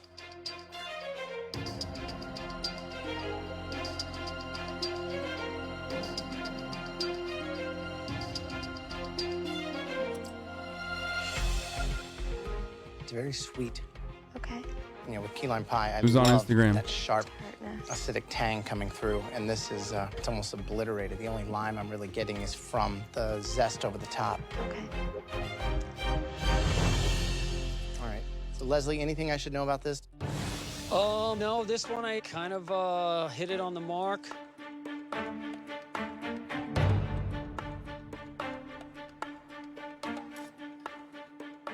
The flavor's awesome.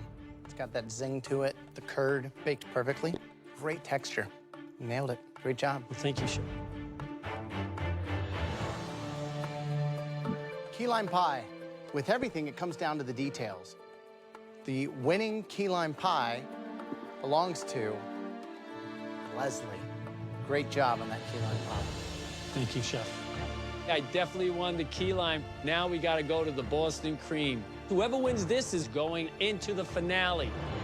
I'm watching this pastry cream ooze out the sides, and I'm just seeing myself walking out of the MasterChef doors.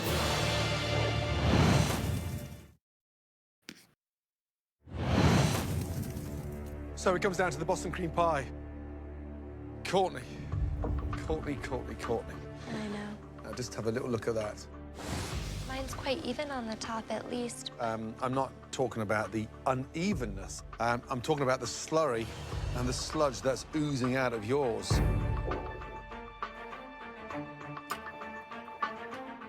That should be stuck together.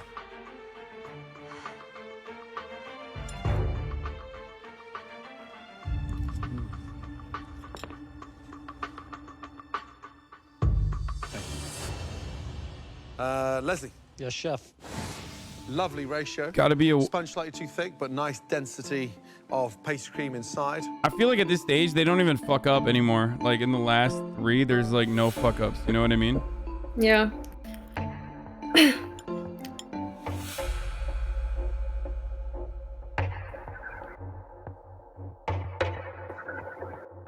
Wow. Thank you. Please, Courtney, Leslie, come round to the front. Thank you. We now have to work out which one of you moves on to the MasterChef grand finale. Please, give us a minute. Thank you.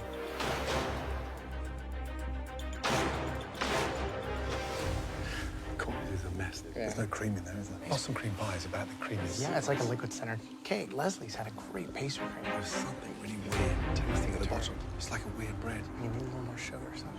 Yeah, I think it's quite obvious what's wrong with it. Something major. It all comes down to the Boston cream pie, and it seems like Leslie's has the edge. Courtney, you had highs and lows, insufficient pastry cream slightly liquid, top heavy in terms of good ganache, lovely sponge. Leslie, visually incredible. Great pastry cream, ganache, delicious. But something very odd came to mind whilst tasting the sponge. Uh-oh.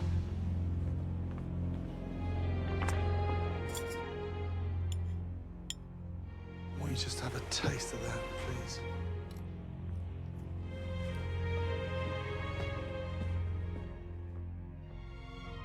You know what's wrong with that sponge.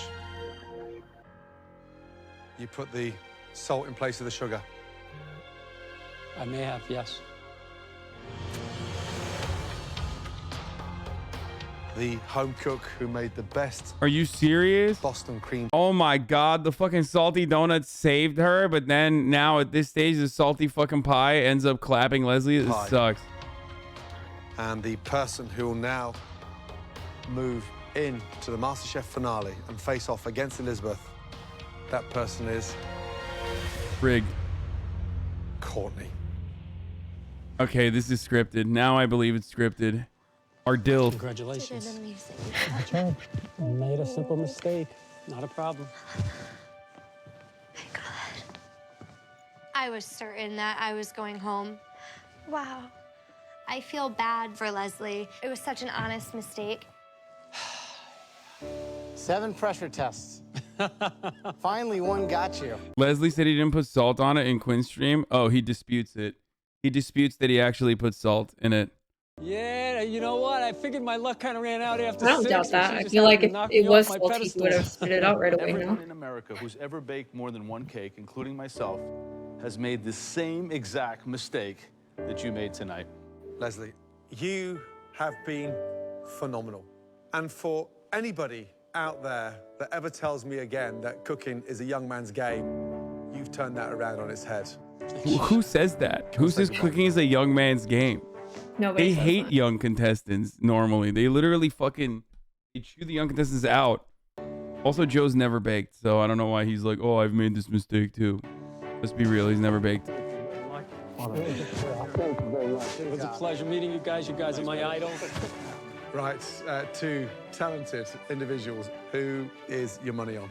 I'm sorry, Courtney, but I would definitely put my money on Elizabeth. And then, Thank you, Leslie. Is Quinn still banned? Thank I you don't want to again, watch Chef. this. All right. All right, what's the lore? What's the lore, chat? All right, lore masters, give me the lore for Leslie. Leslie lore. After getting tripped up on a baking challenge, Leslie Gilliams went on to get arrested following a misunderstanding in a bar where his sister fell ill, but he was not charged. He started a food blog, but was no longer updated. In 2018, he opened Silver Fox Oysters, which seemingly closed after 2019. Also, rarest Joe lore. He went on to be a cringe folk guitarist after MasterChef. Wait, what? No, that's Joe, dude. That's Joe Bastianich. We're not gonna look at that right now. Okay. All right. Yeah, kind of sad that we see Leslie go on this. I'm the stay-at-home dad that came here to win, and I was doing a pretty damn good job up until the salt part. This is a great looking pie. You really nailed it. Awesome dish. You're up at the top right now. All of you, right now, get your ass down here, quickly. That's what I call a box of donuts. Wow. His donuts popped off. I learned a lot. I mean, I didn't expect to make it this far. I met interesting people. Some liked me, some didn't like me. I can hear you. I don't need to look at you. I need you to. Yeah, there was some. They were not vibing. Okay, we're at the finale. You can leave it whenever you want. By the way, you don't have to like sit through this entire thing. No, are you trying to kick me off? Is it because I'm No, boring? no, not at all, not at all, not at all. I'm just saying that like I'm letting you know that like don't feel obligated to sit. Whenever you get bored or if you're like, well, what the fuck, this sucks, you can just totally bail. Sounds good. That's all I'm saying. But we are gonna be watching the finale now. I hate when you say that. Hassan, wait, what do you mean? I'm just trying to be nice, dude. I don't wanna I don't want her to feel like we're holding her hostage here. You know what I mean? All right, let's continue. Welcome to the finale of the biggest culinary competition. See, I told you. They both wear tuxedos. Graham, on the other hand, wears the exact same fit that he's been wearing, okay? And the reason why is because he's blasting fits every episode. Doesn't matter, okay? Graham at the funeral, Graham at the wedding, Graham, you know, sitting at home, kicking back on the couch, same fits. Kind of ruined it by telling us that, like, you know, people were making him dress this way. But in my headcanon, Graham actually dresses this way in real life. Of the year. Tonight, the best 2 home cooks in America will battle it out here in the MasterChef kitchen. Only one He's wearing a tux. Joe's not. will be crowned MasterChef.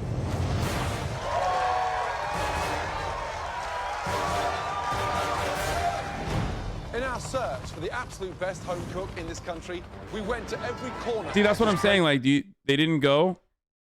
Why is there like a casual MasterChef protest? I always like, what was going on there? Like, why did they? What kind of B-roll is this? Like, That's not how I looked when I auditioned. I was about to say, like, did they come in with a helicopter? Did Graham come out of the helicopter like, hey, what's up? You got some yummy treats? No. We went to every corner of this great nation. The Joe Bastianich head did not make an appearance in your town. You look like I actually auditioned in LA because they didn't have an open call in the Bay Area. So What did you audition with? I did like dessert platter 3 ways. So I did like a green tea creme brulee, roll cake, and green tea French macarons. Damn, that sounds good as fuck. Okay. What would you say your signature dish is? My signature dish. They're using old Graham too. Look at this. The Graham cutout is old. It's from that's like season 4 Graham. You know what I mean? He's no longer a big boy. Anyway, what's your signature dish? I don't really have one, I guess. I'm just good at making everything. Oh wow. It's very humble. I'm just so good. Okay, cool. The best home cooks in America entered the MasterChef kitchen. All united by their passion for food. You are the top 22. They were faced with ferocious challenges. Okay, I hate this recap. All right. Given that. A 31-year-old advertising executive from Brooklyn, New York. I grew up in the South, and I spent my entire life obsessing over moving to New York. I work in advertising, and I enjoy my career, but I'm so ready to win MasterChef and change my life. This is the last apron. After a quiet start, congratulations, Elizabeth soon rose to become one of the most consistent competitors in the MasterChef kitchen. The winning mystery box dish, Elizabeth. From savory to sweet, comfort food to exotic global flavors. Elizabeth mastered. Oh yeah, you made fucking savory tiramisu. There's no shot that tasted good. Let's be real. I think it came out nasty. I don't know what happened there. Like that was crazy. That was like definitely, you know, is that when you felt like, okay, I'm one of the fucking chosen, like I'm bringing content to the table? Like I think it was more so they liked that I was like creative and thought outside of the box. They didn't really give a fuck if it tasted But see, good that's or what not. I mean. I feel like, okay, you thought outside of the box there, and Joe was like, this is great. I'm going to put this on my menu. And then also, they will absolutely punish other people for thinking outside the box sometimes. Be like, wow, have you peaked? Have you peaked? Yeah, I think I got I got away with a lot of things just simply because I was 18. Yeah. So. All right, let's continue. Them all. Wow. This is like taking a trip to Italy. Elizabeth has made MasterChef history. The blue team, ladies and gentlemen, having never lost a team challenge. I'm going to turn this finale into the key that unlocks my culinary dreams. This is the most important day of my life. She hasn't cooked in a single pressure test. Tonight, can Elizabeth handle the pressure of this finale? The only hurdle that stands in Elizabeth's way is Courtney. a 25-year-old from Philadelphia, Pennsylvania. It's very hard for me to talk about this. I've done things that I'm not proud of. Not being able to pay my rent. I make the difficult, embarrassing decision to work in a gentleman's club. Why is that? But cooking is the start of a new beginning. See, that's what I mean. It's like, I don't know. I mean, it's cool that like she worked at the gentleman's club. I guess it's like 2014 is a different time. You know what I mean? So people Very are like, so, you know, playing it up to the fucking television audience, you know?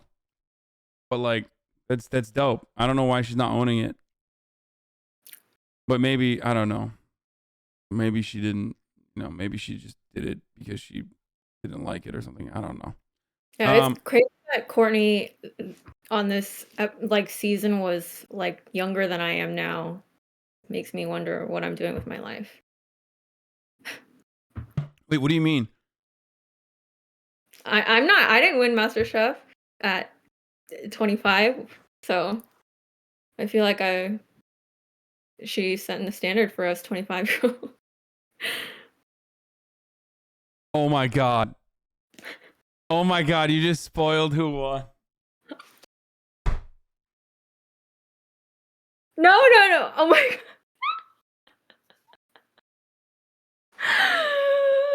I'm gonna go off the stream now and and just go kill myself. Oh no, don't say that. Don't say that. No, that's not. We don't know if that's.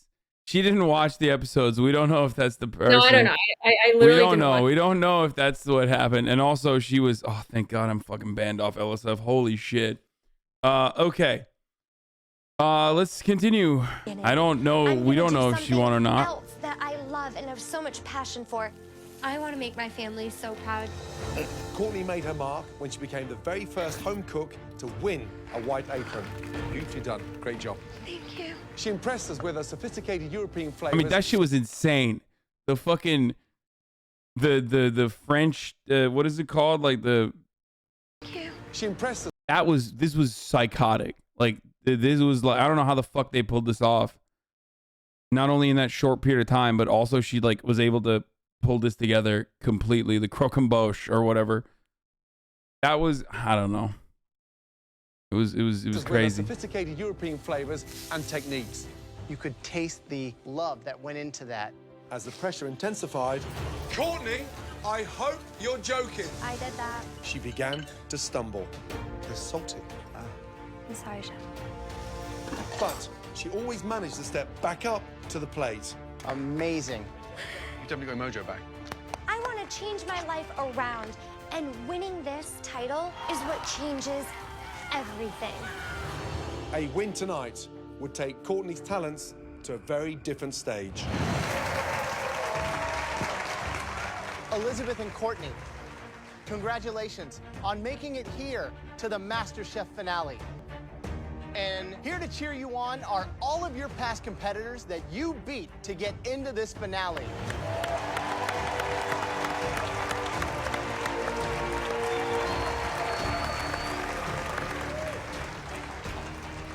It's been a long time that you've been on this journey with us.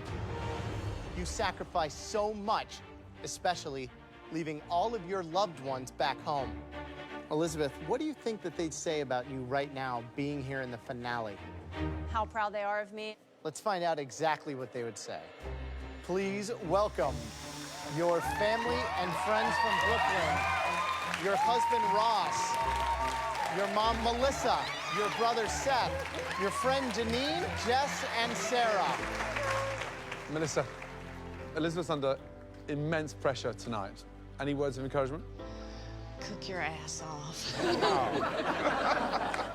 Courtney, it's been a long time. How much do you want to see your family? I want to see my family so bad. They want to see you even more. Here they are.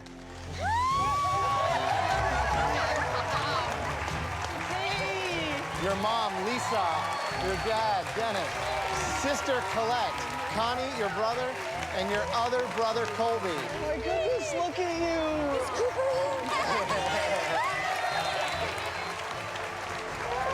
Now we're complete, right? Captain Cooper, any final words of encouragement you'd like to say to your big sister?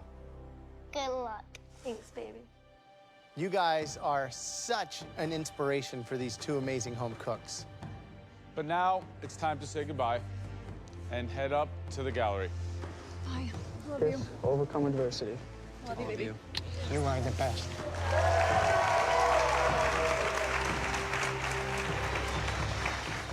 For tonight's challenge, we want 1 appetizer, 1 entree, and 1 dessert. 3 identical plates of each course, 1 for each of us. After you're done cooking each course, you'll serve your dishes to us in the MasterChef restaurant, where we'll taste your dishes and make some very critical decisions. You'll each have 10 minutes in the MasterChef pantry to get everything you need to cook us the best 3-course meal of your entire lives. Your 10 minutes in the pantry starts now.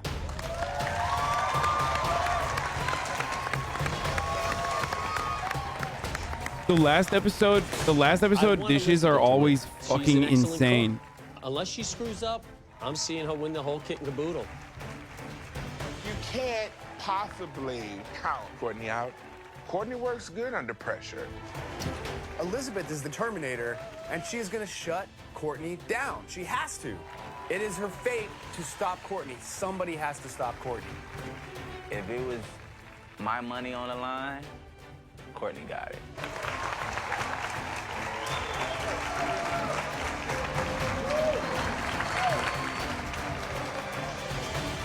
Wow, here we go. First up. Oh my God, Tyler is still wearing fucking, he's not wearing camo this time, but instead he's wearing like, he's not wearing real tree camo, but this time he's wearing camo pattern, a button-up shirt. Respect. Your appetizer course.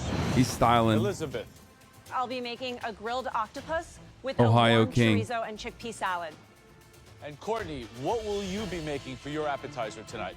I will be making a crispy pig's ear with dandelion and fennel salad and the a quail fuck? egg. You'll both have 1 hour to make us those stunning appetizers.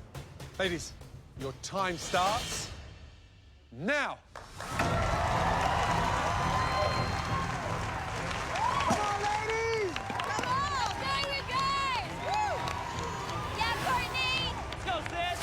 Elizabeth should definitely be worried. I'm not afraid of Elizabeth. This is my battle to win, and it's go big or go home. There are no heels in the kitchen anymore. It's knives, and it's time to do battle. Let's do this.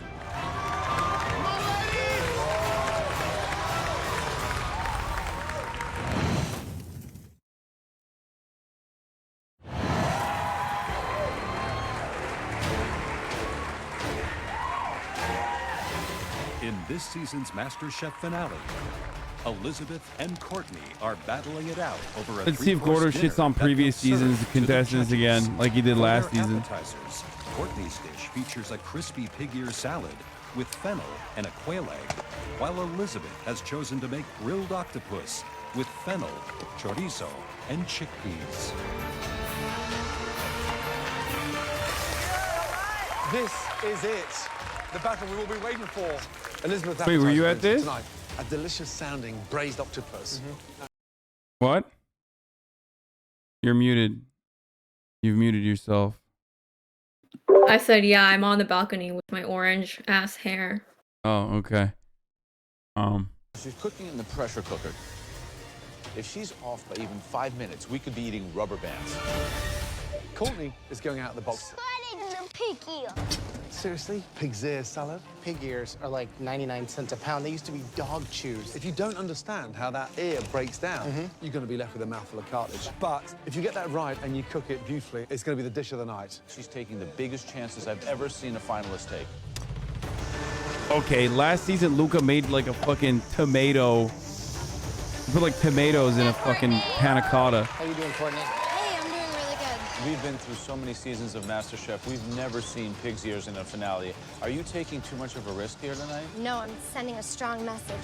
Elizabeth should be very scared. Good luck. I'm excited to try that. Thank you, Chef. I'm definitely interested in Courtney's menu. I mean, the pig ear, I think it's a very awesome, trendy way to go. But it's definitely a risk. It's a very hard dish to elevate. Now, Elizabeth! Right, how you feeling?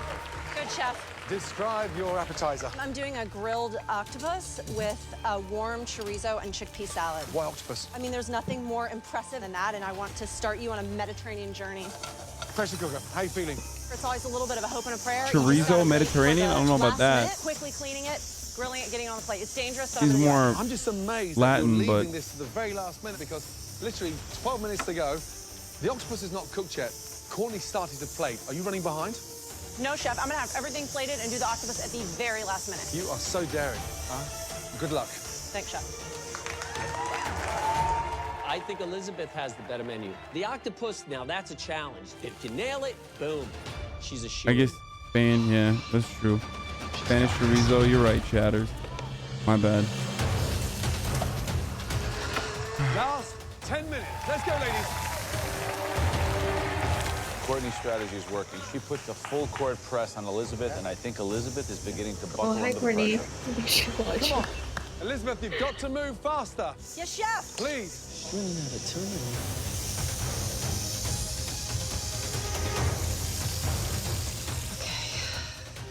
Use the octopus.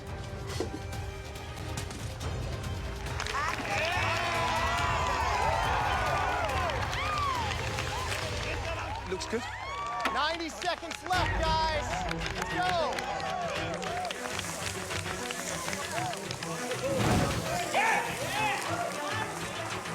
You've got to start plating, Elizabeth. This food is very beautiful. Exciting. Oh, my God. Yeah. Let's go. 10, 9, 8, 7, 6, 5, 4, 3, 2, 1. Hands in the air.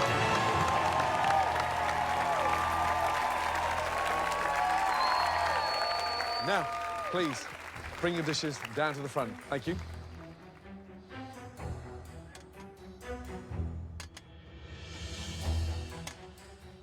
Courtney, what do you think of Elizabeth's octopus salad? The plating's a little haphazard, but it's okay.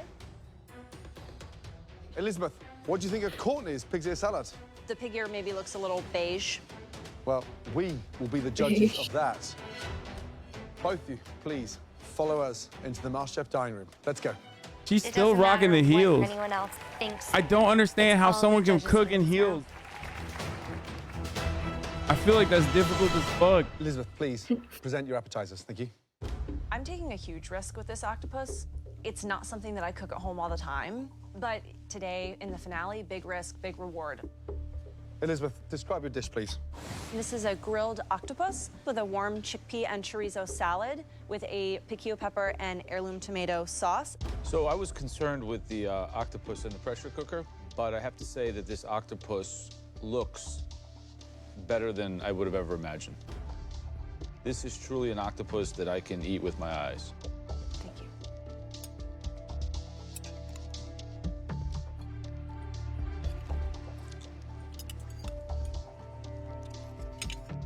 I very much like the grill portion of the octopus, but I think that you may have slightly overcooked the octopus.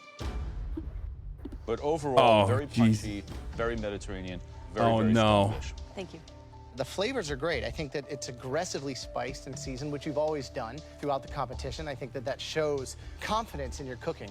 You know, if we received it in a restaurant, I think we'd all be pretty happy with it. Thank you. Visually, the dish is so appealing. When you're using all those spices with those chickpeas, then you've got this perfect foundation for that octopus to sit on top. Great Classic flavor on the 1-1 char. incoming. Love that flavor. Amazed you got it done in that short period of time. So she's gonna Bold lose. move. She's gonna lose the Difficult to pull octopus. off. Courtney's gonna Do win just with a that. pig ear. Thank you, Chef. Courtney, it's time to taste your appetizer, please. You've got a very high bar to reach. Courtney, describe your appetizer, please. A crispy pig's ear over a dandelion and fennel salad with a quail egg and a guajillo chili sauce.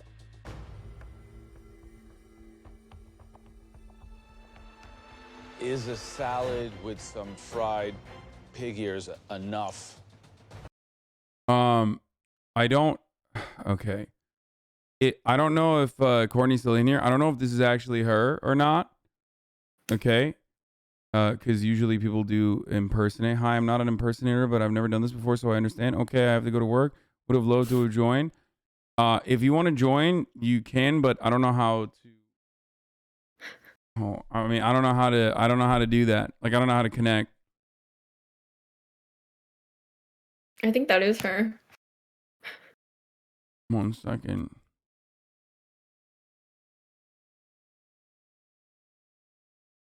Let me see. Oh my god, chat, you are so fucking annoying. I swear to God. It's just like when... Hold on.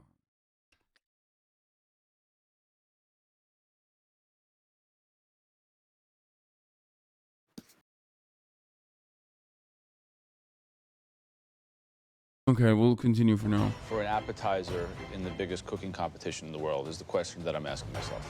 I believe so. I believe that the dish is well I know, balanced. you might believe that. I'm asking myself that. Oh, sorry. I thought you were. I'm not sure.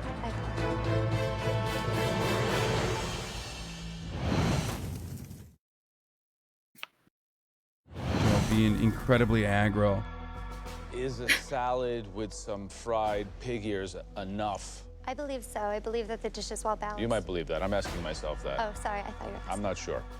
It's a typically Courtney plate. It's meticulous, but just a little bit soulless.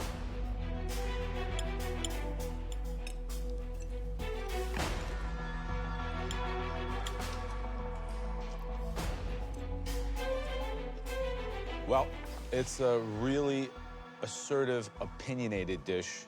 The pig's ears were very good, crispy, salty, rich. You have a great balance between acidity, heat, oil, and it's certainly one of the most well-dressed salads that I've eaten in recent history. Thank you, sir. I love the guajillo pepper sauce. It's explosive and goes great with the rich quail egg. Tastes great. Thank you.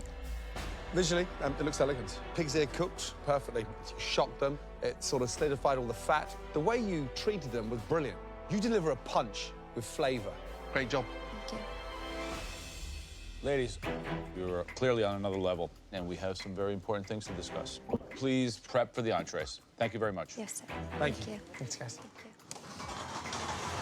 Did you think about what dishes you would have made for the finale if you had the opportunity to get there? I thought about it and I realized I would never have won because I wouldn't know what to cook. Damn, you went from like I can cook anything to like I don't know what I would have cooked. All right, what did you on the spot right now? What would you make? I feel like they had to have gotten help, right? Because like normal home chefs are not like I'm gonna make a fucking pig's ear, whatever pig's ear salad with like ganache or whatever the fuck. I don't even know. I'm just saying like. I mean, they have a few days to like brainstorm and test the finale recipes. I think. I don't know. I didn't make it to top 2, so. Yeah. I mean, they got to have consultants. I feel like they are consulted on like what to make. Because every single time the final the contestants always make like insane shit. Whereas like I feel like the average home chef, like you without any consulting, what would you make? Like how would you pop off? What would you do to pop the fuck off in the same way? What would you do for apps? Go. You're out here about to suggest rib corn like Cutter. Rib corn. Damn, I didn't prepare for this. Maybe something with Come scallops. on, Ron. Every moment is a MasterChef moment. I would have done Asian fusion because that was like my thing. So maybe I would have done like scallops, but like stunning. Yeah, stunning scallops with the stunning sauce. See, it's scallops. Okay, that's cliche. That's cliche. That's Gordo's app. Everybody does that. Okay. And What'd you then make I for think entree? for main, I would have done like short ribs. You would have done short rib. I can't tell if you're fucking with me. I don't know actually. Oh fuck, this is hard. It's not stunning. Dessert would have been like something with matcha, like I don't know. Fuck. This is really This is giving you a pressure test flashbacks. yeah. I'm getting like I'm feeling like traumatized right now. Ron, Just have you peaked? I did peak. No, just kidding. I love saying that. Joe Bastianich just ruined my brain. All right, let's continue. Tom, what would you have done? Dude, I don't know how to fucking cook. I would have made manta for the entree. And then they would have been like, this is a fucking... They would have said something like, this is too ethnic. What is rib corn? Oh, it's just what Cutter made in one of the challenges where it was just like he just put ribs on top of like just a sprinkling of like canned corn, basically. So we just call it rib corn. It sounds tragic. I'll look it up. The best. It's a delicious food that only patriots. Delicious food that only patriots consume. It's not a big deal. Wow. I mean, Elizabeth, braised octopus. I mean, the flavor, delicious. Yes, it was slightly overcooked, but technically she pulled it off.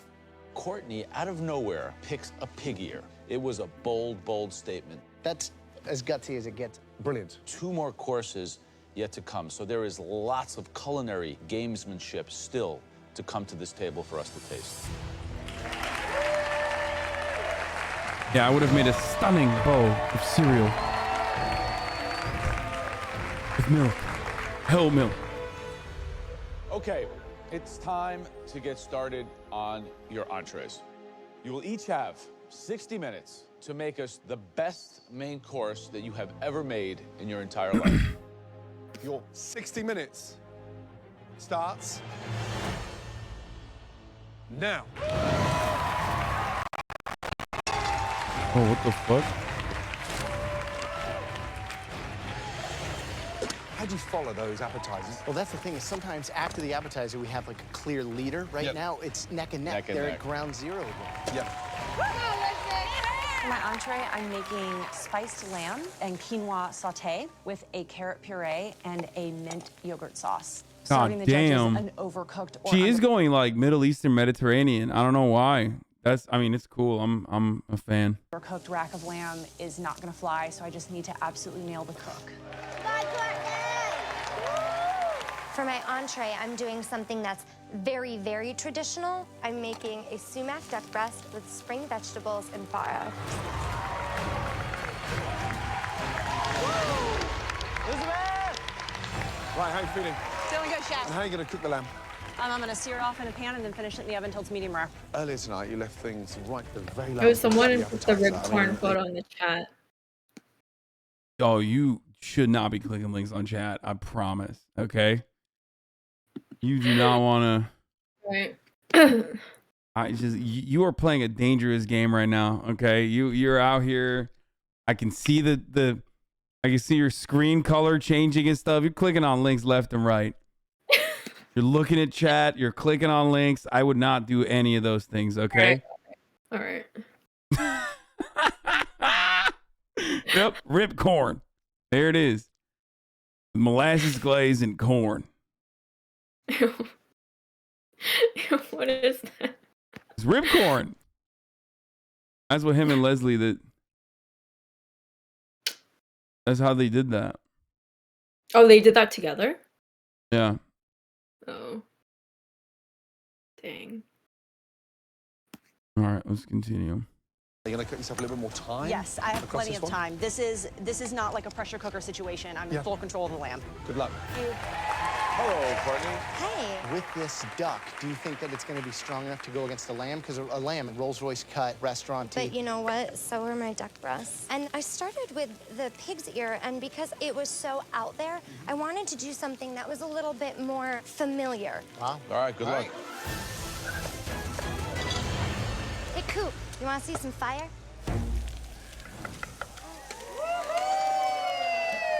Okay, she's just flexing, dude. I mean, I can flambe, but I don't need to. 20 minutes to go. Let's go. I'm telling you, I feel like Courtney was a op. Like she just knew too much. She just knew how to cook too well every time. Everything. Duck is out. Like from episode 1, because normally I feel like they grade on a curve, right? By the way, no disrespect. I know Courtney's watching, but like also at the same time, like, you know, you popped off too good, okay? Even from the jump. And what I mean by that is like, usually when someone pops off early, like when they just start like plating like crazy, you know what I mean? They oftentimes get cut short because they'll have like one bad week. They'll have like one bad episode and immediately they're like, you're gone. Have you peaked? And then they just fucking clap them. Whereas with Courtney, like she just never, like she was just always on it, except for when she made like salty donuts. Yeah, But other than that, what's up? Yeah, she was very consistent. I'll give her that for sure. Yeah. So I don't know. It was just, it was crazy. Oh shit, I did forget to run the ad at the top of the hour. Okay, I'm running it right now. Chat, I'm running it now. Okay, thank you for the reminder. We're in the 1 minute ad break now. Okay. Both Courtney and Elizabeth tonight with these proteins have the risk of temperature. If they don't nail that medium rare, that will certainly sink their dishes. Gorgeous. Looks perfect. Nice, Courtney. I think the pressure's getting to Elizabeth. Courtney's already plating, and Elizabeth's lamb is not even cooked yet. Still in the oven. Tonight, I am struggling with timing more than I have any time previously cooking in the MasterChef kitchen. And I think that it's the added pressure of everyone watching and everything that's at stake. The lamb's out. All right, do that. Here we go. Beautiful. Elizabeth, that looks amazing.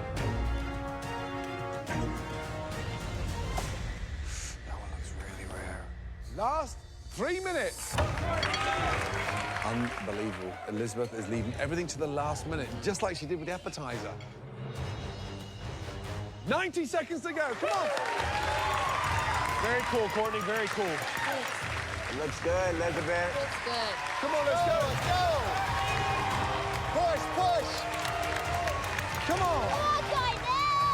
10, 9, 8, 7, 6, 5, 4, 3, 2, 1.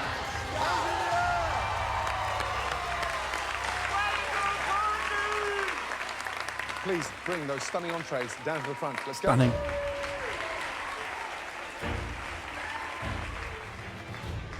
Elizabeth, how are you feeling? Some of my plating was a little rushed at the end, but I think ultimately it looks beautiful. Courtney, what do you think of Elizabeth's dish? I think that her lamb looks raw. No, it's medium rare. Please, Elizabeth, Courtney. Damn, Courtney's talking bring shit. those stunning entrees through to the MasterChef restaurant. Let's go. Thank you. This is what I mean though. Like every time she says something where it's like, I think it's, she says it with the same consistency. You know what I mean? Courtney started something, and at this point, the gloves are off. My dish is about to knock this bitch out. It's on. I mean, her entree is gonna pop off because obviously it has to be a 1-1, and I feel like her app won. So, just saying.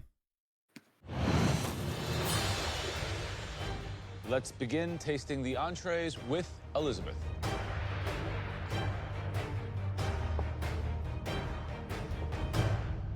It's a spiced lamb with red quinoa and rainbow chard, a carrot puree, and a mint yogurt tahini sauce.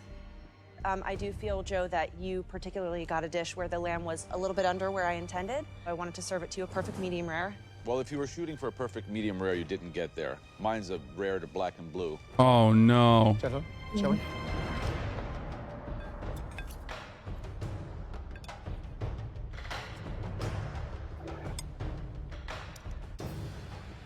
most people probably would. Chat keeps asking how Gordo smells.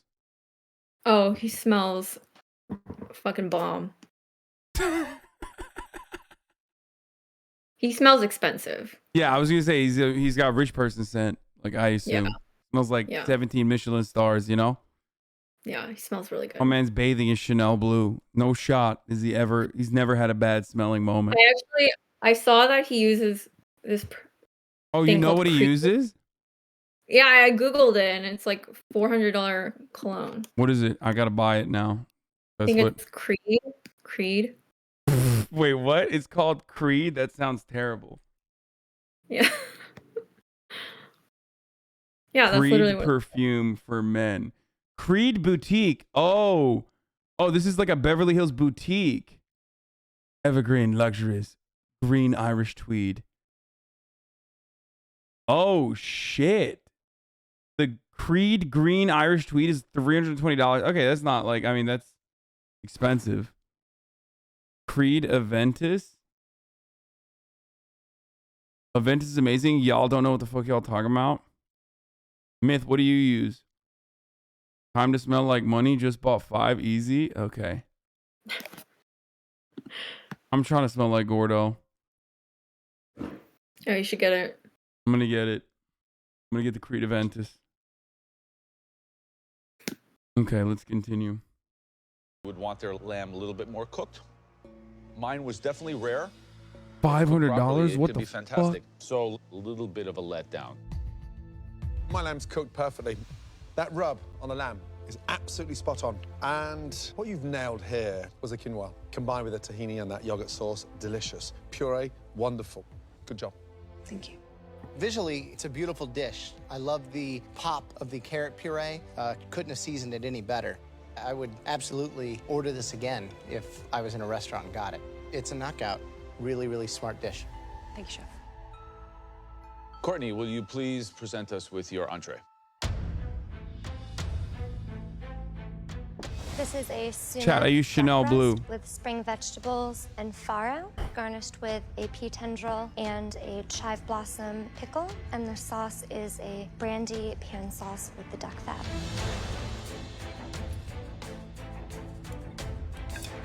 And it's EDP Eau de perfume, not toilette. Visually gorgeous, and I think it tastes as good as it looks.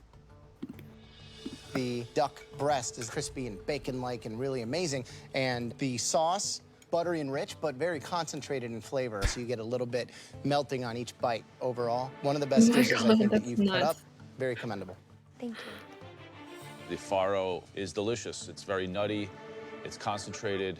The spring vegetables were cooked perfectly. It has the shallots. Everything is really spot on. You know, it looks like it came out of a restaurant. I'm a bit of a stickler when it comes to cooking duck because it's one of the most difficult proteins to nail. The duck, beautifully done. Elegance matched with fragrance, matched with great finesse. Stunning, absolutely stunning. Thanks, Courtney. Yeah. Joe Arons.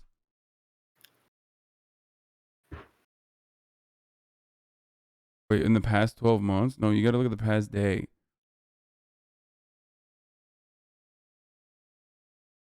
Dang. I think this is when I posted, like in the morning. And then this is when you got on the stream, maybe? Wow. That's terrifying. A lot of people from California are Googling you. And related inquiries, Joe Bastianich, Cutter, MasterChef, Brain Like Berkeley was a related inquiry. Oh my god, I'm You dead. did that. You did that. Good job. Wow. Aerial dance related topic. Oh, my fucking community is so stupid. Okay, let's continue. Both of you did amazing jobs. A lot to discuss. So why don't you go ahead and get ready to do those desserts.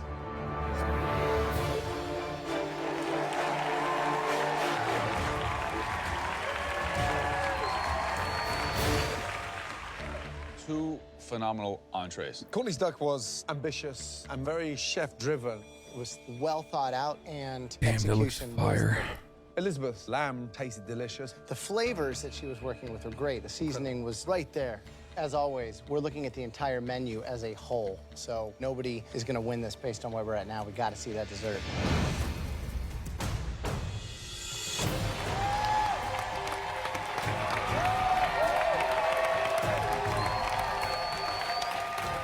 I think that I made some small technical errors, but I'm still here. Everything is on the line for this dessert course for me. I gotta nail it. Elizabeth and Courtney, this next course will seal the deal for one of you. Elizabeth, please describe your final course tonight. For dessert, I'm making a grapefruit and olive oil cake with a plum trio. Wow. Courtney, please. I'm doing a cherry meringue with salted chocolate and spiced almonds. Now, what happens during That's the kind of a next whack 60 dessert. minutes will change one of your lives. I'm gonna be honest, it's Your kind of a 1 whack hour dessert. starts now. This chat is very conflicted. I think like wet fruit is such a weird dessert to put out there, and a lot of people do it. I'm not personally a fan of wet fruit, but Yeah. you know, hey, whatever. To each their own. I know that these guys eat it up, so.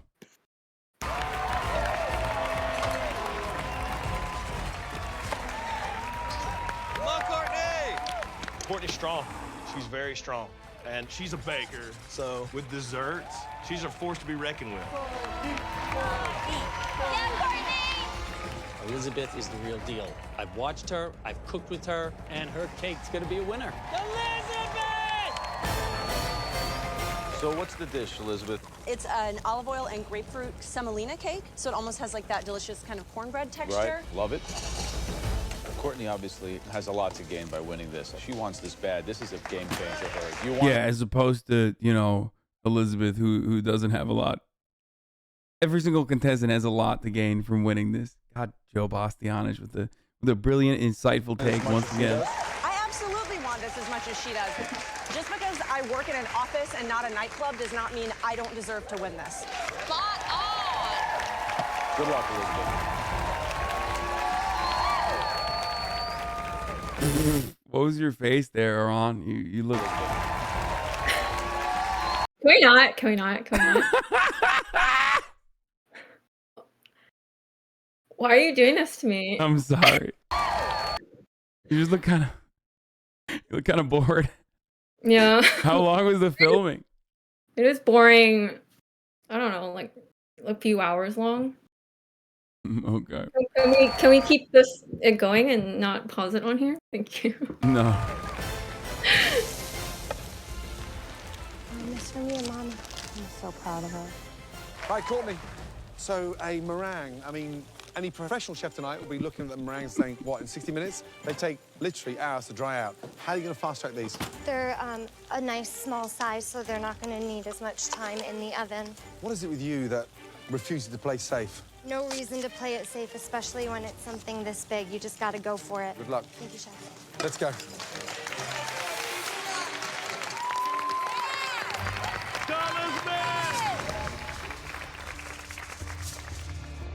There we go. The cake's out. My cake is slightly undercooked in the middle. Oh no. Looks like a mess over there. But I have a plan to use the outer edge, so it's going to be perfectly moist, not too dry or overbaked, but still cooked and edible.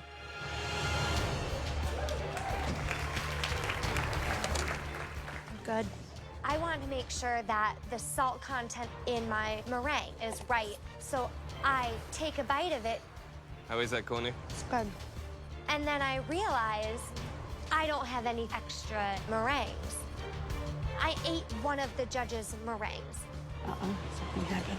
I'm gonna look like I've given them an incomplete plate. I have just quite possibly eaten $250,000. Damn, she pulled a Tyler on her own food. This is why they tell you don't eat the food, right? I guess they let you eat it on the, in the finale. I mean, you can eat it as you're cooking, but after you're done, you can't touch it. I ate one of the judges' Wait, meringues. actually, that does make sense because, like, Cutter did taste his food, and they were like, "This is too sweet," and he was like, "No, it's not." And then they were like, "Are you saying that one of the judges' taste buds is wrong?" And he was like, "You know, yeah, kind of." That's when Cutter became a hero on the stream.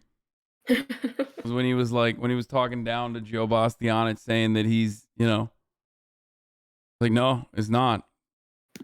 1, 2, 3, 1, 2, 3. I have just possibly eaten $250,000.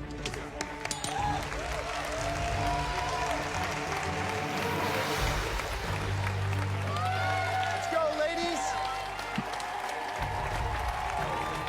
Last 2 minutes. Come on, let's go. That is beautiful. Yo, her dessert looks like it popped the fuck off. I mean, both of the desserts look pretty good.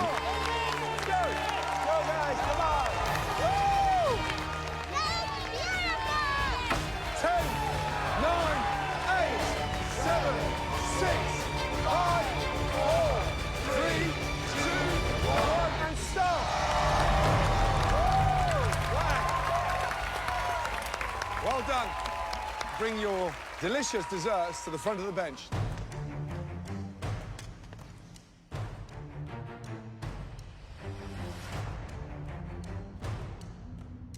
Elizabeth, what do you think of Courtney's dessert? I think it looks like second place. Damn. After this tasting, one of you two will be crowned this year's Master Chef. Let's get it on. We're gonna bring those desserts into the restaurant.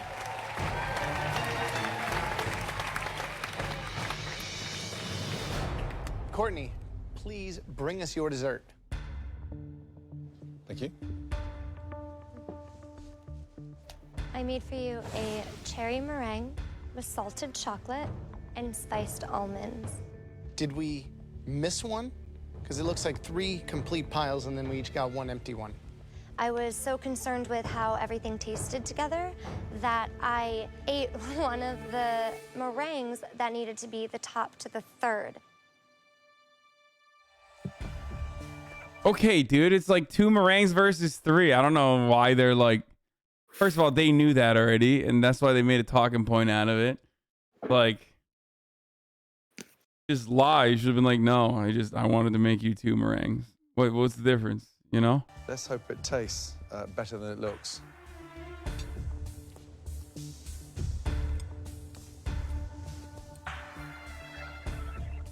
Is there salt in anything else other than the chocolate on this plate? The cherries. Something tastes salty. The cherries taste salty? Cherries, maybe. I put a little bit of salt into the black cherries just to bring out that flavor of it. That's either really brilliant or really stupid. But after eating and processing it in my mind, I have to say that I think it's brilliant. Thank you, sir. That was so dramatic.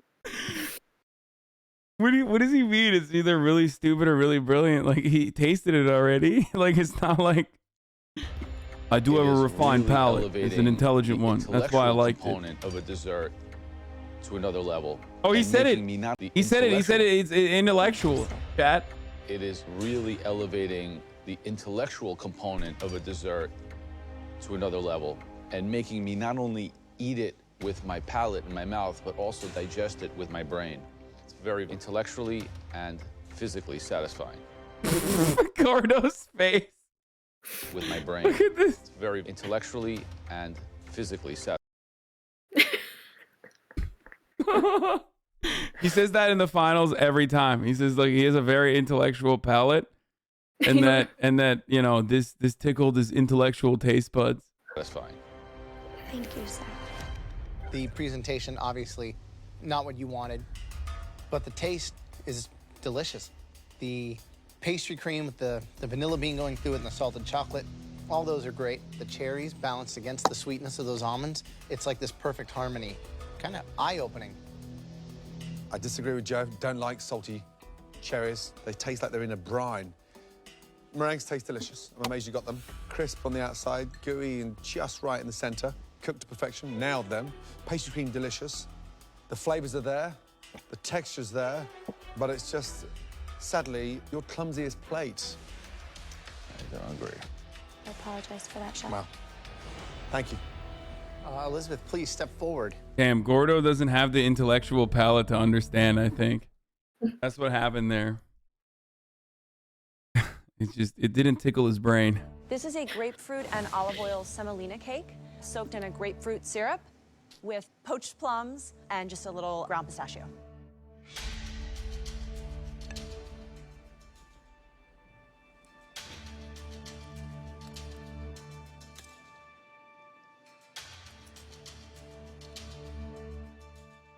The actual olive oil cake, I think, is delicious. I love the flavor. It's got a great texture. The puree is great. The spiced pistachio helps balance the sweetness. A really delicious dish. Smart choice with this. Thank you, Chef. Yeah, I'm putting this within the context of being an Italian dessert because my grandmother makes olive oil cake like this. It's spot on. It's delicious. It's rustic. The coulis, the poached plums, the cake, the yogurt on top, fantastic. It's a top-notch dish. It fires on all cylinders. Thank you. Elizabeth, you knew it was undercooked in the center, yet you did the smartest thing and you cut from the outside of the cake in. There are professional chefs tonight watching that wouldn't even have the intelligence or the integrity to stand back and readjust. So I just want to commend you on that. Thank you. The cake itself, really delicious. What makes it for me is the pink grapefruit. Or they gassed her so hard. Cuts the richness and just really lifts that Which one do you think looks better? Indulgence. Lovely. Thank you. We now have to make one of the most difficult decisions we've ever made in this entire competition. The wet fruit? A decision that will affect both your lives. We'll be crowning one of you the new American MasterChef. Please give us a moment. Do you think the food gets cold by the time the judges eat it? The cake was perfect. Dude, it's totally cold. Yeah, it always does seem cold. Also, I'm a sucker for cake. I'm a big cake fan. Okay, I love cakes and cookies. So yeah, I think I don't know. I think Elizabeth looked stronger, but you know, we'll see. Best dish of the night. Right. I'm super proud of what I've done today. Oh my God, this is just, she asked you a question. I heard, chat. I answered. Okay, calm the fuck down. 100% everybody. my menu's better. What was the question? It has more of a connection. Yeah. And I believe my dessert showed the judges that I deserve to win. But I think that Courtney's dessert really kind of showed her thinking on another level. Courtney's dessert was the weakest performing dish of her entire menu tonight. I disagree, because it takes the parameters of what is a dessert and pushes it Oh to the limits. shit! And if we're not He's about to debate lord his way into Courtney's dessert being intellectual. here to do that, then I don't know what we're here to I have to pee. I'll be back. I took risks. I was daring. I didn't play anything safe. And to me, that's what a master chef is. We judge based on the entire spectrum of this menu. App, entree, dessert, who has the best collection overall. Hi, chat. So, Elizabeth's menu. For the first 2/3 of this competition tonight, her time management was deplorable, except for the last third, where she nailed it on the dessert 100%. Courtney's menu was the opposite. She did not go on an ethnic or a regional theme. Her menu was more enlightened cooking and taking risks. I've never seen two finalists that were in the zone as much as these two. We are seeing home cooks come through this kitchen who can, will, and should have an impact on how the rest of the world will eat. So, we agree we have a winner? Oh, yeah. Yeah. Yeah? Definitely. All right.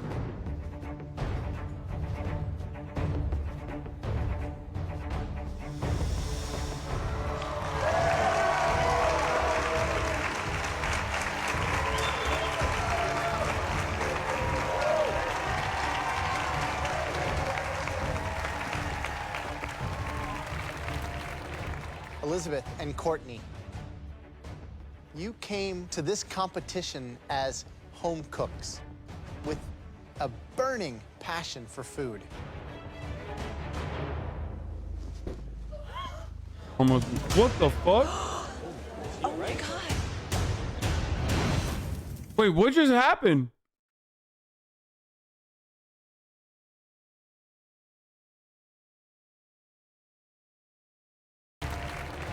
Elizabeth and Courtney, you came to this competition as home cooks with a burning passion for food.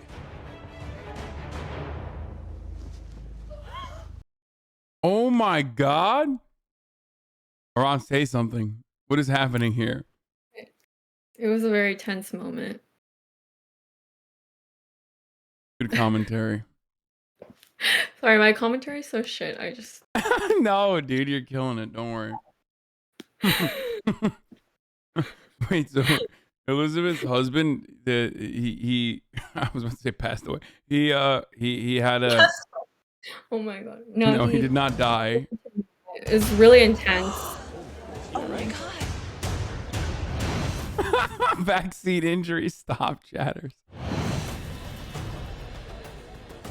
Elizabeth and Courtney, you came with a burning passion. We're not anti-vaxxers, by the way. We're making fun of conservatives that say everything's a vaccine injury. Okay, just for the record, I want to make sure because you don't know anything. You might think like I'm just some fucking anti-vaxxer who loves Cutter. You're good. Yeah, that's why you got to take your ivermectin. Oh my God.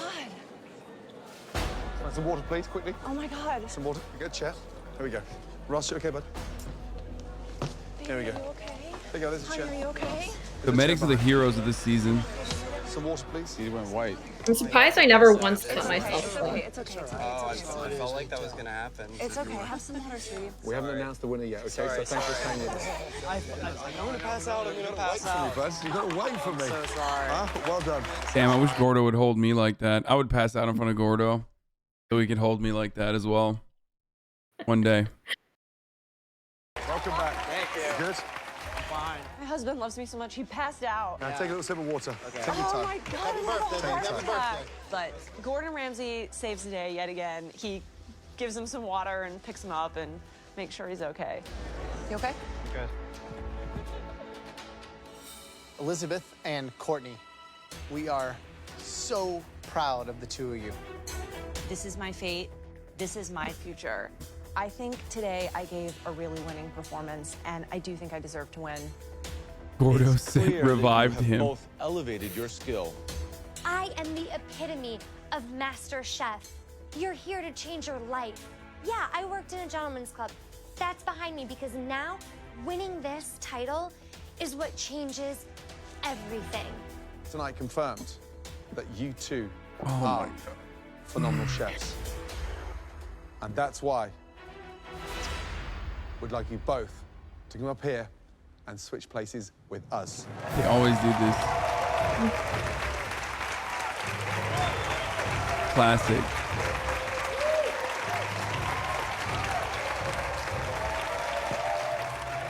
Our decision wasn't easy. It came down to the tiniest of details. That's how close it was. I mean, guys, remember, this is like 2014, right? What year is this? It's Yeah, 2014. It's like 2014. a TV show aired in 2014. Like, it's like you have to be at the finale of a fucking cooking show for like wine moms in the Midwest. Like, you have to be super apologetic for the crime of fucking working at a gentleman's club. Okay, like, I don't even know if she like actually is or if she did it for the TV. You know what I mean? But like you have to be like, I'm so sorry that I did that. It is so, you know, it is so devastating that I did these crimes. This evening. But as you know, there can only be one winner. One of you is about to win $250,000. One of you will go on to publish your very own cookbook. And one of you will claim this, the most coveted title in the culinary world, the title of MasterChef. America's next great MasterChef is, congratulations,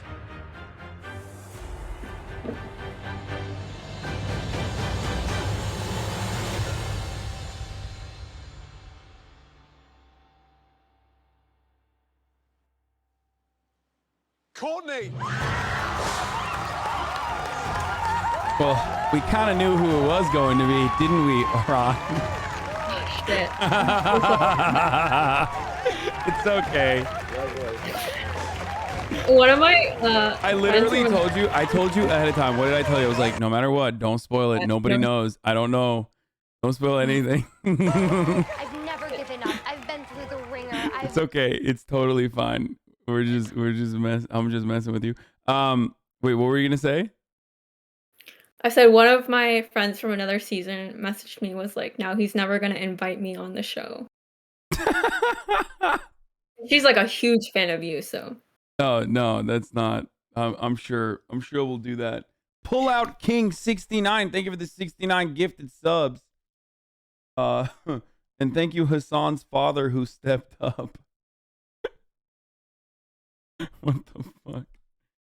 Anyway, Courtney Lore, after appearance, Courtney released cookbook Everyday Fancy 65 Easy Elegant Recipes for Meals, Snacks, Sweets, Drinks, and she now works in sales for Tesla.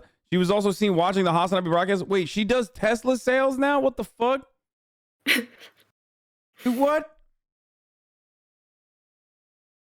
Anyway, okay. Is there a guest rule that you're not supposed to read the chat?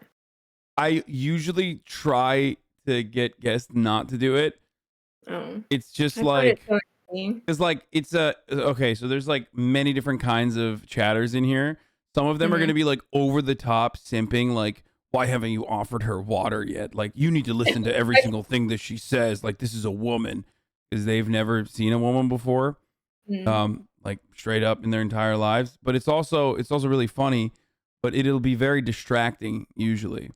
Oh, And that's okay. why I always tell people just like never look at chat. But yeah, damn, that sucks that she does Tesla sales instead of like something in cooking. I've made so many sacrifices, and this validates all of them. This trophy means no more student loans, my mom gets a kitchen, and I have a secure future in cooking. Like, I think people are conditioned to present themselves a certain way. And my thing from the jump was, I mean, I think Courtney's, I don't know if she's still watching, I hope not.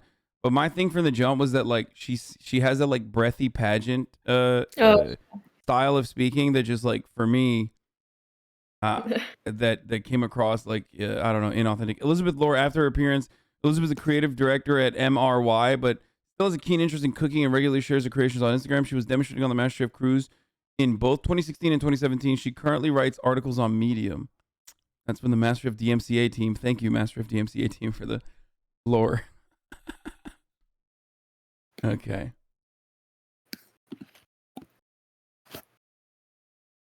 Anyway.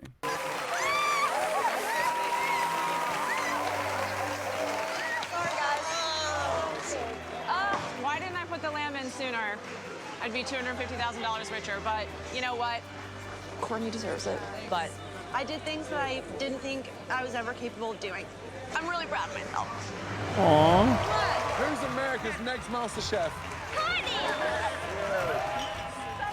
My mom looking at me winning this title means so much to me. Oh, she literally said that. I've had highs and lows. Look, oh, she straight up said that on MASH.com, actually, for competing cooks and chefs, react, da-da-da. Laprisi previously worked as an aerial dancer in a nightclub in Atlantic City, and before that as an exotic dancer to help pay for college tuition. In an Instagram post, Laprisi states her biggest regret was not speaking enough about it under such a massive spotlight. According to the post, Laprisi responded to a fan that mentioned upon how rewatching the season, it was evident Laprisi was heavily targeted for her femininity and background, poised and composed. Laprisi agreed, writing, "What's even worse is that I was made to feel embarrassed for the things I was so proud of. I wish I had used the platform to share how incredible the club experience was." Yeah, that's like, that was originally that was like part of the reason why I was like, it's just, you know, I don't know. It just like felt weird, but. And apparently Elizabeth Colville, the irony of the let the free market do its thing, people blaming supply chain issues on the president they call the communists is just too delicious. Oh damn, that's fire. Anyway, okay. AHRAN, this was wonderful. Do you have any other give us some inside baseball? Yeah, people want to ask questions, I'll answer some. People But do I'm you not do, gonna look at the chat. what? I'm not gonna look at the chat, but people can ask questions if they want. What is I'll the answer some.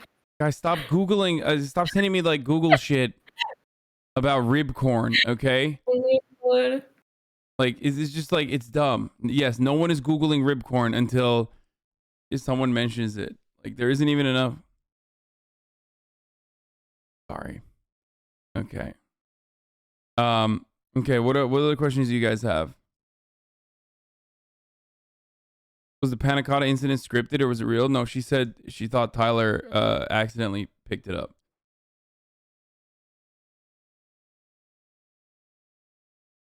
Has AHRAN made ceviche since their last episode? No, I don't even like eating it. Damn. I'm traumatized. Duh. Okay. Ask her about the salt incident. I already did. You guys are asking like, when I leave it up to chat to ask you questions, they have like they don't know what to ask. And some of them saying like, "How are you?" Sup. Ask her who her friend is who watched you from another season. Okay, don't. That's gonna spoil it. No spoilers. No spoilers. I Yeah. already did enough damage. Yeah, you already ruined the entire season. I fucking ruined your stream. You get 50,000. recognized at all? I did when it first aired. People will come up to you and go, "Oh my god, you're that girl." Yeah. Did Like, you they become the follow- coolest person at your high school or what? No. No? Did you become Oh, the no. coolest person in college? No. Did this not boost you at all? I mean, I got some Instagram followers. Yeah, I mean, I feel like people got excited about it, but then they like kind of forgot about it too. Damn. Yeah.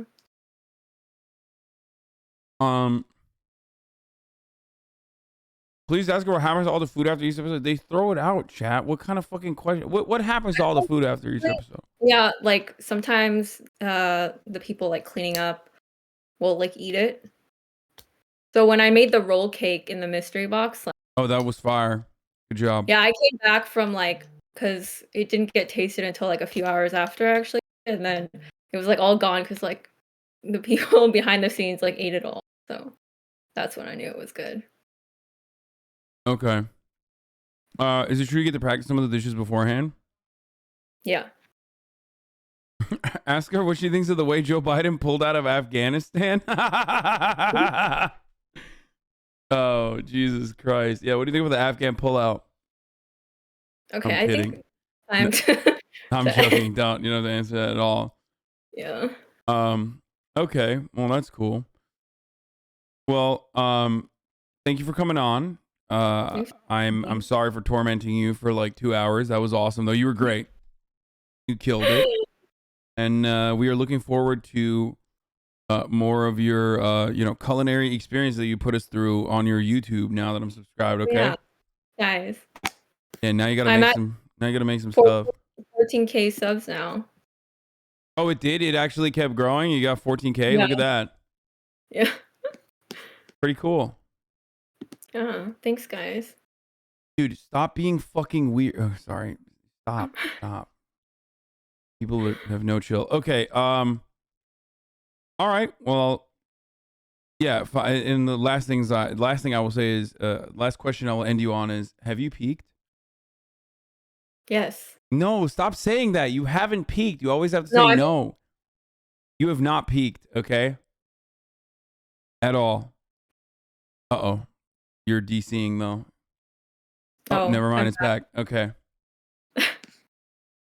Okay. Oh. Well, thank you for coming on. AHRAN, where can people find you?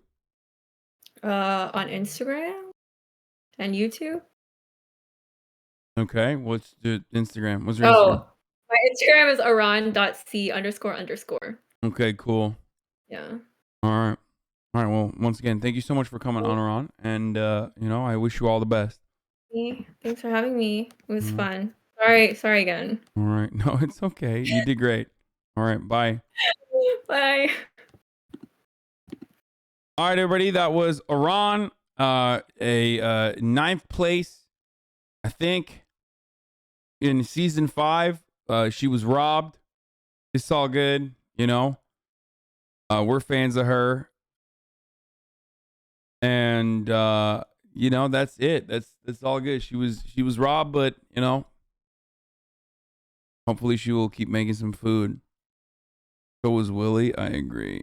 What is this? Courtney Monkas? Oh, this is Courtney on Instagram. I would have had her.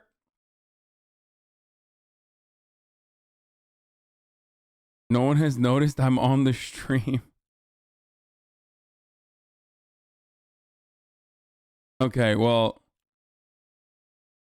maybe I didn't know how to I did not know how to reach out to her, but we can have her on later.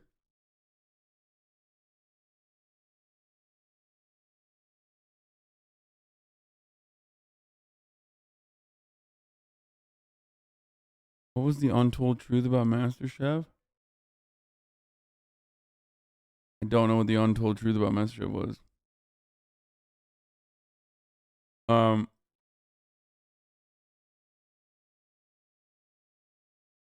The untold truth about the Hasanabi broadcast is that the top of the hour is here, and there's a 60-second ad break. And if you no longer want to see those ads, all you need to do is subscribe. You do that for $5 or for free, obviously, with a Twitch Prime. Or if you're lucky, you get gifted a sub. We're not going to move on to, obviously, season 6 yet. Okay.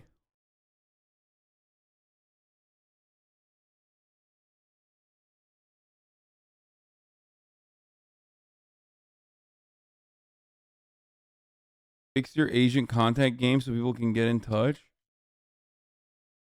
What do you mean fix your agent contact game? You think you think WME is going to fucking sit there and like look through my emails all the time through like a million different random fucking things that some of you psychos send to that email list to like in real time respond to me to be like, hey, there's someone who's trying to get in contact with you. That's crazy. You don't know how any of this stuff works, okay? Like, don't be ridiculous now, okay? The best way to get in contact with me is like through my social media, like Instagram, that sort of thing. That's how I got in contact with AHRAN when she posted about me on her story, and that's how I'm going to get in contact with Courtney as well.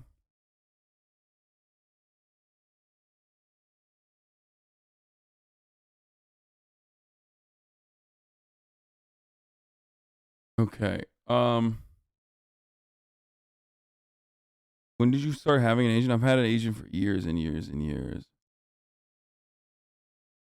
Anyway, here's the 1 minute ad break now, by the way. I forgot to run it. Okay, guys, we've done 9 hours. I shouldn't have run the 1 minute ad break. I should have just run the 3 minute ad break and ended it. I know I said I'm going to do Okay Buddy today, but I will do Okay Buddy tomorrow because right now I'm super tired. It's already been 9 hours that we've streamed. If I do Okay Buddy right now, it's not going to be good enough reacts. Okay. But tomorrow, before I go into MasterChef season 6,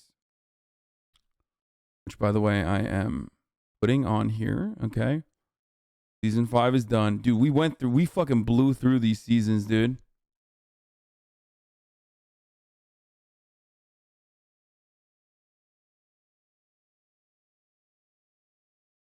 In my bookmarks bar now. You don't want me doing Okay Buddy right now. You do not want me doing Okay Buddy right now. Okay? What is this? You do not want me doing... This is pretty good. Because, like, I'm too tired. I'm not going to be able to give you, like, the good... Francis was in chat the other day as well and wanted to... What? Wanted to come on stream.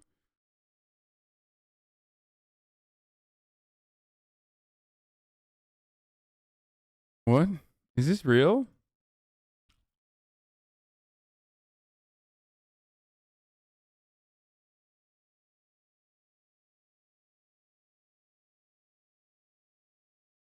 He needs to DM Hasanabi on Instagram. We can't just verify with chat. I don't know if this is real or not. I mean, people would never make a fake account, right? Account created following since.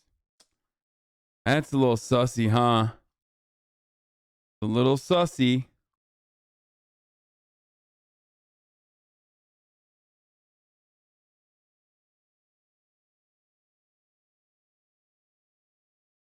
What is this fan art of you being a Chad? What? What the fuck, dude? That's weird, man. That's weird. That's weird. It's weird, weird, weird, weird. Stop. That. Oh God. I'm sorry, but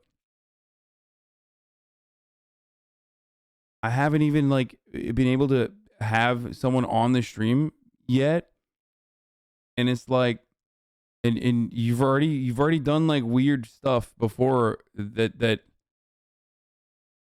Don't act disgusted. No, I just stop.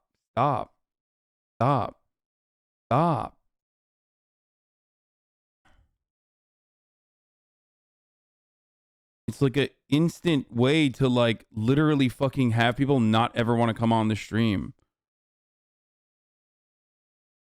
Jesus Christ. Okay.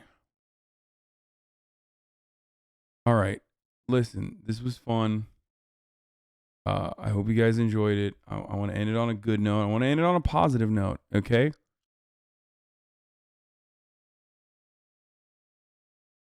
Just like be normal, please.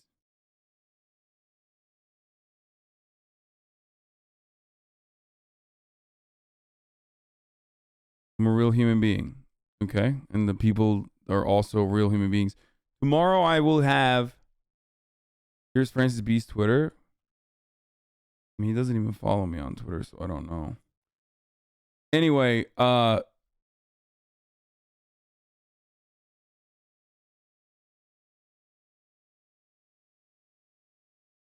cringe. Oh my God, shut up. Hassan has viewed the subreddit recently and demanding he look at it more. The subreddit is just for posting memes in this wonderful community of insults. You parasocial antis need to shut the fuck up. Hassan doesn't know who you are. It doesn't matter. You should be making memes because you and the rest of the community think they're funny, not just so you can get your clout and a pinch of interaction with Hassan. Damn, truth.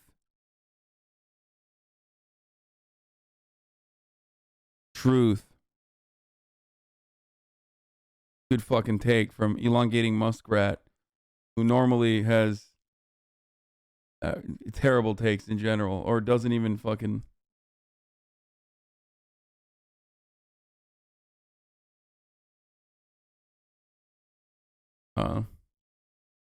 Doesn't even have takes for the most part.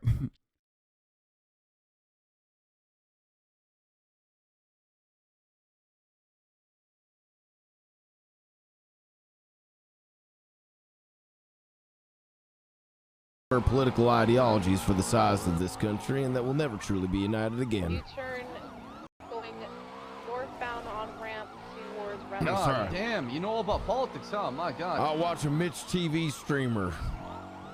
Left Who's that? Name's Hasanabi. Oh, shit. Doesn't that guy like Republicans? I'm pretty sure he does, actually, right? He's like a hog? Yeah, he's a big hogger.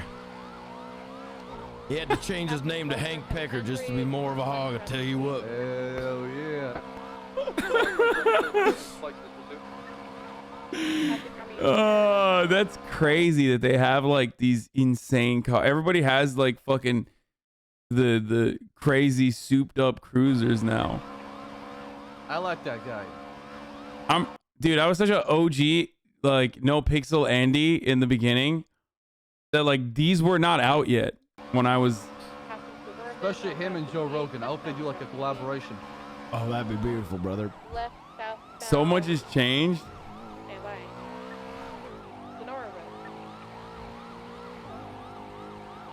I swear to God, I look at fucking. I look at like RP videos and then I get like my heart starts racing. You know what I mean? It's fucking it's dangerous, dude. It's dangerous. Fucking dangerous. Okay, listen, I'm done. I'm done for the night. Okay, I love you all. We will.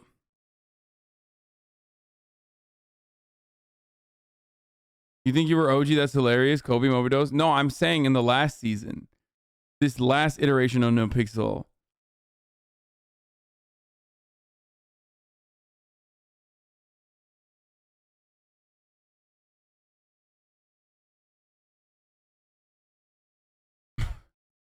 You know, people are still posting okay buddy posts from like a month ago. Here you go, man. Here.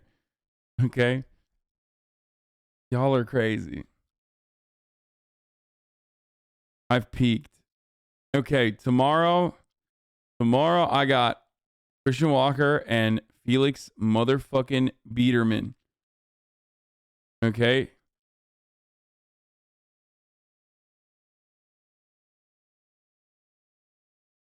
So, yeah, get excited. Dude, we got actual fucking fire. These streams have been nonstop. Okay. They've been nonstop, if I do say so myself. Yes. Man, the myth, the legend.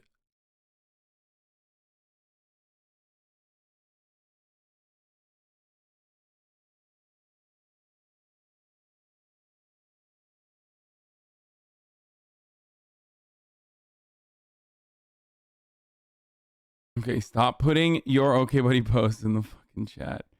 Y'all are so ridiculous, dude. Okay. So tired. Okay.